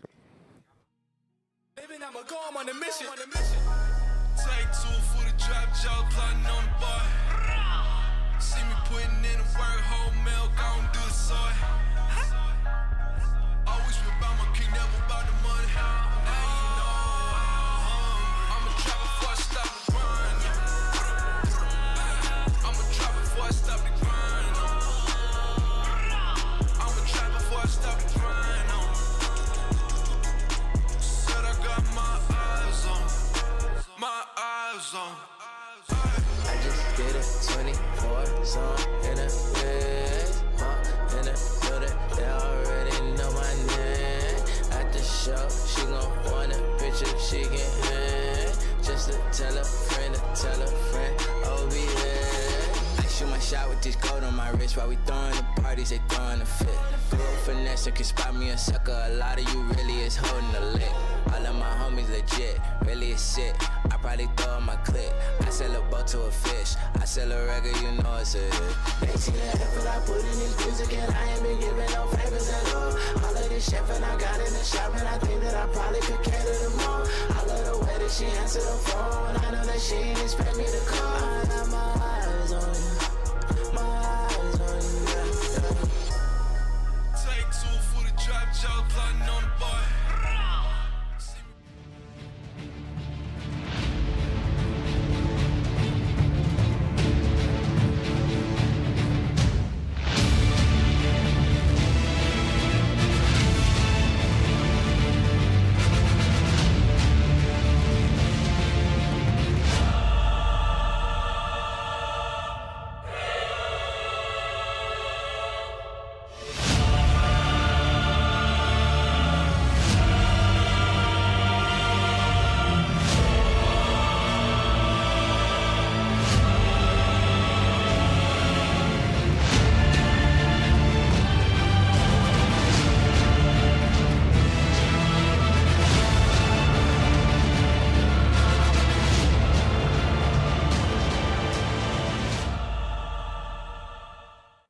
Greetings to all other side of the monitors. Hi Twitch chat, hi YouTube chat, and of course, hi splendid venue, splendid palace. Can we make some noise for the finals? This is Olybet Sports Bar CS2 Baltics Grand Final. Of course, huge thanks to Olybet Sports Bar to giving Baltics this amazing opportunity for players to play at the biggest CS2 event yet, and for the viewers to get witness all of this in live. We are at that last. Oh my God! We are at that last BO3 matches. We have Grand Final. We have 2 teams, and before we start, let me introduce the casters, Beneficus and Twist. Guys, let's give some info and useful information. Yeah, I mean, we have arrived finally. You know, this has spanned over more than a month almost. You know, we had the first qualifiers for Latvians, Estonians, Lithuanians, the last chance qualifiers. 2 semi-finals, the second semi-final, so close, so interesting, and finally we have arrived. This is where really we crown the champions, and an all-Lithuanian grand finals. How are you feeling, Beneficus? I mean, I'm so excited. I've lost my voice 3 times and regained it already throughout the day. I'm unwilling to lose it completely, as I feel like it is going to be an absolute blast. But before that, we have to say a huge thank you to the sponsors of the event, that being, of course, Olybet Sports Bar. But not only them, throughout the day, the sponsors have provided us with a lot of energy. You can probably tell by myself. Dynamite definitely there to help us out when that little dose of caffeine is needed. Make sure you don't overdo on that part. But also a huge thank you to Talks, who were able to get the fans over here. You know, there's so much support from Lithuanians. And now this being an all-Lithuanian final, it even more so goes to show the investment that people have put up front in order to make all of this happen.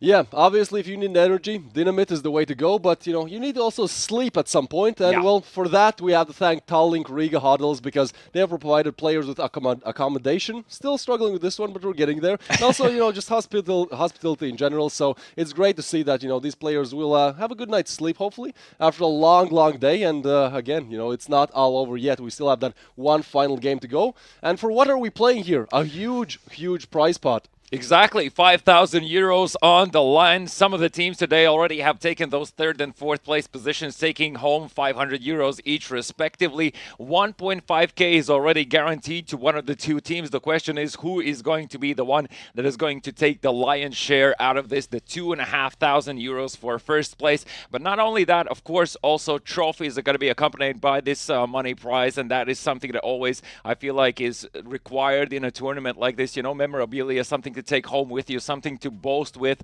and something nobody can take away from you.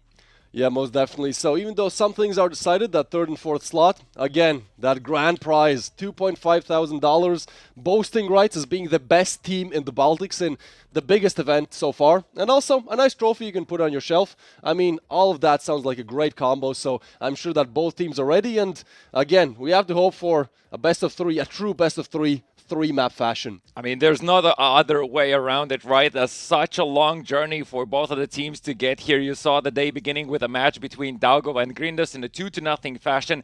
They managed to close it out and secure their spot in the grand finals. And here, Sync just were forced to bow down over to LT5. We haven't even managed to officially announce it here in the graphics, but it doesn't matter. You were witnessing history, I feel like, here in the Baltic scene. And now it is truly going to be a battle of the Titans. These two teams already met in the Lithuanian qualifier finals, and there LT5 came out on top in a 2-1 fashion. I feel like, as you said, you know, this is going to be an all-three mapper between the two teams again, and it's a lot going to come down to the maps. And we'll get to that in due time. Right now, I feel like giving the word over back to Bruno to get these teams on the stage.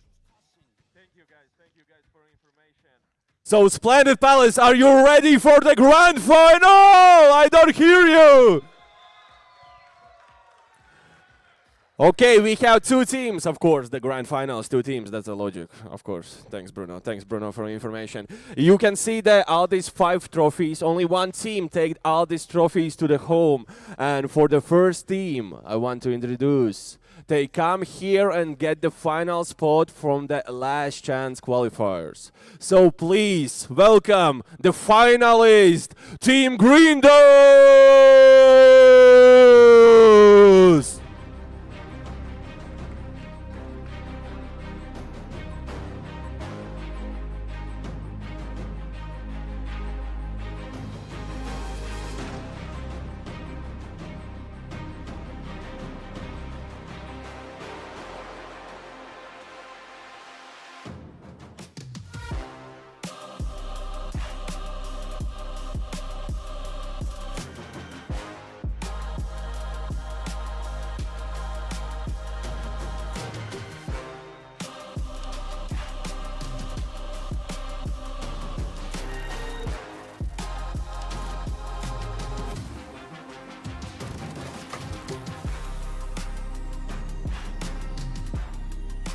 And the second finalist, Splendid Palace, one more time. Are you ready for the final? Yeah, that's the hype, that's the hype. Great, great, great.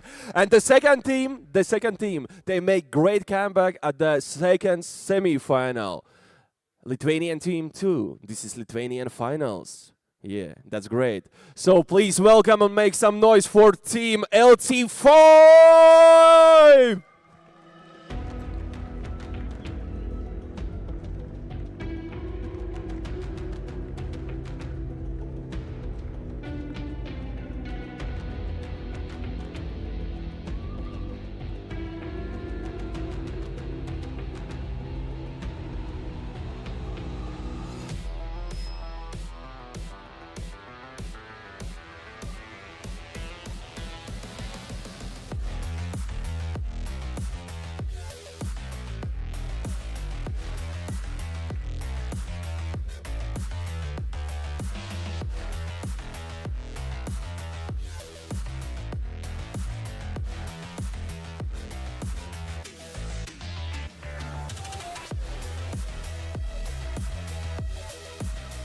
Okay, great, great, great. Of course, before the game, I'm with the players from the both team and ask few questions before the game. So, Magila, with the LT5, you are played in Lithuanian qualifiers 2 times. Both times you lose, unfortunately, but lose. So, how you feel about that? And maybe you have some things in mind and you make some changes. I mean, the qualifiers were online. I think we are a LAN team, so I will just say this, bring it on. Okay, we're feeling. Okay. About the LT5, right now, like before the 30 minutes, you have the toughest BO3, and right now you have a final once again BO3. This is good for you. You are in the form, or this is like tiredness you feel? Yeah, I think it's no problem because it's CS2, so it's a little bit less round. So I think we're not that tired yet. Okay, guys, and what you can say right now before the final? What you can say about the other team? I think they came with the same goal to win the whole thing. So I think both teams are just here to have fun and win the whole thing. So just good luck. Oh, that's such sweet. And you? How about you? No comments. Ooh. Okay, one more time. Let's make some noise for the grand finals, guys. We started. Back to our casters. Let's go. This BO3. The Lithuanian Grand Finals are here. You can see the players are ready. Maybe different approaches to this game, different mindsets, different things that they said in terms of who's going to win. But still, it's great to see that the rivalry is respected. It's not like, oh, we're going to destroy them. No. We respect the opponents, but at the same time, we do want to win. Obviously, both teams want to win, both because of the prizes, the pride, and just overall. You've been spending, 6-7 hours now playing. Would be a shame to throw it all away. So, may the best team win. Well, not only that, of course, both of these teams have had plenty of experience on their side playing against each other. So on the side of Grindas, Prokas, Sidio, Magila, Baggies, like everyone really has been stepping up today in moments where it's needed so much. I would actually feel like a lot of it probably is going to be down to the Operas and finding their impact in this matchup between the two. Yes, Grindas kind of falling short in the qualifiers.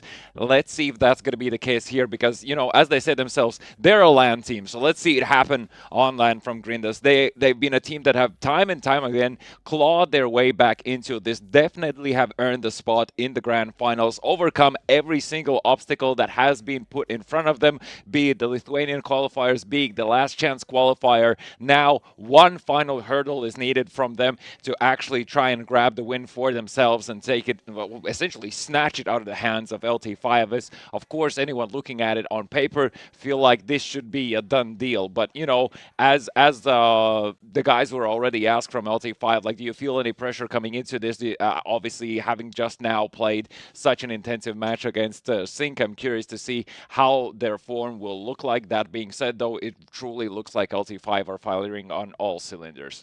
Yeah, for sure. I mean, again, we have to remind everyone, LT5 was also known as SD Invicta back in the day, and they actually are the reigning champions of the Baltics. Last Baltic tournament that they played, they won at least the core of now what's known as LT5. I believe 3 players from SD Invicta are still playing there, so we shall see how things go. As we are still stuck here on Grindas, well, let's talk about them a little bit more. Sidivo, I mean, great in-game leader. We also had some great op plays come in from Fates, I do believe, but we'll see how it goes. Yeah, obviously, Sidivo being the brains behind the operation, a lot of this is going to be riding on his shoulders, seeing how he can counter-call any shenanigans LT5 might try to put up with them. LT5 will seem to be just riding the wave, essentially, and just adapting to whatever their opponents are presenting themselves in terms of opportunities. So I'm curious to see if that is going to be the name of the game, or in general, just because these two teams have already met so much in the past, at least in the past month for sure, if not even more so in their local tournaments, how that is going to shift the mindset with the approach both teams take towards the map. So on the side of LT5, of course, Matty, Spardaus, Toy, Zera, etc. So, I mean, these guys have been firing a lot, and the teams are currently doing the map video as we speak, so we're going to find out which maps that we're going to be playing. But I really want to point out that both Tak and Spardaus have been immense on the side of LT5 in terms of the impact they've been able to deliver time and time again in these high-stakes, high-pressure situations.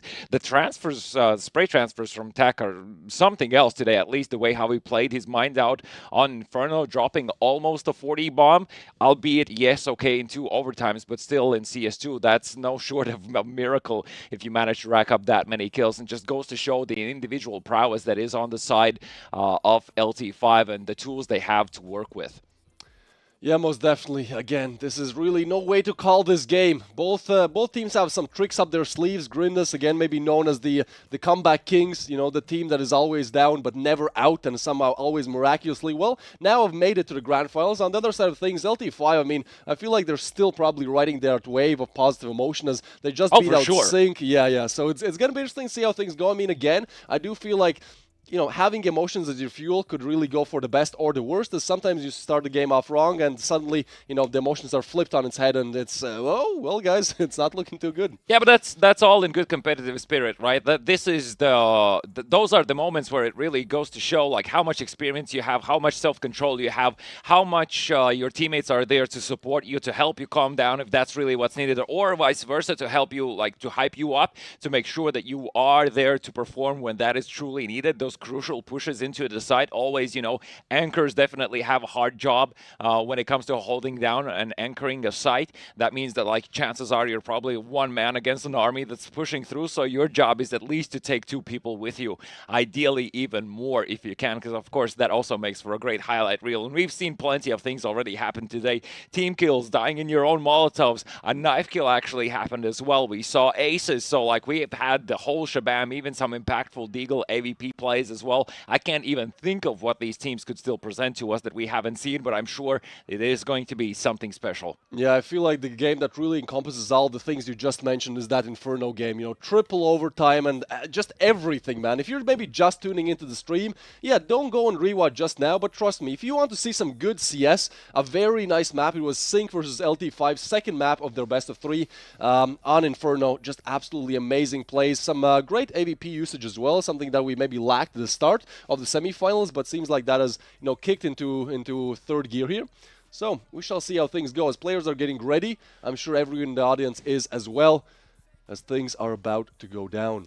In terms of maps here, I'm also quite curious, what are we going to see coming out of these two? Obviously, winding back, do you feel like LT5 might be willing to pull out the Inferno card here? Because I still feel like it's a bit of a risky pick to go for, and obviously it wasn't their choice playing against Sync, but also not something that they banned primarily. So I'm quite confident that LT5 probably are not going to go down that road, even though they did manage to secure a win today. But hey, feel free to challenge me. Yeah, I mean, I feel like Inferno is such a curveball as well. It could really go either direction, especially with CS2. It seems like you always get the closest and the most entertaining games on Inferno, but at the same time, it's the map where, all odds are defied. So yeah, probably would like to go for something a bit more standard, something that you could, well, at least hope to predict a little bit better. But yeah, I mean, honestly, for both these teams, they have some great maps, but they're like also good on their the same map. So it's going to be very interesting to see how exactly they can pick and maneuver their way around. I would honestly expect a Mirage, because LT5 just showed great performance on Mirage against Sync, and I feel like that could be one of their strong points, especially just riding off that confidence, right? You have just beaten, theoretically, what most predicted to be the best team in the Baltics going into this event, being Sync, and now you beat them in a very well fashion as well. Very, I believe, 5-6 rounds for Sync. Like, it wasn't even close. So now, picking it up against Grindus, I believe that could be one of your strong points. But we shall see, as the veto is now coming up. All right, let's see what the picks and bans have been. LT5 have banned Ancient, so they don't want to see Grindus picking their map. And hey, That's there we smart. go. Mirage is going to be banned by Grindus. As you mentioned, oh my God, I can't believe my eyes. We have a Vertigo pick coming out from LT5 and Anubis in response from Grindus. Oh, don't tell me it's an Inferno. It's an Inferno decider between these two. No way. I mean, look, I hope we go. I'm calling it now. It's going the distance. Yeah. There's no other way around this. Absolutely has to go the distance. I want to see a triple, quadruple overtime on Inferno. I want to lose my mind watching this game. Yeah, obviously, after you've lost your mind, you can go and relax a little bit. There's still that after party in the Voodoo Sports Bar. So, if you're watching this game, you're thinking about, well, yeah, it seems like one team is going to win. I'm just going to head home. Well, don't exactly yet. If you have a ticket, you also have a chance to go to that sports bar in Voodoo and, well, spend some great time. The after party is going to be until 2 a.m. And obviously, if you've come by the fan buses provided by Tox, huge shout out to them, well, then you have to remember to also catch your bus home. You don't want to be in a situation where you're stranded in Riga and it's like 3 a.m. Not the best of situations, but hopefully everything goes according to plan as we are getting ready for our first game, an all-Lithuanian Grand Finals. Who would have predicted that? And I feel like even though the Lithuanians, in the audience, there's plenty and they're definitely loud, they make their presence known, a very very heartfelt fans. It could be kind of hard to pick which one to root for. Sure, we asked JL. He said, obviously, I'm gonna root for Grinders because McGill is one of my best friends. Yeah. Well, I feel like for some other players, some other viewers, that is, the choice might not be so difficult. I'm just curious now to see how this Vertigo is going to play out for LT5. Oh, for sure. Like during the last chance qualifier, we actually didn't manage to see it live in the studio. I'm not really sure if you were a witness to any Vertigo maps during your qualifiers that you casted beforehand, but yeah, you're shaking your head and saying no. So look, it's a curveball and a half to throw in there. I'm sure that LT5 picking the map probably have clear reasons behind it. Even if they don't have a clear mindset as to how exactly they might want to approach the map, the confidence you have to pick it is probably stemming from the fact that Grindus is not playing it so much. I honestly feel like that's a very smart decision. I feel like, it's one of those times where you pick a map that you expect, you just don't think that's going to be picked, right? So you can pick a map that nobody is really good on, nobody really plays, and just, do a week of preparing, do a few days of preparing, then you show up, surprise your opponents by picking it because they're not going to expect that you take that as your first pick, and well then you have the upper hand and a half, right? You have prepared strats, you've played it and practiced it more in the recent days. Like, this would be an amazing start for LT5 if they have done their homework. If. Yeah. So, that's what I'm saying. Like, these days, Vertigo is, you do see the map being played, but hold that thought. We do have a little surprise from the host, so quickly jump back to Bruno. Hey yo, what's up guys? My name is Bruno Reis, and before you see the crowd, and before the finals, Olybet Sports Bar want to say thanks to the supporters. So guys, who wants the beanies from the Olybet? Who guys wants the beanies from the Olybet? Thanks. I have so much beanies if you want the beanies. So this is from the Olybet Sports Bar. So take the beanies. Give me more. They're such a hype, man. Guys, there are guys from Latvia who are rooting for the Dauga, and of course Lithuania guys. Guys, take. Oh, yeah, you get it? Okay, guys, one more time, make some noise for the finals! Casters, now do your job and let's be great finals. Let's go. Braliukas. That's the word that connects the Latvians and the Lithuanians. I feel like any time that I'm in a competitive lobby and I hear the accent, it's either Latvian or Lithuanian. They're like, wait, is he from Lithuania? Braliukas. And then the Lithuanian guy says Braliukas back and it's like, hey, we've made it. So, yeah. Braliukas, are you ready for our Lithuanian Grand Finals? As we just saw our map picks, it's going to be Vertigo, it's going to be chaos. It's getting a bit late here, but I don't think anyone is ready for sleep just yet. Everyone should be as excited as I am as we are approaching a hopefully 3-map series. It's been so many weeks in the works right now to get to this final moment and finally understand who is going to be crowned king of the Baltics between the two teams. I see the headphones are already on their heads. And now, one thing also to keep in mind, LT5 picking up Vertigo. Obviously, Grindos do have the opportunity of picking the side they would like to start on. My presumption would be that probably they're going to start on the CT side. Vertigo, though, some might argue that it's a T-sided map. For me personally, it's an absolute coin flip. It really depends on how proactive the teams are in defense or versus aggressiveness on the T side. Yeah. Same. So, I've encountered teams where it's just simply impossible to break through the defense, and there are teams that their offense is amazing, but the defense is seriously lacking. So we're going to see what the story is. Obviously, one of interesting points of contention is going to be that A ramp, ever so always present with its action, default smoke grenades, etc., and looking for those initial picks. But also curious to see how the B sites are going to be held, because it's notorious to be difficult. It's very easy to be run over if you're on the CT side, being on that B-bomb site, and would like to see what's the idea behind the whole mission for LT5, presuming they're going to start on Ts. Yeah, another thing about Vertigo is that just because it's not played as much, if you crack a nice strat that just works, it's going to be harder to counter it because, you haven't practiced it that much. So I feel like whichever team on the T side has prepared the better strats, that's really where the cash is going to be at, right? Like, if you just have good T side strats, you can, get a lot of rounds, even make it T side, and at that point, convert a few CD rounds. Oh, so you feel like it's going to be a lot more like we saw for the first map of the day where Green played on Ancient and just continually were bombarding the Rush B-bomb B, but site. it worked. Rush B, and it works.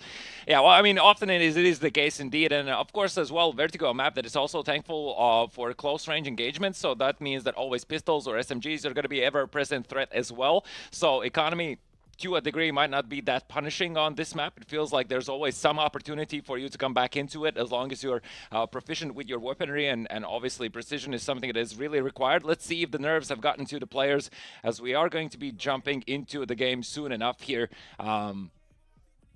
Lost my train of thought.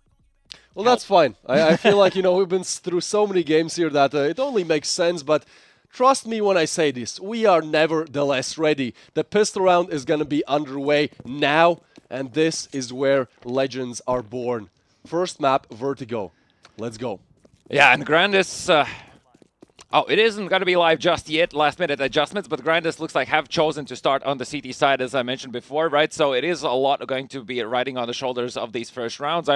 I assume that there's going to be at least 2, if not even 3 dualies picked up on the CT side just to deal, again, once with that classical Glock rush where DTs just simply try to apply as much amount of pressure possible to get the USPs out of the way, make their way into that B bomb side. Quite often we actually see like a B side split happening during Glock rounds where it was half of the team is rushing throughout middle as the Ts and splitting into B, backstabbing the CDs, trying to hold on to the site. Let's see if that's going to be the case.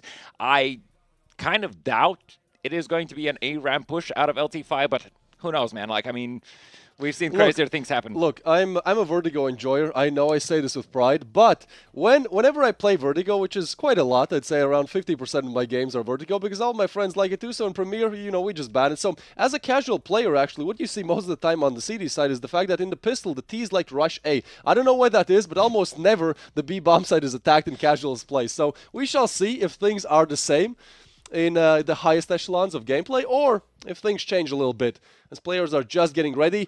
You had an hour. You had about an hour. The Lithuanian fans, all the fans had around an hour to decide which team to support, LT5 or Grinders. As now we're approaching the pistol round, this is your chance to make your voice known, to make your vote known. LT5 fans, let us hear you roar.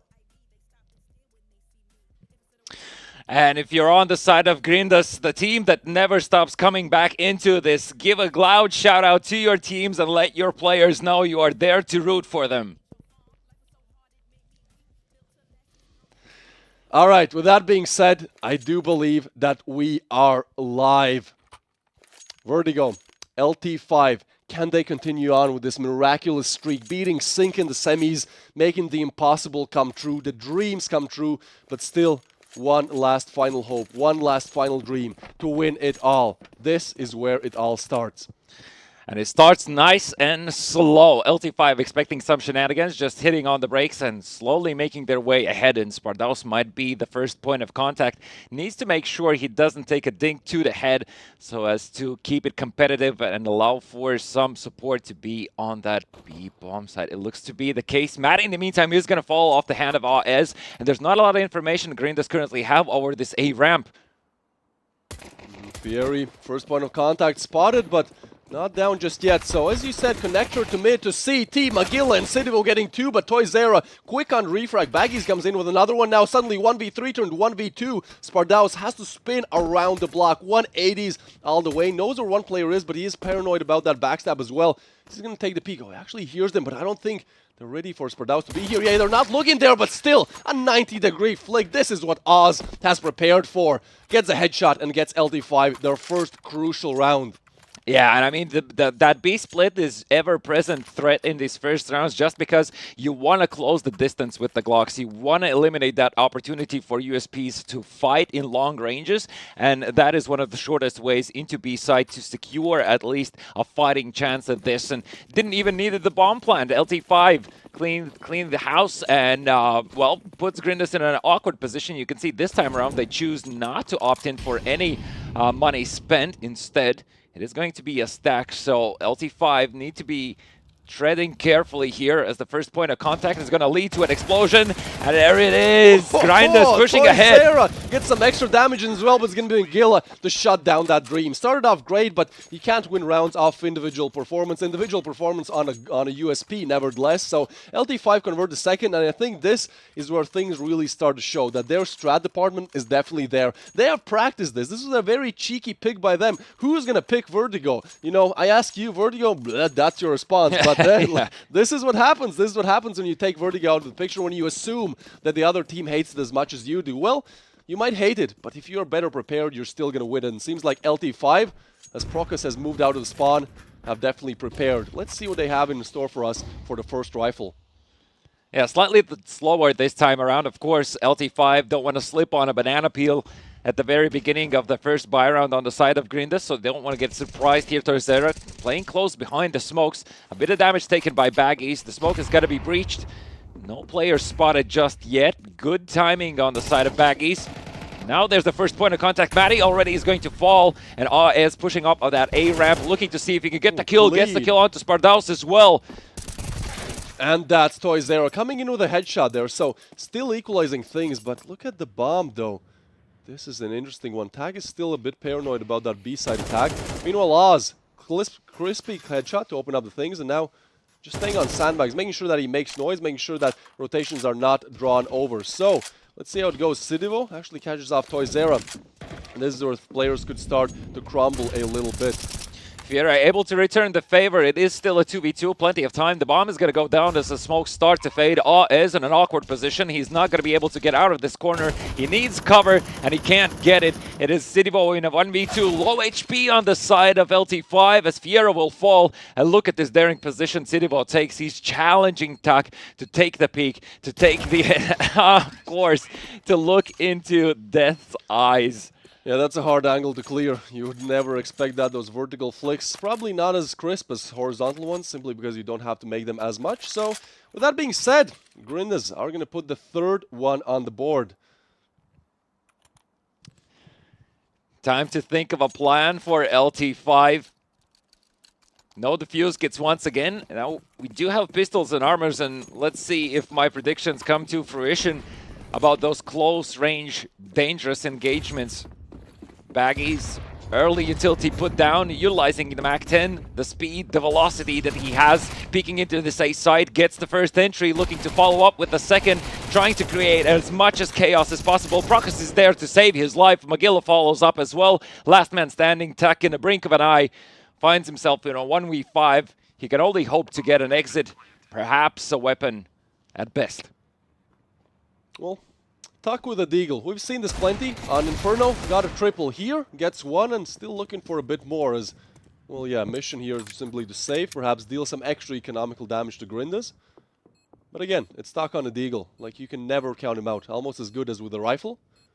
Ooh, Sidivo though, long range, spots Tak, and yeah, does get the headshot. So, at least for this time, denied any clips. You know, not going to be able to put this one in his clip montage after this event ends, but for now. Well, I would say this is the first crucial moment for LT5. This is an absolute must-take buy round for them. Again, this is their map pick, and the reserves of rounds to be taken in this first half are running low. They do have the fuse kit both in the hands of Tak and Torzera, and plenty of utility to deal with whatever aggression Grindus might be presenting them. And this probably is going to be a bit slower round out of Grindus, as they want to be careful about this approach, understanding there's obviously a barrage of grenades available on the hands of LT5. Yeah, that util definitely making its presence. And B bomb side, as you know, you can play Vertigo and never go B on the T side and still win it. That's the name of the game. Just a hard side to take, many different angles to watch, and many cheeky angles that sometimes you don't expect. But that also opens up things for some gimmick plays. We do know that run boost from, I believe, T spawn towards B. That's a nice one. Hopefully we see some of that, but you know, you do risk the chance of just falling to your death. I like this boost as well. I think that's a great way how to clear mid. Again, just a vertical flick that's sometimes hard to make, and also, yeah, if you get even boosted up there, sometimes you can catch off CD rotations as well. So a lot of different things, a very vertical map.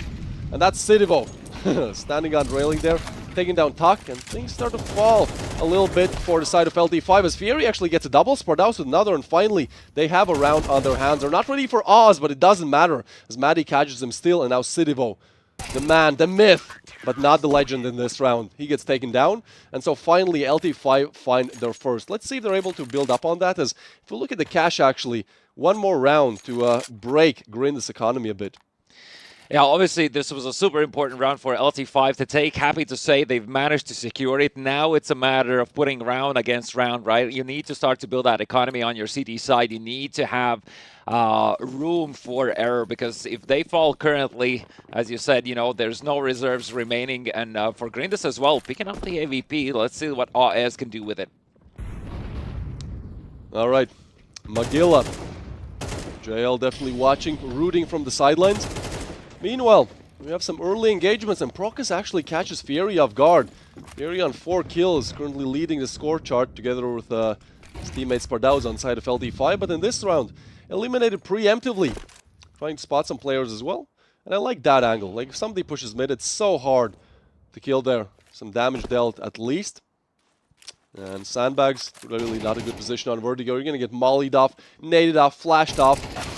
Really gimmick play, but Baggies instead touches off Toyzera, and suddenly LT5, man after man, they're starting to fall down, but we do have Tuck. And when you have Tuck alive, anything can happen. That is definitely the case. He also has a defuse kit available for him. The question is, does the opportunity present itself? Because Grindus effectively have secured already the A site. The question is, what do LT5 believe is going to happen here? Baggy secures yet another kill, and aforementioned Tuck is going to be forced to save in this one, as utilizing the entry kill with the AVP. And of course, Baggy is able to follow up with 2 kills of his own. Procus there as well has a thing to say or two about the whole way how this has been headed for LT5. And currently, I must say, you know, if I'm LT5, whatever momentum I had after those second semifinals that they won, being this their map pick, it might start to fade. Yeah, for sure. Again, you know, when you're playing off emotions, sometimes they can get flipped on their head, and I feel like in this matchup, this is your map pick. You pick Vertigo to kind of, you know, throw your opponents off guard, but instead, they make that guard extra clean, or at least, you know, the attack, as they're on the T side, and we're looking to eliminate push up to attack as well. Once again, left in a 1v4 this time. Well, let's hope he doesn't go down here. An AK save definitely is better than nothing. But Grindas accelerating here, 5 on the board.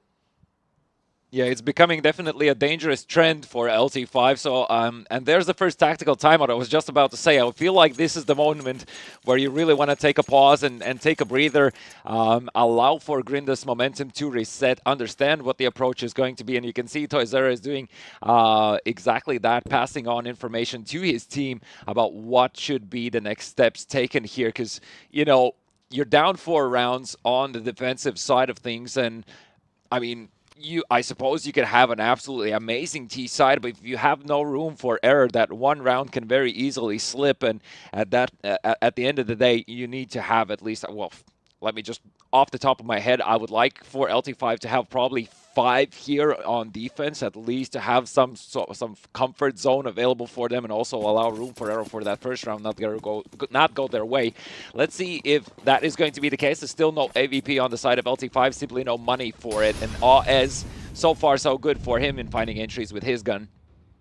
Yeah, I feel like this is where LT5 need to start playing some of those, showing some of those gimmicks. You know, they picked Vertigo, so definitely they should have some tricks up their sleeves. Well, show us some magic. Show us what you're capable of. I don't know, go for some wall bangs. I know that towards mid you can, you know, spam it through the elevators and get the kill, you know, all the way back to spawn almost. That's a hard one to hit, but at the same time, do something. You know, this is definitely where, as you said, things could start to slip a little bit, especially with Maddie being low. If he goes down, that could be an increasingly bigger problem. And look at that utility usage by Grindas. They are eliminating B bomb site holds 1 by 1, and Tack's position is really a hard one to defend because you can get peeked from down there, below the railing. Ooh, but hold on, he's not getting spotted. He just might line them up. He's able to get 1, 2, and this is exactly what they needed. Tuck with a triple and Toyzera to almost shut things out. But hold on, Cidivo is still alive. The in-game leader, the clutcher, the lurker, but not the winner of this round.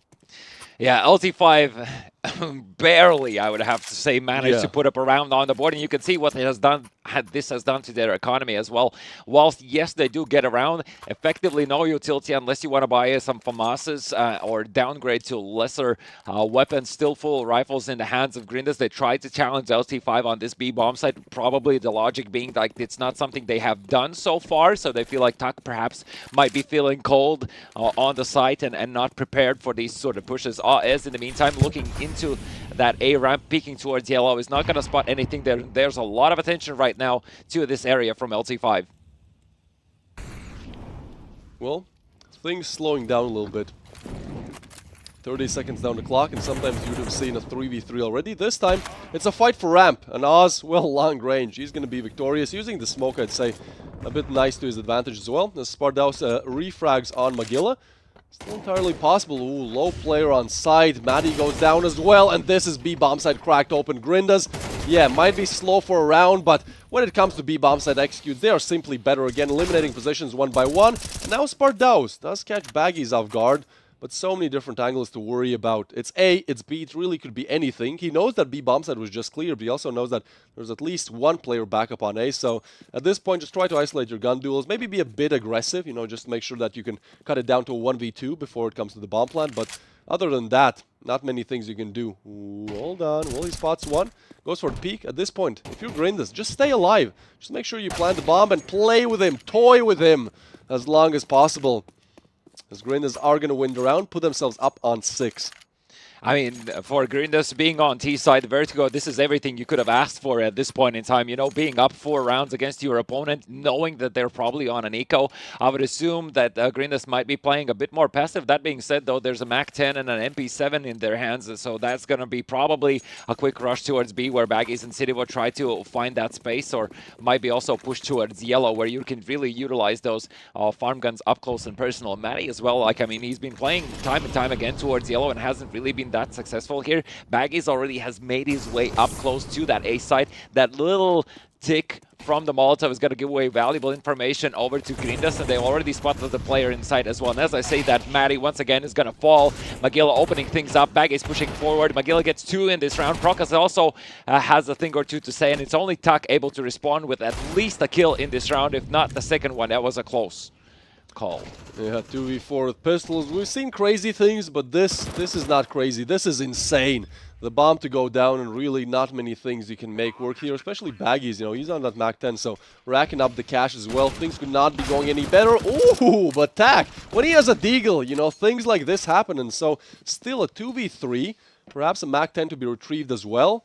But long range, Magilla knows what he's doing. He knows he's up against pistols, so utilize that AK to its full potential, right? Play long range, try to connect some heads, and seems like that won't even be needed. As LT5 gonna, well, at least, what is this? Retreat back? Time is not there. They try to push. I guess take some economy damage on the side of Grindus, but yeah, Cinevo just run them down. That's an easy one. So only Toy0 remains alive with a MAC-10 in his hands. Definitely need a bit of a better game plan than that. As Grindus take the 7th on LT5's map pick, this is starting to go from bad to worse. Yeah, exactly. Grindus currently on a commanding lead, and this is once again the sign of the resilience this team has. Toy0 as well. You can see quite serious on his team. No Italian hands around being waved around this time as just once again, you can try and guess what Grindus is going to do. And it's not like Grindus is doing anything like super surprising. It's more so AS finding the entries with the AVP for 2 rounds in a row. Yellow also seems to be a problem. And Matty continuously just falling there. So LT5 really need to think about how they want to approach this A ramp. Perhaps a boost over yellow is something that needs to be done. And here's the answer they might be looking for. Spardaus does get the entry, and that's instantly a 4v5 situation for Grindus to come back into. Attack is going to be pushed back by the Molotov, but no commitment just yet from Grindus. Yeah, I like that Grindus are also attracting the B bomb site quite a lot. They're trying to attack it, and so far they've been good with it. Again, that utility usage, just making sure that one by one you eliminate different spots. This boost might be spotted Fieri, but doesn't matter. He spots the player not able to get the frag, and that's ultimately what matters here. Some util coming in as well, but at this point they could really go A, they could go B. A minute and 10 to work with.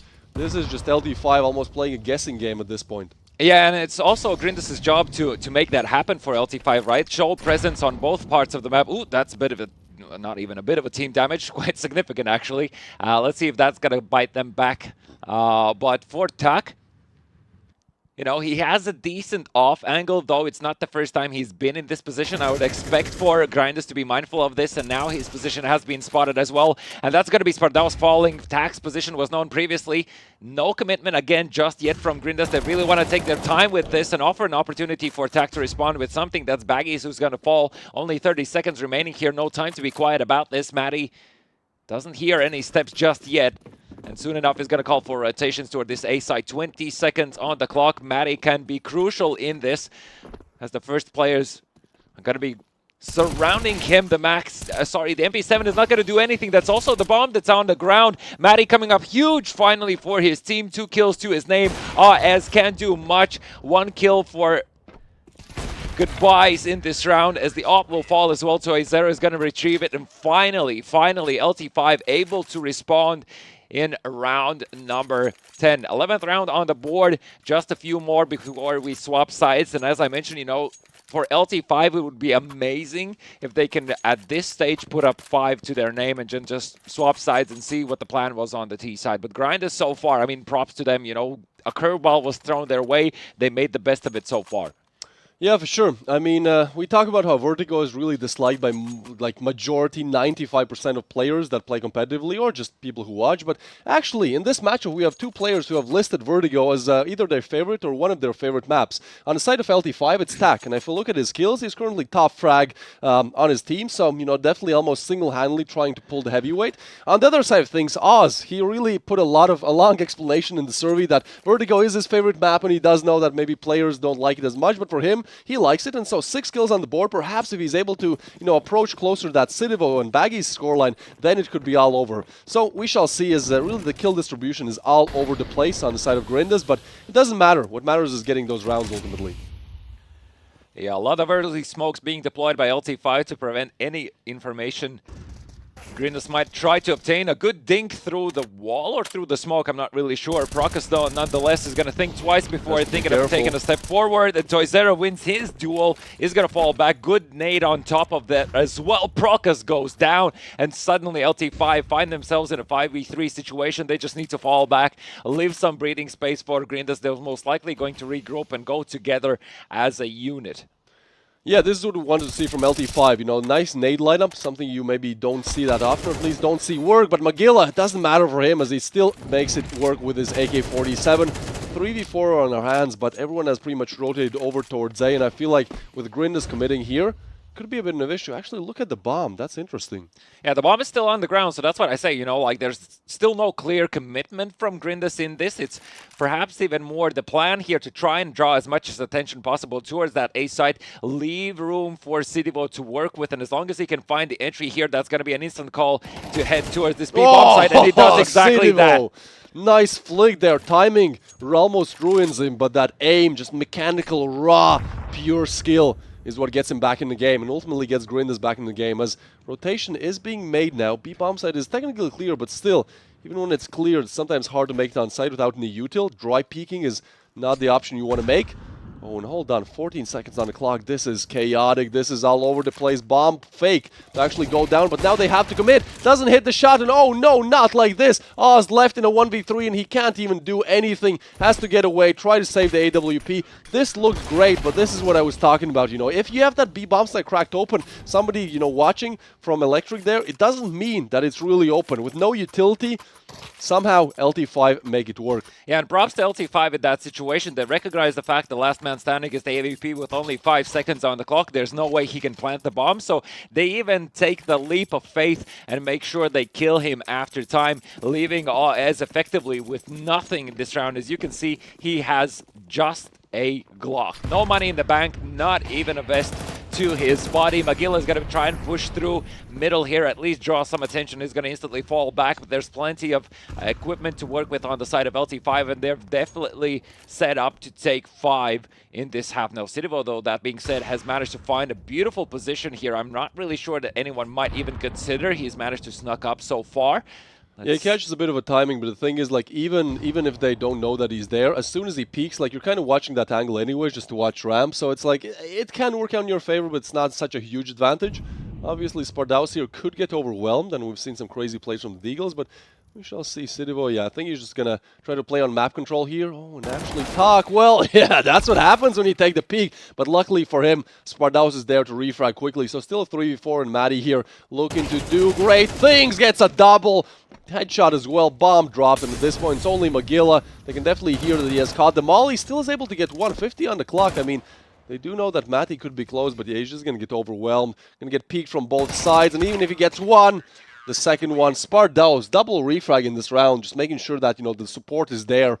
And LT5, what started off just dire, is now 5-7. So not exactly equal, not maybe the start that they wanted their mapping, but still most definitely doable, especially after what they were able to do to sync on Inferno. I believe anything is possible. Yeah, all things considered, it's a good recovery for LT5. You can see once again the things that we would like to see from Toyzera, giving precise instructions to his teammates about how this is going to most likely pan out now that they have swapped sides. And for Grindus, I mean, look, so far so good, but it's been a few rounds, 3 precisely in a row, where they have failed to respond with any kind of response towards whatever LT5 might be attempting. Let's see what the case is going to be here. Sidivo peeks into the ramp, is going to spot a bunch of players heading through yellow, and Ez is actually there to greet them, challenges the Glocks up close. A bit of T damage happening as well. Ez with 2 crucial kills, and that's also the bomb the spotted. timing. Unfortunate for him. Almost makes it work, but now it's only Spardaus and Maddie left in a 2v4, and Spardaus can't even retreat because as soon as he goes down the ramp, he's going to get caught off guard here as well. How is he still alive? Finally making it work, and now only Maddie left alive for mere seconds as he goes down as well to the onslaught of Grinders players pushing in. So once again, they do win the pistol, and this is just great for Grinders. We talked about how important the pistol rounds are in the MR12 system. You know, if you win the pistol, win the next round, at that point, you've almost won like 30% of the rounds. So definitely Grinders do know that fact and also play up to their usual standard. As we have 8 on the board for Grinders, seems like LT5 will have to find their luck in another round. Yeah, limited investment coming out from them. Plenty of Deagles, though, on the board. Still looking for those long-range engagements towards this A ramp. Fiera might just find what he was hoping for, though. Ez does some decent damage and Broncos there, indeed, with the follow-up. So already tagged up, LT5 have their tails squished between their legs and trying to understand what is the best course of action currently. Well, getting a kill would be a great start. I feel like with Deagles, that's really the only thing you can go for. You know, maybe a lucky headshot, maybe not even so lucky, but yeah, that's why I was a bit surprised that Grinders are actually giving them gunfights, long range, where that Deagle can shred. But at least for this round, that's not going to be the case. 2 players moving towards B. This is just such a hard crack. Sidivo, close range with the SMG as well. What Deagles can do in long range, SMGs do better close. So Sidivo, well, let's see this one. A nice boost coming in. But yeah, now he knows about the second player as well. And at that point, it's almost round done and dusted. Definitely going to push this player. Ooh, a bit of overconfidence there, but doesn't matter. I like how good Grinders are on those refrags, right? We saw that on the first half and in this one as well. Like, whenever they're a player who goes down, the second one comes in and refrags almost immediately. And that's the case in this one as well. They're approaching 1 round from double digits. I would like to see a fast round coming out from LT5. I feel like the game is kind of slipping their hands at this stage, so I think it's a good time as any to just go ahead and risk for it, as so far the approach they have chosen to take doesn't seem to be playing in their favor. Decent Molotov from Sidivo, but the smoke already preemptively is going to extinguish it, and Sidivo still on that MP7. Needs to be highly effective up close and personal towards that B bomb side. Baggies in the meantime is going to try and take a peek into A ramp near yellow. Not going to spot anything as there's the defensive smoke in place. Tuck feels like he was kind of discouraged a bit by that flash. And McGill in the meantime, look at this lurk play. So much information going to be found. He's going to be the backstab of the century here so long as Sidivo can hold on to the site. Sidivo somehow long range, still gets some damage in, but nevertheless LT5 finally planned the bomb around for taking for them. As Oz pushes in, gets the headshot somehow, still pushing on. Oh, this is starting to fall apart. Only Tuck to save the team, but is not able to do that. Now Maddie, he's been a little bit quiet in the series, but we do believe he can make it work. 1v2, his position is known and spotted. He hasn't heard, now he hears the defuse, has to make it work quickly, spams through the smoke, gets the first, tries to go for the second, but the plant is just not working out in his favor. A beautiful ninja defuse there, even finishes off with a kill, and what a way to put Grinders on 10 rounds. Yeah, it looks like the final bullets were there on point, but those were the final bullets. A few more needed to put an end to the defuse. It didn't happen. Grinders adds insult to injury by getting that kill at the very end. The only thing going for LT5 right now are the bomb plants that have at least secured them the opportunity to buy up. Once again, a bit of utility available as well. Magilla putting down that Molotov preemptively, making sure no fast plays are coming out of LT5. Good flash into a ramp as Prokas tries to take a peek. Doesn't spot anyone, just a single Molotov being thrown, but that's a lot of early information already obtained from Grindas, and their proactiveness on the CT side is going to pay off in dividends. Most definitely so. Oh, look at this. Okay. B-side execute. Grinders were great on it, and well, those flashes are going to scare Sidivo away, but nevertheless, he takes the aggressive peek, takes one, gets some damage, and takes two. What can you really do? Yeah, you can throw flashes, but when Sidivo is on the performance that he is on right now, but same can be said for Attack, actually. Gets a triple there, and that's still a 2v3, but look how paranoid you are to plant the bomb on the B-bomb side. It's so hard to do if you don't have any util. Now that smoke does come in, and again, around that LT5 have to convert. I like that smoke breach. Oh, and he actually peeks. Why? Tack goes down. Still a 1v2 for Oz, and even though he's great with the op, this is a task and a half on his hands.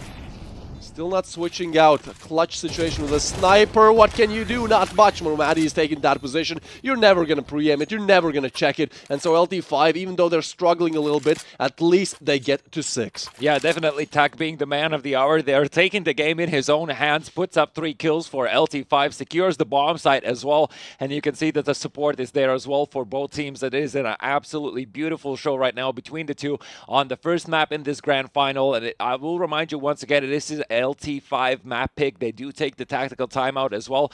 Have a bit of chat about what is really happening right now on the defensive economy. What is their positions looking like? What is the point of entry to abuse being on that T side? And the momentum shift there is as well for LT5. You know, they've started to amp up the pace more and more with each following round, and I wouldn't be too surprised to see if they just continue applying pressure, feel Grindas like they're suffocating on a map, not allow any room for rotations, no breathing space, and just continue bombard that B-bomb site.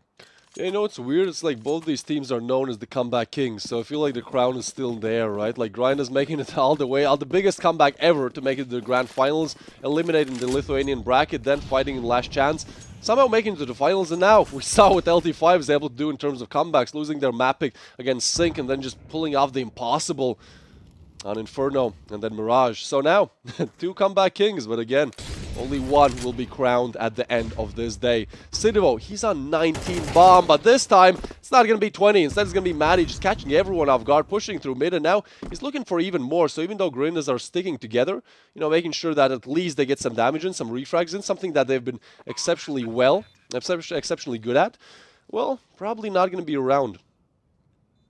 Yeah, this has to be a full save. From Grindas need to get these weapons into the next round, as many as possible. AS is the only person who's justifiable to go for any sort of kills here, as for the rest it most likely will not pay off. And what a beautiful play from LT5, you know, exactly finding the weakest point. Sidivo, only man standing on that B-bomb site with a deagle at hand. Of course, no defuse kits in sight. And Grindas, if anything, at least managed to save their weapons here. Yeah, I mean, that's something, but again, you know, those saves are nice at the start of the game. But now, you don't really need saves, you don't really need weaponry. Obviously, that helps, but rounds is what you need. 3 more to close it out, but I feel like that has really been the tale of today. When you are close to closing it out, something breaks, you know. I feel like you get in your own head, you're like, well, we're so close. But then you lose 2 rounds, you're like, this is starting to look a bit shaky. And I mean, now definitely things are starting to shake up a bit, as LT5 are starting to show us why they picked Vertigo. And again, you know, I said that I think that whoever has better strats on the T side will win this game, and so LT5 still has plenty of rounds to go to show us what they have prepared to make this their map pick. And here as well, LT5 taking this calm approach, understanding that there have been 4 saves on the side of Grindas, so that means most likely, you know, there is limited tools to work with for Grindas, and LT5 being very wary of the fact of any shenanigans happening from the side of Grindas, looking to see if anyone is going to be peeking into this A-Ram. Spardaus is going to spot the first point of view. There's 3 players just waiting to peek, but he decides to save his life for now. Maybe unknowingly, but definitely the better call there. Sidivo, on the other hand, As you said, 19 bomb, but I mean, USP to his name. We'll see. Ah, Magilla, that's a tough one. Maddie, just better crossbar placement. Now Sidivo. Question is, can he do something? A little bit of damage, but I don't think that's nearly enough to even deny or, you know, stop the bomb plant for a couple of seconds. So the bomb to go down, and LT5 seems like they've almost found another round. Now it's left up to Baggies, Procus, and Oz. Yeah, once again, this is going to be a save from Grindas. They might go for a few exits off the back of that B bomb plant.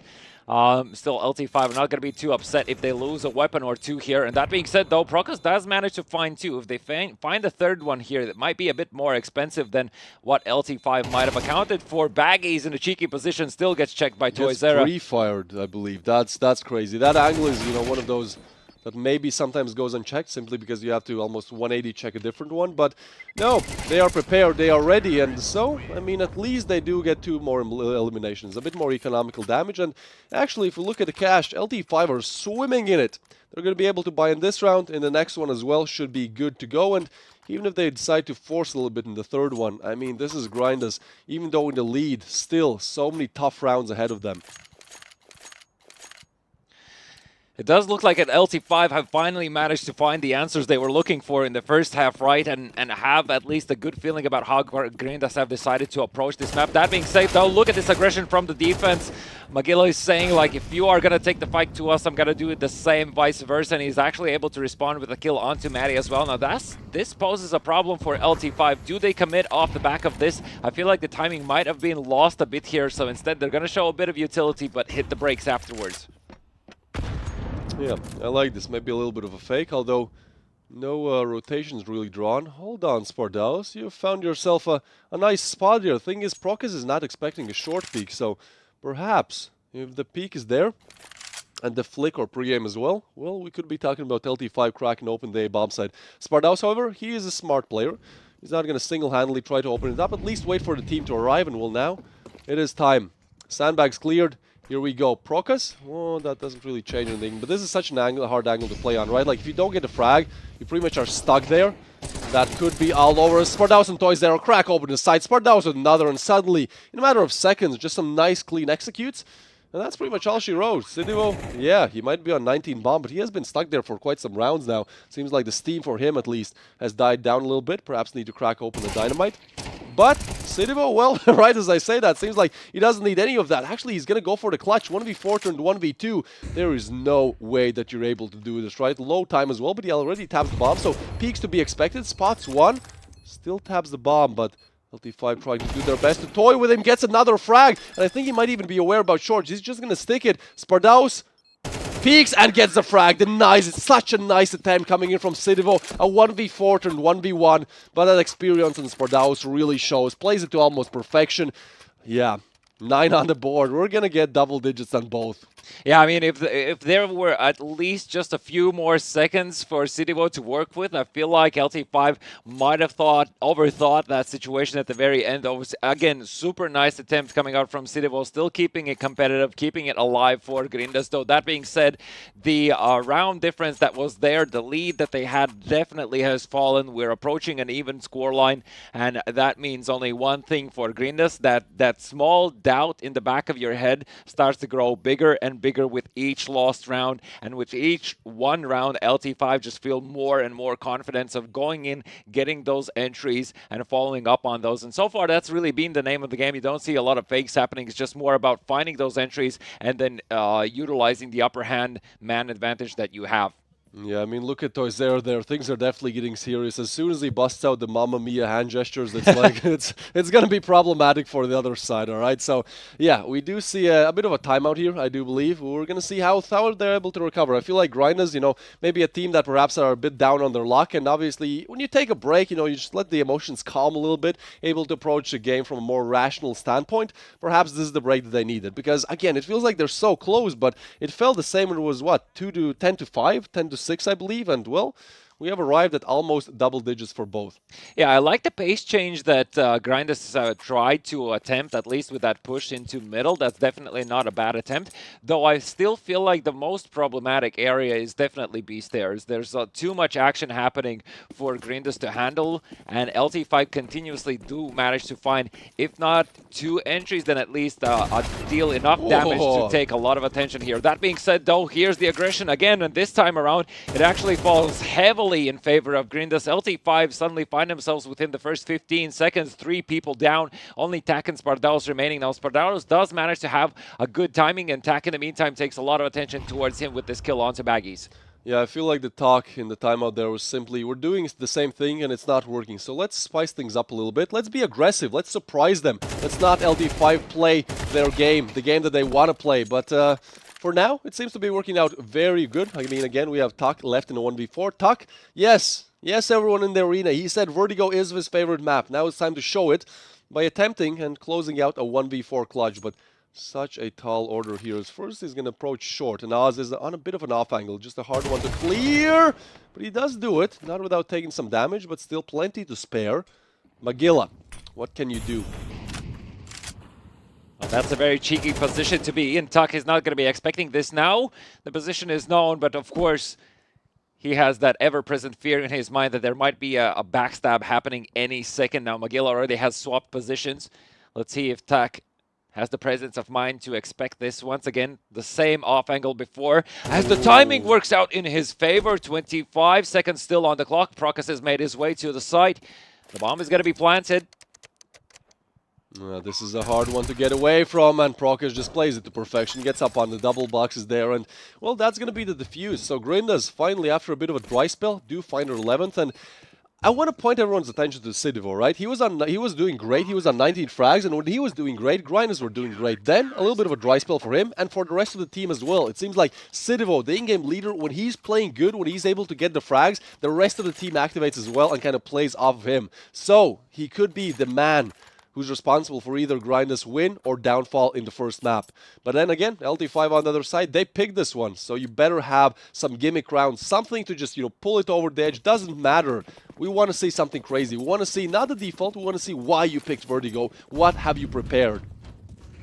And seems to be there's going to be a lot of early action heading towards both sides. It's going to keep the CTs guessing where exactly the Ts want to place themselves. Oh, as it's going to fall. Spardalos utilizing the little gap in the smoke to spot the Opera peeking over. Matty as well is going to find the kill, and you wanted a reply from LT5, and boy, do they bring one to you. 2 players are still towards that B bomb site. Excuse me, that's only 1, but that is Sidivo. He's basically 2 and 1. Let's see if he's up for the challenge. Doesn't get the first kill. Finally is able to convert, but he's going to be pushed down. Even gets the second there as well. It's still a 2v3 situation for Grinders to recover from. Baggy's on the rotation, and so is a Prokas. Prokas does have a defuse kit available to him. I'm not really sure anyone is going to be expecting Matty's position here, though. That's a very late lurk. Yeah, that's one of those things that you can do on Vertigo, but Baggy seems like he's just outsmarting the outsmarter, or is he? Not going to expect that angle, as you said, so now 1v2. Prokas, what can you really do? Just expose your location. Yeah, that util might come in, but Spardalos is just so hard to clear, and it seems like Prokas, he has heard us, or he has understand this fact himself, as he makes his retreat.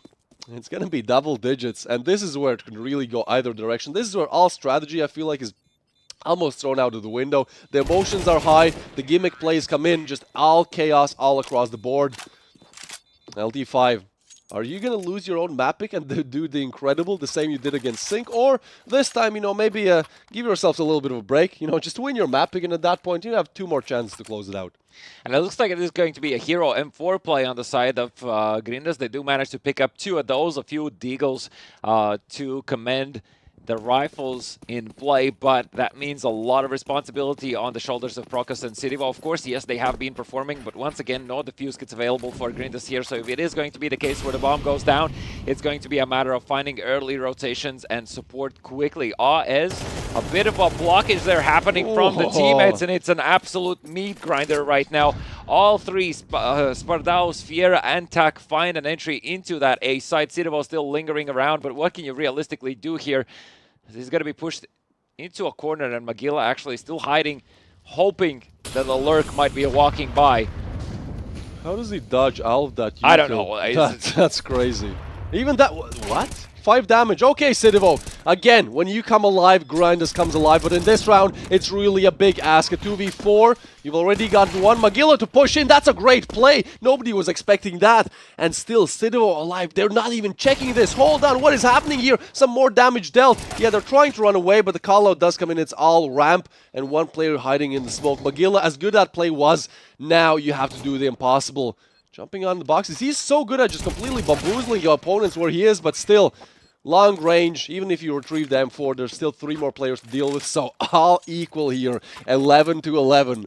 I can start hearing the overtime chants. Yeah, absolutely. I mean, we're just so close to it right now. Only 2 more rounds left in the map, and I do still feel like this might go all the way. Obviously, with the last round bonus for the side of Grinders, it allows for them to still buy up quite decently in this round. Once again, lacking the defuse kits. I keep repeating myself, but seeing how quickly LT5 make their way into the sites and the problems that Grinders have holding on to them, this might be a bit of a problem, though they won't be expecting for a push happening in behind the enemy lines. That's Magilla who's pushed through B bomb side. Well, this time it's A. So much util, so much damage on Prokas, but seems like at least for now they've cleared the site. And the thing is, you can just simply plant. And at that point, it's anyone's game. But Prokas, low, but never out. The story of Grinders comes true in the individual department again, as the bomb is to go down. Let's see this. 40 on the clock. Magilla slowly approaching from the side there. Feel like things are starting to cool down a little bit. You know, players just preparing for the retake. Maybe waiting for some of these smokes to disappear. But here we go. Oh, and that's a good peek by Fieri. Gets one. The second one, Tak with a double, and Toys there with another. So now 1v2. Magilla again left in a clutch. And this time he just has to retreat. He knows there's not enough time. There's not enough space for him to kill these players. So a save call comes in, but a very, very sad call for Grinders. They are 1 away from losing what seemed like at the start, what was it, 7-1, I believe? 7-2 at one point, yeah. That is insane. LT5 again. The battle of the comeback kings. Well, in this map at least. 1 more round to crown them that in this one. Yeah, so LT5 looking victory in the eyes in this first map in the best of 3 series. Grinders somehow need to claw back a little miracle. And, you know, these aggressive plays, whilst it did look like it was going to work out for Grinders time and time again, eventually somehow LT5 managed to compose themselves and deal with whatever chaos Grinders tries to present them with. And the last round as well, it felt like Magilla's push is really going to be the nail in the coffin finally for LT5. They were quite mindful of the fact Tak here spots a few players around. I'm not really sure if he's expecting anyone to push through that smoke. In the meantime though, Ez is going to fall and so does Magilla. Both Spardaus and Tak find an entry. It's a 5v3 situation. You just need to trade it out if you're LT5 right now. Group together, there's really no reason to overplay this. Yeah, but Sidivo is still alive. 27 bombing again. This man is Grinders. He is alive and he is still able to kick something. 1 frag, but that's not going to be enough if you want to deny this B bomb side. The closest player of contact is Prokas, but he's going to get smoked off, mollied off this angle most likely. A bomb plan to come down. He still has to worry about the backstab. Not anymore as Baggy actually connects on Maddie. Somehow, okay. Takes a little bit of damage in the molly there. Bomb to go down. And again, slowing down a little bit. Ooh, perhaps a boost, but now they know where both of them are. Oh, hold on. Baggy's through the smoke. Some damage dealt as well, but he's 1 health point away pretty much from being eliminated. 1 bullet away, and Toy Zera does the honors. That's going to be as close as it gets, but LT5 clinch their map pick. Yeah, essentially coming back into this from a 7-2 scoreline back to 11-13, picking it up. Vertigo, the spanner in the wheels, as we spoke beforehand, right? Didn't really expect to see this map, and eventually LT5 managed to grab it back to themselves. And like looking back at things, obviously there's things that really went wrong. Basically everything started for Grinders to go wrong on that CD side, right? Initially it looked hopeful. They managed to convert actually both pistols in their favor as well, and still LT5 find their way to claw back into this one gradually, just by simply understanding how Grinders is playing in defense, finding those little traces of vulnerability and abusing those as much as possible. I feel like they really showed us why they picked Vertigo, right? Because again, we talked about in the pre-show that probably the team that performs better on the T side is the one to take it. and even though it looked dire at the start for LT5, once they get to that T side, they see some cracks in the defenses, and well, they do take it over the line. Could not have been any closer, but still, LT5, now, this is where things start to get interesting, is we're going to move on to our second map pick, that being Grinders. First, we have to give it to Bruno. Hey, guys, one more time, Splendid Palace. How you like this first map of the Grand Final? I'm right now in the balcony at the Splendid Palace. There's such activities and like Latvians and Lithuanians, like brotherhood, such more emotions. And of course, after each map, we have this quiz thing, yeah? So I find one of the Latvian CS players. Hello, how your name? Who are you? Yo guys, my name is Matis. I'm raw. Sorry guys, sorry for bad mic usage. Okay, that's Rao. He also participated in the Latvian qualifiers. Your team 371 Click will be in the final, but lost for the Daugo, right? Yeah, exactly. Unfortunately, we lost Daugo. We would have done better than them today, but I guess it's unfortunate. Okay. So I have the quick quiz question for you, yeah. And how good you know Yekinder? Pretty good. Pretty good. Okay, so I have a question about the Yekinder. The first pro team was Yekinder, the first team. But pro team. EPG. EPG? Tas bija pēc tam EPG, yeah? Okay, so that's the one thing. The second quiz question. Also, the questions for you all guys, maybe you know too. When you take the knife kill in the CS2, how much money you will get? 1,400 maybe? I'm not sure, honestly. Maybe you know guys, Okay, we have one more time. 1.5k. Yeah, that's the right, guys. You get the you get the. Of course, Ralph, you get the gift bag from the Olybet, and of course the next one or king one, the Birdman. Yeah, and of course, guys, for you all, one more last question, guys, last question. When you start, but you can't answer. You have your gift, yeah. But when you start the first round, how much money will you get in your bank, like in CS2, when you start the game in first round? 800. Guys, maybe you know too. 800. How much? $800. You sure? 800, yeah. You sure? I'm pretty sure. Okay, and how about you?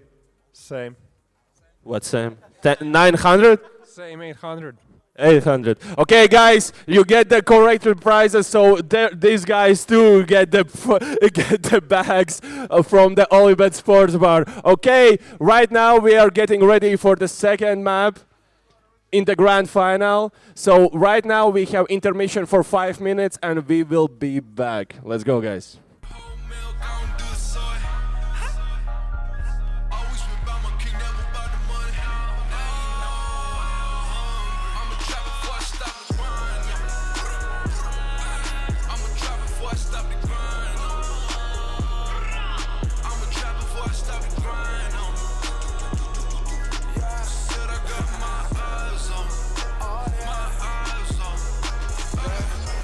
I think they gon' need a minute. Shot and got them people back up in their feelings. When they told me I was finished, by the mother in and not the doctor building.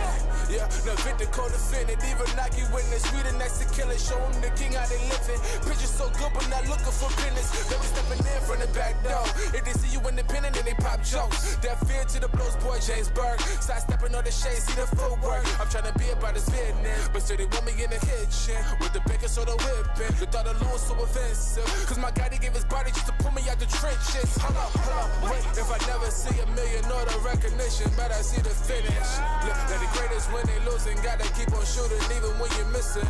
Yeah, now focus on the past while living for the day was never recommended. Rapping VA, Tony Bennett. His kingdom can never be bought cause it's given and I live that. Yeah.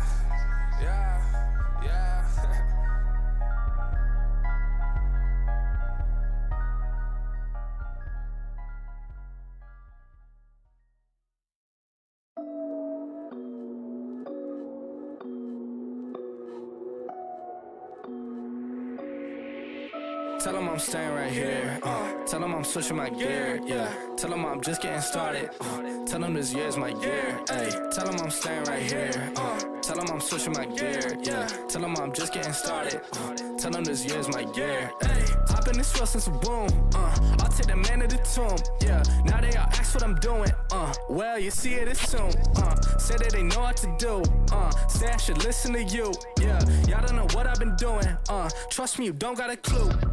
Take the top to my front door. Only fiends coming through the bag. Got my problems, I want more. Lead the past up in the past. The way I'm moving, need a hard pass. All class with a book bag.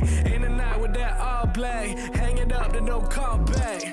Yeah, I got time and it's all on my mind, so I tell them I'ma let it out. Yeah, and I got guap, but you know I can't stop, so I tell them I'ma dead it now. Yeah, I got green and I gotta switch cheese, but I'm looking for the cheddar now. That shit was all bad, now I'm coming to get last, and this year's looking better now. Tell them I'm staying right here. Tell them I'm switching my gear. Yeah. Tell them I'm just getting started.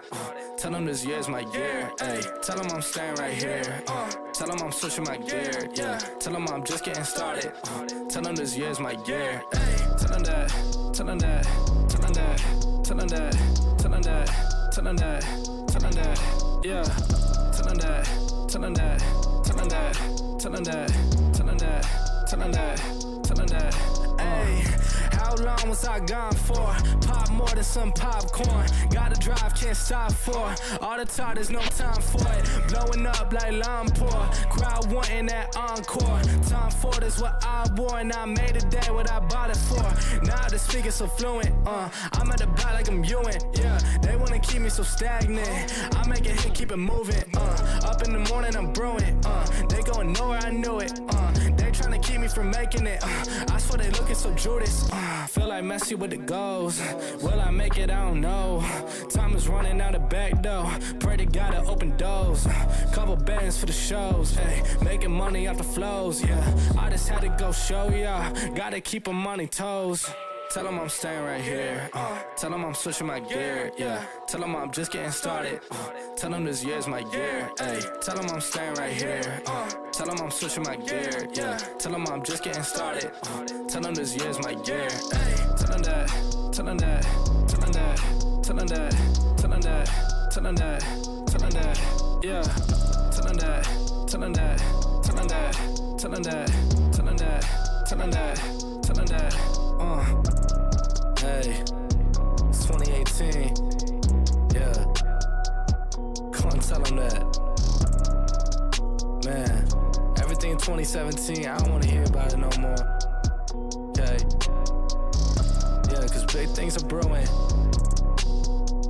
I mean, big things popping in the city, you know.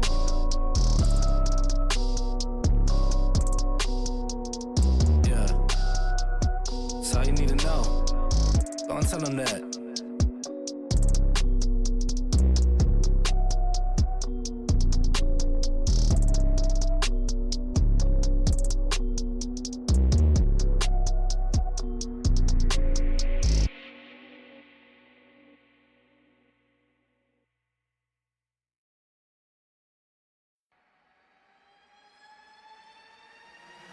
I've been on the road, I've been doing shows. Now we eating steak, remember sleeping on the floor. We're still at the gas station when the time was cold. In the kitchen, hot still trying to flip it out the stove. Rocking fake J's, praying that nobody knows. Watch them take my dog away, was way too hard to stay composed. Fight to see the light of day, all this blood on my clothes. I was tired every day, green light, it's time to go. I don't wanna live life fast or die too young. Die too young. 100 miles per hour, might crash cause the good die young. Yeah, the good die young. I don't wanna live life fast or die too young. Die too young. 100 miles per hour, might crash cause the good die young. Yeah, the good die young. Push it to the limit, I can't go no more.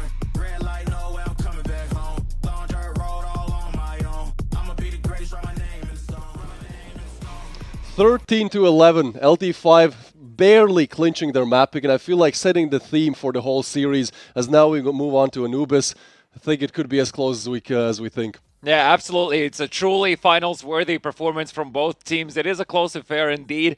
LT5 managed to squeeze out the win in their map pick. It would be only fair to everyone if Grinders managed to do the same in their map pick of Anubis. I mean, TAC definitely had a a lot to say about what's going to happen on Vertigo, and that definitely was a huge driving force behind that comeback. Ever-present threat continuously being there. Cityvo had an amazing performance from Grindas on Vertigo as well. Definitely leading by example, literally, you know, both calling the strategies, putting up the frags, making sure the team is always also on the map, present and dangerous at any given second. That being said, though, that this being Grinders' map pick, I would assume that in that case LT5 probably are going to choose to start on the T side to really understand like what kind of work might be cut out for them then afterwards and on the CT side.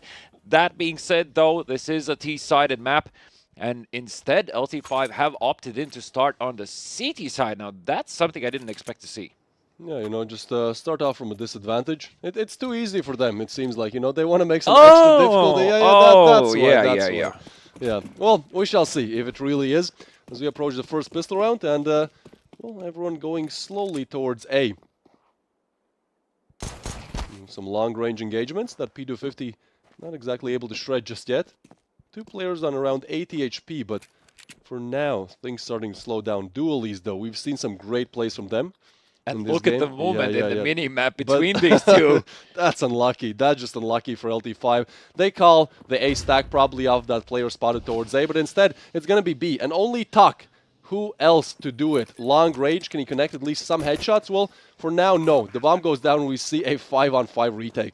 There is a single flashbang available for Toyzera, so as long as it is well placed, there is still the opportunity to erupt on this B bomb site. It is a tall order to ask for Grindas to hold on to this. Now, the only thing that might be going for them is these close-range engagements with the Glock, and it's going to be the first point of contact. Manages to get the first, gets the second. And almost a third, but Procus comes in quickly as well. 2v3 now. Make it 2v2, but bomb still ticking. Time is low, but what is not low is the aim on the side of Grindas. Getting two crispy headshots to finish off things for Grindas and start things on the right foot. But we have to remember, this was the case on Vertigo as well. Grindas was up 7-2 on the CT side, sure, but yeah, this is a one way to start off things, but for Grinders, seems like closing out games has really been the problem, at least in the first matchup. So now, let's see how things go. Yeah, Magilla there as well after the one round, sharing some loud words and of encouragement for his teammates. And LT5, of course, put in a challenging position right now, being on an eco. They opt in for this stack, and Spardaus actually has a beautiful one-shot potential angle with the Deagle in hand, looking to see if he can get that first point of contact. Procus is going to spot only the second or third player, so I don't think he's actually aware he's going to be pushed down here. Good flashbang coming through. He's aware of the fact as well, as that is Cityvo's flash, and AS comes in to help out. Tak finally able to respond, but it is going to be an absolute cleanup here. Only Matty left man standing with the USB at hand. Hoping he can find the weapon that was put on the ground. In the meantime, though, Grindas making their way, heading towards that B bomb site. Yeah, Maddie on a USP. I feel like Maddie is one of those players that throughout this whole series has been maybe underperforming a little bit just in the individual department, but he has his moments. And I feel like if anything, Anubis could be his place to shine, as I'm sure LT5 don't want to go to Inferno. Again, Inferno, one of the more chaotic maps we've seen in CS2, and what better way to close it out on Anubis than, you know, to go to Inferno. And sure, even though they were able to close out against Sync in the earlier semi-final, they do not want to make a repeat of that.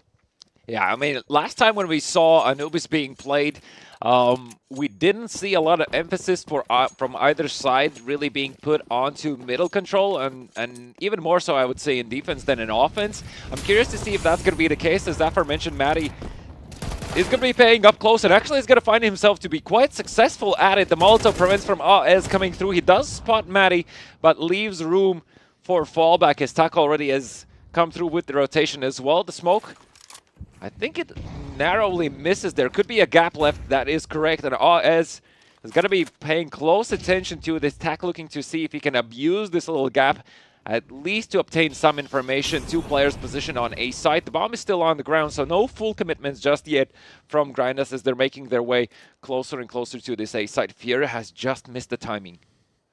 Yeah. Oh, not easy for him this time. Spardaus to take him down. And now, slowly, Grinders losing their players seems like to be the theme on Vertigo as well. Just losing out players one by one, although this was a bit interesting. For a second, I thought that was going to be an engagement, but no, in fact, that's a teammate. You know, interesting positions here. Spamming through the smoke as well. And the chicken. I like to see it remaining alive. Let's see if Fiera can handle this push out through A long. The Mac 10 is a difficult task and a tall order to ask to perform in such an engagement 1v1 against the AUG. And LT5 do manage to put up their first round here on defense and looking to see if they can put up back-to-back rounds.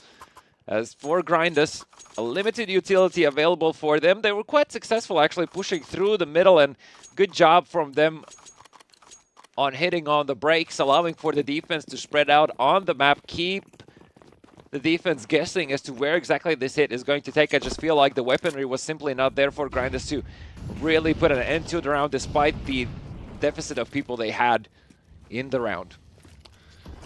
Yeah, heading into this game, there's 3 players who listed Anubis as their favorite map. On the side of Grindus, it is gonna be only one player, that being Oz. But then on the other side of things, well, we do have 2 players that do like to play it, Toyzera and Fieri respectively. And with the way how Fieri was playing on map number 1, I'm sure that he can deliver more of the same on map number 2 as well. Oh, well, that's close, but not a cigar. Toyzera takes down Magilla. So a bit of a slower approach, although as I say that, oh, what is that? Oz actually catches that headshot, even though it looked like it was Sidivo's kill any day of the week. Yeah, still a lot of time for Grindus to work with. The bomb is on the ground, it's going to be picked up right now. Sidivo is going to be left in a position to cut off any rotations that might be happening, and I feel like I would have asked for a bit more of action happening from Baggies just to make some noise towards that A-bomb site to really sell the idea. In the meantime, though, Toyzera feels uneasy on this B-bomb site. Feels like he needs to obtain this information. The shoulder peek is almost enough. At least that's the bomb spotted. Flashbang in the face and falling back. Almost loses his life. Around there, trying to stay alive, and he does. 3 players on B-bomb site. They are going to be met with an unpleasant surprise. There are 2 more low, and yeah, that's going to be Spardaus putting an end to what Toyzera started, and now only Baggies and Sidivo really out there to do something. But Baggies' position is known. 1 nade, perhaps, to end him.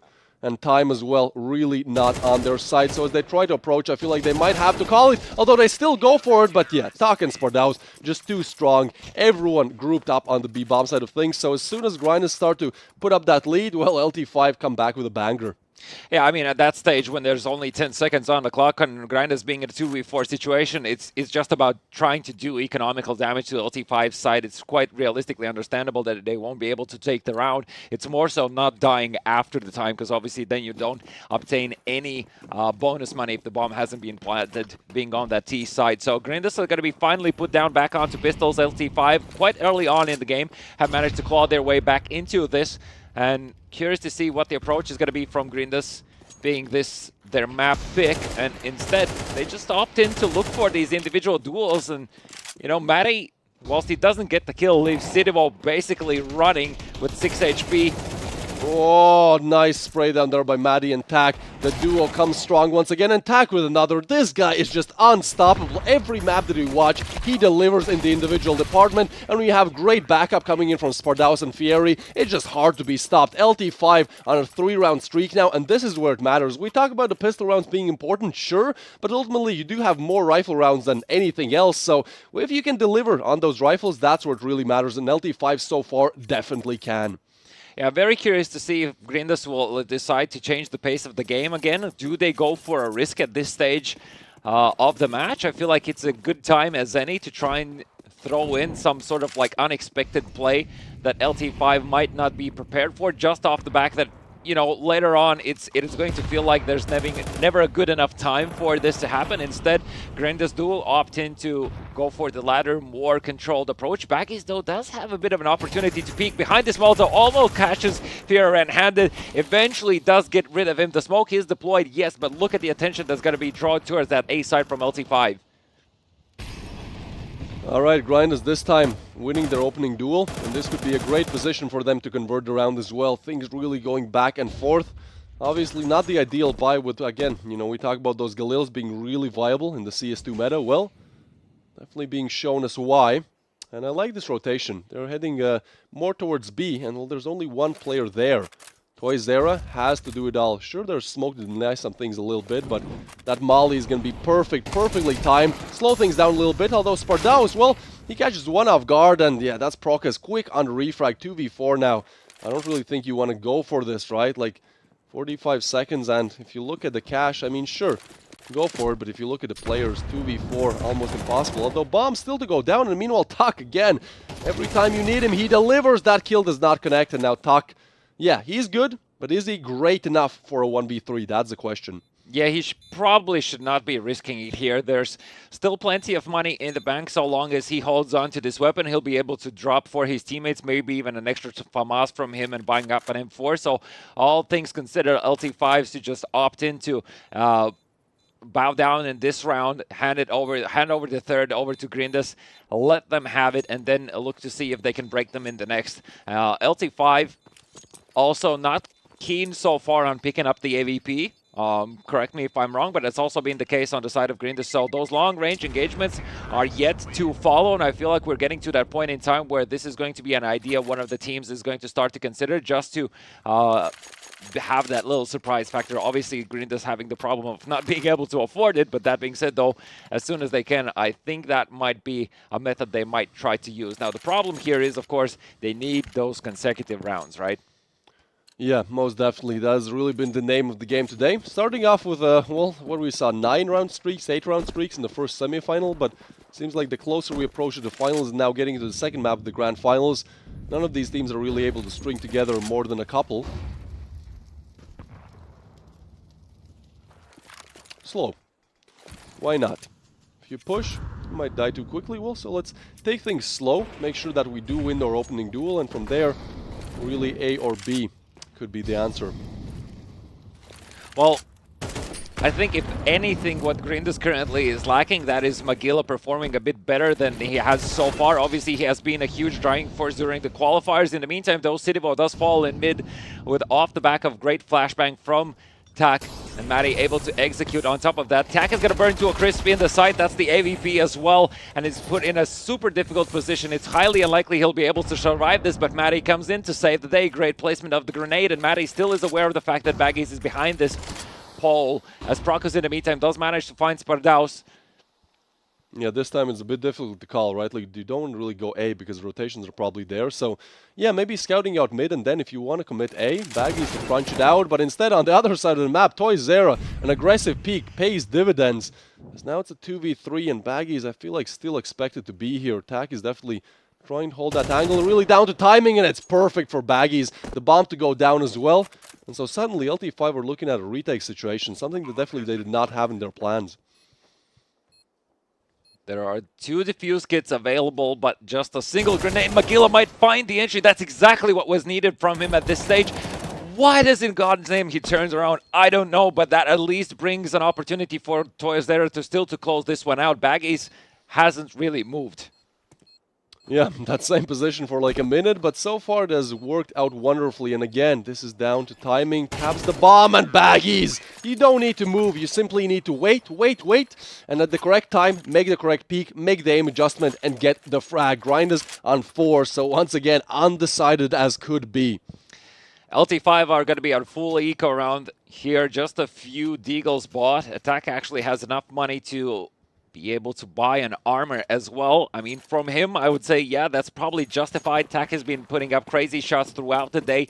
Not that impactful just yet, but still one of the key players behind LT5's success so far. Though that being said, Grindas currently in the lead by a single round. Bag is already making his way towards that B bomb site. Matty's not going to spawn anything in the middle, and Spardaus playing close to the Molotov. A cheeky angle from him, looking to see if he could perhaps take this corner. It's a good old swap bait play. Ooh, he's lucky, he's alive. Baggies on very little HP, and they're not ready for this cheeky angle coming in for Spardaus. Gets one, almost connects the second as well, but a bit more was needed. Or was it Toy Zera? What a headshot to connect, and still going for more peaks, going for more damage, but ultimately goes down, and that's going to be it for LT5 in this one. So, as we head on to our 9th round, how is the economy looking? The economy is looking great for Grindas. Finally, they have some reserves to work with, and this leaves room for improvisation as well as that AWP I was hoping to see in the hands of AES. That cannot really be said about LT5. They're on their last dollars currently, investing everything they can. No defuse kits available from them as well. So, off the fact that Grindas do have an AVP to work with, they're probably going to take this one slow. Let the AWP work its magic. See if they can find any entry. See if they can clear out sites and just get a safe pathway into a bomb site. That being said, Tax takes a lot of damage right now. Yeah, not a great opener, but then again, you know, we know Tak. He needs a single HP and a deagle, and he can do wonders. That boost is beautiful.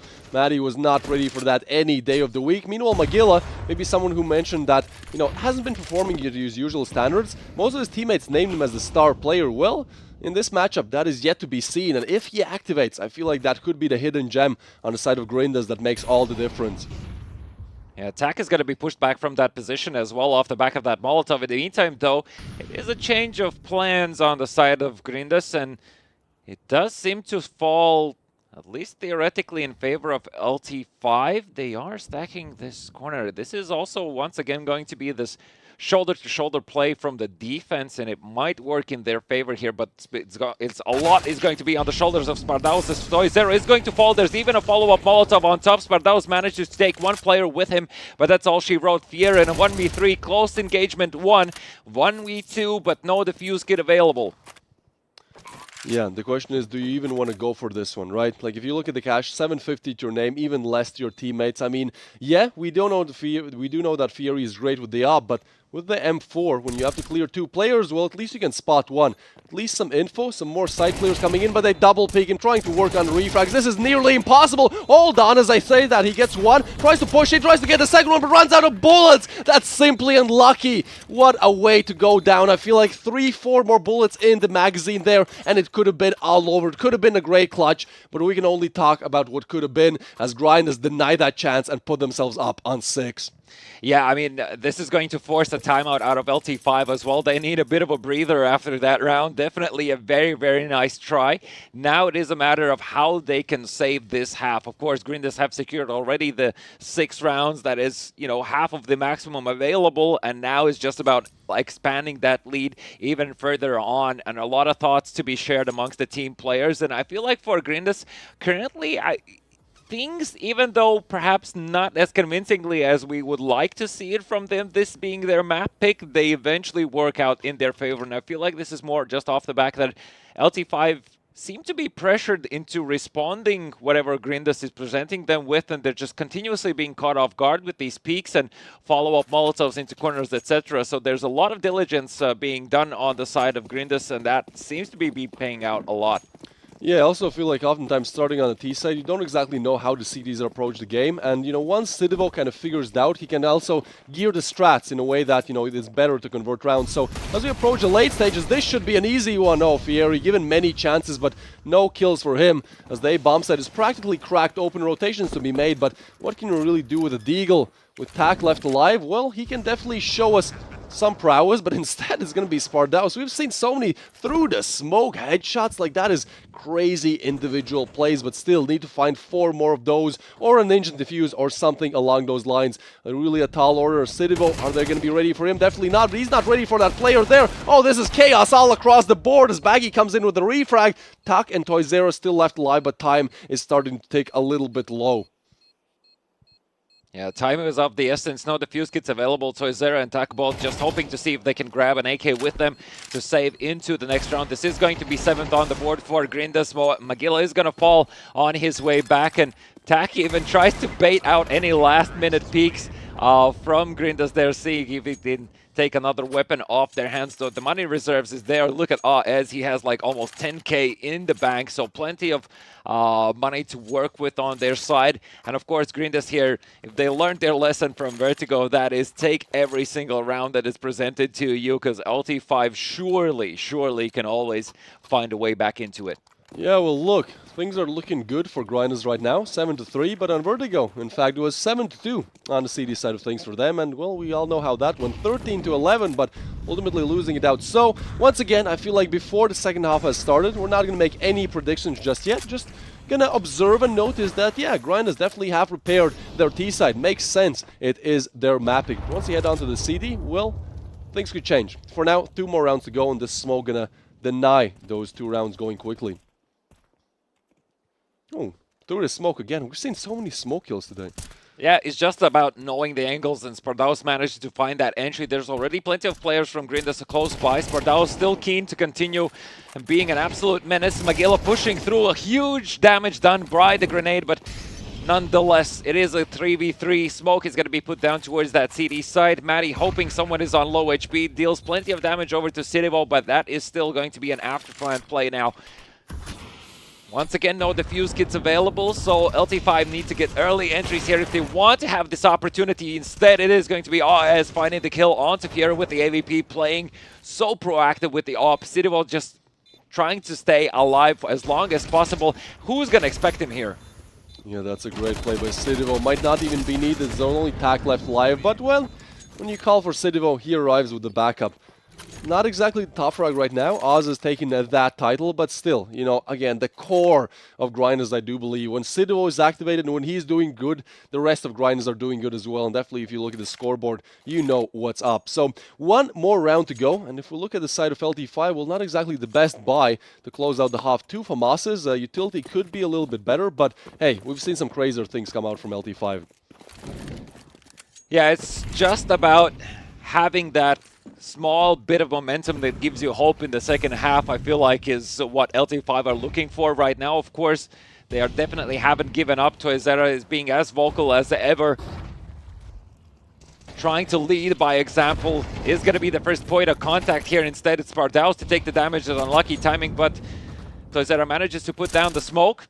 That's at least going to prevent any Grinders players from pushing through. In the meantime, though, Proc has managed to find an angle, and Takto might surprise them unprepared. Instead, Proc is ever present for these plays potentially to happen. It's a 4v3 man advantage for Grinders, and they still try to push the agenda really here with this B-bomb side.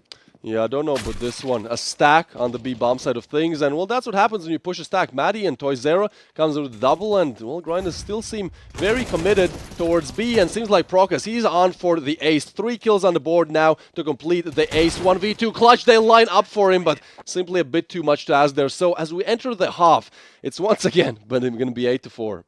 Yeah, that seems to be the name of the game right now, right? Is this the new 11-4? Is this the new Zonix law? What do you think? Because it seems to become, at least in this tournament. Yeah, I mean, we'll see how this one goes. But yeah, on Vertigo, we saw a very similar storyline. And again, you know, Anubis, T-side definitely the favorited one. So now, LT5 again, even though they're on disadvantage in rounds, perhaps on the side, you know, side switch, they're definitely on the more advantageous side. I feel like as well for LT5, there's not a lot to lose here, so they can try and just play all out aggressive. I always love to see teams going for this risks just because what this means in a LAN environment, being on the big stage, trying to play on the nerves of the defensive side and really overtake the momentum. Instead, it's going to be a first P250 engagement over to Procus. He does manage to fall back. Magilla there is to help out. The angle is good. The shots are not simply connecting. Procus as well. The players are starting to trickle into that B-bomb site. Magilla is going to fall. So does Procus as Fiera finds the second kill for LT5. Cityvo on the flank, though, with the duelist could do a lot, potentially. Spardaus there to take on the hit. Ooh, Spardaus, this is a big engagement, a big frag to be found for him, but unfortunately on the other side, well, there's somebody with 2 weapons. 2 is always better than 1, according to my maths, but in this engagement, not going to work out in his favor. Fury instead finds a double, and now only Baggy is left alive, getting run down, getting absolutely smashed there. Does get 1 frag, but that's pretty much it. So yeah, as we approach the side switch, this is why you don't make early predictions. LT5 almost golden here, getting the pistol. I mean, expected, I believe, to win this one as well, as little to no investment in this round coming in for Grinders.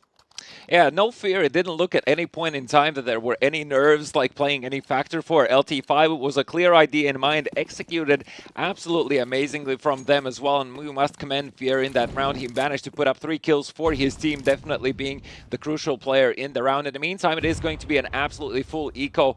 Just a single flashbang in the hand of Baggies, who's going to try and pass it on to his team. But yeah, you're right. That HE does tons of damage. 94 damage on Cityvo. He's going to be pulling his hair out. Toyzera gets a double. Spardaus does more of the same, and suddenly only Baggy's position known, and well, what can you do? Baggies? Well, you can get a ding, but nothing more than that. Spardaus completes a triple, puts himself as the leader, as the top fragger of the server, 15 to his name, and showing no signs of stopping.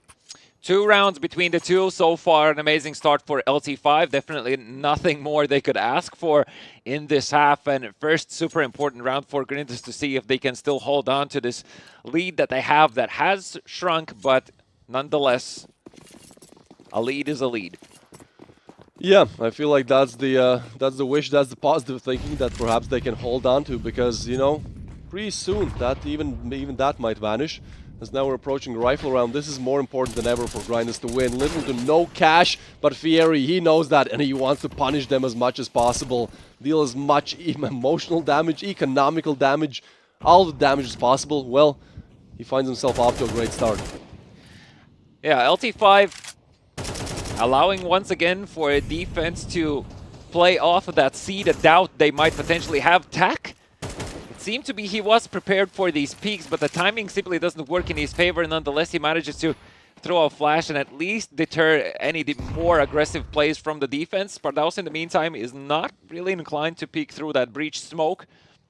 But instead is going to be Fear off the back of those supportive flashbangs, looking to see if he can find his way into that A site, and there's a lot of rotation already happening from Grinders, and instead LT5 just turned the tables once again, hit the brakes, turned it around, and let Grinders guess. Yeah, and this is not the correct guess. You do not get any points for this. If you stack the wrong bomb site, well, you simply might find yourself in a 3v5 here. It's only Oz tonight. That takes the peak, but immediately eliminated. Spardaus is just on a different level. I feel like he has really activated when it matters the most, and that's great to see on LT5. Definitely a team of overall fraggers, but sometimes one of them just decides, guys, what? Take a back seat. Take a back seat. This is my map. This is my time to shine, and Spardaus definitely showing us that right now.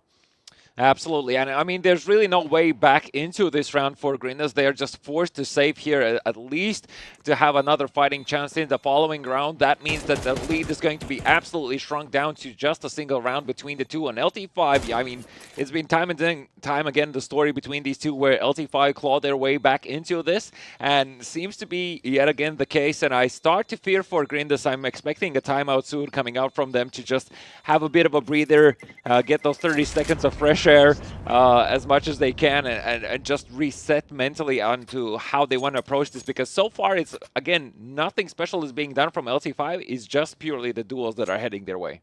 I agree. I do think what you're saying is correct, but at the same time, let me throw you a storyline perhaps. We have to remember how Grinders got here, right? They were playing in the Lithuanian qualifiers, eliminated. Playing in the last chance qualifiers, barely making it to the finals, and they're a map down against 7 Reasons. And what do? Well, they win 2 maps, with giving 7 Reasons, I believe, 4 rounds on 2 of those maps. So, known as the Comeback Kings, miraculously as well, making their way all the way to the finals. I feel like even though, logically this makes no sense, or little no sense, the odds are stacked against them, what is still in their possession is the spirit. And I feel like that undying spirit to just do what you need to do, no matter what, no matter how bad it might look, could be the one saving grace for Grinders, as they don't really have anything else to latch on right now. Yeah, and so far they've just been trying to hold on to whatever LT5 is presenting to them. I really, once again, want to emphasize how important it is to have these proactive plays on the CD side in Anubis. We saw this during the qualifying rounds as well. The teams that were so proactive on the CD side, going for these aggressive pushes into A long, pushing into water, double peeking, etc. Those were usually the teams that eventually came out on top. In the meantime, though, this is exactly what I was hoping to see. Magilla pushes out into that B lobby, does find Spardaus, and along with that, a lot of information about nobody else being there so far. And Baggies just needs to hold on. It's not even about holding on to the whole site, just not allow for those enemies to trickle into the site. Yes, they're doing it, but they're doing it so without the bomb. And at what cost? They're losing players left and right. LT5 left in a 2v3, Toyzero being on low HP, and Maddie just simply hoping that B bomb site is empty. Yeah, I mean, he's going to go for the plant, and so they're going to know Toyzero is somewhere on the side. This is going to be such a chaotic retake, but I feel like it's ultimately on Toyzero here, as actually makes his way back to B bomb side. That's definitely the smarter choice to make, but definitely some great backstab opportunities missed. Perhaps Maddie aggressive and gets the frag again. Maddie, somebody who perhaps didn't play that well in the first 2 maps. Well, this is his game. This is his time to shine. Maddie and Toyzero low as they could ever be, but still that hope is there. Only now to Toyzero. 1v1 gets away. Bomb is trying to run low, so Procus tries to defuse the bomb, tries to go for it, gets the frag, but the question is there enough time? I think there is, and Grinders somehow do clutch it out. Yeah, I mean, if they would have doubted about this being A or B bomb planted just a second more, it would have absolutely been a lost round. Luckily for them, in the nick of time, they do manage to come back into that. And, aggressiveness pays dividends on the CD side. Literally, as we were speaking about what Grinders could change here, that's exactly what comes to fruition after off the back of that timeout. And for LT5, yes, a bit of food for thought. Now this is going to be an ever-present threat for them that this aggressiveness from CTs can happen. So this could potentially force LT5 to play a bit slower. And it could be the case, especially Talk has that AVP again. I feel like Grinders understood a very, very important thing, right? Like, whenever you start letting the other team play their game, that's where really the chips are down, right? And with that aggressive play, they show that, no, we are going to play our game. And when they do that, will they get the round? So now the question is, how can they further on that? Definitely, you can't push every round. You're going to be expected. But how can you change the gameplay? How can you surprise your opponents as to where LT5 are not allowed to just execute their standard defaults?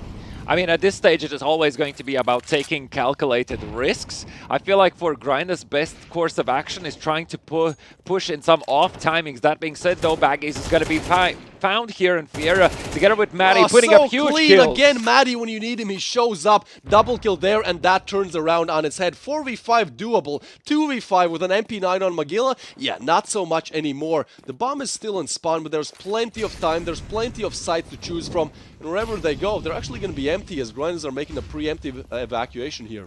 Yeah, I mean, obviously, at this stage for Grinders, it's not even worth considering going for this. LT5 players are so healthy, it's super, super unlikely anything could happen in favor of Grinders. But yeah, you're absolutely correct. Matty has, round after round, putting up more and more important kills coming out from his AK. And, you know, it might not be necessarily always the numbers, it's just simply the implication and the impact off the back of that play. He even gets the third in this round, and Prokas's position is also going to be known. You can see that all of the LT5 players are out on the hunt. They know how important it is to get rid of this M4. Toizera, I believe, already did manage to spot Prokas.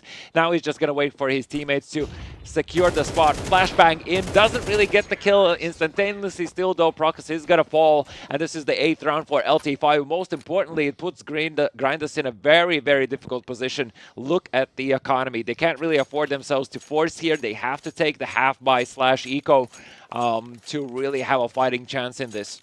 Yeah, I really feel in this position, you know, when the chips are really down, the odds are stacked against you, you can't start thinking, yeah, this is over, there's no way we get 4, you know, we've won 1 round in the second half things. You got to take it round by round, minute by minute, second by second, kill by kill. I feel like that's the mindset to approach it from, and, you know, then just do it once again, 4 times in a row, and you are golden. Unfortunately for LT5, they've been in these situations before. Again, have to remind everyone, under the name SD Invicta, they won the last Baltic qualifiers, or at least, you know, the core of LT5 did. So yeah, LT5 have been in this situation, have won the previous Baltic finals, so this is just a repeat. The reigning champions come in hot once again. Let's see if they not overthink this. They might be running into a stack here. Toizera doesn't spot anyone, and he might be tempted to take a step forward. Fordaus also does manage to find a kill. Spots the second player here, so still not fully convinced, though the bomb is making its way there. And in the meantime, look at Vieira. He's already on that A side. He's passing all the information to his team, saying, like, guys, it's a high likelihood you're walking into a trap. Magilla is going to find a kill onto Toizera. That's at least a single weapon that can be retrieved. In the meantime, though, change of plans for Grinda, says Matty is going to hear a lot of players running around. He's going to be spotted as well, but that's at least a confirmation 100%. That's the pathway for the bomb secured as well. Vieira gets the kill onto Baggies. It is a 3v4 situation. Matty is going to be pushed. He gets a single kill. Vieira is going to fall. With a double, and Tak misses a shot. This is when you need him the most, but unfortunately he misses. Still a 1v2, and they do know where Oz is, and so is Pardaus to eliminate him. This is such a tough one for Grinders to crack. You know, in some of these maps we did see some individual prowess, some individual flashes of greatness from LT5, but seems like coming into map number 2, everyone has activated. Pardaus just hitting crispy headshots. Toizera, you know, leading the team. Fieri as well, crucial frag there, crucial lurk frag. Tak, I mean, he's only on 6 frags, but it's like, this guy can pop heads. We've seen it time and time again, so if they do need him, he can activate. And then Maddie, the guy who was not doing the best, well, it seems like he has gotten the memo that it is time to show, and so he is on 14 bomb, almost equaling the rest of the team. So let's see what has been prepared for round number 19. First one to double digits, always an important feat in my opinion, and so Maddie is going to be the first point of contact, pushes in, but actually gets mollied and taken down by Sidivo. Once again, when Sidivo activates, Grinders can as well. Some extra damage, but not really any refrags. There you go, Magilla actually, but still a 2v4. Make that 2v3. Toysera, great timing there. Yeah, and a tall order to ask now from Toysera and Spardaus. Toysera sitting on half HP. No room for error. That first bullet has to go to the helmet of the CTs. As Spardaus is still making his way. What's the plan here? Obviously, Toysera has the element of surprise, but Baggy surely he checks this corner. He does so and finds the bomb. Spardaus in 1v3, 55 seconds remaining. The bomb is on the ground. There's no point of walking. And even the AVP is peeking into waters. There's actually two on the side of Grindas as they do manage to recover one from LT5. And surely this is a secured round. Spardaus can hope to see if he can deal any economical damage. It's not going to be the case. Baggace picks up the kill, switches over to the AK. They say they don't need those two AVPs as the next round is most likely going to be another pace switcher from LT5. Yeah, no double obs, but we do see an AUG. That's going to be an interesting one. Well, it's actually Grindas. First to 10. I mean, still keeping their lead, although it has really been shortened. Again, this was an 8-4 half, but in the second half of things, well, LT5 find 5, while Grindas currently on 2. So again, the odds are stacked against them, but have they ever not, has it ever been any different? Yeah, looks like Magilla is going to be challenged here. As the flash and already pushing through the flash as well. No fear in the eyes of Spardaus as he just takes the scalp of Magilla and gives the advantage to LT5 early on in the round. AES as well is stuck in no man's land. The AUG is going to find a single kill. AES is there to trade, but the trades work in favor of LT5 off the back of that man advantage early on. It is a 2v3 retake situation, but look at where the bomb is. It's still a long way for Matty to make his way over here, and the bomb is going to be found as well. Sidiv also gets the kill onto Toysera. Everything's falling apart for LT5. It's only Tak remaining in 1v1. Tak, he's been great on all maps, but not this Anubis. Currently 8 frags on the board. The least frags on his team, but we know this guy is a headshot machine. When you need him the most, he can activate. But this time, not exactly down to just aim. Also to execution as he plants the bomb. Sidivo is going to try to make his approach. A clean headshot is all that Tak needs, or just run down the time. So many options. And what's also many is the angles that Sidivo has to clear. Yeah, it's going to come down to timing. Yeah, it's all left up to timing. For the double digits for LT5. Ooh, will he go unchecked? I like how Tak is playing. You know, he's not making any aggressive peeks. Not taking anything for granted here.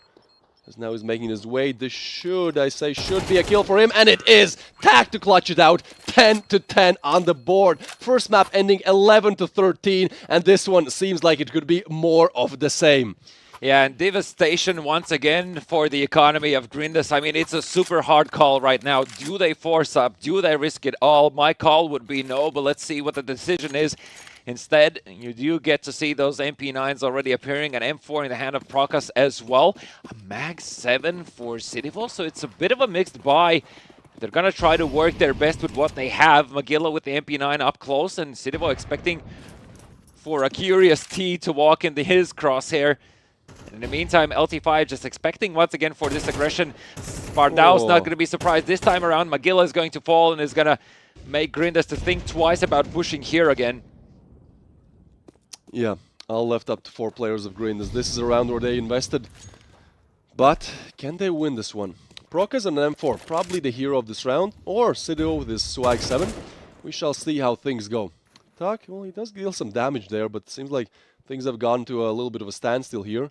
There's a slow rotations being made towards B. Well, once again, we've seen Prokas in this situation before, and he was not able to deliver. This time gets one, gets some info relayed as well, but is that going to be enough? A 3v4, some smoke, some util surely coming in any second now as well. And as the bomb goes down, seems like it's 1 away or 2 away from falling apart for Grindas. They are grinding, living up to their name, grinding for these rounds, but definitely not able to clutch this one. As Toysera finishes off great with a double, and that's going to be LT5 taking the lead for one of the first times in this game. Yeah, Grinders still keeping it competitive though with their buy. AES even able to rack up the AVP together with an armor as well. Not a lot of utility on their side and definitely no defuse kits. So Grinders need to put a halt to this right here, right now. And it's instead going to be LT5 taking out the timeout for a brief moment of discussion.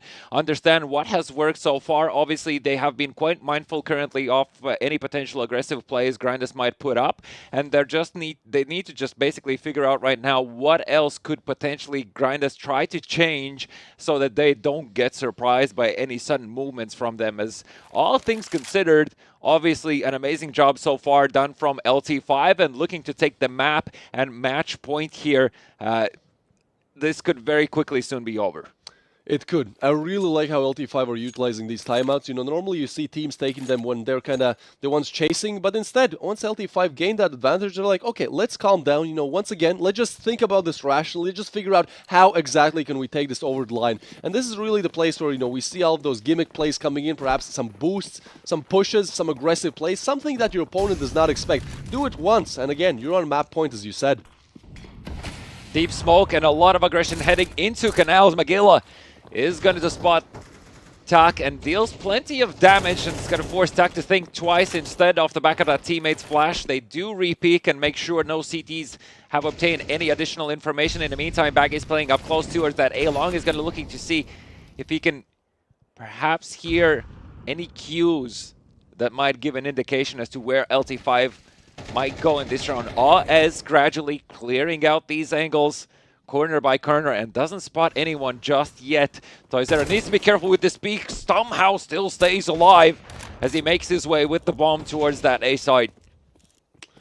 Well, Maddie, first one to crack things open again. When you need him the most, he activates. Great player, but Baggy's on the other side of things. Gets one, gets some damage in on the second one, but it's going to be Magilla. Refrag quickly. Tak again. He was down on 6 frags, but again, it seems like it's the name of the game. When you need a player, it is time for him to shine. So now a 2v3, Procus and Oz, a hard one to retake, and off in your hands as well. Not ideal for clutches, but Maddie, well, he's dangling around. He's just making sure he delays time as much as possible. Gets a frag as well, and now it's only Oz. I believe his position is even known. Has to worry about Maddie as well. It's like, do I want to save? Well, probably not, but also this 1v3 seems nearly impossible, and yeah, Maddie is just too much to deal with as he's still a potential threat. Hold on. No defuse kit. There's no defuse kit available. There's plenty of time. Tak is going to add insult to injury. He's going to get rid of that AVP. There's no money left on the side of Grinders to deal with this aggression. Yes, they can purchase FAMASs, Mag 7s, etc. But still, there is no defuse kits available. So obviously for LT5, they have everything going for them. They've managed to come back in the first map, take it over, take it for themselves, that being Vertigo here on Grinders' pick on Anubis. Once again, same story, down being by 4 rounds, switching sides, getting to this match map tournament point. Yeah, Grinders, the fairy tale story seems like is almost coming to an end. They have to convert 2 rounds in a row here, and what weaponry to do that? Well, not really the best, but the fans have always been here. So if you do support Grinders, just make some noise. Well, you can hear Grinders, you can hear their fans, and you can see Procus. He gets the first opening frag. That is huge. Spardaus to go down, and perhaps they might still have a chance in this round. They might still have a chance in this game. 4 more players to be converted, but seems like LT5, they're gearing up towards B, but look at this, 3 players towards mid. This could be so chaotic as Maddie's getting peeked. He's get taken down as well, a 3v5 now, and suddenly the dream is still alive. The dream is still alive, and LT5 feel like their hand has been pressed to take this site, falling through, having trouble dealing with this FAMAS, though the site has been evacuated so far. The bomb is going to be placed.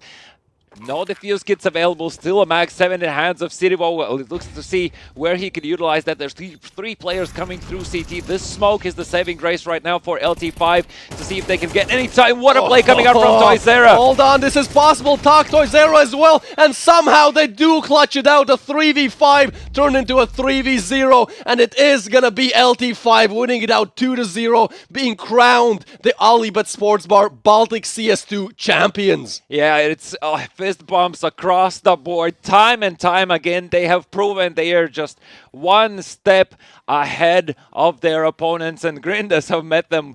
I mean, how many times? This is the 3rd time during this tournament, if I remember correctly, that they've come across each other, and inevitably still LT5 proved to be the winners here. So we have crowned our champions as the players are saying their thank yous. And oh my God, what a show it has been throughout the day.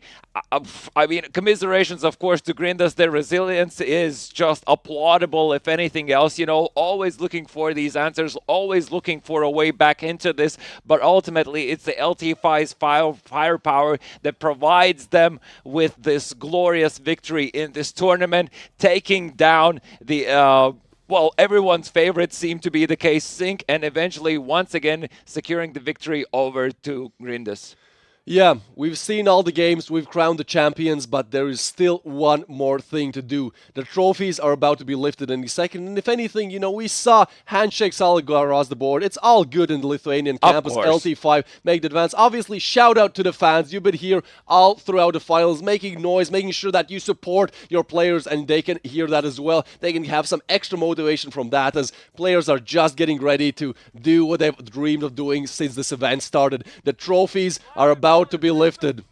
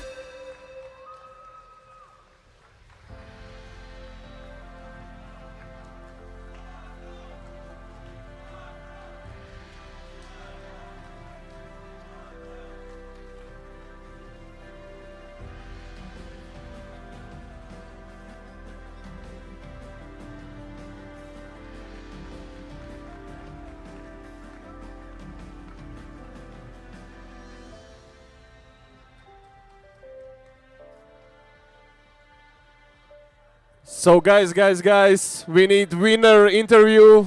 Last words from the LT5. Okay, can you take the microphone? Yes. Okay, you just won.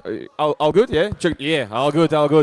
One more time, can we make some noise for the LT5 winners of the CS2 Olybet Sports Bar Tournament? Great. Too much. Yeah, I will call. yeah, thanks Armis for the strong hands.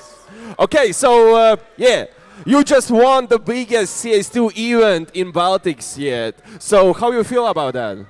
Very good, yes. Okay, great. We have two Lithuanians team in the finals. What make the LT teams to stand up today and stand up from all the Baltic countries? How you think about that? I think it's hard to tell, but I think the main point is that we always stay chill. Like because when we lose our games, we usually lose them, not like we got beaten. So basically, we just kept calm and we knew that we're a better team. So we throughout the semifinals and finals, we just kept cool, yeah. Okay, cool. And what's next for you? What's next for your team? I know you are like mix, something like that, yeah? So what's the next steps for you? You have the first big achievement. Yeah, so hard to tell. I guess depends on our results, but we'll see. Now we have advanced playoffs, which is pretty nice also, so we'll see how we do there, yeah. Okay, good luck in advanced playoffs. And last words for the supporters here at the venue, and of course the viewers in the broadcast. So last words. Yeah, so big thanks to the fans. Basically, best support we ever had. Yes! Let's go. Thank you. Good luck. So yeah, that was CS2 Olybet Sports Bar CS2 LAN tournament. Thank you for watching this. And of course, before we end this tournament, I want to say special thanks Dynamite for official drink of the event, of course, Dynamite, yeah? Of course, the Tallinn Hotel Riga for the great hospitality, and of course the Talks for providing fan buses from Lithuania and Estonia. And of course, just a reminder, after this final we have the after party at the Voodoo Sports Bar. So special and huge thanks to the Olybet Sports Bar. One more time, can we make some noise? Lietuva, Latvia, and Estonia, thank you for all that. My name was Bruno Reis, and I was your host today. Thank you. Goodbye. Yeah, I'm coming back home. Write my name in the stone. Cause I'm coming back home. Cause I'm coming back home. Right back where I left because I know my people needed me. Diamond in the rough, I don't know what it is they see in me. Go down as a legend in my city cause we beat the streets. Trying to spread the wealth around the block. No, I can't keep from me. Told me I should leave. I see the bigger picture and it's way bigger than me. Can't be living like a king, but my people need to eat. If I got it, then you got it. We gon' get back on our feet. And I put it on me. I don't wanna live life fast or die too young. Die too young. 100 miles per hour, I might crash cause good die young. But here I come. I don't wanna live life fast or die too young. Die too young. 100 miles per hour, I might crash cause the good die young. Here I come. Push it to the limit, I can't go no more.